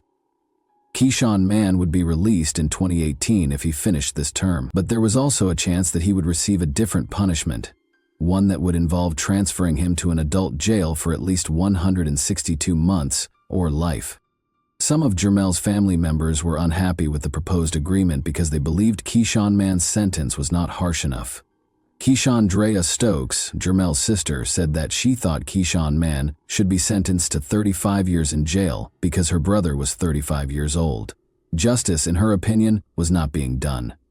Annette Moore, Jermell's aunt, also expressed her belief that Keyshawn Mann's return to normal life was an unfair decision. She didn't think Keyshawn Mann was mistreated, but she did think he committed a significant offense and should be sentenced as an adult. Moore expressed her displeasure with the current sentence's fairness, but since the verdict had already been rendered and could not be overturned, acceptance was the only option. But 3 years later, on February 13, 2013, 16-year-old Keyshawn Mann showed up in court for a progress report on his stay at the Muskegon River Youth Home. He was performing better than the facility average, according to reports. He was able to go to counseling sessions and classes while he was in a guarded area. On a scale of 1 to 5, the youth home's officials gave his performance a 4 and observed that he was improving significantly. They even noted that Keyshawn Mann had demonstrated suitable coping mechanisms by managing his emotions, disappointments, and rage in a constructive way. During his brief court appearance, Keyshawn Mann apologized for his behavior and thanked his family for their support. He made a big mistake, he admitted, and he made it clear that he was determined to learn from it. According to his lawyer Johnson, Keyshawn Mann was committed to giving it his all no matter what. Keyshawn Mann was scheduled to complete college credit classes after graduating from the youth home educational program as a junior. As 21-year-old Keyshawn Mann celebrated his birthday and his release from the Muskegon River Youth Home on December 6, 2017, after serving more than 7 years in prison for second-degree murder, Birthday balloons floated in the Kent County courtroom. Keyshawn Mann was released. Keyshawn Mann was granted his freedom by Judge Daniel Zamatis, who was supervising his progress at the periodic review sessions. At the final hearing, the judge spoke to Keyshawn Mann and said he was certain he was ready to start a new chapter of achievement in the community. When the judge gave the announcement, Keyshawn Mann and his mother Lakeisha exchanged heartfelt embraces as friends and family crowded the courtroom. Vicky Seidel, the assistant prosecutor for Kent County, commended Keyshawn Mann for setting a good example for other youth in the program. She claimed that he had carried out his duties and characterized him as an example for the inmates. For almost 18 months, Keyshawn Mann had been enrolled in online courses at Mid-Michigan Community College. According to his family, he had plans to continue his education, possibly attending Grand Rapids Community College in 2017. Kent County Probation Officer Dan Corey reports that Keyshawn Mann's meeting with his father, Jermel Stokes, to resolve the matter went smoothly. Mr. Stokes said he hoped Keyshawn Mann would have a fruitful life. Though it had been a tough 7 years, Keyshawn Mann agreed that his life had significantly improved. He conveyed his appreciation for the chance to improve himself, given that Keyshawn Mann was only a small boy at the time. Jermel's aunt also pardoned him for his behavior. She felt that Keyshawn Mann should be given the opportunity to start over, since she understood that his actions were motivated by fear. How do you feel about this case? Do you believe Keyshawn Mann should have been given another chance? And that wraps up today's chilling story. If you enjoyed this video, don't forget to like and subscribe so you never miss a new upload. Also, let me know in the comments what part of this story shocked you the most. Thank you for watching, and I'll see you in the next video. Hey guys, welcome to my channel, and today we're going to take a look at another horrible case with you. On October 26, 1998, on a dismal day, a terrifying find was discovered near the Columbia River. When a body was found floating close to Lower River Road in Vancouver, the neighborhood was rocked. In an attempt to identify the sad person who had met their premature end, authorities rushed to the scene. The strong stench of decomposition hit them as they got closer to the body, indicating that the man had been in the water for a long period. Since there were no clear hints as to the identity of the man, they took his body out of the water with caution and took him away from the scene to start the difficult process of autopsy and identification. They had no idea that this was the beginning of a mystery that would trouble them for years to come. A disturbing reality surfaced as the medical examiner's office started the autopsy on the unnamed man's body. According to the autopsy, he was shot in the head and died as a result. However, after examining the material, detectives found more questions than answers. Did the man commit suicide? Had the trigger been pulled by someone else? There was still doubt surrounding the reality. That wasn't all, though. Authorities were left to cobble together a timeline of events leading up to the man's unfortunate death, because it was thought that he had been in the water for anywhere between 6 months and a year. The man's age of death was likewise estimated by the medical examiner's office to be roughly 53 years old. Notwithstanding the passage of time, the case's enigma was only heightened by these discoveries. How had this man ended up in such a gory way, and who was he? In their attempt to learn the truth about the man's terrible demise, the detectives encountered a formidable obstacle. They were aware that figuring out who he was the first step, but it was not always easy. Because the individual had been discovered without any kind of identification, officials had nowhere to start. In an attempt to locate a lead, the investigators looked through the local missing persons records, but they were unable to identify the possible owner of the remains. They expanded their search for answers, alerting authorities across the Northwest in the hopes that someone might be able to identify the unidentified body. But their quest was unsuccessful despite their ceaseless attempts. Fingerprints were another element that might have assisted investigators in identifying the man. The advanced degree of the body's decomposition, however, put an end to this dream. The investigation felt like it was hitting a brick wall as the days stretched into weeks. The investigators were no closer to unraveling the enigma of the man's identity or his premature death, and frustration started to set in. He continued to be an unidentified John Doe, a somber reminder of the case's numerous unsolved mysteries. The case eventually faded into obscurity despite their best efforts, becoming just another mystery in a world full with them. The truth was still tantalizingly out of grasp, despite the detectives' best efforts. When it comes to investigating cold cases, time can occasionally be a double-edged sword. Even though it might seem like there is less chance for a case every year, new technology and developments in forensic science can give a case that was previously deemed to be unsolvable fresh life. Armed with the newest forensic instruments and methods, the case's investigators made the decision to examine the material again in 2008, in the hopes that the advances in DNA profiling would provide them with the answers they so urgently needed. They contacted the University of North Texas Center for Human Identification. Using samples from the autopsy, the University of North Texas Center for Human Identification was able to create a DNA profile of the unnamed male. Investigators were reassured by the DNA profile and quickly submitted it to the National DNA Database in the hopes of finding a match. But they looked everywhere, but they couldn't find a match.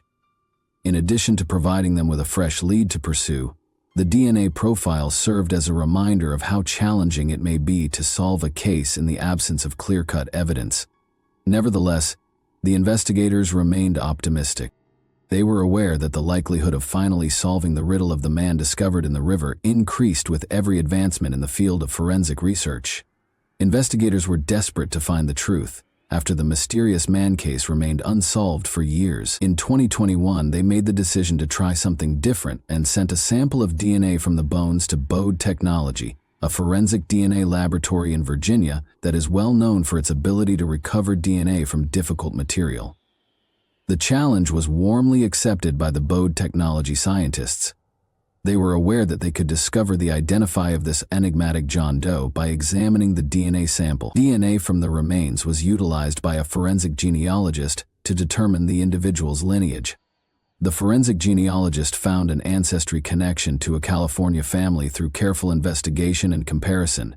The genealogist identified one individual in particular, the son of Ruth Marie Henson and Chelsea Johnson Jr., as the promising lead. It's interesting to note that since 1998, this person, Michael Johnson, has not engaged in any traceable activity. The detectives were aware that they had hit gold and were now one step closer to figuring out who the enigmatic John Doe was. Thus, Nikki Costa, the medical examiner's office operations manager, achieved a breakthrough in the case of the unnamed man in October 2022 as the fall foliage began to fall.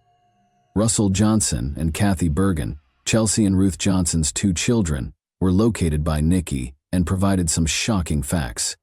It seems that their brother Michael had severed all ties with the family and vanished almost 20 years ago. Could this be the piece of information that investigators had been looking for years? Nikki was determined to solve the mystery surrounding the unnamed man. She worked frantically to prove that Michael was the owner of the DNA sample. Determined to uncover the missing piece of the puzzle, Nikki contacted many authorities to corroborate her concerns.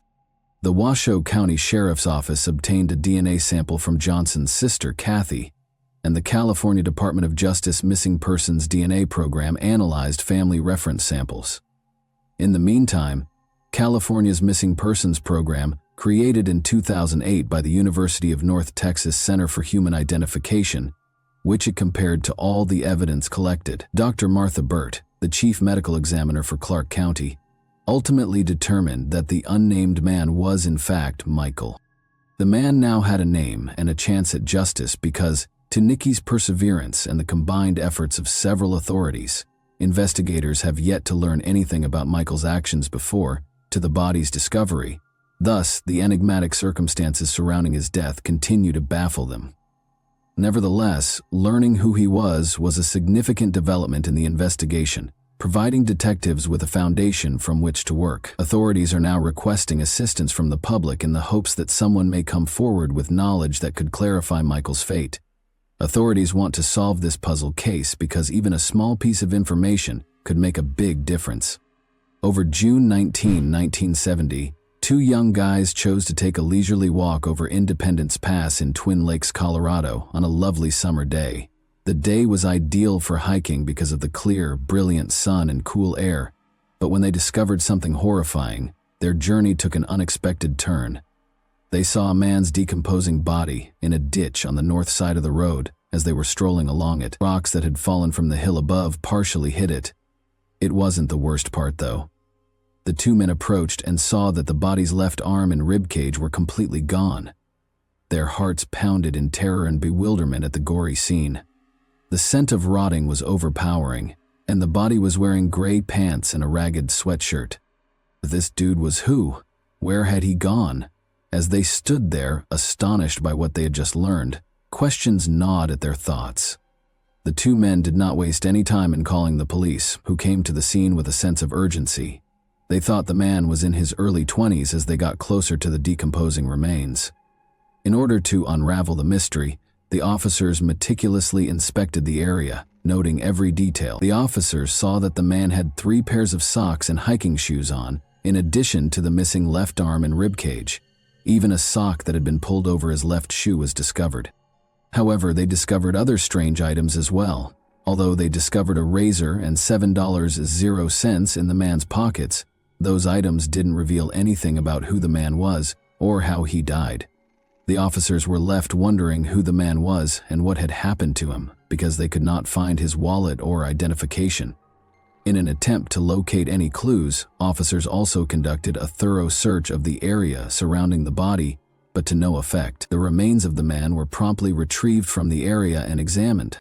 However, investigators were unable to identify him despite their best attempts. They looked through dental records, spoke with locals, and combed through missing person reports, but nothing seemed to fit. The man was a total mystery, and the more they studied him, the more they discovered. Officers were baffled by the body's state. The man appeared to have spent a considerable amount of time outside, perhaps the entire winter, yet his attire didn't seem suitable for such severe weather. What might have happened to the missing body parts was another question that the officers couldn't avoid. Had wild animals devoured them, or had they been removed after death? Even if it was a horrifying possibility, they had to consider it.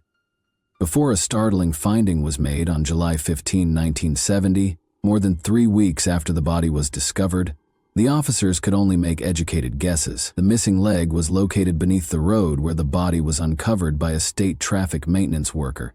The hand and wrist still had flesh on them, but the arm and shoulder were reduced to bone. The mystery was only made more complex by the discovery. Why had the limb been cut off from the body, and how had it gotten there? Because of the confusing state in which the body part was discovered, the officers surmised that it might have been taken out by a snowplow after the victim passed away, but they lacked hard proof. The enigmatic individual discovered at Independence Pass faded into obscurity over the years. Due to his lack of identification, he was only known as Independence Pass John Doe and had no name. Buried beneath a plain monument that stated, "Unidentified Male," in Leadville's Evergreen Cemetery, he was reduced to the position of an unidentified soul. The case was unsolved, and it appeared that the identity of Independence Pass John Doe would always be a mystery as time passed. While clearing an overgrown area of Evergreen Cemetery in 2011, a man named John Pearson, who had spent years cleaning it up, discovered the burial of the Independence Pass John Doe. Being a Vietnam veteran himself, Pearson was naturally interested in the man's identity. He pondered whether Independence Pass John Doe was also a Vietnam War veteran. Because he was curious, Pearson contacted the Colorado Bureau of Investigation's Audrey Simpkins, a crime and intelligence analyst, who in turn contacted Sylvia Petham, a specialist in identifying John and Jane Does. Eager to learn the truth about the enigmatic cemetery, they traveled to the little hamlet together in August 2011. However, in spite of their efforts, the case once more stalled, and for a short time more, Independence Pass John Doe's name remained unknown. Following 2 years of inaction, the Independence Pass John Doe case began to gather steam in 2013. When Audrey and Sylvia got back to Leadville, they looked for the case files, but they weren't there. They worked with Shannon Kent, the coroner at the time, to ensure that the case information was added to the database of the National Missing and Unidentified Persons System. Determined, Sylvia then requested that the Lake County Sheriff exhume the John Doe's bones so that DNA could be taken. The Colorado Bureau of Investigation assisted in obtaining a fingerprint from the exhumed body. When DNA was taken from John Doe's skull and femur at the University of Northern Texas, there was hope that the unidentified man might eventually be identified. However, John Doe's body was kept in a casket at the office of former Lake County Coroner Shannon, rather than being buried in his grave at Evergreen Cemetery. The man was eventually laid to rest in the calm of 2022 after 8 difficult years. A team of police submitted DNA taken from the unnamed John Doe for forensic genetic genealogy testing, marking a breakthrough in the decades-long case. A promising lead came from the test, although the specifics of this lead are still unknown. It was sufficient to completely unravel the case. Gardner Paul Smith was John Doe's name at last after all these years. Gardner was more than simply a nameless body in a tomb for Smith, who would have only been 39 years old when his bones were found. He had a life, a family, and a tale. Gardner, the eldest son of Paul and Bernita Smith, was born on September 22, 1930 in Modesto, California, and was raised in a family that loved skiing. Gardner and his younger brother Armand naturally took up skiing as both of their parents were avid skiers. Skiing was more than just a pastime for Gardner, it was a lifestyle. In addition to studying at the University of Nevada in Reno, he was a member of the collegiate ski team. Gardner's commitment to the game was laudable, and he was constantly trying to get better. In order to improve his balance, he was known to try out a variety of methods, including huge slalom courses on cross-country skis. Gardner, however, was not merely a sportsman. He was a humanist and a thoughtful thinker who was constantly trying to figure out what life was really all about. He aspired to discover the mysteries of human consciousness because he was captivated by psychic phenomena and mental powers in his later years. He investigated this field of research for several hours. Gardner enlisted in the Army as a young man in June 1951. He served 2 years on active service before moving to the reserves, where he remained for an additional 4 years. He was released in June 1957 after doing his duties with honor. Gardner's journey ultimately brought him to Argentina, where he met Jennifer Dawn Andrews, the love of his life, in 1961. Following their marriage, Gardner returned to California with his new bride. Soon after, on June 18, 1962, they welcomed their first child into the world, a daughter called Jean. Gardner did, however, eventually leave his wife and little daughter. In 1968, Jennifer finally got a divorce from Gardner and married Ernest M. Dillard. Sadly, Jennifer was left a widow after Ernest's death in 1974. Gardner, on the other hand, seemed unable to settle down after his divorce and vacillated between Aspen and California. Longtime friend and ski racer Dick Dorworth remembers clearly the last time he saw Gardner, which was in 1968. Living life on the road, Gardner was attempting to market a novel ski pole grip that he had created. He had previously developed double-lens goggles, but he had not succeeded in commercializing them, therefore this was not his first innovation. Gardner disappeared into the unknown after spending a week sleeping on his friend's couch, and Dorworth never saw him again. Gardner actually sent his mother a postcard on November 12, 1969, which was the last time anyone heard from him. His mother was optimistic at the moment, but she had no idea that it would be the last time she would ever hear from her son. It said simply, "I am doing all right. Don't worry. Love, Gardner." Jean, Gardner's daughter, had many unresolved issues regarding her father, who vanished when she was a newborn. She wondered where he had disappeared to, and why he never returned for her for years. She had to put together her father's life on her own, because her mother and other family members were silent about his disappearance. When her father's genuine identity was revealed decades later, she finally received some answers. As a 60-year-old lady with a family of her own, Jean is committed to honoring her father. She intends to have a monument constructed in his honor and organize a modest military funeral. Jean hasn't decided where he will be buried yet, but she knows that she will always have a particular place in her heart for the father she never had the opportunity to meet. The cause of Gardner Smith's death is still unknown. Although there is no documentation of an autopsy being conducted on him, the Colorado Bureau of Investigation states that there was no indication of foul play, and theories on his cause of death are still being discussed. His body may have been dumped in Independence Pass after he was the victim of a crime, according to certain theories. According to others, he might have walked up there with the intention of hiking back down, but he got caught in a severe storm, lost his bearings, and died of the cold. There were still a lot of unsolved questions, though, as the actual cause of Gardner Smith's death was still unknown. On a cold November 28, 1992 day, a group of visitors near the Walker Wildlife Area off River Road in Colorado noticed something strange.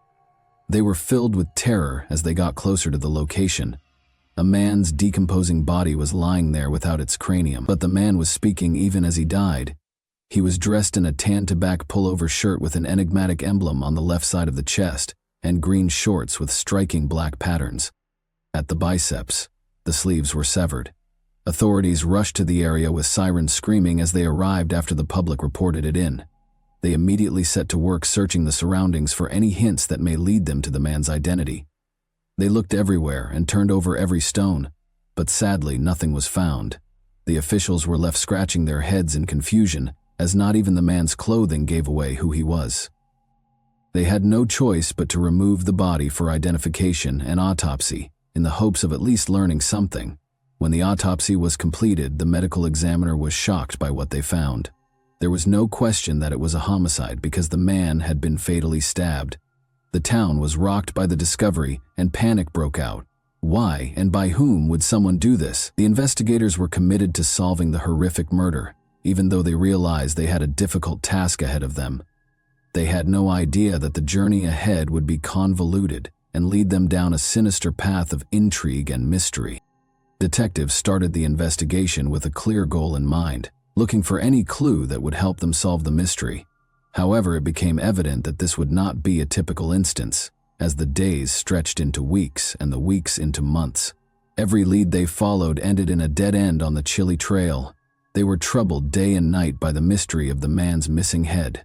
Where might it have gone? Was it buried out of sight, or was it taken as a trophy? Time was a powerful enemy that the investigators had to contend with if they were to solve the case.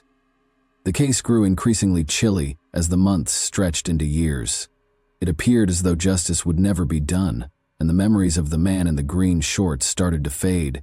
But investigators never lost optimism that they would eventually find the truth. As the years went by, new technologies that claimed to simplify their work surfaced. The National Missing and Unidentified Persons System was used to help with the inquiry when the case was reopened in 2011.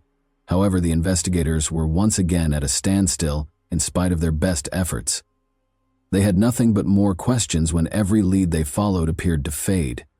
Everyone concerned struggled with the idea that they would never find out who the man really was, and it was a frustrating period. However, the detectives persisted.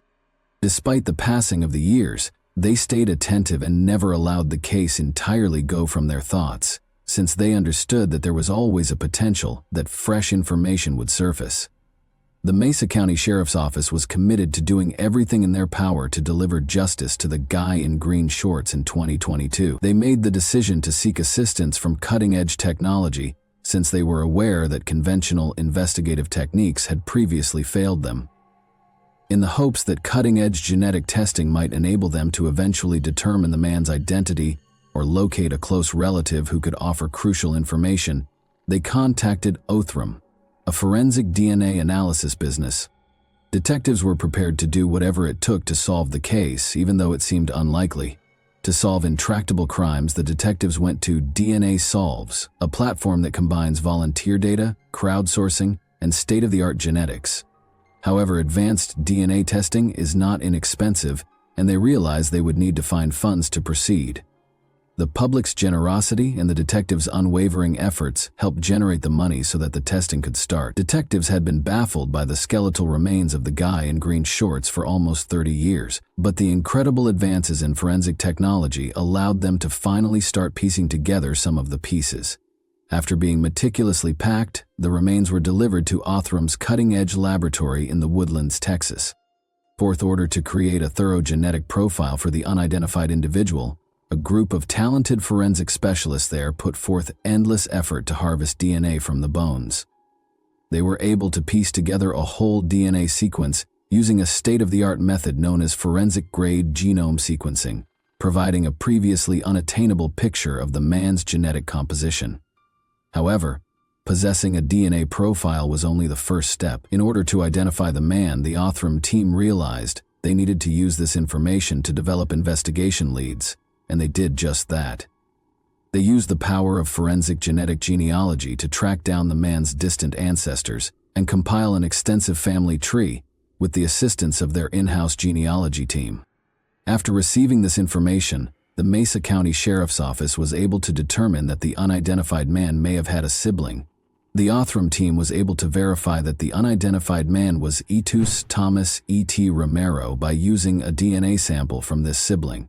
Although Etus's identify was a major accomplishment for the Mesa County Sheriff's Office, detectives understood they needed to look further to find the truth, because the mystery surrounding his murder remained unexplained. Although Etus had made significant progress since his early years, nothing was known about his childhood. Nevertheless, investigators were able to construct a portrait of the man he had developed into. When investigators dug into his past, they found a man who had dedicated his life to sacrifice and service. One instance of the boldness and courage that characterized him was his military service. They learned that Etus's premature death occurred while he was only 26 years old. Together with two other Louisianans, he had traveled to Grand Junction, Colorado. In 1991, he worked as a dishwasher in a nearby restaurant and lived in a now demolished home on 4th Street. Although the specifics of his death are still unclear, it is thought that he was murdered in the summer of 1992. The detectives are still working to piece together Etus's narrative, and they are requesting that anyone with information that could help them understand why he died so suddenly come forward. Do not hesitate to get in touch with the authorities. We could get closer to the truth with every bit of knowledge. And that wraps up today's chilling story. If you enjoyed this video, don't forget to like and subscribe so you never miss a new upload. Also, let me know in the comments, what part of this story shocked you the most? Thank you for watching, and I'll see you in the next video. Hey guys, welcome to my channel, and today we're going to take a look at another horrible case with you. Detectives had been having a hard time solving cases involving John or Jane Doe victims for years. These victims could only be identified by looking through missing people databases for a match, or by a family member recognizing the victim. However, they now have a new tool at their disposal thanks to developments in DNA technology, which is enabling them to solve crimes that had been unsolved for years. Families are finally getting the closure they've long sought over their missing loved ones, while victims who had been anonymous and unrecognized for decades are finally getting their identities back. We'll examine two John Doe cases today where the victims were ultimately identified. After decades, the victims in both of these crimes were eventually identified in 2023 through the use of genetic genealogy, a groundbreaking new DNA technology. Let's get started on these situations right away. With a population of more than 640,000, Bucks County, the fourth most populated county in Pennsylvania, is the subject of our first case today. The city of Doylestown serves as its county seat. Its southeastern boundary is the Delaware River, and its entire size is 622 square miles. In 1986, a startling discovery was made here, close to the river. It appeared to be a calm Sunday morning in Buckingham Township, Bucks County, Pennsylvania, on June 15, 1986. After their late Saturday evenings out, most individuals slept in the morning because the weekend was coming to an end. Others sought comfort in their pastimes. A Buckingham Township fisherman chose to spend his morning fishing by the Delaware River, which was his favorite activity. Armed with his equipment, he left home in hopes of enjoying a leisurely day of fishing in the Delaware River. He could not have been prepared for what he was about to learn. He was planning to capture something completely different on the riverbanks instead of fish. When he got to the river, he was strolling along the bank close to the Mooresville boat ramp, trying to find a suitable place to set up shop, when he saw something white protruding from the vegetation at the riverside. He approached curiously to see what it was, and when he saw it was a human skull, he flinched in disbelief. He searched the area, but he was unable to uncover any more bones or remnants strewn around the head. He first considered calling the police because he knew he had to do something, but he didn't know how long it would take them to arrive, so he decided to handle things himself. He picked up the skull and brought it to the Buckingham Township Police Department so they could look into it. Upon receiving the skull, the Buckingham Township Police Department was unsure of how to proceed with their investigation.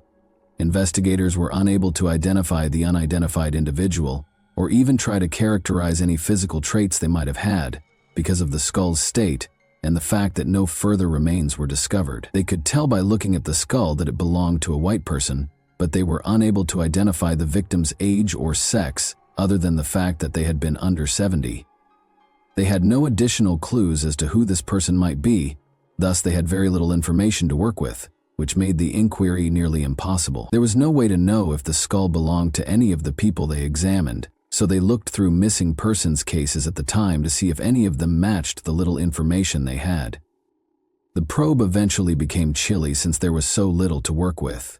The skull was kept as evidence because it was the only hint investigators had, and no funeral was held because only a skull and no other bones were discovered. They believed at the time that the skull will be useful in the future due to scientific advancements. The victim was labeled as unknown, and the case was closed because there were no further leads to pursue. Bucks County detectives acquired possession of the skull in October 2019, 33 years after it was first found near the Delaware River while investigating a homicide case, but they later turned it over to the Bucks County Coroner's Office. The skull was added to the National Missing and Unidentified Persons System, NamUs, database by the Coroner's Office later that year, with the ID up 62,362. Sadly, no one came forward because the victims' data were still insufficient to assist someone identify them. They hoped that maybe it might help trigger the recollection of someone who had been looking for their missing loved one for years. Even with scientific advances since the first discovery, all that was known at this time was that the skull belonged to a Caucasian guy who had been under 70 years old. Despite the fact that NamUs was updated with this information, the case ultimately stagnated for 3 more years. The skull was then taken from the Bucks County Coroner's Office by Bucks County investigators in September 2022, 36 years after it was first discovered. A groundbreaking new DNA testing technique known as genetic genealogy has been used in recent years to solve several cold cases from around the nation. It identified potential relatives to DNA profiles that had been unidentifiable for years using family trees and DNA testing. Detectives in Bucks County were optimistic that this incredible new technology would help them make a breakthrough in the John Doe case they had been pursuing for more than 35 years. Because they had so little information, they had all but given up on ever solving this case. But, after 36 years, they suddenly thought they would have a chance, because to genetic genealogy, Othram, a Texas-based company that specializes in forensic genealogical testing, received the skull. The money required to analyze the skull was provided by AudioChuck, a podcasting company that produces several true crime podcasts, because forensic testing is a costly procedure. After the money was obtained, thanks to AudioChuck's assistance and kindness, Othram's forensic detectives began to work. To create a thorough DNA profile, they first created a viable DNA extract from the skull and then employed forensic-grade genome sequencing in order to determine whether there were any matches in their databases that would point them in the direction of John Doe's surviving relatives. In 2022, their in-house genealogy team next compared this profile to other profiles in their system. They were directed to a 49-year-old Florida resident whose DNA partially matched the profile they had created from the skull after a few short weeks of waiting for results. Othram experts thought this woman might be the daughter of John Doe, who had stayed anonymous for years based on the match percentage. They gave the police in Bucks County these clues, and on January 4, 2023, they proceeded to interview the woman to find out if her father had been missing for more than 30 years. The detectives learned from the woman, whose identity was kept secret, that her father had indeed disappeared when she was just 11 years old. A parent-child relationship between their individual samples was established by a follow-up test that compared the woman's complete DNA results with the profile Othram had created. When detectives ultimately managed to identify the John Doe, they discovered that Richard Thomas Alt had been his identity. The year 1954 saw the birth of Richard Thomas Alt in Trenton, New Jersey. Although not much is known about his early years, he lived his entire childhood in Trenton, where he was lavished with affection by both of his parents. As an adult, he stayed close to his parents and frequently spent time with them because they resided in the same city. He met Lori Sudman, a young secretary, maybe in his late 20s, and fell in love with her right away. They became romantically involved quite fast, and they were still together when Richard vanished. In the spirit of celebration, Richard visited his parents on Christmas 1984, the last time he was ever seen alive. They enjoyed a great day together, and his parents were unaware that this would be their final chance to see their cherished son. They started to worry more and more over the course of the following few days because Richard had not contacted them in any way, which was highly unusual. They attempted to phone him but received no answer. Additionally, they were unable to contact his girlfriend Lori when they attempted to call her to ask whether she was aware of his whereabouts. They finally called the police to report him missing in January 1985. A description of Richard was distributed to the public, and a missing persons report was created. He was 5'10" and weighed 140 pounds according to it. He was a white male with blue eyes and strawberry blonde hair that was medium to long. In the hopes that someone who had seen Richard would come forward, the description was made public. However, nobody did. Lori, his girlfriend, was also reported missing at the time, but no one was able to locate her either. Tragically, Lori Sudman's body was discovered floating on the water 3 months later, on April 20, 1985, by 2 men fishing from a boat in Trenton's marina on the Delaware River. Since her fingerprints were in the system and she had previously been arrested on a drug charge, they were able to identify her using fingerprint analysis when they called the police. Her death was never investigated, and it is still an unsolved homicide. However, at the time, authorities believed that Richard's abduction and her death were both the result of foul play. The circumstances behind Richard's and Lori's deaths are still unknown, and his skull was found more than a year later, but took more than 30 years to identify. Authorities in Bucks County concluded their inquiry into Richard's death and disappearance after he was recognized in 2023, since there was no proof that a crime had been committed in the county. The Mercer County Police Department, which has authority over the case, is currently conducting the investigation into his and Lori's deaths. They have requested that anyone come forward if they have any information that could aid in the investigation. I can't even imagine wondering and worrying about a lost family member for even a day, let alone for 37 years, said Matthew D. Weintraub, the district attorney for Bucks County, in a statement to the media. Mr. Alt's family no longer has to wait. He notably commended Othram, stating that the issue could not have been resolved without their technological expertise. I'm just glad that we could give them some peace of mind with this identification and the eventual return of his remains to his family, he said. In cases like this that have seemed hopeless for so long, he thinks that genetic genealogy and the knowledge of organizations like Othram will continue to yield results. Our second example involves Lolita, a tiny community of just over 800 people tucked away in the center of Humboldt County in Northern California. Beautiful forests and undulating hills encircle Lolita, offering a charming setting for outdoor pursuits including hiking, fishing, and camping. However, a horrifying discovery was made here in this picturesque location in 1998. A Loleta resident and his son were in a boat searching for driftwood on the Eel River on March 27, 1998. As they made their way through the twists and turns of the river, they noticed something odd close to Cock Robin Island. As they drew closer, they saw what looked to be human remains, but at first they thought it was simply another piece of wood stuck in the branches of a neighboring tree. When they were discovered, they were appalled and hurried to the Humboldt County Sheriff's Office to notify the authorities.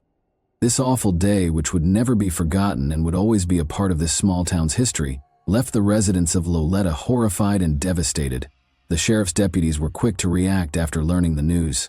Unaware that this case would follow them for a very long time, they rushed to the Eel River via jet boat.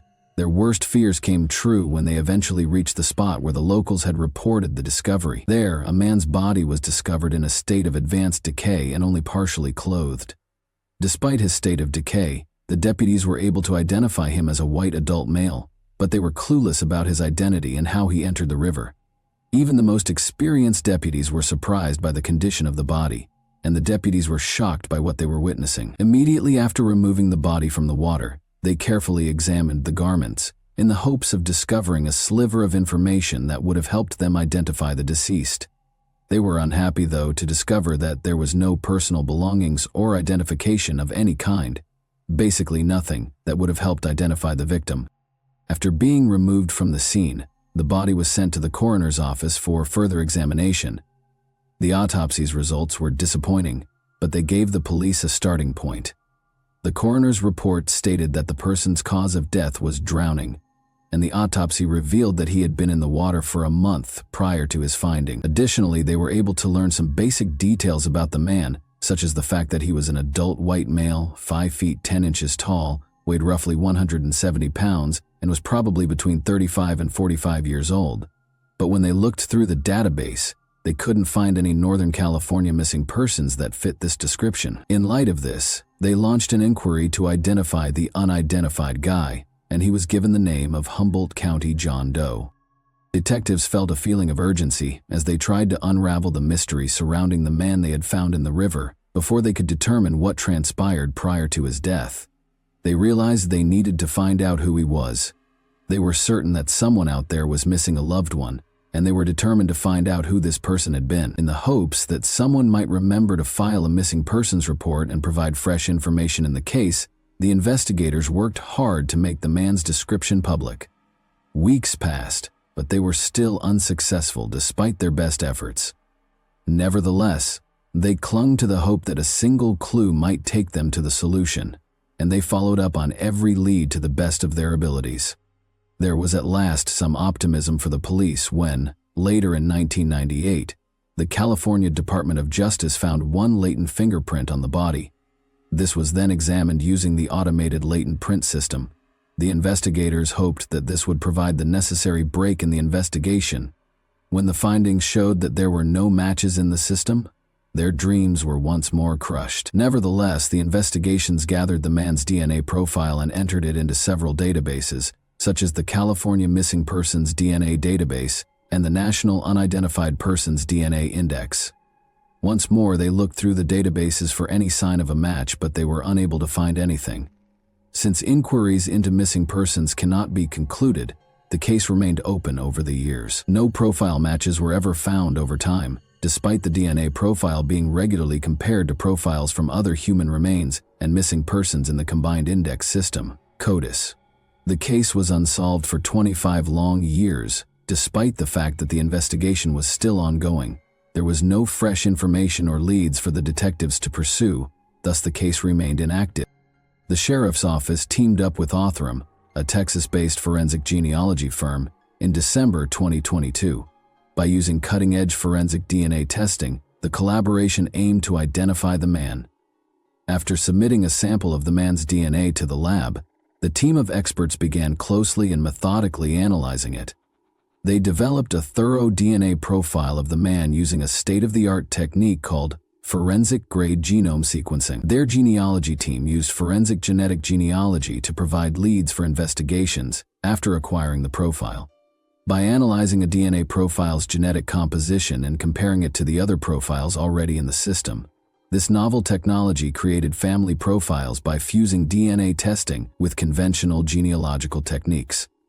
Researchers can ascertain the percentage of matches and whether the profile they are testing for has any biological relationships inside the system. They identified the Humboldt County John Doe using this technique.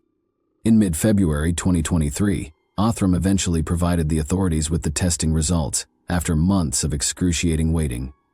The research conducted by the lab indicated that there was a high probability that the Humboldt County John Doe was related to a woman called Cheryl, who was residing in Missouri at the time. Othram said Cheryl was probably the sister of John Doe of Humboldt County. After contacting Cheryl, the Humboldt County Sheriff's Office detectives discovered that she did in fact have a brother named Jeffrey Todd Sydow, who had been missing for a long time. After all these years, Cheryl was taken aback when investigators finally contacted her regarding her missing brother. She informed the Humboldt County Sheriff's Office detectives that she had been looking for Jeffrey for years and had all but given up on ever learning his fate when they traveled to Missouri to interview her. Additionally, Cheryl informed investigators that Jeffrey was born in 1963 and would have been 35 years old when his body was discovered in 1998. She informed them, however, that they had not seen or spoken to him since the mid-1990s, and that the last time she or any family member had spoken with him was several years prior. She informed them that, for reasons that none of them knew, he had ceased to speak to her and the rest of their family. She had attempted to contact him but had never received a reply. For this reason, she and her entire family believed that Jeffrey had chosen to leave their life on purpose, which is why they had never filed a missing persons report for him. It would seem that Cheryl's information and Othram's DNA test would have been sufficient proof for the police to end the investigation, but they were determined to look elsewhere and definitively establish his identity. They accomplished this by obtaining Jeffrey's fingerprints and comparing them to a latent fingerprint that they had successfully removed from the body they discovered in the Eel River so many years prior. The fingerprints were a perfect match, proving that their efforts had been worthwhile. After 24 years, they were finally certain that Jeffrey Todd Sedow was the real John Doe from Humboldt County. The Humboldt County Sheriff's Office is currently coordinating with his family to ensure that his remains are returned to them so that he can be buried with his other departed loved ones now that his identity has been verified. She commended the detectives for their commitment to her brother's case and ensuring that it was handled after all these years, as she had been unaware of his whereabouts and fate for decades. The California Department of Justice DNA Lab and Othram were commended by the Humboldt County Sheriff's Office for their exceptional efforts and support in resolving this case and giving the Sedow family some closure regarding their missing loved one. Despite their success, the Sheriff's Office is still curious about what transpired with Jeffrey in his last days. We encourage anyone who knows anything about his last known whereabouts or activities before he passed away to come forward and report it. And that concludes it, people. We hope you had a great time with us today and learned how these two John Doe's identities were ultimately discovered in 2023 thanks to genetic genealogy. We anticipate that more and more of these cases that have lain unsolved for years will soon be resolved because of these technological developments. And that wraps up today's chilling story. If you enjoyed this video, don't forget to like and subscribe so you never miss a new upload. Also, let me know in the comments what part of this story shocked you the most. Thank you for watching, and I'll see you in the next video. Hey guys, welcome to my channel, and today we're going to take a look at another horrible case with you. Mary Agnes Maroney vanished out of thin air from the bustling metropolis of Chicago on May 15, 1932. For nearly a century, the world was captivated by this enigmatic incident. Despite false trails and multiple DNA tests, the location of the young child remained unknown for 93 long years. In 2023, however, the disparate parts of the puzzle began to come together after more than 90 years. After all those years, what might have happened to Mary Agnes? After all these years, how did the eagerly anticipated breakthrough finally come to pass? We'll examine Mary Agnes Maroney's oldest unsolved case today. This is the oldest cold case in Chicago's history, and it's also extremely complex and scary. This case brings to mind Lisa Jackson's oldest unsolved case that we have already discussed. Let's get started on the case right now. Chicago, sometimes known as the Windy City, is the location of today's case. Located on the southwest side of Lake Michigan, it is the biggest city in the U.S. state of Illinois. Chicago is well known for its striking skyline, recognizable buildings, and lively culture. While Wicker Park and Pilsen are teeming with artistic expression, the Magnificent Mile is home of premium shopping. Let's go back to the beginning, when Catherine Maroney fell in love with Michael Maroney, a 21-year-old guy at the age of 13. With the hope of a better life in America, Michael had traveled all the way from Ireland. Catherine and Michael chose to get married in 1923 because their hearts were united despite their different ages. Living on the second floor above a busy grocery shop at 5200 Wentworth Avenue in Chicago, Illinois, they established a comfortable little life. Michael was renowned for his diligence and will to improve his family's quality of life.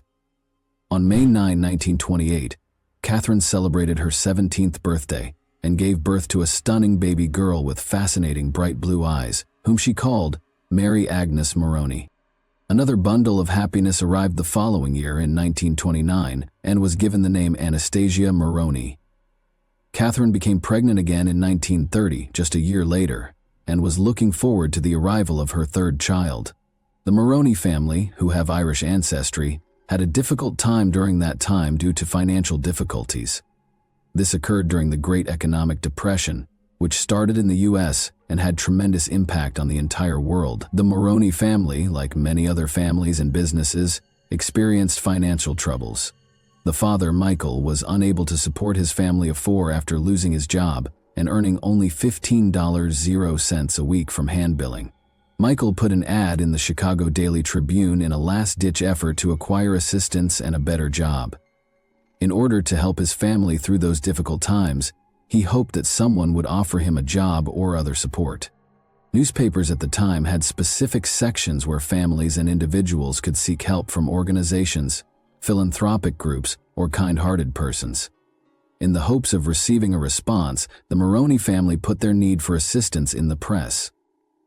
Regretfully, 3 arduous weeks went by with no assistance yet. However, a good-hearted man called Edgar Gilpin, a male nurse and philanthropist, saw their ad and replied on Wednesday, May 13, 1930, shortly after young Mary Agnes's 2nd birthday.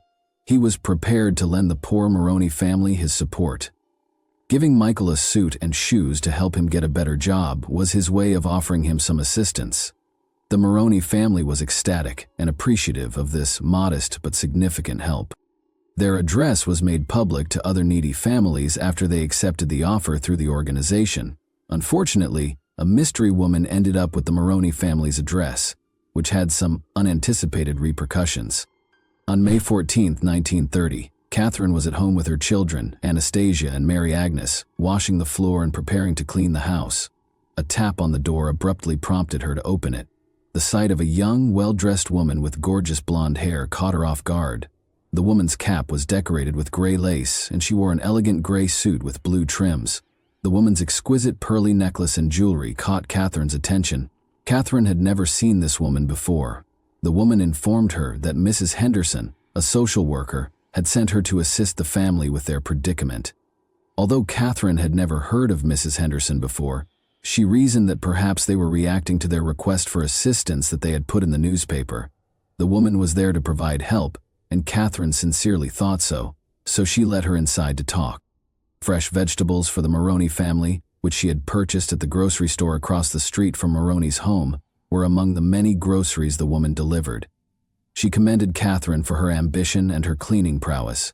They talked for a while after Catherine offered her to sit.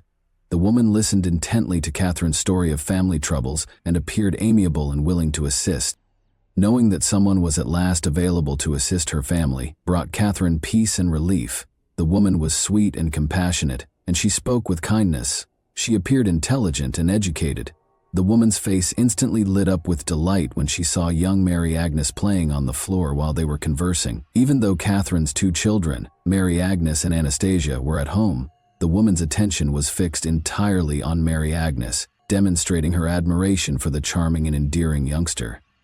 During their conversation, the woman revealed that she had tragically lost her own daughter the previous year. Catherine felt sorry for her, but then the discussion took an odd turn. It was a strange request from the woman. She requested permission to bring young Mary Agnes to California for a brief visit. Mary Agnes will return, looking quite different, as chubby as a little butterball, she promised Catherine. Since California was a long way away and the woman was someone she didn't know at all, Catherine was uncertain. Thus, Catherine made the decision to forbid her young daughter from going with this stranger. The woman then promised to return the next day and offered Catherine a $2.00 note. Despite her confusion, Catherine was persuaded by the woman's demeanor and finally permitted Mary Agnes to accompany her. Catherine asked the woman for her name before she departed, and after a brief silence she said, "My name is Julia Otis." Catherine enthusiastically told Michael about Julia Otis's visit when he got home from work. Michael soon discovered, though, that Mary Agnes was not home. Catherine informed him that she had permitted Mary Agnes to travel to California with Julia Otis when he inquired about the whereabouts of their young daughter. Although Michael started to worry about their daughter, they made the decision to hold off and hope that Mary Agnes would return the following day. The Maroney family enjoyed a satisfying dinner that evening, something they hadn't done in a long time. When Julia Otis brought Mary Agnes back the following day, on May 15, 1930, Mary Agnes immediately ran into her mother's arms and gave her a hard hug. Julia brought some great news for the Maroney family along with extra food. In addition to carrying a bag full of clothing for the impending baby, she disclosed that she had been able to get Michael a better job. It made Catherine very happy. They seemed to be getting the assistance they required at last. Because of Julia's generosity and seeming genuine concern for their family's welfare, Catherine began to trust her more. Julia then asked for something else. Since the small girl's clothes and shoes looked worn out, she asked Catherine if she might take Mary Agnes shopping nearby. Appreciating all of Julia's help, Catherine accepted the suggestion, considering it a considerate act, but Mary Agnes didn't seem to want to accompany Julia. Unwilling to leave her mother's side, she began to cry and clung to her. Nevertheless, Catherine trusted that things would work out and gave her daughter to Julia. The shop was only a short distance away, so they headed there. Catherine thought they would return shortly. Sadly, neither Julia nor Mary Agnes were ever seen again after they departed. Catherine grew more worried about why they were taking so long as the hours passed. It shouldn't have taken so long, but initially she suspected that Julia might have taken Mary Agnes out to lunch. As time went on, Catherine started to sense that something wasn't quite right. She began to regret allowing Julia to go with her 2-year-old daughter. When Michael got home from work later, Catherine told him everything that had happened. They looked everywhere for Julia and Mary Agnes, but they were nowhere to be found. They decided to call the Chicago Police Department and report their daughter missing because they felt powerless. Catherine was only able to give a few specifics about Julia, but the police demanded a thorough description. She said the woman weighed around 125 pounds, was about 5 feet 2 inches tall, and looked to be in her 20s. The woman's noticeable teeth were the most distinguishing characteristic Catherine could recall. Around 8:30 p.m. on May 16, 1930, the Maroney family got a letter the following day. This letter contained a notation indicating that it was sent out at 4:30 p.m. and was written on a unique paper. A $5.00 bill was enclosed in the package, which was dispatched via a special delivery service. The letter said, "Please don't be alarmed. I've taken your little girl to California with me. I have hired a special nurse to care for her. We'll be back in 2 months. By that time, you will be on your feet again and will be able to care for her." She didn't even cry. "She is outfitted like a princess. In the meantime, I'll do everything in my power to get you on your feet, and don't worry about anything else. When you receive this letter, we'll be headed to California." Catherine quickly described the letter to the police, fervently hoping they would be able to find Mary Agnes. In search of Mary Agnes boarding a train with the lady Catherine had described, the police searched every area of Chicago's train stations. However, they seemed to have vanished like a cloud of smoke. A small girl with blonde hair, who may have been Mary Agnes, was discovered by the authorities on a train headed toward Kansas with a woman and a nurse. However, it appeared as though all three had vanished when the train arrived in Kansas. None of them could be located by the police. Witnesses shared their accounts of a woman who appeared to fit Julia Otis's description as more people became aware of the letter. An employee of Goblet's department store, which is situated on Ashland and Chicago Avenue, about 8 miles from the Maroney residence, came forward. She said a woman like Julia had used a brand new $50.00 cash to purchase a number of baby clothing. It's interesting to note that Julia had given Catherine these exact identical outfits for her impending baby. Another woman came forward and told the authorities that she had seen an odd thing happen at a downtown Chicago business on May 15, 1930. She caught sight of a mother with a small child who appeared nervous as she dictated a letter to an elderly woman. This was remarkable because she might have written the letter herself. The older woman's identification was discovered by the police. It's unknown if Julia had a relationship with the older woman or if she used her to write the letter, perhaps to hide her handwriting. Another letter, this one from Mrs. Alice Henderson, was sent to the Maroney family on May 19, 1930. She said she was Julia Otis's cousin. Julia had suffered a great deal of grief lately, according to Alice's letter. Both her husband and her child had died within the past year. Julia was emotionally straining and possibly on the edge of a breakdown, according to Alice, who also expressed how lonely she felt. To improve her mental health, her physician suggested a trip to California. Because Julia considered Mary Agnes as her lost kid, she had made the decision to bring her along. Alice believed that this would relieve Catherine of some of the childcare duties so that she could concentrate on the new baby. She promised that after Julia recovered, she would return Mary Agnes safely. Additionally, Alice stated that she would keep helping the Maroney family. In addition to providing the authorities with this letter, Catherine described an incident that occurred on the day Mary Agnes was abducted. An old man who claimed to be a social worker stopped by after Julia had departed. When Catherine mentioned calling the police and begged him to wait, he hurried off and disappeared, despite Catherine's suspicion that he could have information regarding Julia. Amid all the concerns regarding Mary Agnes, Catherine had forgotten about this perplexing encounter. This unexpected disclosure intrigued the detectives, who questioned why Catherine hadn't brought it up earlier. She stated that she had forgotten this strange meeting with the enigmatic man since she was under so much stress. Something strange was also discovered by the police.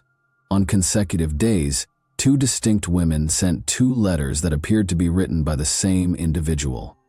The police were intrigued by this. They started to worry that the Maronis might be concealing something more sinister. They believed that the family might be fabricating tales to hide a more sinister reality. They even entertained the idea that Mary Agnes's parents may have accidentally injured or even killed her. Catherine and Michael were arrested by the police on May 20, 1930, and questioned over the potential murder of Mary Agnes. But the pair never wavered from their account of their daughter's abduction. They were questioned for an hour before being permitted to return home.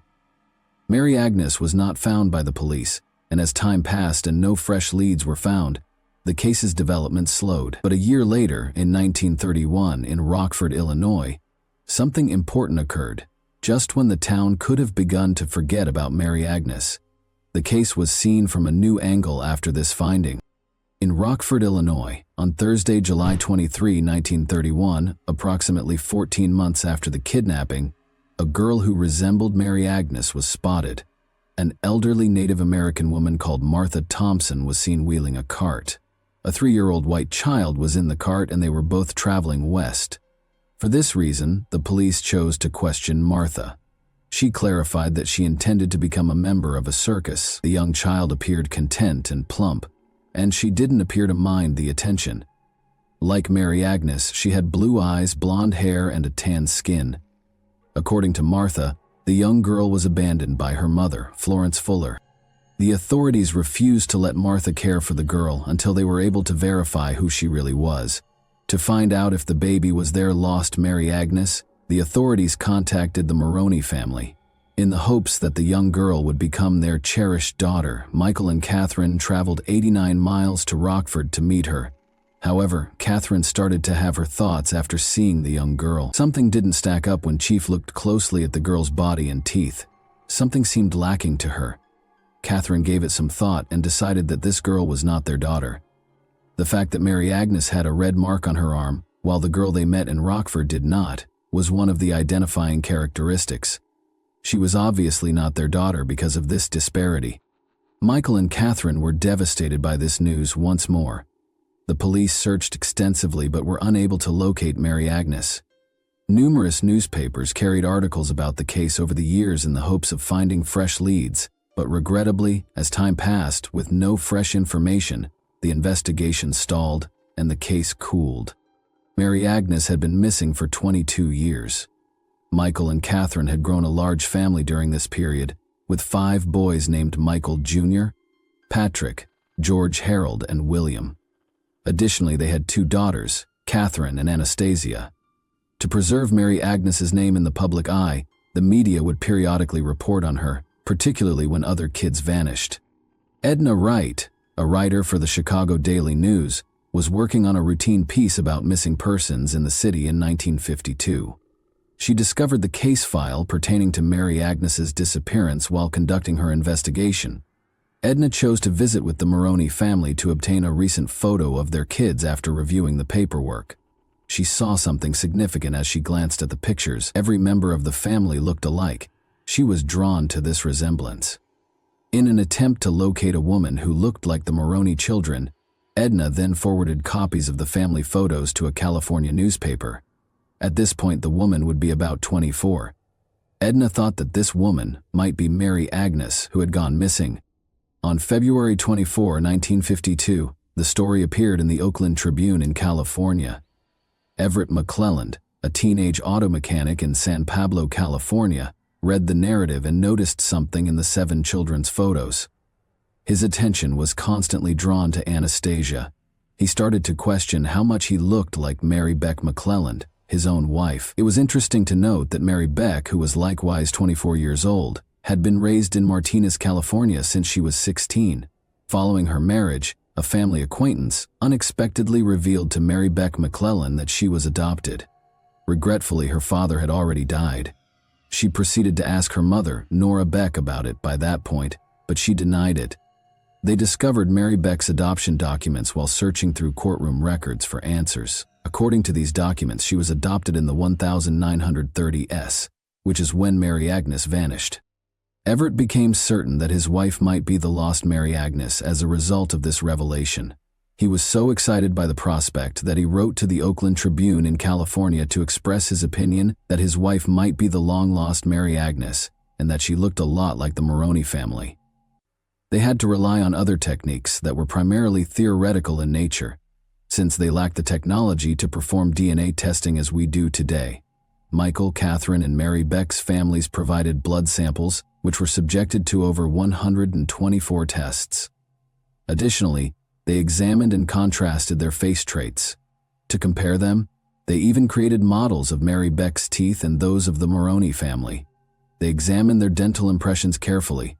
The palm prints and fingerprints of Mary Beck were also compared to those of the Maroney family by fingerprint experts. It was likely that Mary Beck was Mary Agnes, because all of these tests and investigations revealed that she shared numerous family characteristics with the Maroney family. Mary Beck visited the family she had been estranged from for a long time, in Chicago on September 4, 1952.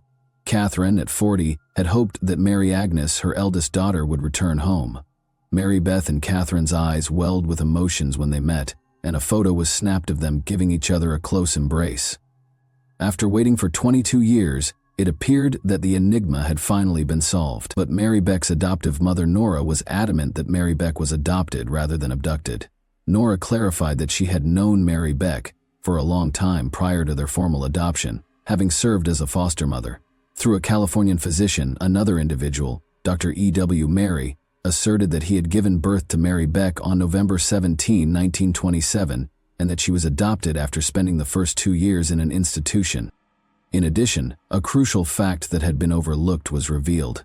Mary Agnes had surgery to repair a hernia on her belly button, leaving a scar. Mary Beck did not have this scar. The Maroney family accepted Mary Beck as a member of their family in spite of all the ambiguity and misunderstanding. Because of their striking resemblance, Mary Beck and Anastasia became fast friends. They even shared the same shoe size and wore identical outfits. Although Catherine had a favorable opinion of Mary Beck, she had concerns about whether Mary Beck was actually Mary Agnes, her lost daughter. Catherine was adamant in a newspaper interview that Mary Beck was not the daughter she had been hoping for. Having never been able to accept Mary Beck as Mary Agnes, Michael died in 1957 at the age of 58. His heart heavy with the loss of his beloved daughter. Catherine also suffered from a debilitating depression that persisted for years. She tragically passed away in 1962 at the young age of 49, capping a path that was full of uncertainty and sadness. Mary Beck remained in touch with the Maroney family over the years. She lived her entire life with them until dying in 2005 at the age of 77. But in her life, she was never sure that she was actually Mary Agnes. Her family then made the decision to conduct a DNA test 3 years after her death in order to definitively resolve the issue of their relationship to the Maroney family. According to the test results, Catherine and Michael's DNA did not match Mary Beck's. This demonstrated that Mary Agnes was not Mary Beck McClellan.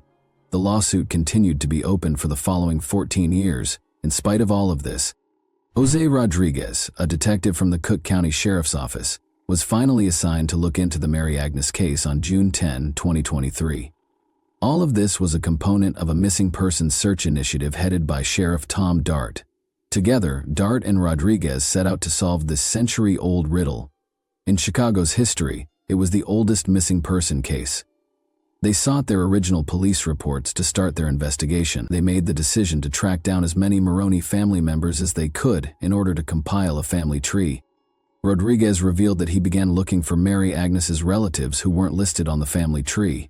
He soon came into an online forum where someone had described themselves as a Maroney and made contact after they conducted their search online as well. An intriguing lead was discovered by the investigator. They made the decision to request DNA samples from several Maroney family members who had accounts with DNA testing services such as Ancestry. The family surprisingly consented and voluntarily provided the DNA for analysis. Detective Rodriguez searched the test results for any unknown names that might be related to the Maroney family.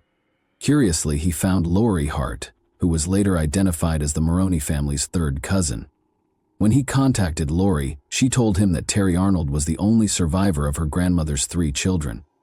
Detective Rodriguez presented Terry with the DNA findings and all of the information he had collected that demonstrated her ties to the Maroney family when they first met. Terry was incredulous. She had always believed that her grandmother's family was Polish. The detective must be wrong, she felt certain. But after giving it some thought, she consented to have a DNA test to learn the truth. Terry was genuinely shocked to receive the DNA findings.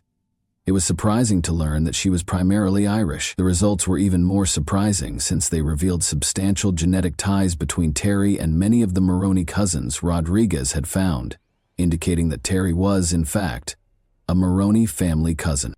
According to Terry, her mother's name was Jeanette Burchard, born on April 14, 1928, when Detective Rodriguez asked her who might be the true Mary Agnes. There were some unexpected changes in Jeanette Burchard's life. She was raised with strong Catholic principles by her stepfather, Frank Darris, and mother, Jeanette Solar Darris Anderson. After receiving a good education, Jeanette worked as a committed nurse for more than 50 years. In the 1940s, Jeanette wed Edward Jennings, and the two of them had 3 kids. After going through the highs and lows of life for decades, she fell in love again and wed Earl Bouchard. Since then, her daughter Terry Arnold and both of her husbands have died.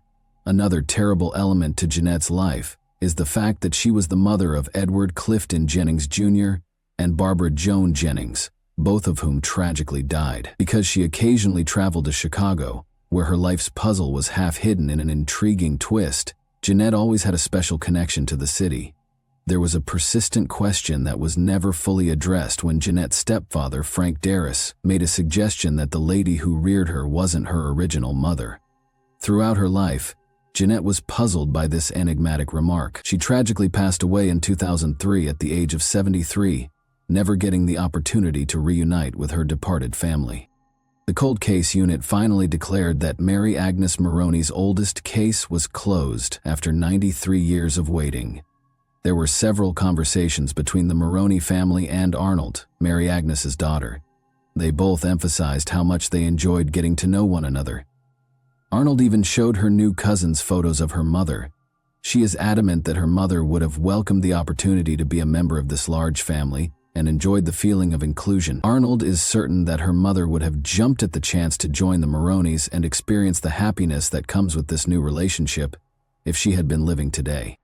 How do you feel about this case? What was the true identity and motivation of Julia Otis, the person who abducted Mary Agnes Maroney? And that wraps up today's chilling story. If you enjoyed this video, don't forget to like and subscribe so you never miss a new upload. Also, let me know in the comments what part of this story shocked you the most. Thank you for watching, and I'll see you in the next video. Hey guys, welcome to my channel, and today we're going to take a look at another horrible case with you. There was a foreboding hush after Lisa Holstead, 22, vanished without a trace on August 12, 1986. Authorities began a desperate search when her partner reported her missing, and an hour into the hunt, they discovered something gory. Lisa had been viciously strangled, and her lifeless body was discovered in a marsh in the Kenyers Nature Park. There were no leads or suspects to speak of who may have perpetrated such a horrible act, thus the case remained a mystery for years. Why would somebody choose to take the life of a woman who is so young and active? Today, we'll examine how the 34-year-old Green Bay cold case murder inquiry was resolved. So let's go right to the puzzle without further ado. The incident was committed in Green Bay, a city of around 104,000 residents, in the U.S. state of Wisconsin that is situated on the shore of Lake Michigan. It is renowned for its vibrant football culture and is the third largest city in the state. One of the National Football League's most successful teams, the Green Bay Packers, call Green Bay home. The city's economy is varied, encompassing sectors like as industry, tourism, healthcare, and education. The historic downtown area, Bay Beach Amusement Park, and the National Railroad Museum are among the attractions available to visitors to Green Bay. In 1986, a terrible murder occurred here in Green Bay. A daughter with sparkling eyes was born on April 18, 1964. Lisa Holstead was raised by Judith Karen Peral Thompson, a tough and courageous single mother. Lisa's early years weren't without difficulties. Despite the absence of her father, Frank Holstead, Lisa continued to shine brightly. She had a creative spirit and an inquisitive mind from a young age, which shaped her life. She was raised by two devoted elder sisters, Susan, who is 2 years Lisa's senior, and Deborah, who is 3 years Lisa's senior. They were always available to listen to her or to provide a shoulder to weep on. With them, Lisa experienced a warmth and security that was difficult to duplicate. She was protected by her elder brother, Stephen Halstead, who was 5 years older than her. He always made sure his younger sister felt loved and safe. Being raised by a single mother presented financial challenges, yet their love for one another remained constant. Judith loved her kids unconditionally and put in a lot of effort to support them. In addition to her love of horses, Lisa Holstead was artistic and enjoyed drawing in her own time. But when she became pregnant at the age of 17, her life took a surprising turn, and in 1981 she gave birth to her cherished son, Jeremy. Notwithstanding her difficulties, Lisa was a dedicated and affectionate mother who lavished her son with attention. She put in a lot of effort to make sure Jeremy had the greatest life possible. As she raised Jeremy alone, much as her own mother had raised her and her siblings, her compassionate, gregarious, and imaginative nature was evident. Lisa Holstead was a strong, independent woman. She bravely decided to relocate across the country to Los Angeles in order to follow her ambitions since, although living with her family was comfortable, she longed for something more. After a while in 1981, she came to the realization that she and her son Jeremy needed a stable, tranquil life. In 1982, she discovered that in the Wisconsin town of Green Bay, where they established a house, Lisa was keen to further her education, even though she never went to college. From 1983 to 1984, she enrolled in a goal-oriented non-credit adult learning course at the Northeastern Wisconsin Technical Institute. Lisa was only 22 when she returned to Green Bay in 1986, but she had already achieved a great deal with her now 5-year-old kid at her side. In this new phase of their lives, she was prepared to face any obstacles that could arise. She even fell in love again, this time with John Sott, with whom she lived in a comfortable house in Green Bay. The pair had an oddball array of pets, including an eel and a bird named Herbie, and they relished simple pleasures like fishing and darts. Lisa adored every time she spent with her loved ones, and her passion for life and love for her family were clear in everything she did. But on August 12, 1986, her promising future was sadly cut short by a cruel twist of fate. When Lisa and John set off on a late-night trip in Wisconsin, the moon was high in the sky. As they played darts game after game, Lisa and John appeared to be enjoying themselves immensely, and their competitive nature was evident.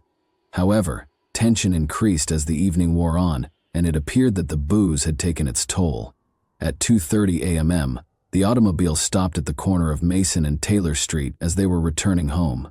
She unlocked the door and stepped out into the chilly night air, where she and John had been fighting. She needed to get her thoughts straightened out, because the conversation with John had left her feeling angry and irritated.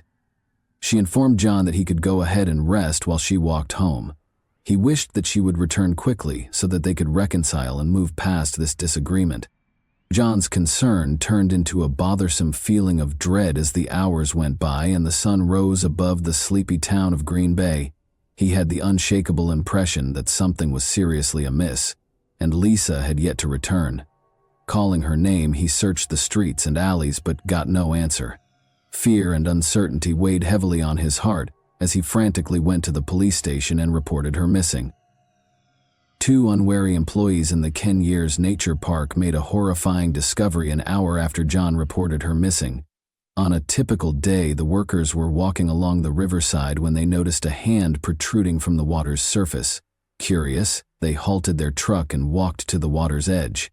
They would never be able to forget what they discovered there: a woman's lifeless body lying half-naked, as though she had been discarded like an unwanted item. They phoned the police right away, and when the Green Bay Police Department officers showed up on the scene a few minutes later, they saw a horrifying scene.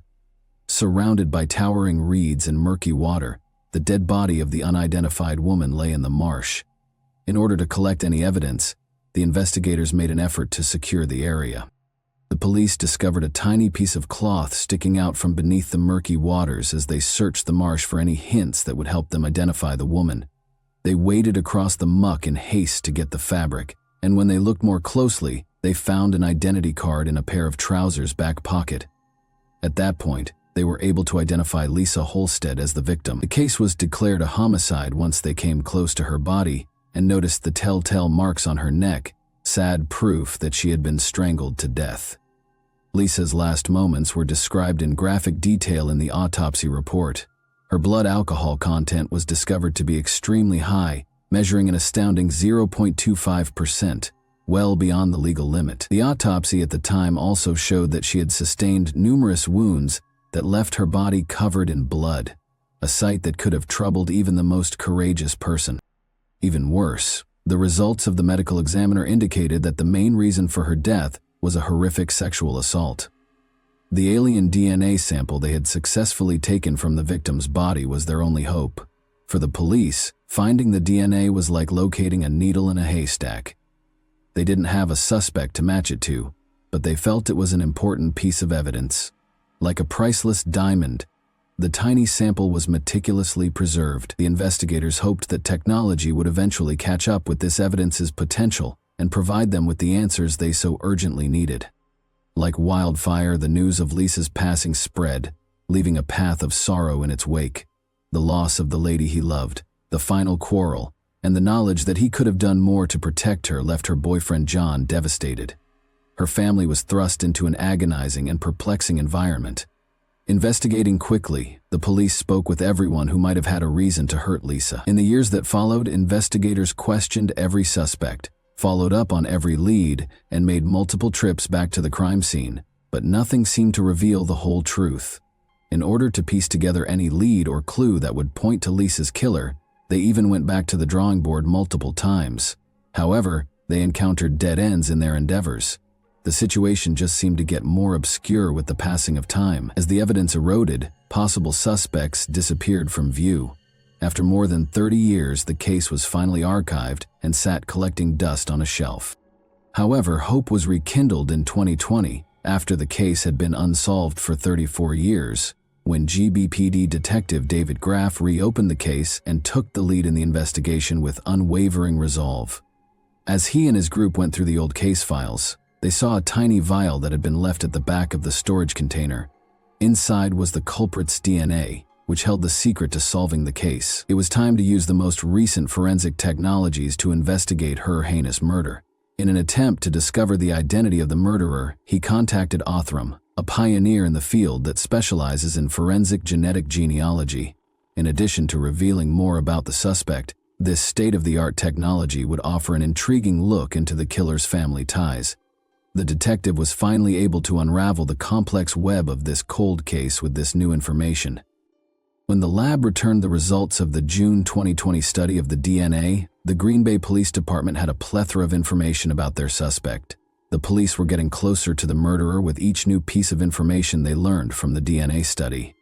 The police began meticulously tracking down the person's distant relatives' family trees, building a network of connections piece by piece, until they had 10 or 15 distinct family trees. They searched databases and websites as the investigation went on in an effort to identify groupings of people who might be connected to the victim. They discovered a group of people residing in other states after much research and excavation. They followed their trail and eventually discovered a link to Wisconsin, which brought them to Green Bay, the scene of the gruesome murder. In 1986, the year the crime was committed, the authorities discovered a family member who had been residing in Green Bay. They eventually located a suspect whose DNA might have matched the sample collected at the crime scene after several hours of labor. Finally, the long-awaited breakthrough had arrived. Investigators discovered that the man was Luke Griffin, who had previously been released on parole from the Green Bay Correctional Institution, where he had been serving time for the horrific crime of second-degree sexual assault and had a history of violence against women, including strangulation.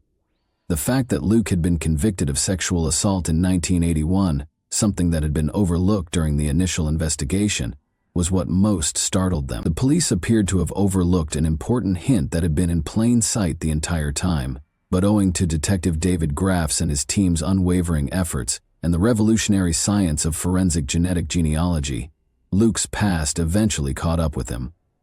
The investigators realized they needed to be very confident before making an arrest. since they had a suspect in their sights. Luke Griffin's DNA had to be compared to the crime scene profile. In order to find their main suspect, Luke Griffin, who had relocated to the city of Racine, the police set out on an exciting quest in September 2020. In an effort to find evidence against Griffin, the Green Bay detectives teamed up with the FBI, DCI, and Racine County officials to place him under surveillance. Luke was being pursued, and the authorities had no intention of letting him escape their grasp. They followed him to another Wisconsin town, keeping tabs on everything he did. They were observing him on September 18, 2020, when they noticed him sloppily throwing a cigarette butt on the ground and throwing some beer cans in a dumpster. He had no idea that these seemingly unimportant deeds would ultimately bring him to ruin. The cops swiftly gathered the abandoned objects and returned them to the lab for additional DNA testing. On September 29, 2020, the results were released, and the officials were overjoyed. The DNA matched exactly with that recovered from the crime scene more than 30 years ago. The sound of handcuffs snapping into place was heard as Luke was led from his house on October 28, 2020, at approximately 6 in the morning. As the police car drove away with Luke to Brown County Jail, neighbors whispered to each other and peered out from behind their curtains. Luke sat stonily in the interrogation room, denying any role in the killing. Luke eventually admitted to having a sexual contact with the victim as the intensity of the questioning increased, but he said that his recall of the night was vague at best, blaming his confusion on his drug and alcohol use. As the crime's specifics emerged, it became evident that Luke's drunkenness had impairing his memory, making it impossible for him to remember what had happened before Lisa died. The once elusive culprit has been apprehended. His trial was scheduled for 2021. As Luke Griffin entered the courtroom with guards at his sides, it was crowded with reporters, the victim's family, and interested bystanders. When he sat down at the defendant's table, all eyes were on him. As the trial got underway and the prosecution presented their case, Luke's future was in jeopardy. The jurors paid close attention, taking in every nuance of the evidence. Speaking to the jury about what transpired that fateful night in 1986, Luke explained that he had just stopped at McDonald's and then traveled a route that just so happened to pass by the location where Lisa's body was subsequently found. However, the weight of the crime he had committed seemed to press more heavily on his shoulders with each syllable. The evidence against him grew stronger during the trial, until at last the jury was forced to render a verdict. After a protracted and taxing legal struggle, Luke was detained on a first-degree homicide charge, and his bail was set at $1 million, 0 cents. Luke took the shocking choice to enter a no-contest plea to the allegation of homicide by reckless conduct on January 27, 2023. As the judge read the decision, the courtroom was once again heated. Luke's lawyer, Peter Hain, pushed for a lighter term, pointing to Luke's bad health and the 2 years he had previously served in prison. Hain's plea, however, was rejected by Judge Timothy Hinkfuss, who claimed that Luke's negligence and refusal to accept responsibility had only served to further harm Holstead's family.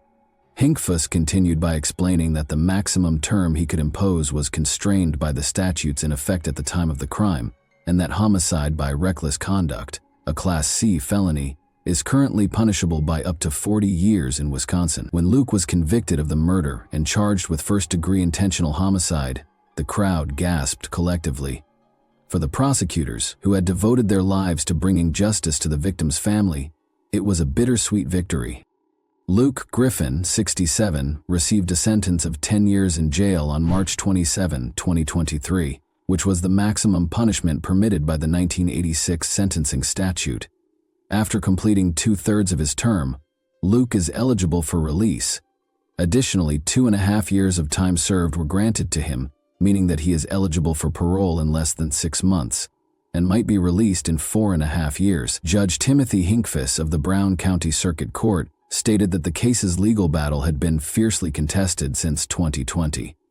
Although Judge Hinkfuss accepted that the maximum penalty was grossly insufficient, she also acknowledged that Lisa Holstead's murder was a horrible and vile conduct that was limited by the laws in force at the time of the incident. David Lassie, the district attorney for Brown County, urged its imposition, pointing to the seriousness of the offense and its effect on the victim's family.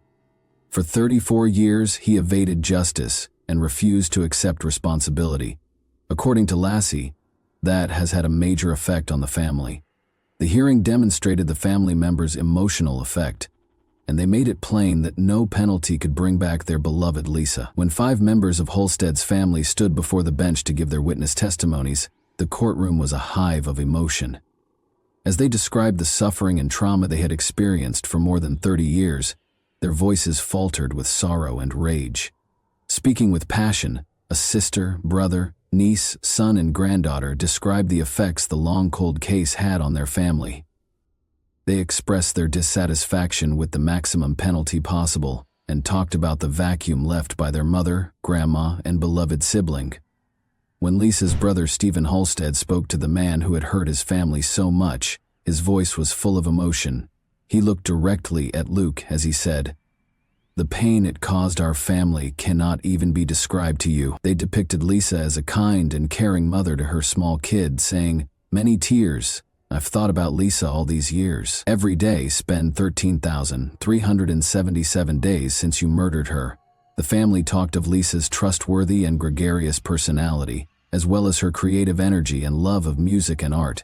Although they admitted that they didn't have many pictures or videos of Lisa, one family member brought a framed photo of her to the stage, and another played a clip of her singing when she was younger. The Lisa Holstead case serves as a monument to both the strength of tenacity and the astounding advancements in forensic science in recent years. Even though it may have appeared like an intractable enigma for decades, justice was eventually served thanks to the relentless efforts of law enforcement and the application of state-of-the-art forensic procedures. What punishment do you believe Luke should receive for his offense? And that wraps up today's chilling story. If you enjoyed this video, don't forget to like and subscribe so you never miss a new upload. Also, let me know in the comments, what part of this story shocked you the most? Thank you for watching, and I'll see you in the next video. Hey guys, welcome to my channel, and today we're going to take a look at another horrible case with you. Genetic genealogy testing has revolutionized cold case investigation by reviving cases that might otherwise have remained unsolved. It had been like trying to capture smoke with their bare hands for the investigators working on the cases of John and Jane Doe. However, new developments in DNA testing are now providing investigators with the advantage they need to solve crimes that were previously thought to be unsolvable. These victims are now receiving their names back after being unidentified and nameless for decades. Today, we'll examine 2 instances where genetic genealogy has ultimately provided the answer and some measure of closure for both families and investigators. Immediately, let's get started. Today's first case takes place in Rock County, which is located in the southwest region of Minnesota. Rock County is one of the 4 counties without a natural lake, despite Minnesota's reputation as the land of 10,000 lakes. A Department of Transport employee was busy removing the concrete culverts beside Interstate 90 off Highway 23 in Beaver Creek Township on March 13, 1981, as part of a regular municipal cleanup. He was startled to see some skeleton remains when he brushed aside the wreckage. The employee phoned the police after speaking with his boss right away. The area was cordoned off when the police came, and everyone in the vicinity was questioned about the finding. According to the supervisor, the culverts were cleaned out once a year, with the most recent cleanup taking place on October 21, 1980.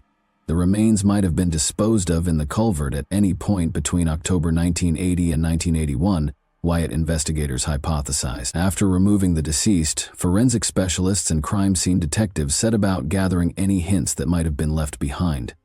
The body was taken to the medical examiner's office in Ramsey County. The medical examiner found it challenging to identify the John Doe. From what was left of the nearly full skeleton, the body had been severely decayed and was hardly identifiable. According to the coroner's findings, John Doe was a white man in his 30s to 50s. 5 feet 6 to 5 feet 8 inches was his estimated height. There were no distinctive birthmarks or tattoos, and the state of the body made it impossible to establish weight, hair, or eye color. The coroner noted that there was a chance the person had been shot, but the cause of death was designated as homicide. No gun or shell casing was discovered in the area, but there had been a wound to the skull that was consistent with a small caliber firearm. DNA samples were retrieved from the remains, and plaster casts of his teeth were taken for his dental records.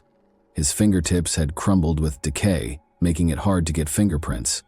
The victim was discovered wearing boxer shorts, green cotton work pants, and a leather belt. He wore 2 pairs of green socks on each foot and engineer boots in sizes 8 to 9 that were either light tan or white slip-ons. He was holding a locket with a picture of a baby inside and a black plastic comb. Based on this ambiguous description, police conducted a thorough search of the region and spoke with Department of Transport employees who had been there since October of last year. A police artist created a preliminary sketch using information from the medical examiner. Beaver Creek Township saw the creation and distribution of posters. They also asked drivers who frequently traveled the road if there was any strange behavior going on nearby. When asked about the John Doe who was discovered in the culvert, locals were unable to name anyone who fit his description. No one appeared to know who this individual may be, and a search of missing people databases in and around Minnesota produced no results. The case eventually became cold due to a lack of leads. Despite authorities routinely reviewing the case, no one had come forward to report someone missing in the region, and no new information emerged. As technology developed, known criminals' DNA profiles were being converted to digital format so that law enforcement could obtain data more quickly and easily. In 1981, a profile of Rock County John Doe was created, and it was used to look him up in national criminal databases. But this was also in vain, because no victim records could be located. Decades passed with no new information about the case. After using this new technique to find and apprehend the notorious Golden State Killer in 2018, genetic genealogy started to transform criminal investigations. Other law enforcement organizations quickly noticed, thinking that this technology will undoubtedly revolutionize the process of locating unresolved cold cases. In August 2022, the Rock County Sheriff's Office reactivated the Rock County John Doe case in collaboration with the charitable organization, the Doe Network. Using the John Doe's autopsy photographs, they created a digital composite sketch that was posted to their website and all other databases of missing persons. The next step was to organize fundraisers and community projects to generate enough money to cover DNA testing. The sheriff's office met their goal and covered the cost of all the tests required to complete the assignment. Using DNA samples from the sheriff's office, Doe Network volunteers began tracking down family ties using the genealogy websites. In Omaha, Nebraska, they discovered a family match after searching through thousands of family trees for several months. After that, the team contacted the woman, who stated that she was open to meeting with any relatives she knew who had either gone missing or lived in Rock County.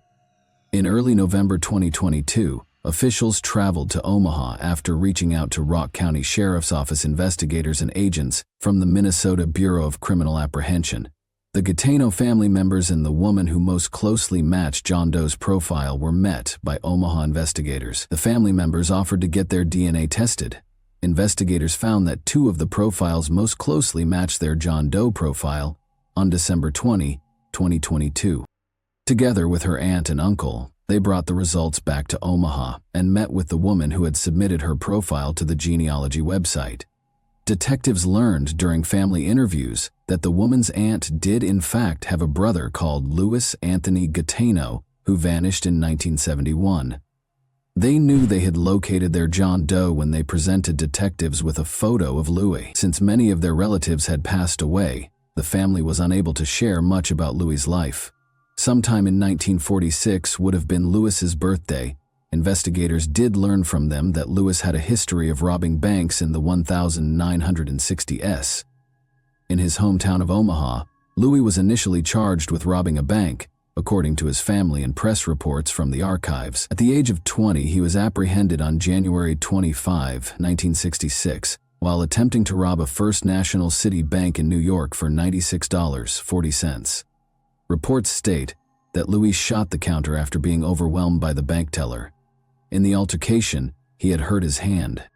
According to the report, Louis admitted to detectives that he had been hopeless and despondent and that he just wanted his life to end.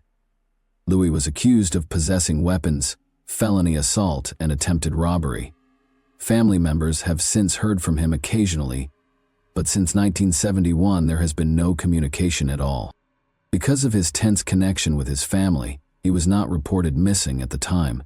When they learned he had been slain 10 years after he had lost touch with his family, they were equally perplexed. Since Louis had gone missing, no one had ever stepped forward to search for him. Since investigators knew who John Doe was, they had already won half the battle. Evan Verbrugge, the sheriff for Rock County, described the occasion as bittersweet. Finally, Louis Gateno's family has some answers, though it's not news anyone wants to hear. Even though there is still a lot to learn about Mr. Gateno's passing, being able to identify him decades after his passing is a crucial new piece of information in this case. Despite the difficult task, he stated that the case will stay open for Brooks. We'll have a hard time finding out, but it's our responsibility to try and get answers, and it won't cost much. According to him, officials are urging anyone with knowledge about the case or who may have known Louis Anthony Gateno between 1971 and 1981 to come forward and get in touch with the Rock County Sheriff's Office. Rock County, Wisconsin, is the location of our next case.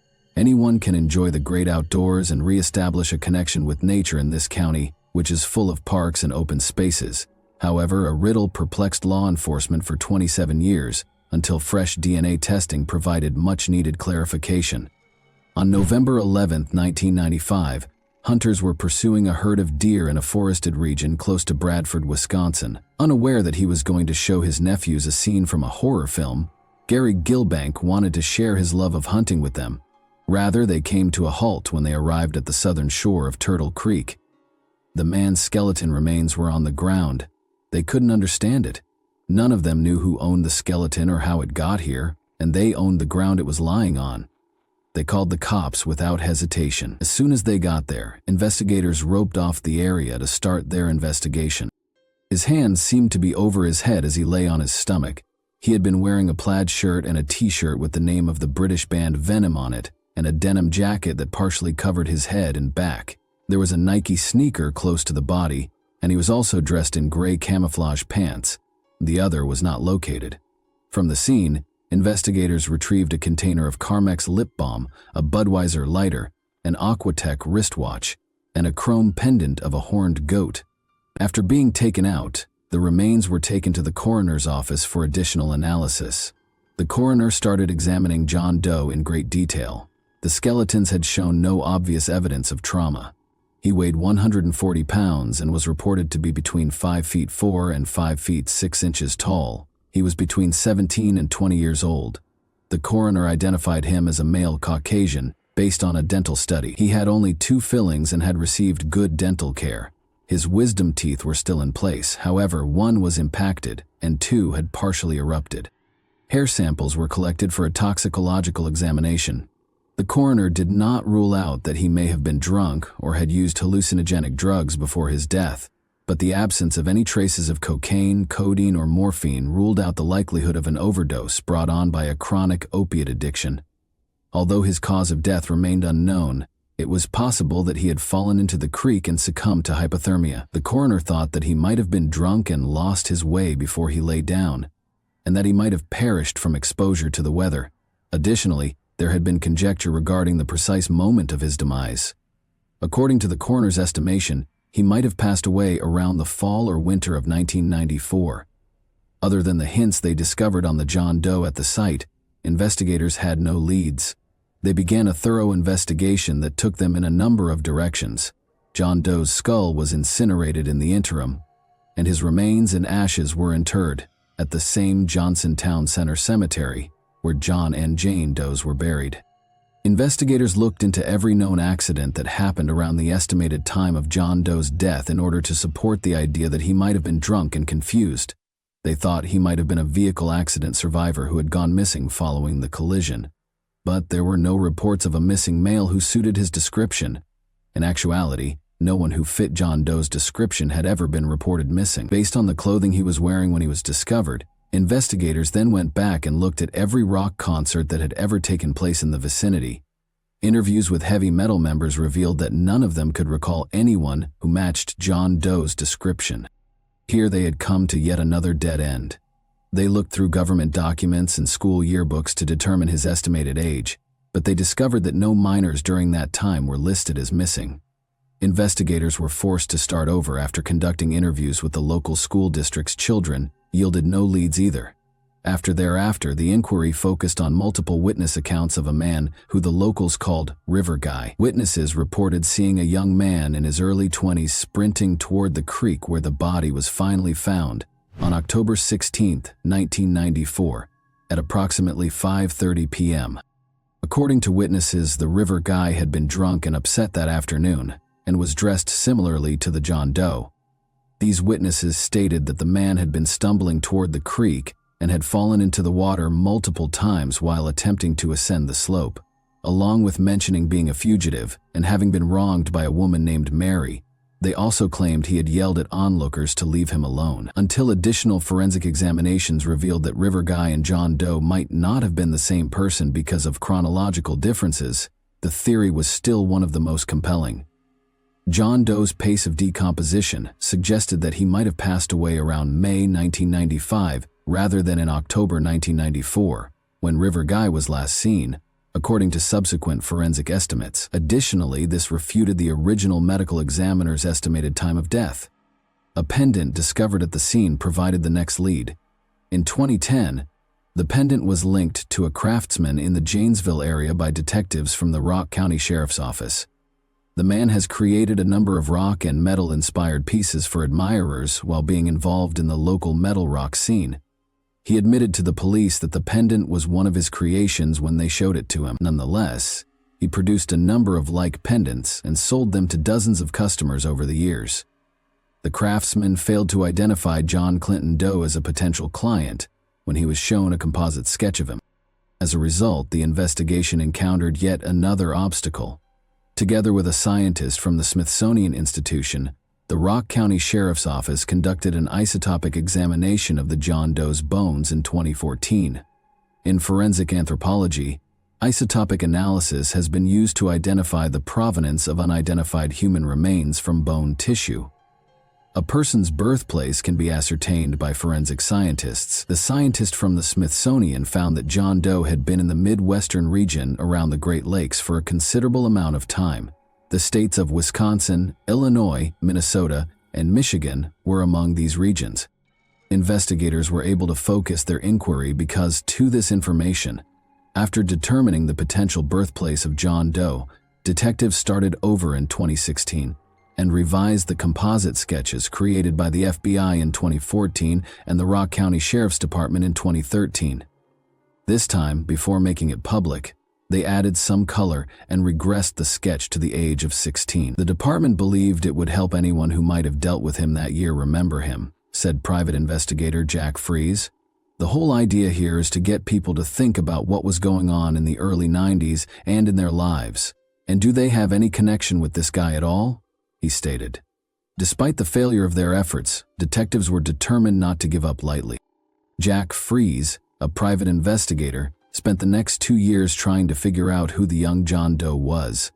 In June 2018, Fries and Detective Corinne Billhorn contacted the DNA Doe Project, a volunteer-run non-profit organization that uses the DNA recovered and preserved from the initial autopsy to assist in identifying unsolved John and Jane Doe cases. In collaboration with Flugen Genetics, Aerodyne Research Inc., Full Genome Corporation, and the National Center for Missing and Exploited Children, the team set out to identify the John Doe. Using the genetic genealogy and ancestry website GDMatch, the protracted trip started. John Clinton Doe's potential ancestors were located and identified by the research team. They had a rough identity in February 2019, but detectives needed to be absolutely certain. Investigators spent the following 3 years locating the John Doe family in collaboration with the University of North Texas.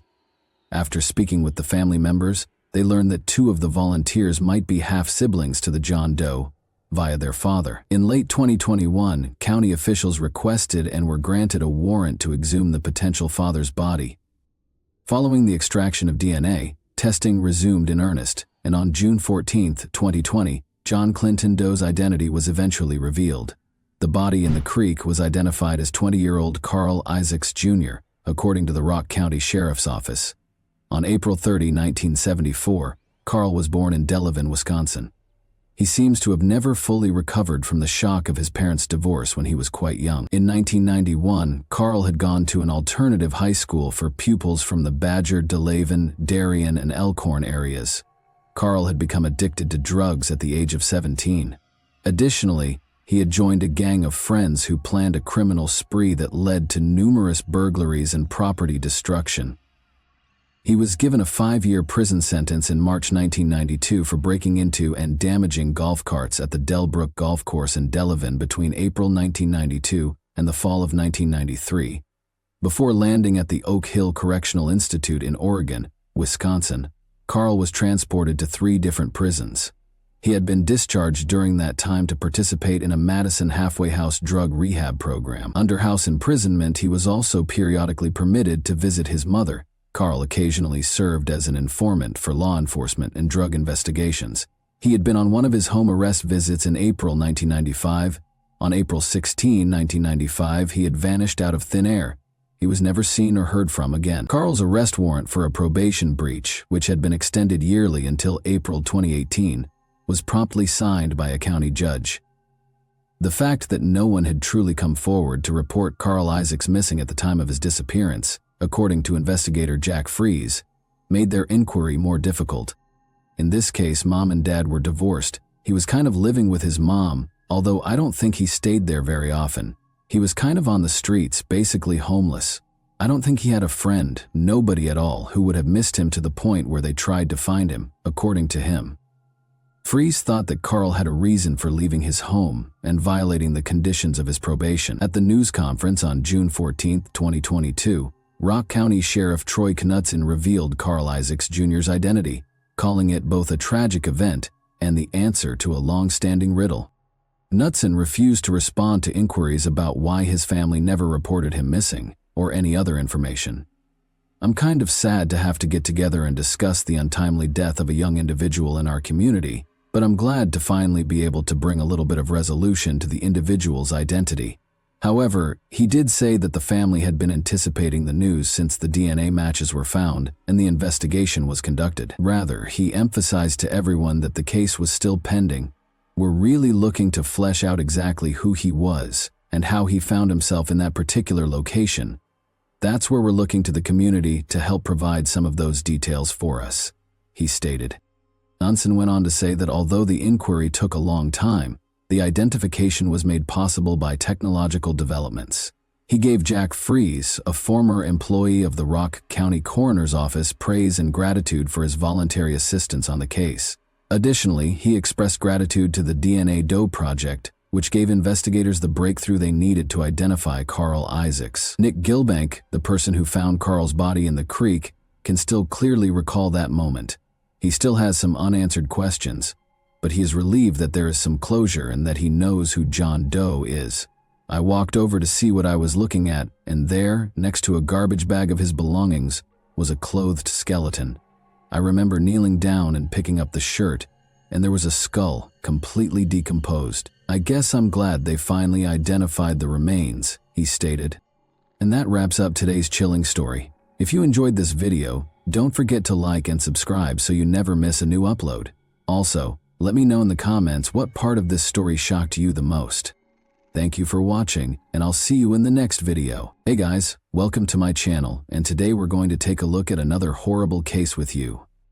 The case of Loretta Jones leads us to Price, Utah, in the United States. With fewer than 9,000 residents according to the 2010 census, Price is the biggest city in Carbon County. The majority of its citizens own their homes, giving them a suburban feel.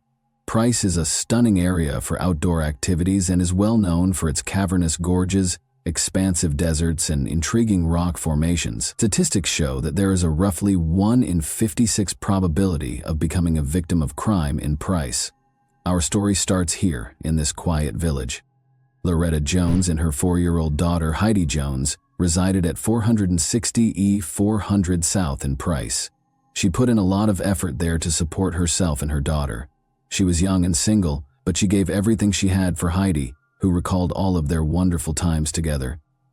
Heidi's dolls and much of her childhood clothing were handcrafted by Loretta. Their wonderful life together would soon come to an abrupt end on the evening of July 30, 1970. Unaware that it would be the last time she would see her mother alive, Heidi bid her goodnight with a kiss on that beautiful July night. When Heidi Jones awoke on the morning of July 31, 1970, she discovered her mother, Loretta, dead on the floor of their living room. Heidi, too young to properly understand, stepped outside. There she noticed Sue Ann Hovert, her neighbor, excavating worms at her flat. Hovert asked Heidi what she was doing after noticing her beckoning her closer. In response, Heidi said, "I can't. I think my mommy is dead." When Hovert heard these words, she instantly stopped what she was doing and went inside with Heidi to see how things were going in Loretta's house. Hovert discovered Loretta laying face down, her back and hair matted in blood, and she was completely nude from the waist down. Police Chief Art Poloni arrived at the site after Hovert phoned the police. On July 31, 1970, at approximately 11:40 a.m., the police arrived and verified Loretta's death. The living room was covered in blood, and Loretta had been stabbed 17 times. Since there was no evidence of forced entrance, the detectives concluded that she had known her assailant. Additionally, Loretta had no defensive wounds, suggesting that she had not attempted self-defense throughout the assault.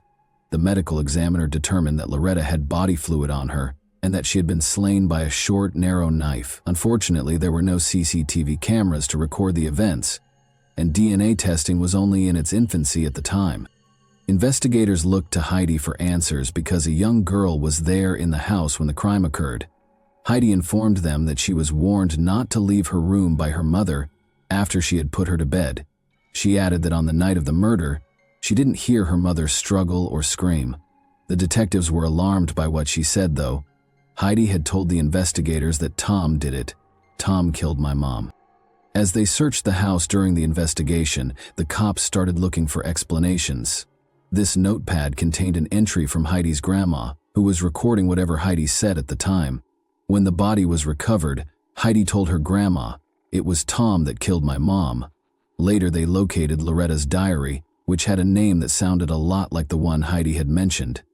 Thomas Egley. Before her death, Loretta dated Thomas for 2 months, according to the diary. They were only able to learn this about Thomas. The name that 4-year-old Heidi, who was asleep at the time of the murder, mentioned was the only other clue the investigators had to piece together the case, but the police soon had another lead to pursue. 10-year-old Kula Fennell, who lived 3 blocks from Loretta's home, was outside with her brother at 9:30 p.m. riding their bikes. As night fell, Kula's brother abandoned his bike and entered, and Kula chose to follow suit, leaving her bike outside. A man grabbed her from behind and covered her lips with his palm as she made her way to the main door. Fortunately, Kula was able to release her mouth from the assailant's hold and scream loudly. The man ran away in fear. Kula could see her assailant and the path he took. She informed the cops that he ran toward Loretta's residence. Since Thomas Egley was already a suspect in a murder investigation that same evening, his image was later included in a lineup at the police station. Thomas was taken in for interrogation after Kula identified him as the one who attempted to abduct her. The investigators thought Kula and Loretta's cases were connected. Thomas denied any involvement in either of the 2 occurrences when they questioned him about them separately on August 1, 1970. According to Thomas, he got a lift with other teens the night of the murder and was dropped off at a fast food restaurant in Price, where he ate hamburgers. Around 11:30 p.m., he claimed to have gone to Highway Rendezvous, a pub on Spring Lane Road, before returning home. He said that day, he didn't see Loretta. When the investigators went to the pub to inquire about if they actually saw Thomas that evening, the proprietor acknowledged seeing him. He had red spots on his shirt and appeared frightened and shaky, she observed.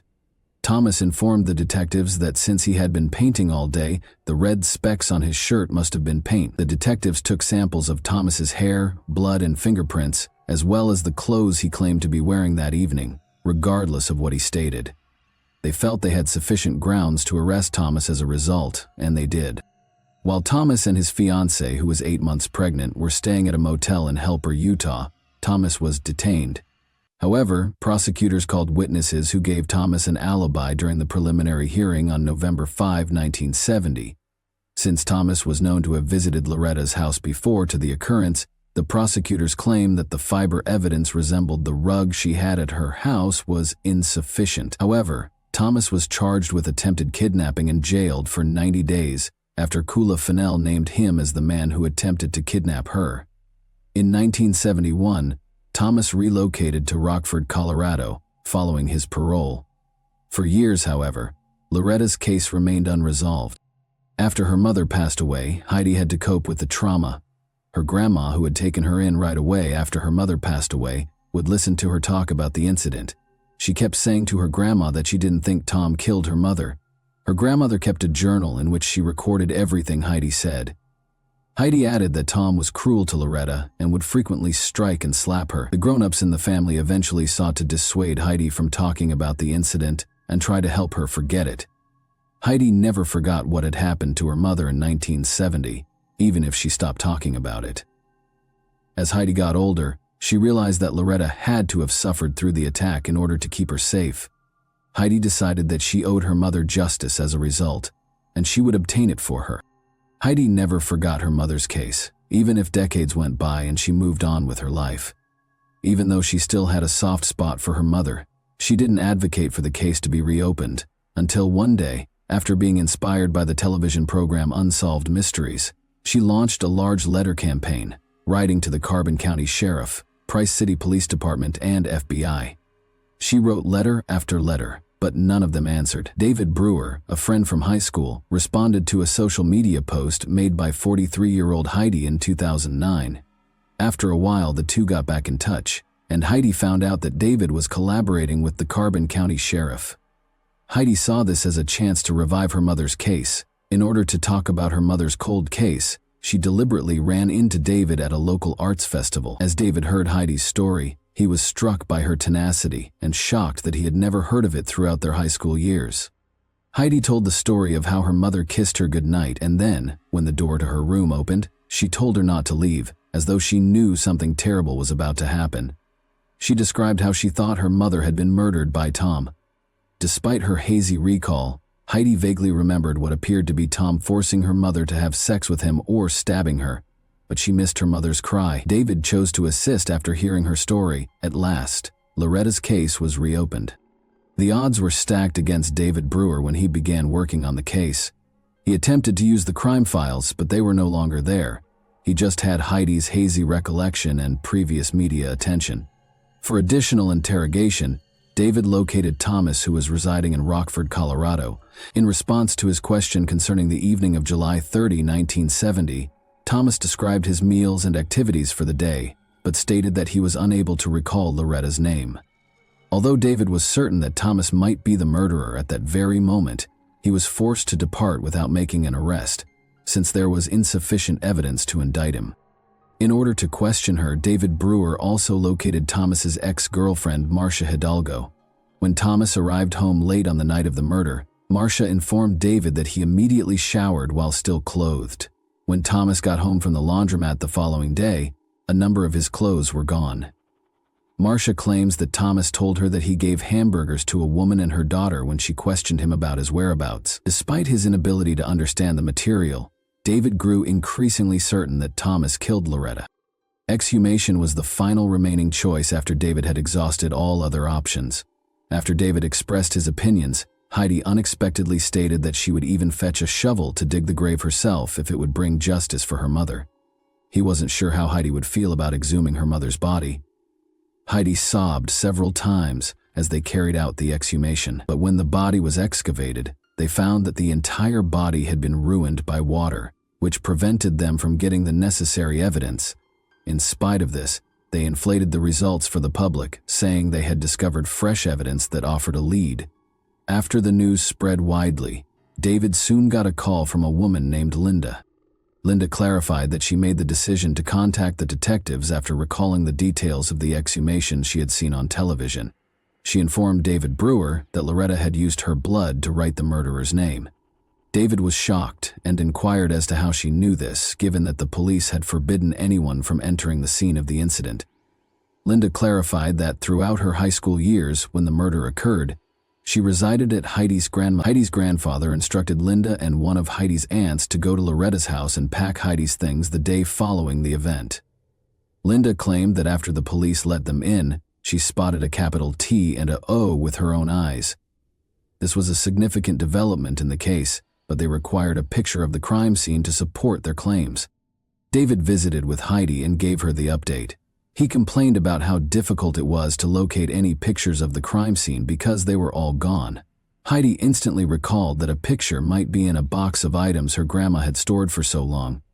Everything connected to the case, including the notebook in which her grandmother recorded everything Heidi had said about the case, was discovered when they searched her grandmother's home for the box. The picture of Heidi standing close to her mother's body shape was the most eye-catching thing. Although the image was unsettling, it ended up being really helpful. The letters T and O were in Heidi's and her mother's blood in the picture. David Brewer started assembling the pieces. He noticed in the journal that Heidi had talked about how cruel Tom had been to her mother and how she had informed everyone that Tom was to blame. The most significant detail was that while fighting for her life, Loretta was attempting to write her killer's name with her blood, but she was only able to write O. Despite this picture, the detective still needed more to apprehend Thomas Egley, who was now thought to be Tom. The case was put on hold once more until someone made the decision to assist. Lisa Carter, claiming to be Thomas Egley's neighbor, called the police department. She claimed that after watching the exhumation film, Thomas came up to her and asked if she could monitor his dogs because the police could soon face him. Lisa Carter volunteered to assist in the investigation since she thought Thomas was Loretta's murderer. In order to obtain Thomas's confession, she asked to wear a recording device. After the cops gave their approval, plans were formed. Lisa lied to Thomas, claiming that her husband had been in Utah undergoing detective training. She informed Thomas that he had already been mentioned as the murderer of Loretta Jones. Thomas was shaken by these remarks, but he held off on confessing right away because he still didn't trust Lisa. On July 26, 2016, 2 days after earning Thomas's trust, he started discussing the events of the evening of July 30, 1970, with Lisa. According to Thomas, Loretta opened the door when he knocked. He felt unworthy after Loretta rejected his assertion that he was in her home for intimacy. He claimed that after Loretta returned from leaving him in the living room to fetch something from the kitchen, he grabbed a little knife and stabbed her. Thomas proceeded to have sex with Loretta after stabbing her, saying it was consensual.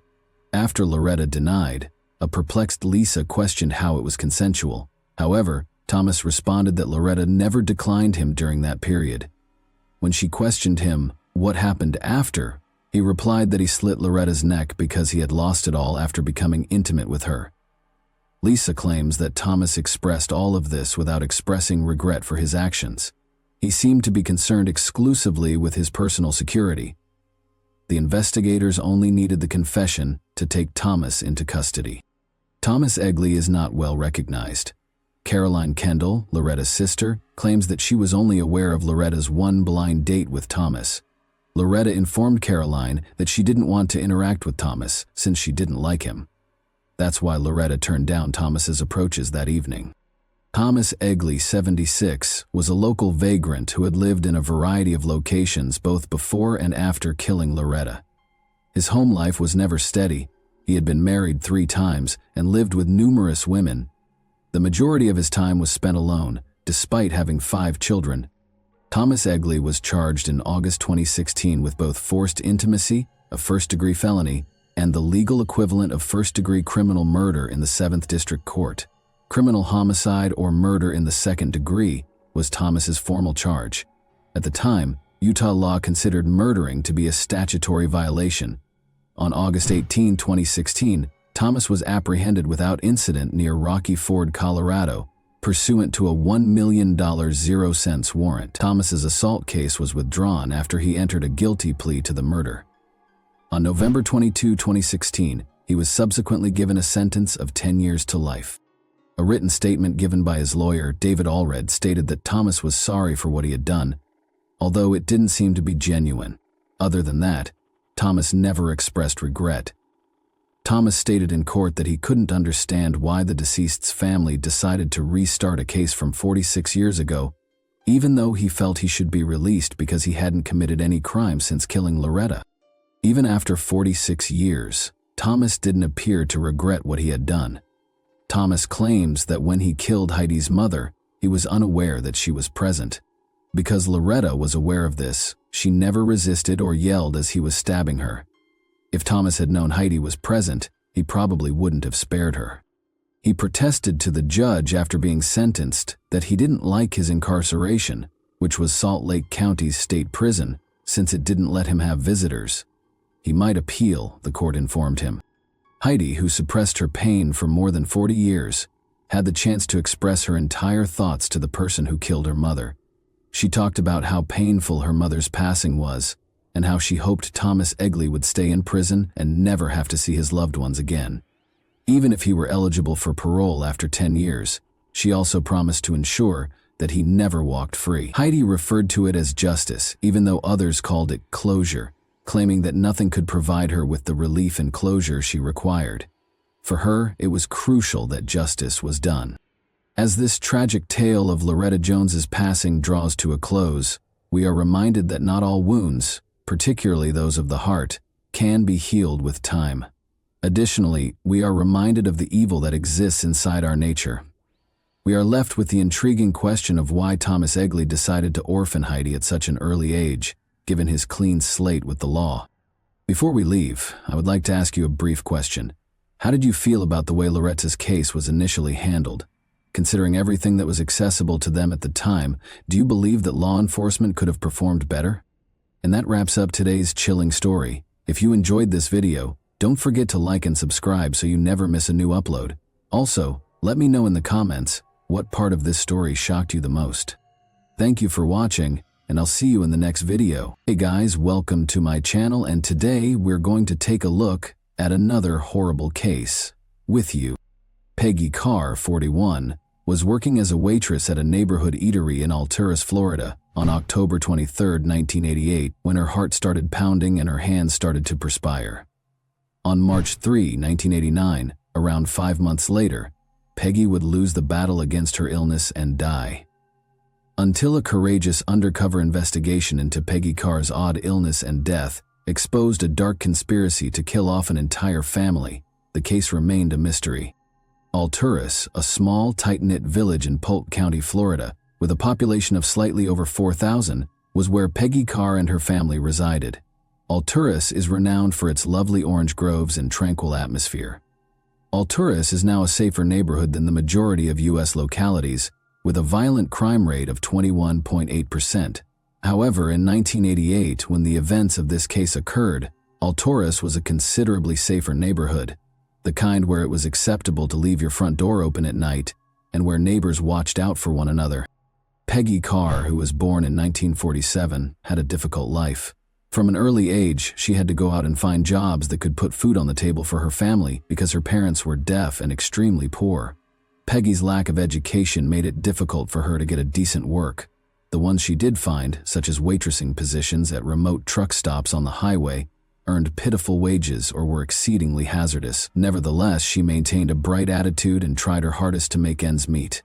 In order to cope with the risks of her work, such intoxicated males trying to prey on a woman waitress working in a remote location in the middle of the night, Peggy has developed a very tough demeanor. For a long time, Peggy's tough exterior made it nearly impossible for her to find a romantic partner. However, she eventually fell in love with a man who is still unidentified, and she married him. Jelena, Alan, and Dwayne were the 3 children that Peggy and her husband would have over the course of the following 2 years.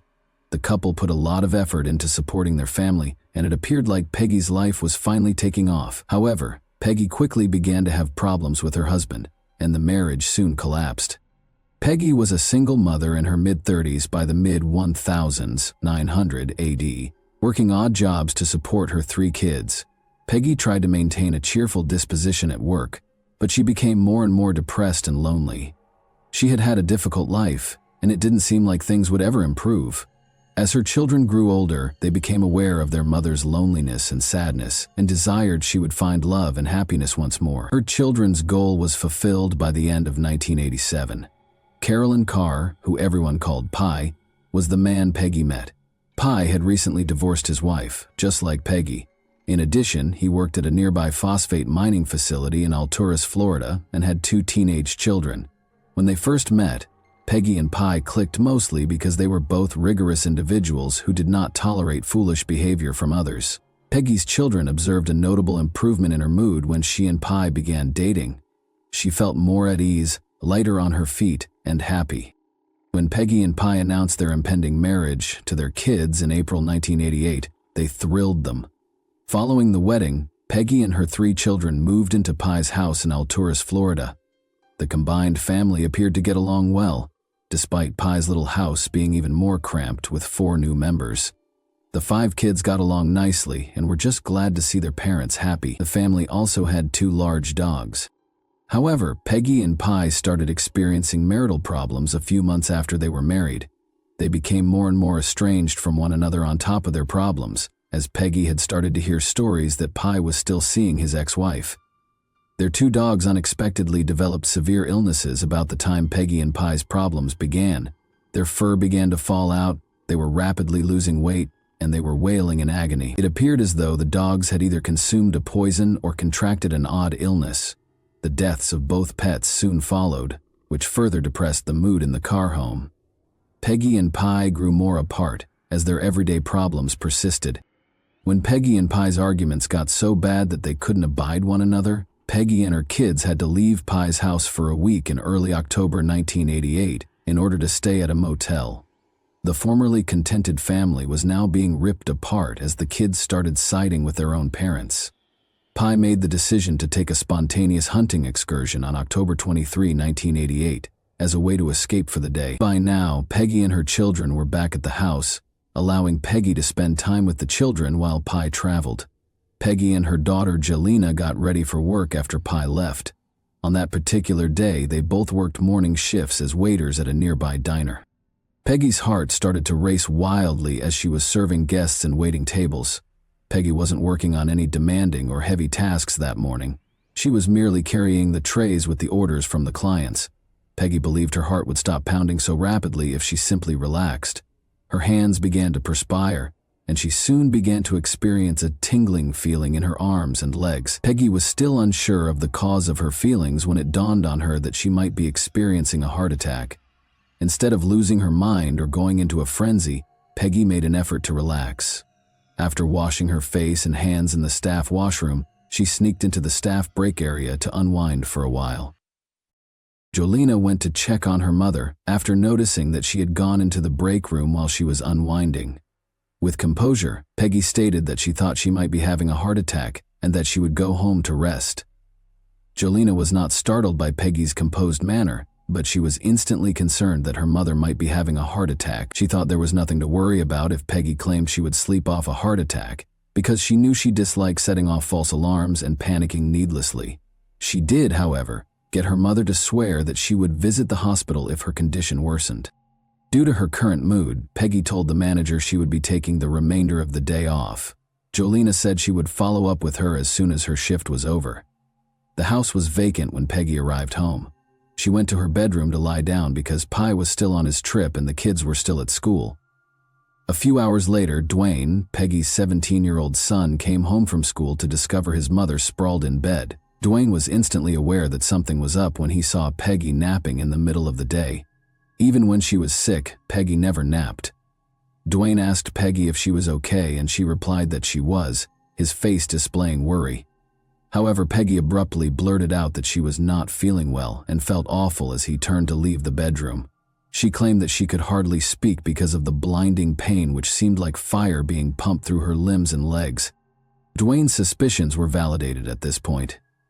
Dwayne knew his mother had to get to the hospital right away if she claimed that this was the most agonizing thing she had ever experienced, because she was not a dramatic person.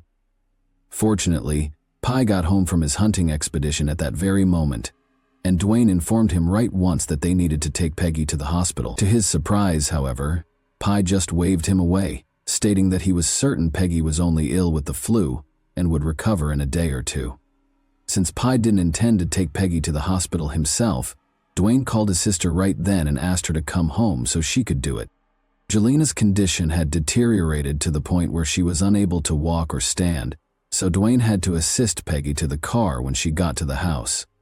The true issue started when they arrived at the hospital and Peggy was brought into the acute care unit to start treatment because neither Dwayne nor Jelena knew what might have caused Peggy to feel the way she did.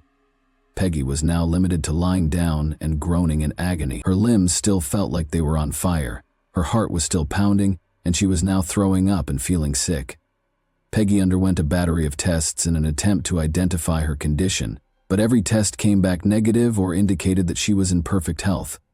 The doctors were genuinely perplexed by this. Peggy was writhing in agony, and since the tests they had performed had revealed nothing wrong with her, it appeared as though her illness had struck out of the blue. The physicians chose to keep her in the hospital and monitor her because they had no other option. Peggy's symptoms appeared to get better after she was in the hospital for roughly 3 days. She was able to communicate, eat, and move around a little, but she still had intense agony in her limbs and her heart continued to race. The physicians made the decision to release her so she could recover completely at home because she appeared to be on the mend. On October 26, 1988, Peggy arrived home and slept in bed to recuperate. She saw that she was getting better. However, all of the symptoms returned after a day, this time with considerably greater intensity. She was feeling sick, her heart was pounding, her arms and legs felt like they were on fire, and she had dropped so much weight that she was a shell of her former self. However, Peggy's family decided it might be better for her to stay at home rather than go to the hospital, because they understood that even the doctors didn't know what was wrong with her. However, it appeared as though Peggy was collapsing before their very eyes. She was unable to eat, sleep, walk, or even speak. The anguish she was experiencing was so great that she was only able to lie in bed, writhing in agony and occasionally screaming into her pillow. Her family finally gave in and agreed to take her back to the hospital on October 30. The physicians recognized Peggy from the week before and that they had been unable to identify the reason behind her symptoms when she arrived at the hospital, but they were doing everything they could to be sure. To find out if they had missed anything, the physicians decided to give Peggy another round of tests. They checked for all the common illnesses that may afflict a 41-year-old woman, including food poisoning, since they believed Peggy had consumed something that was making her stomach hurt. However, the test results once more indicated that Peggy was in perfect health. Once more, the physician's only option was to place Peggy in a room and watch her. Peggy's cries of excruciating pain reverberated through the hospital corridors as she lay in her room, audible to other patients and personnel. Peggy had started to drift in and out of consciousness by October 31. However, things were going to become worse.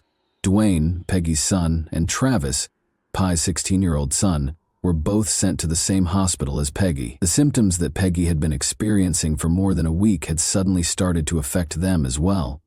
Similar to Peggy, Dwayne and Travis underwent a battery of tests to find out what was wrong with them, but the results were likewise inconclusive. However, one of the neurologists treating Peggy, Dr. Robert Van Hook, observed something about their symptoms that caught his attention right away.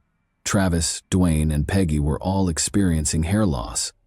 The neurologist suspected that he understood the precise reason of their disease based on the other symptoms they were experiencing, but first, he ordered a very particular test kit to confirm his assumptions. The neurologist checked Travis, Dwayne, and Peggy after the test kit arrived, and the findings were positive. Each of the three had consumed thallium nitrate, a costly and uncommon substance.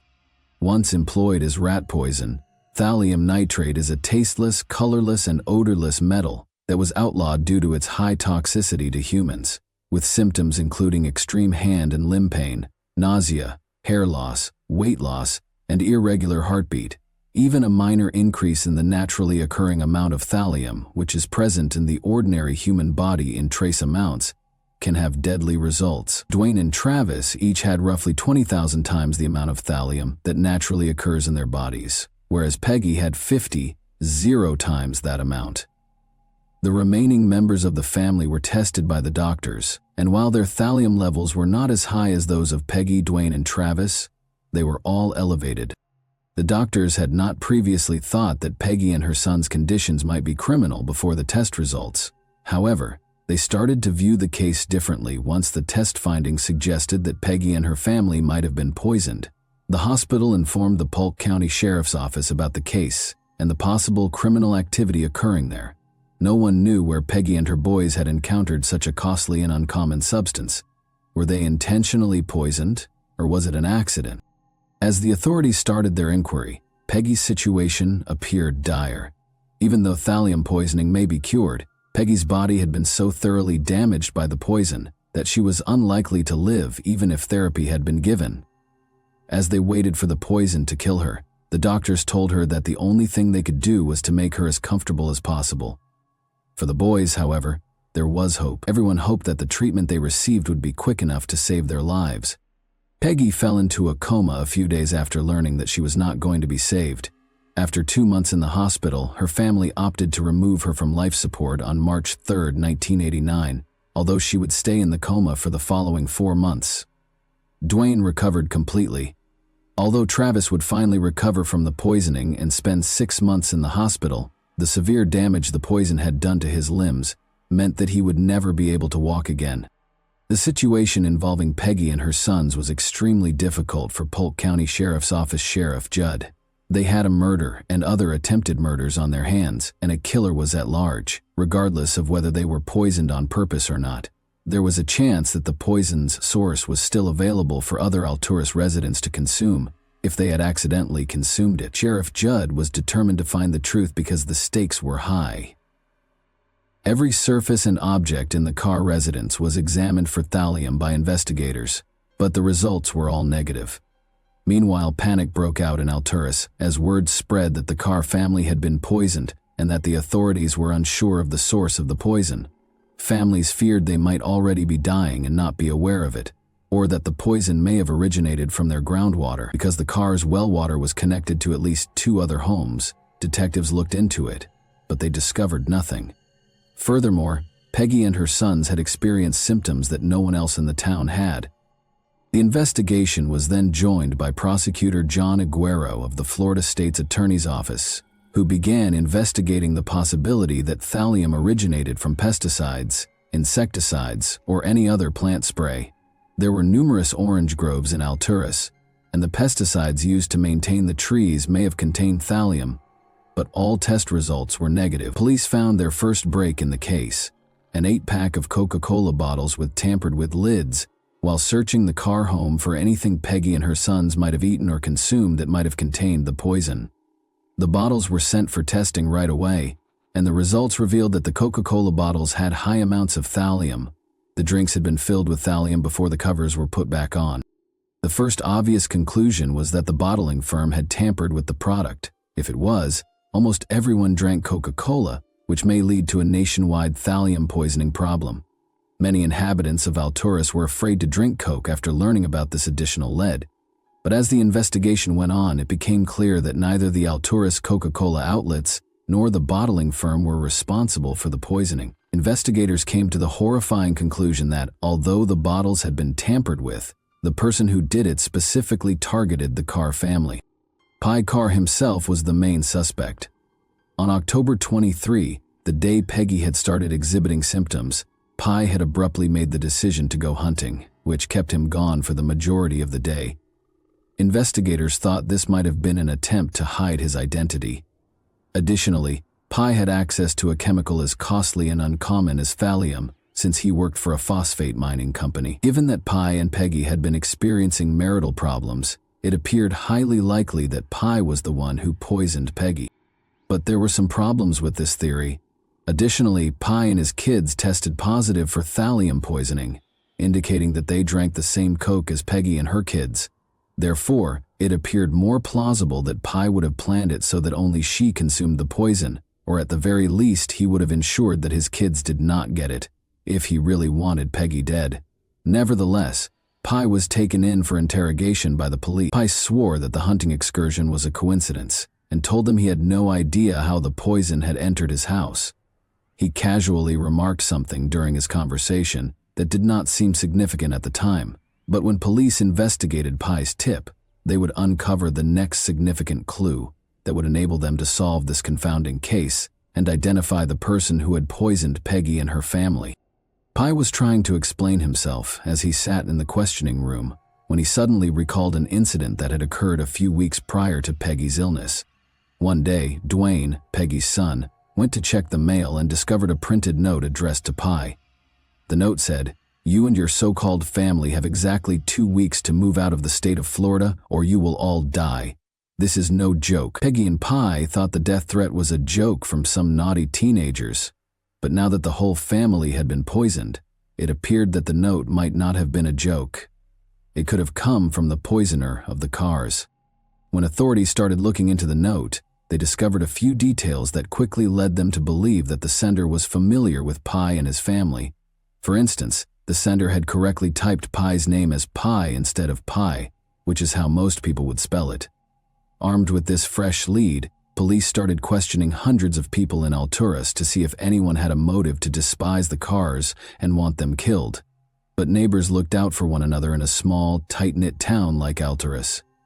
Police decided to approach FBI Special Agent Mark Young, a profiler with hundreds of cases under his belt, to assist in creating a profile of the likely criminal after failing to identify anyone with a motivation to harm the cars.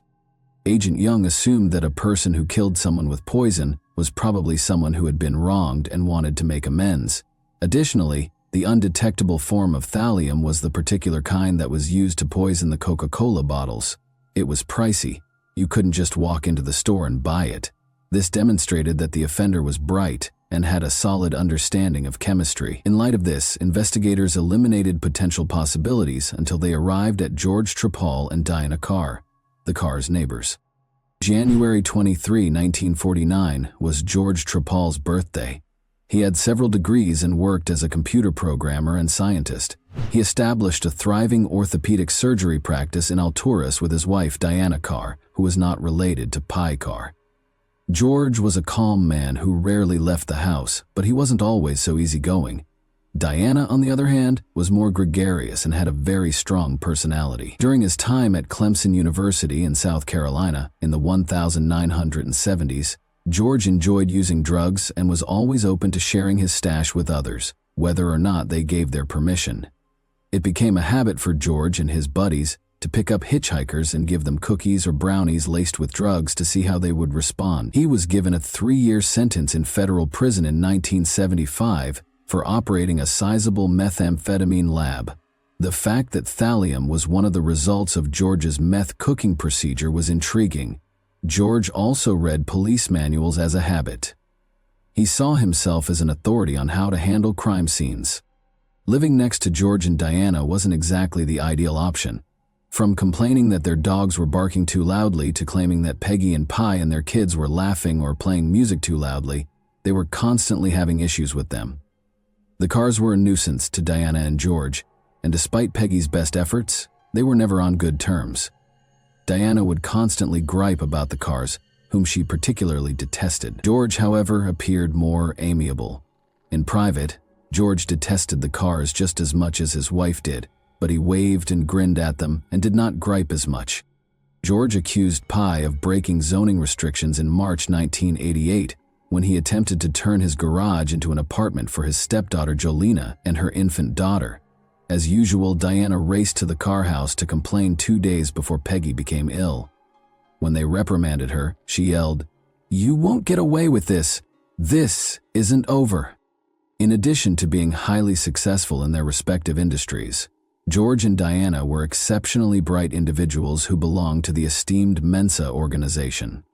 A lawyer called Roland Barrel and his buddy Dr. Lance Ware established Mensa in 1946. It is an elite club for very clever people who score in the top 2% of the general population on a particular IQ test. Applicants must pass a battery of unique IQ tests in order to be admitted to Mensa, and passing these tests alone does not ensure membership. After being accepted, members frequently host debates, seminars, gatherings, discussion panels, and other get-togethers to exchange ideas and have thought-provoking discussions. Despite having its headquarters in England, Mensa has locations all over the world. George and Diana were members of the Mensa branch in Florida, which hosted monthly entertaining and thought-provoking events known as murder mystery weekends. Over the course of a weekend, members would alternately plan a crime mystery that the other members would attempt to solve. All of the members would spend that weekend at a remote place, such as a hotel or inn, where they would stay and contribute to the murder mystery. A middle-aged woman called Sherry Gwen joined the Mensa Florida branch in April 1989, just a few weeks after Peggy passed away. Sherry had fled an abusive marriage in Texas and relocated to Florida. She felt a sense of belonging after joining Mensa, and she quickly grew close to George and Diana. George and Diana took turns organizing the murder mystery that would be solved for that month's murder mystery weekend the month Sherry joined Mensa. George, who was currently 40 years old, took this duty very seriously and worked for weeks to craft the ideal crime. All of the members had a difficult time attempting to solve the case and find the murder weapon, but their murder mystery weekend was a huge success. Sherry, however, was captivated when George eventually revealed the murder weapon to the gathering. In an attempt to find out everything George knew about the murder weapon and what would happen if it were used in real life, she would spend hours discussing it with him. George, who was sometimes eclipsed by his wife, was impressed by Sherry's attention and was pleased to respond to all of her inquiries. Diana relocated her medical business from Alturas to Sebring, a nearby town, in December 1989. Thus, she and George also made the decision to relocate there. Since they hadn't sold their house yet, Sherry requested if she might rent it as soon as she heard about it. Almost the whole Alturas Police Department swarmed into the house as soon as Sherry moved in. In reality, Sherry Gwynn was not a divorced woman who fled an abusive marriage in Texas and relocated to Florida. She was an undercover police officer tasked with looking into Diana Carr and George Trappell. Her real name was Susan Gorek. George was interrogated by police as part of their preliminary inquiry. When asked if he knew anyone who might want to harm the Carrs, he appeared modest and reticent, but he claimed that someone must have wanted them to leave the area. The death threat Pi had received weeks prior to Peggy's illness was reflected in this remark. Police became suspicious of George after learning of the fights between the Trappells and Carrs. He also resembled the FBI's description of the offender, which was a white man with a high level of intelligence who avoided confrontation and had a meek nature. Susan Gorek had been tasked with looking into them. Susan thought George was probably the murderer when she learned that thallium poisoning was the murder weapon George employed to plot his murder mystery. Additionally, he printed a pamphlet explaining the murder in this mystery, which stated, "When a death threat appears on the doorstep, prudent people throw out all their food and watch what they eat. Hardly anyone dies from magic. Most items on the doorstep are just a neighbor's way of saying, 'I don't like you, move or else.'" She thus requested assistance and directed a search of the house as soon as he and Diana left. The cops discovered a wealth of chemicals, including thallium, in the garage. They also learned that George had machines to take off and put back the bottle caps, since he frequently brewed his own beer. Investigators concluded that George chose to get rid of his neighbors because he had finally had enough of them. He was able to sneak a case of Coca-Cola into the Carrs' kitchen, had the resources and motivation to conduct the crime, and fit the profile. People in the neighborhood of Alturas rarely closed their doors, and it was common to walk by and greet a neighbor. The police had sufficient evidence to bring George in for interrogation. George was bashful and avoided making eye contact with the interrogating officers when he first arrived at the Alturas police station. Despite all the evidence, he insisted he was not involved in the poisoning. The investigators didn't believe it. 1 count of first-degree murder, 6 counts of attempted first-degree murder, 7 counts of food or water poisoning, and 1 act of tampering with a consumer product were among the charges brought against Trappell on April 5, 1990. These 15 criminal charges, which included first-degree murder, 6 counts of attempted murder, food or water poisoning, and product tampering, were tried against George in January 1991. Following a 4-week trial that took place between January 7 and February 7, 1991, the jury found George guilty on all counts. He received a death sentence. George is still incarcerated at the Union Correctional Institution in Rayford, Florida, on death row today. George has appealed the FBI's investigation process and the reliability of the state's witnesses on multiple occasions, but each time his pleas have been rejected. Diana Carr never faced any charges. She will eventually remarry after divorcing George in 1996. Since learning that the evil mastermind who killed their mother, paralyzed their stepbrother Travis, and almost killed Dwayne has been brought to justice, Peggy's children, Alan, Jelena, and Dwayne, have moved on. Peggy's life had been extremely difficult for a long time, and just as things were starting to improve, a neighbor who simply didn't like her and her family cruelly took her life away. At least her family can finally move on knowing that she received justice. However, do you believe Diana Carr ought to have faced charges of murder? Or at least attempted murder as well? And that wraps up today's chilling story.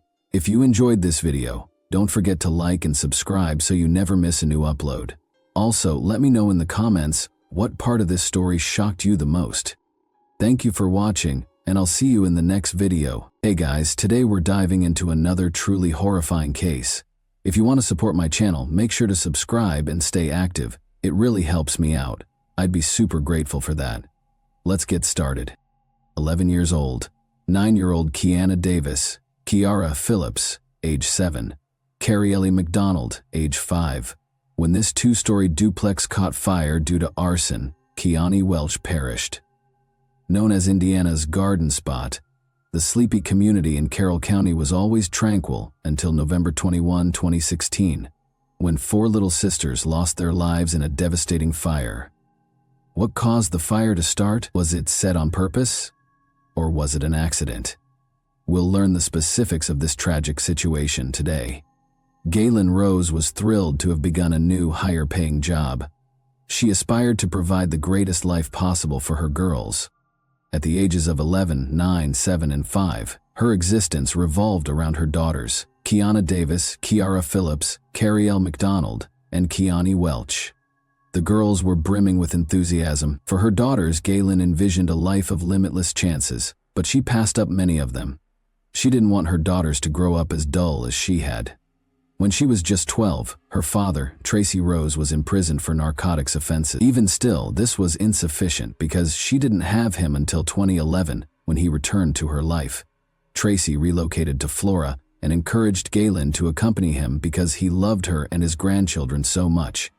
Despite her initial reluctance, she had missed her father terribly. She thought about his offer for weeks before she and the daughters followed her father to Florida. For her and her young daughters, Flora represented a new beginning. Before finding a large apartment, Galen spent 8 months living with her father and the girls. The monthly rent for the 2-story duplex was $500.00. For her and the girls, this was a welcome change. The street was surrounded with trees, and the duplex had a front porch, and they quickly adapted. Outside, the girls would frequently play together. They made new friends in the area and were amiable to everyone. Since they didn't have a dog of their own, they played with the neighbors. In addition, the 4 sisters enjoyed dancing, playing sports, and spending time with their families. They were cheerleaders for the Lafayette Diamonds. The Saturday before the fire, they had just participated in a cheering competition, and Kiana had a basketball game on Sunday. Kiana devoted numerous hours each week to basketball since she liked the game. Like Galen, Tracy thought she would be a basketball star. He accompanied her to games and applauded from the stands. Galen was incredibly proud of her daughters. She put in a lot of overtime at a gas station in order to make ends meet. Galen was as serene and upbeat as her girls. She spoke courteously to clients and had a smile on her face behind the desk. Because she encouraged them, particularly during Tuesday cheer sessions, the girls occasionally referred to her as their coach. Her favorite part of the week was seeing them perform. Rose went to the grocery shop with her girls on the afternoon of November 21, 2016. The girls chose their favorite snacks, so it was one of those thrilling outings. It was already evening when they arrived at their house. Around 10 o'clock at night, Rose put them to bed after preparing dinner. As they curled up under their blankets, the girls echoed, "Good night." Rose said that she was thankful for her small family. The weary mother of 4 made her way to her room. After a few minutes, there was complete quiet and everyone was sound asleep. Nobody could have predicted the next course of events. Tracy was getting ready to leave town the Friday before the fire. When he went to see his grandkids, he requested them to assist him with packing. The girls who called him Papa didn't want him to go, so they asked him to stay with them for a while. It was unusual that they asked him to cancel his trip, but he didn't make much of it, so he left anyway. A few hours later, he woke up to a call from Galen, who said that his granddaughters were dead. How did it happen? Galen was sound asleep when she heard screams coming from her daughter's bedroom, and she jumped out of bed as soon as she heard them. The flames were spreading quickly as the screams continued from their bedroom upstairs, and she tried to reach them, but the extreme heat prevented her from doing so. She was unable to speak or breathe, and the flames pushed her back from the staircase. At that point, she realized that she was saving them and that alone was not an option, so she fled the house to get assistance from neighbors. When the first 911 call came in at 3:30 a.m., neighbors gathered around the house to help the four girls while their injured mother watched helplessly. The screams became softer as time went on, and when the Carroll County Sheriff's deputy Drew Yoder, he too suffered from severe smoke inhalation. Later, Galen was airlifted to Eskenazi's burn center, where she was burned all over and had smoke in her throat. When Yoder arrived, he asked Galen where the children were, and she pointed to their room upstairs. The girls shared a bedroom on the second floor, and Yoder immediately called the county to send medics.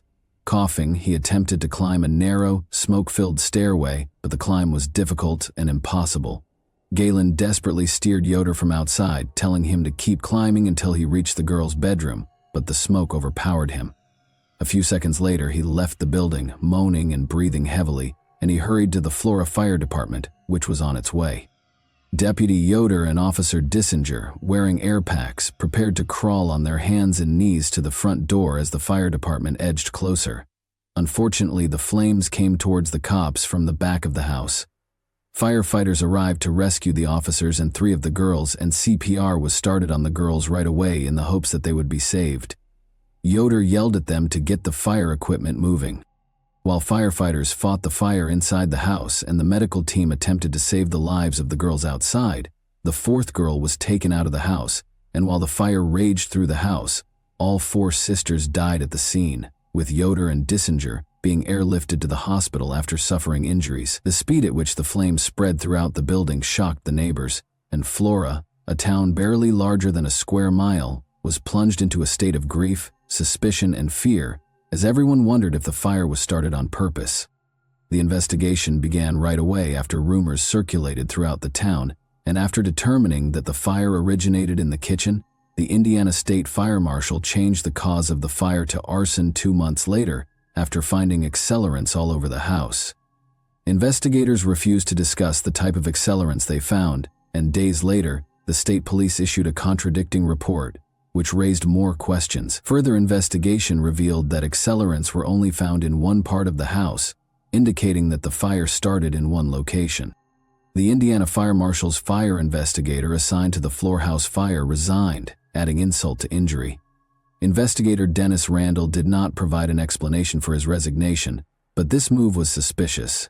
The private investigator's email to state police confirmed the concerns of many, saying in part that the press release statement regarding accelerants being found in multiple locations is absolutely not based on any evidence discovered at the scene during the investigation, and the investigator, Dennis Randall, was not performing a proper origin and cause investigation based on the current procedures of NFPA 921, 2016 edition, to express that opinion.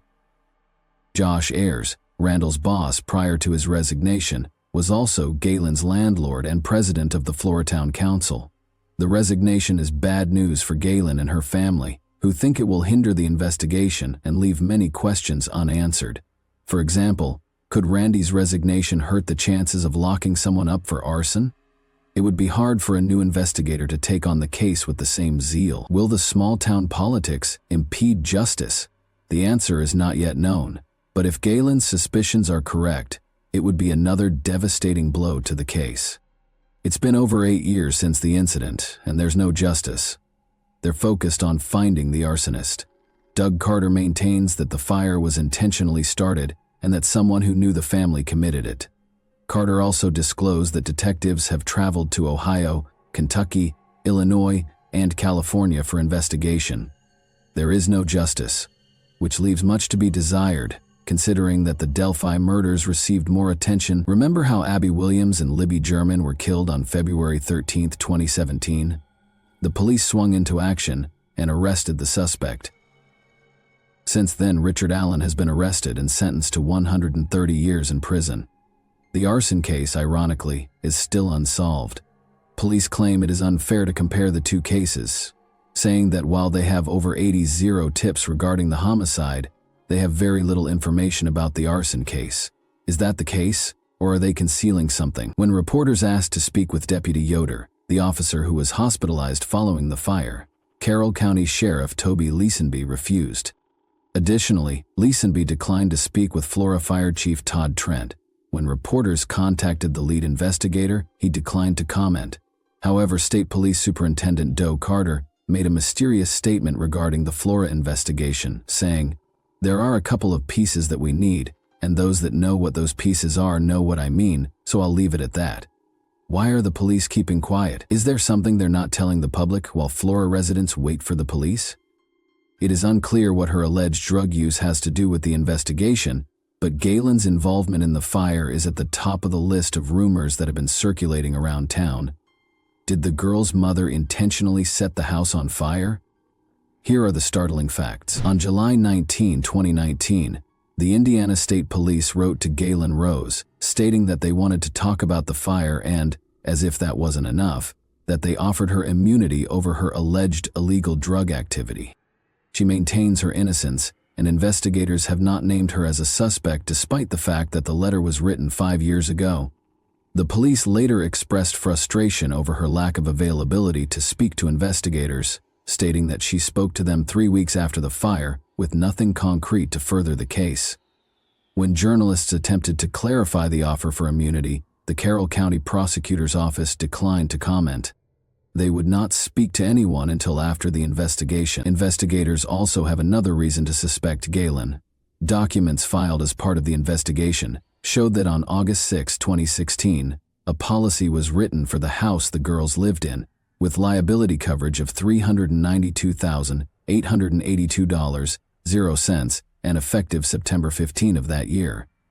The documents included a home appraisal dated September 10, which was valued at $45.00. Policies are sometimes written based on a verbal conversation with the property owner, and the timing of the policy and the fire raises serious red flags.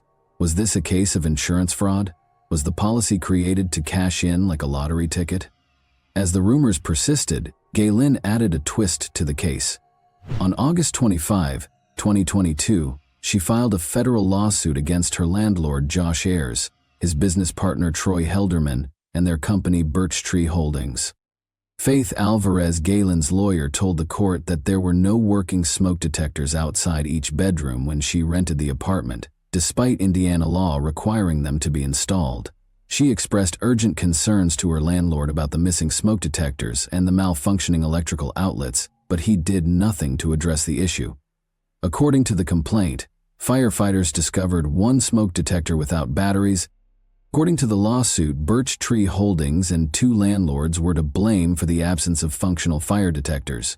To solve the mystery, Galen hired former ATF fire investigator Mike Vergon, who worked as a certified investigator for more than 15 years before launching his own firm. Before publishing his report, Vergon visited the house 3 times in 6 months and found one smoke detector without a battery. Determined to find the truth, Vergon combed through fire debris in the backyard but was unable to find any more smoke detectors, paid close attention to the kitchen, connecting the back porch, and then inspected the kitchen appliances. The most important information in the fire investigation came from a witness, Adam Ayers, a neighbor and one of the first responders on the morning of the fire, who was there minutes before the police arrived. Ayers told Vergon that he attempted to reach the stairway to the bedroom where the 4 girls slept, but smoke drove him back. His conclusions were unambiguous. The fire was not caused by an electrical malfunction. However, he detailed a 2-inch wide flame path from the back porch to the kitchen before he left the house. Only Ayers saw the ribbon of fire, and he assisted Vergon in concluding that it was a set fire, though Vergon acknowledged that the fire's purpose was not to harm the children.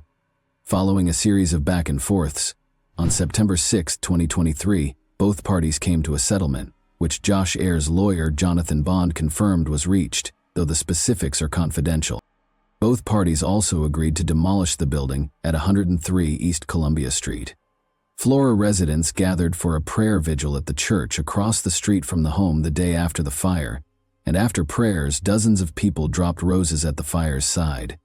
Their cheer squad was also present, and they brought stuffed animals, balloons, and posters to honor the sisters. Allie Sheets, the cheerleading coach, accompanied her students to the vigil, recalling that the girls never stopped smiling and that she couldn't recall a moment when they weren't happy. All 4 of the girls were always helpful, joyful, and respectful. Jen Brobst, a librarian at Carroll Elementary, where the girls went to school, described the incident as surreal and said she still can't believe they're gone.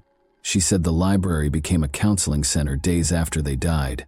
Liz Brupst, Kiana's friend and a Girl Scout, said she remembers Kiana for her positive attitude and happy spirit. Flora. Neighbors and residents also shared in their grief. For example, Fox, their next-door neighbor, experienced breathing difficulties following the fire. Her brother became ill, and her husband had to cancel work. The 27-year-old woman, who lived a few steps away from the house, witnessed smoke leaving the house and heard the girls and their mothers scream uncontrollably, which was the most heartbreaking thing she had ever heard. That night, Fox and her husband hurried out of their apartment, initially perplexed but later realizing it was smoke. Cassandra Hammond, whose business is across the street from the fire outbreak, was also impacted by the incident. It remains a sad reminder of what the girls went through that night, and Cassandra hopes the police find out the truth and that the girls will get justice. Then, all of a sudden, flames engulfed the house, leaving the couple helpless. Her brother thought about running into the house to help, but he gave way to emergency personnel. Eve Gibson, another Flora resident, buried her face in her hands and sobbed uncontrollably. Speaking about the investigation, she said that the town was wondering who might have started the fire and that a family member might have done it. The Flora community fears that the killer is among them. What if he targets another Flora town home? The welcoming community has a bench with the names and ages of the 6 girls engraved on it, and each year they get together to place flowers on the porch in remembrance. Galen claims she has been robbed, and she still calls on the public to help get justice for her babies. Authorities made a heartfelt plea to the community, asking them to provide vital information that could lead to the prosecution of suspects. We need people talking to people and people listening to other people and then reporting it appropriately. Police are offering a reward of up to $5,000, 0 cents for information that leads to an arrest, and citizens can contribute to the reward fund by sending a check to the Indiana Department of Homeland Security, making sure the memo line reads, Flora Fire Reward. Galen Rose has since moved to California to recover, but that doesn't mean the girls are forgotten. Do you think the girls were involved in an accident or were arson victims? Thanks for watching, everyone. Your support means a lot to me, and you can help my channel grow by hitting that like button, dropping a comment, and sharing this video. Your engagement really makes a difference. See you soon.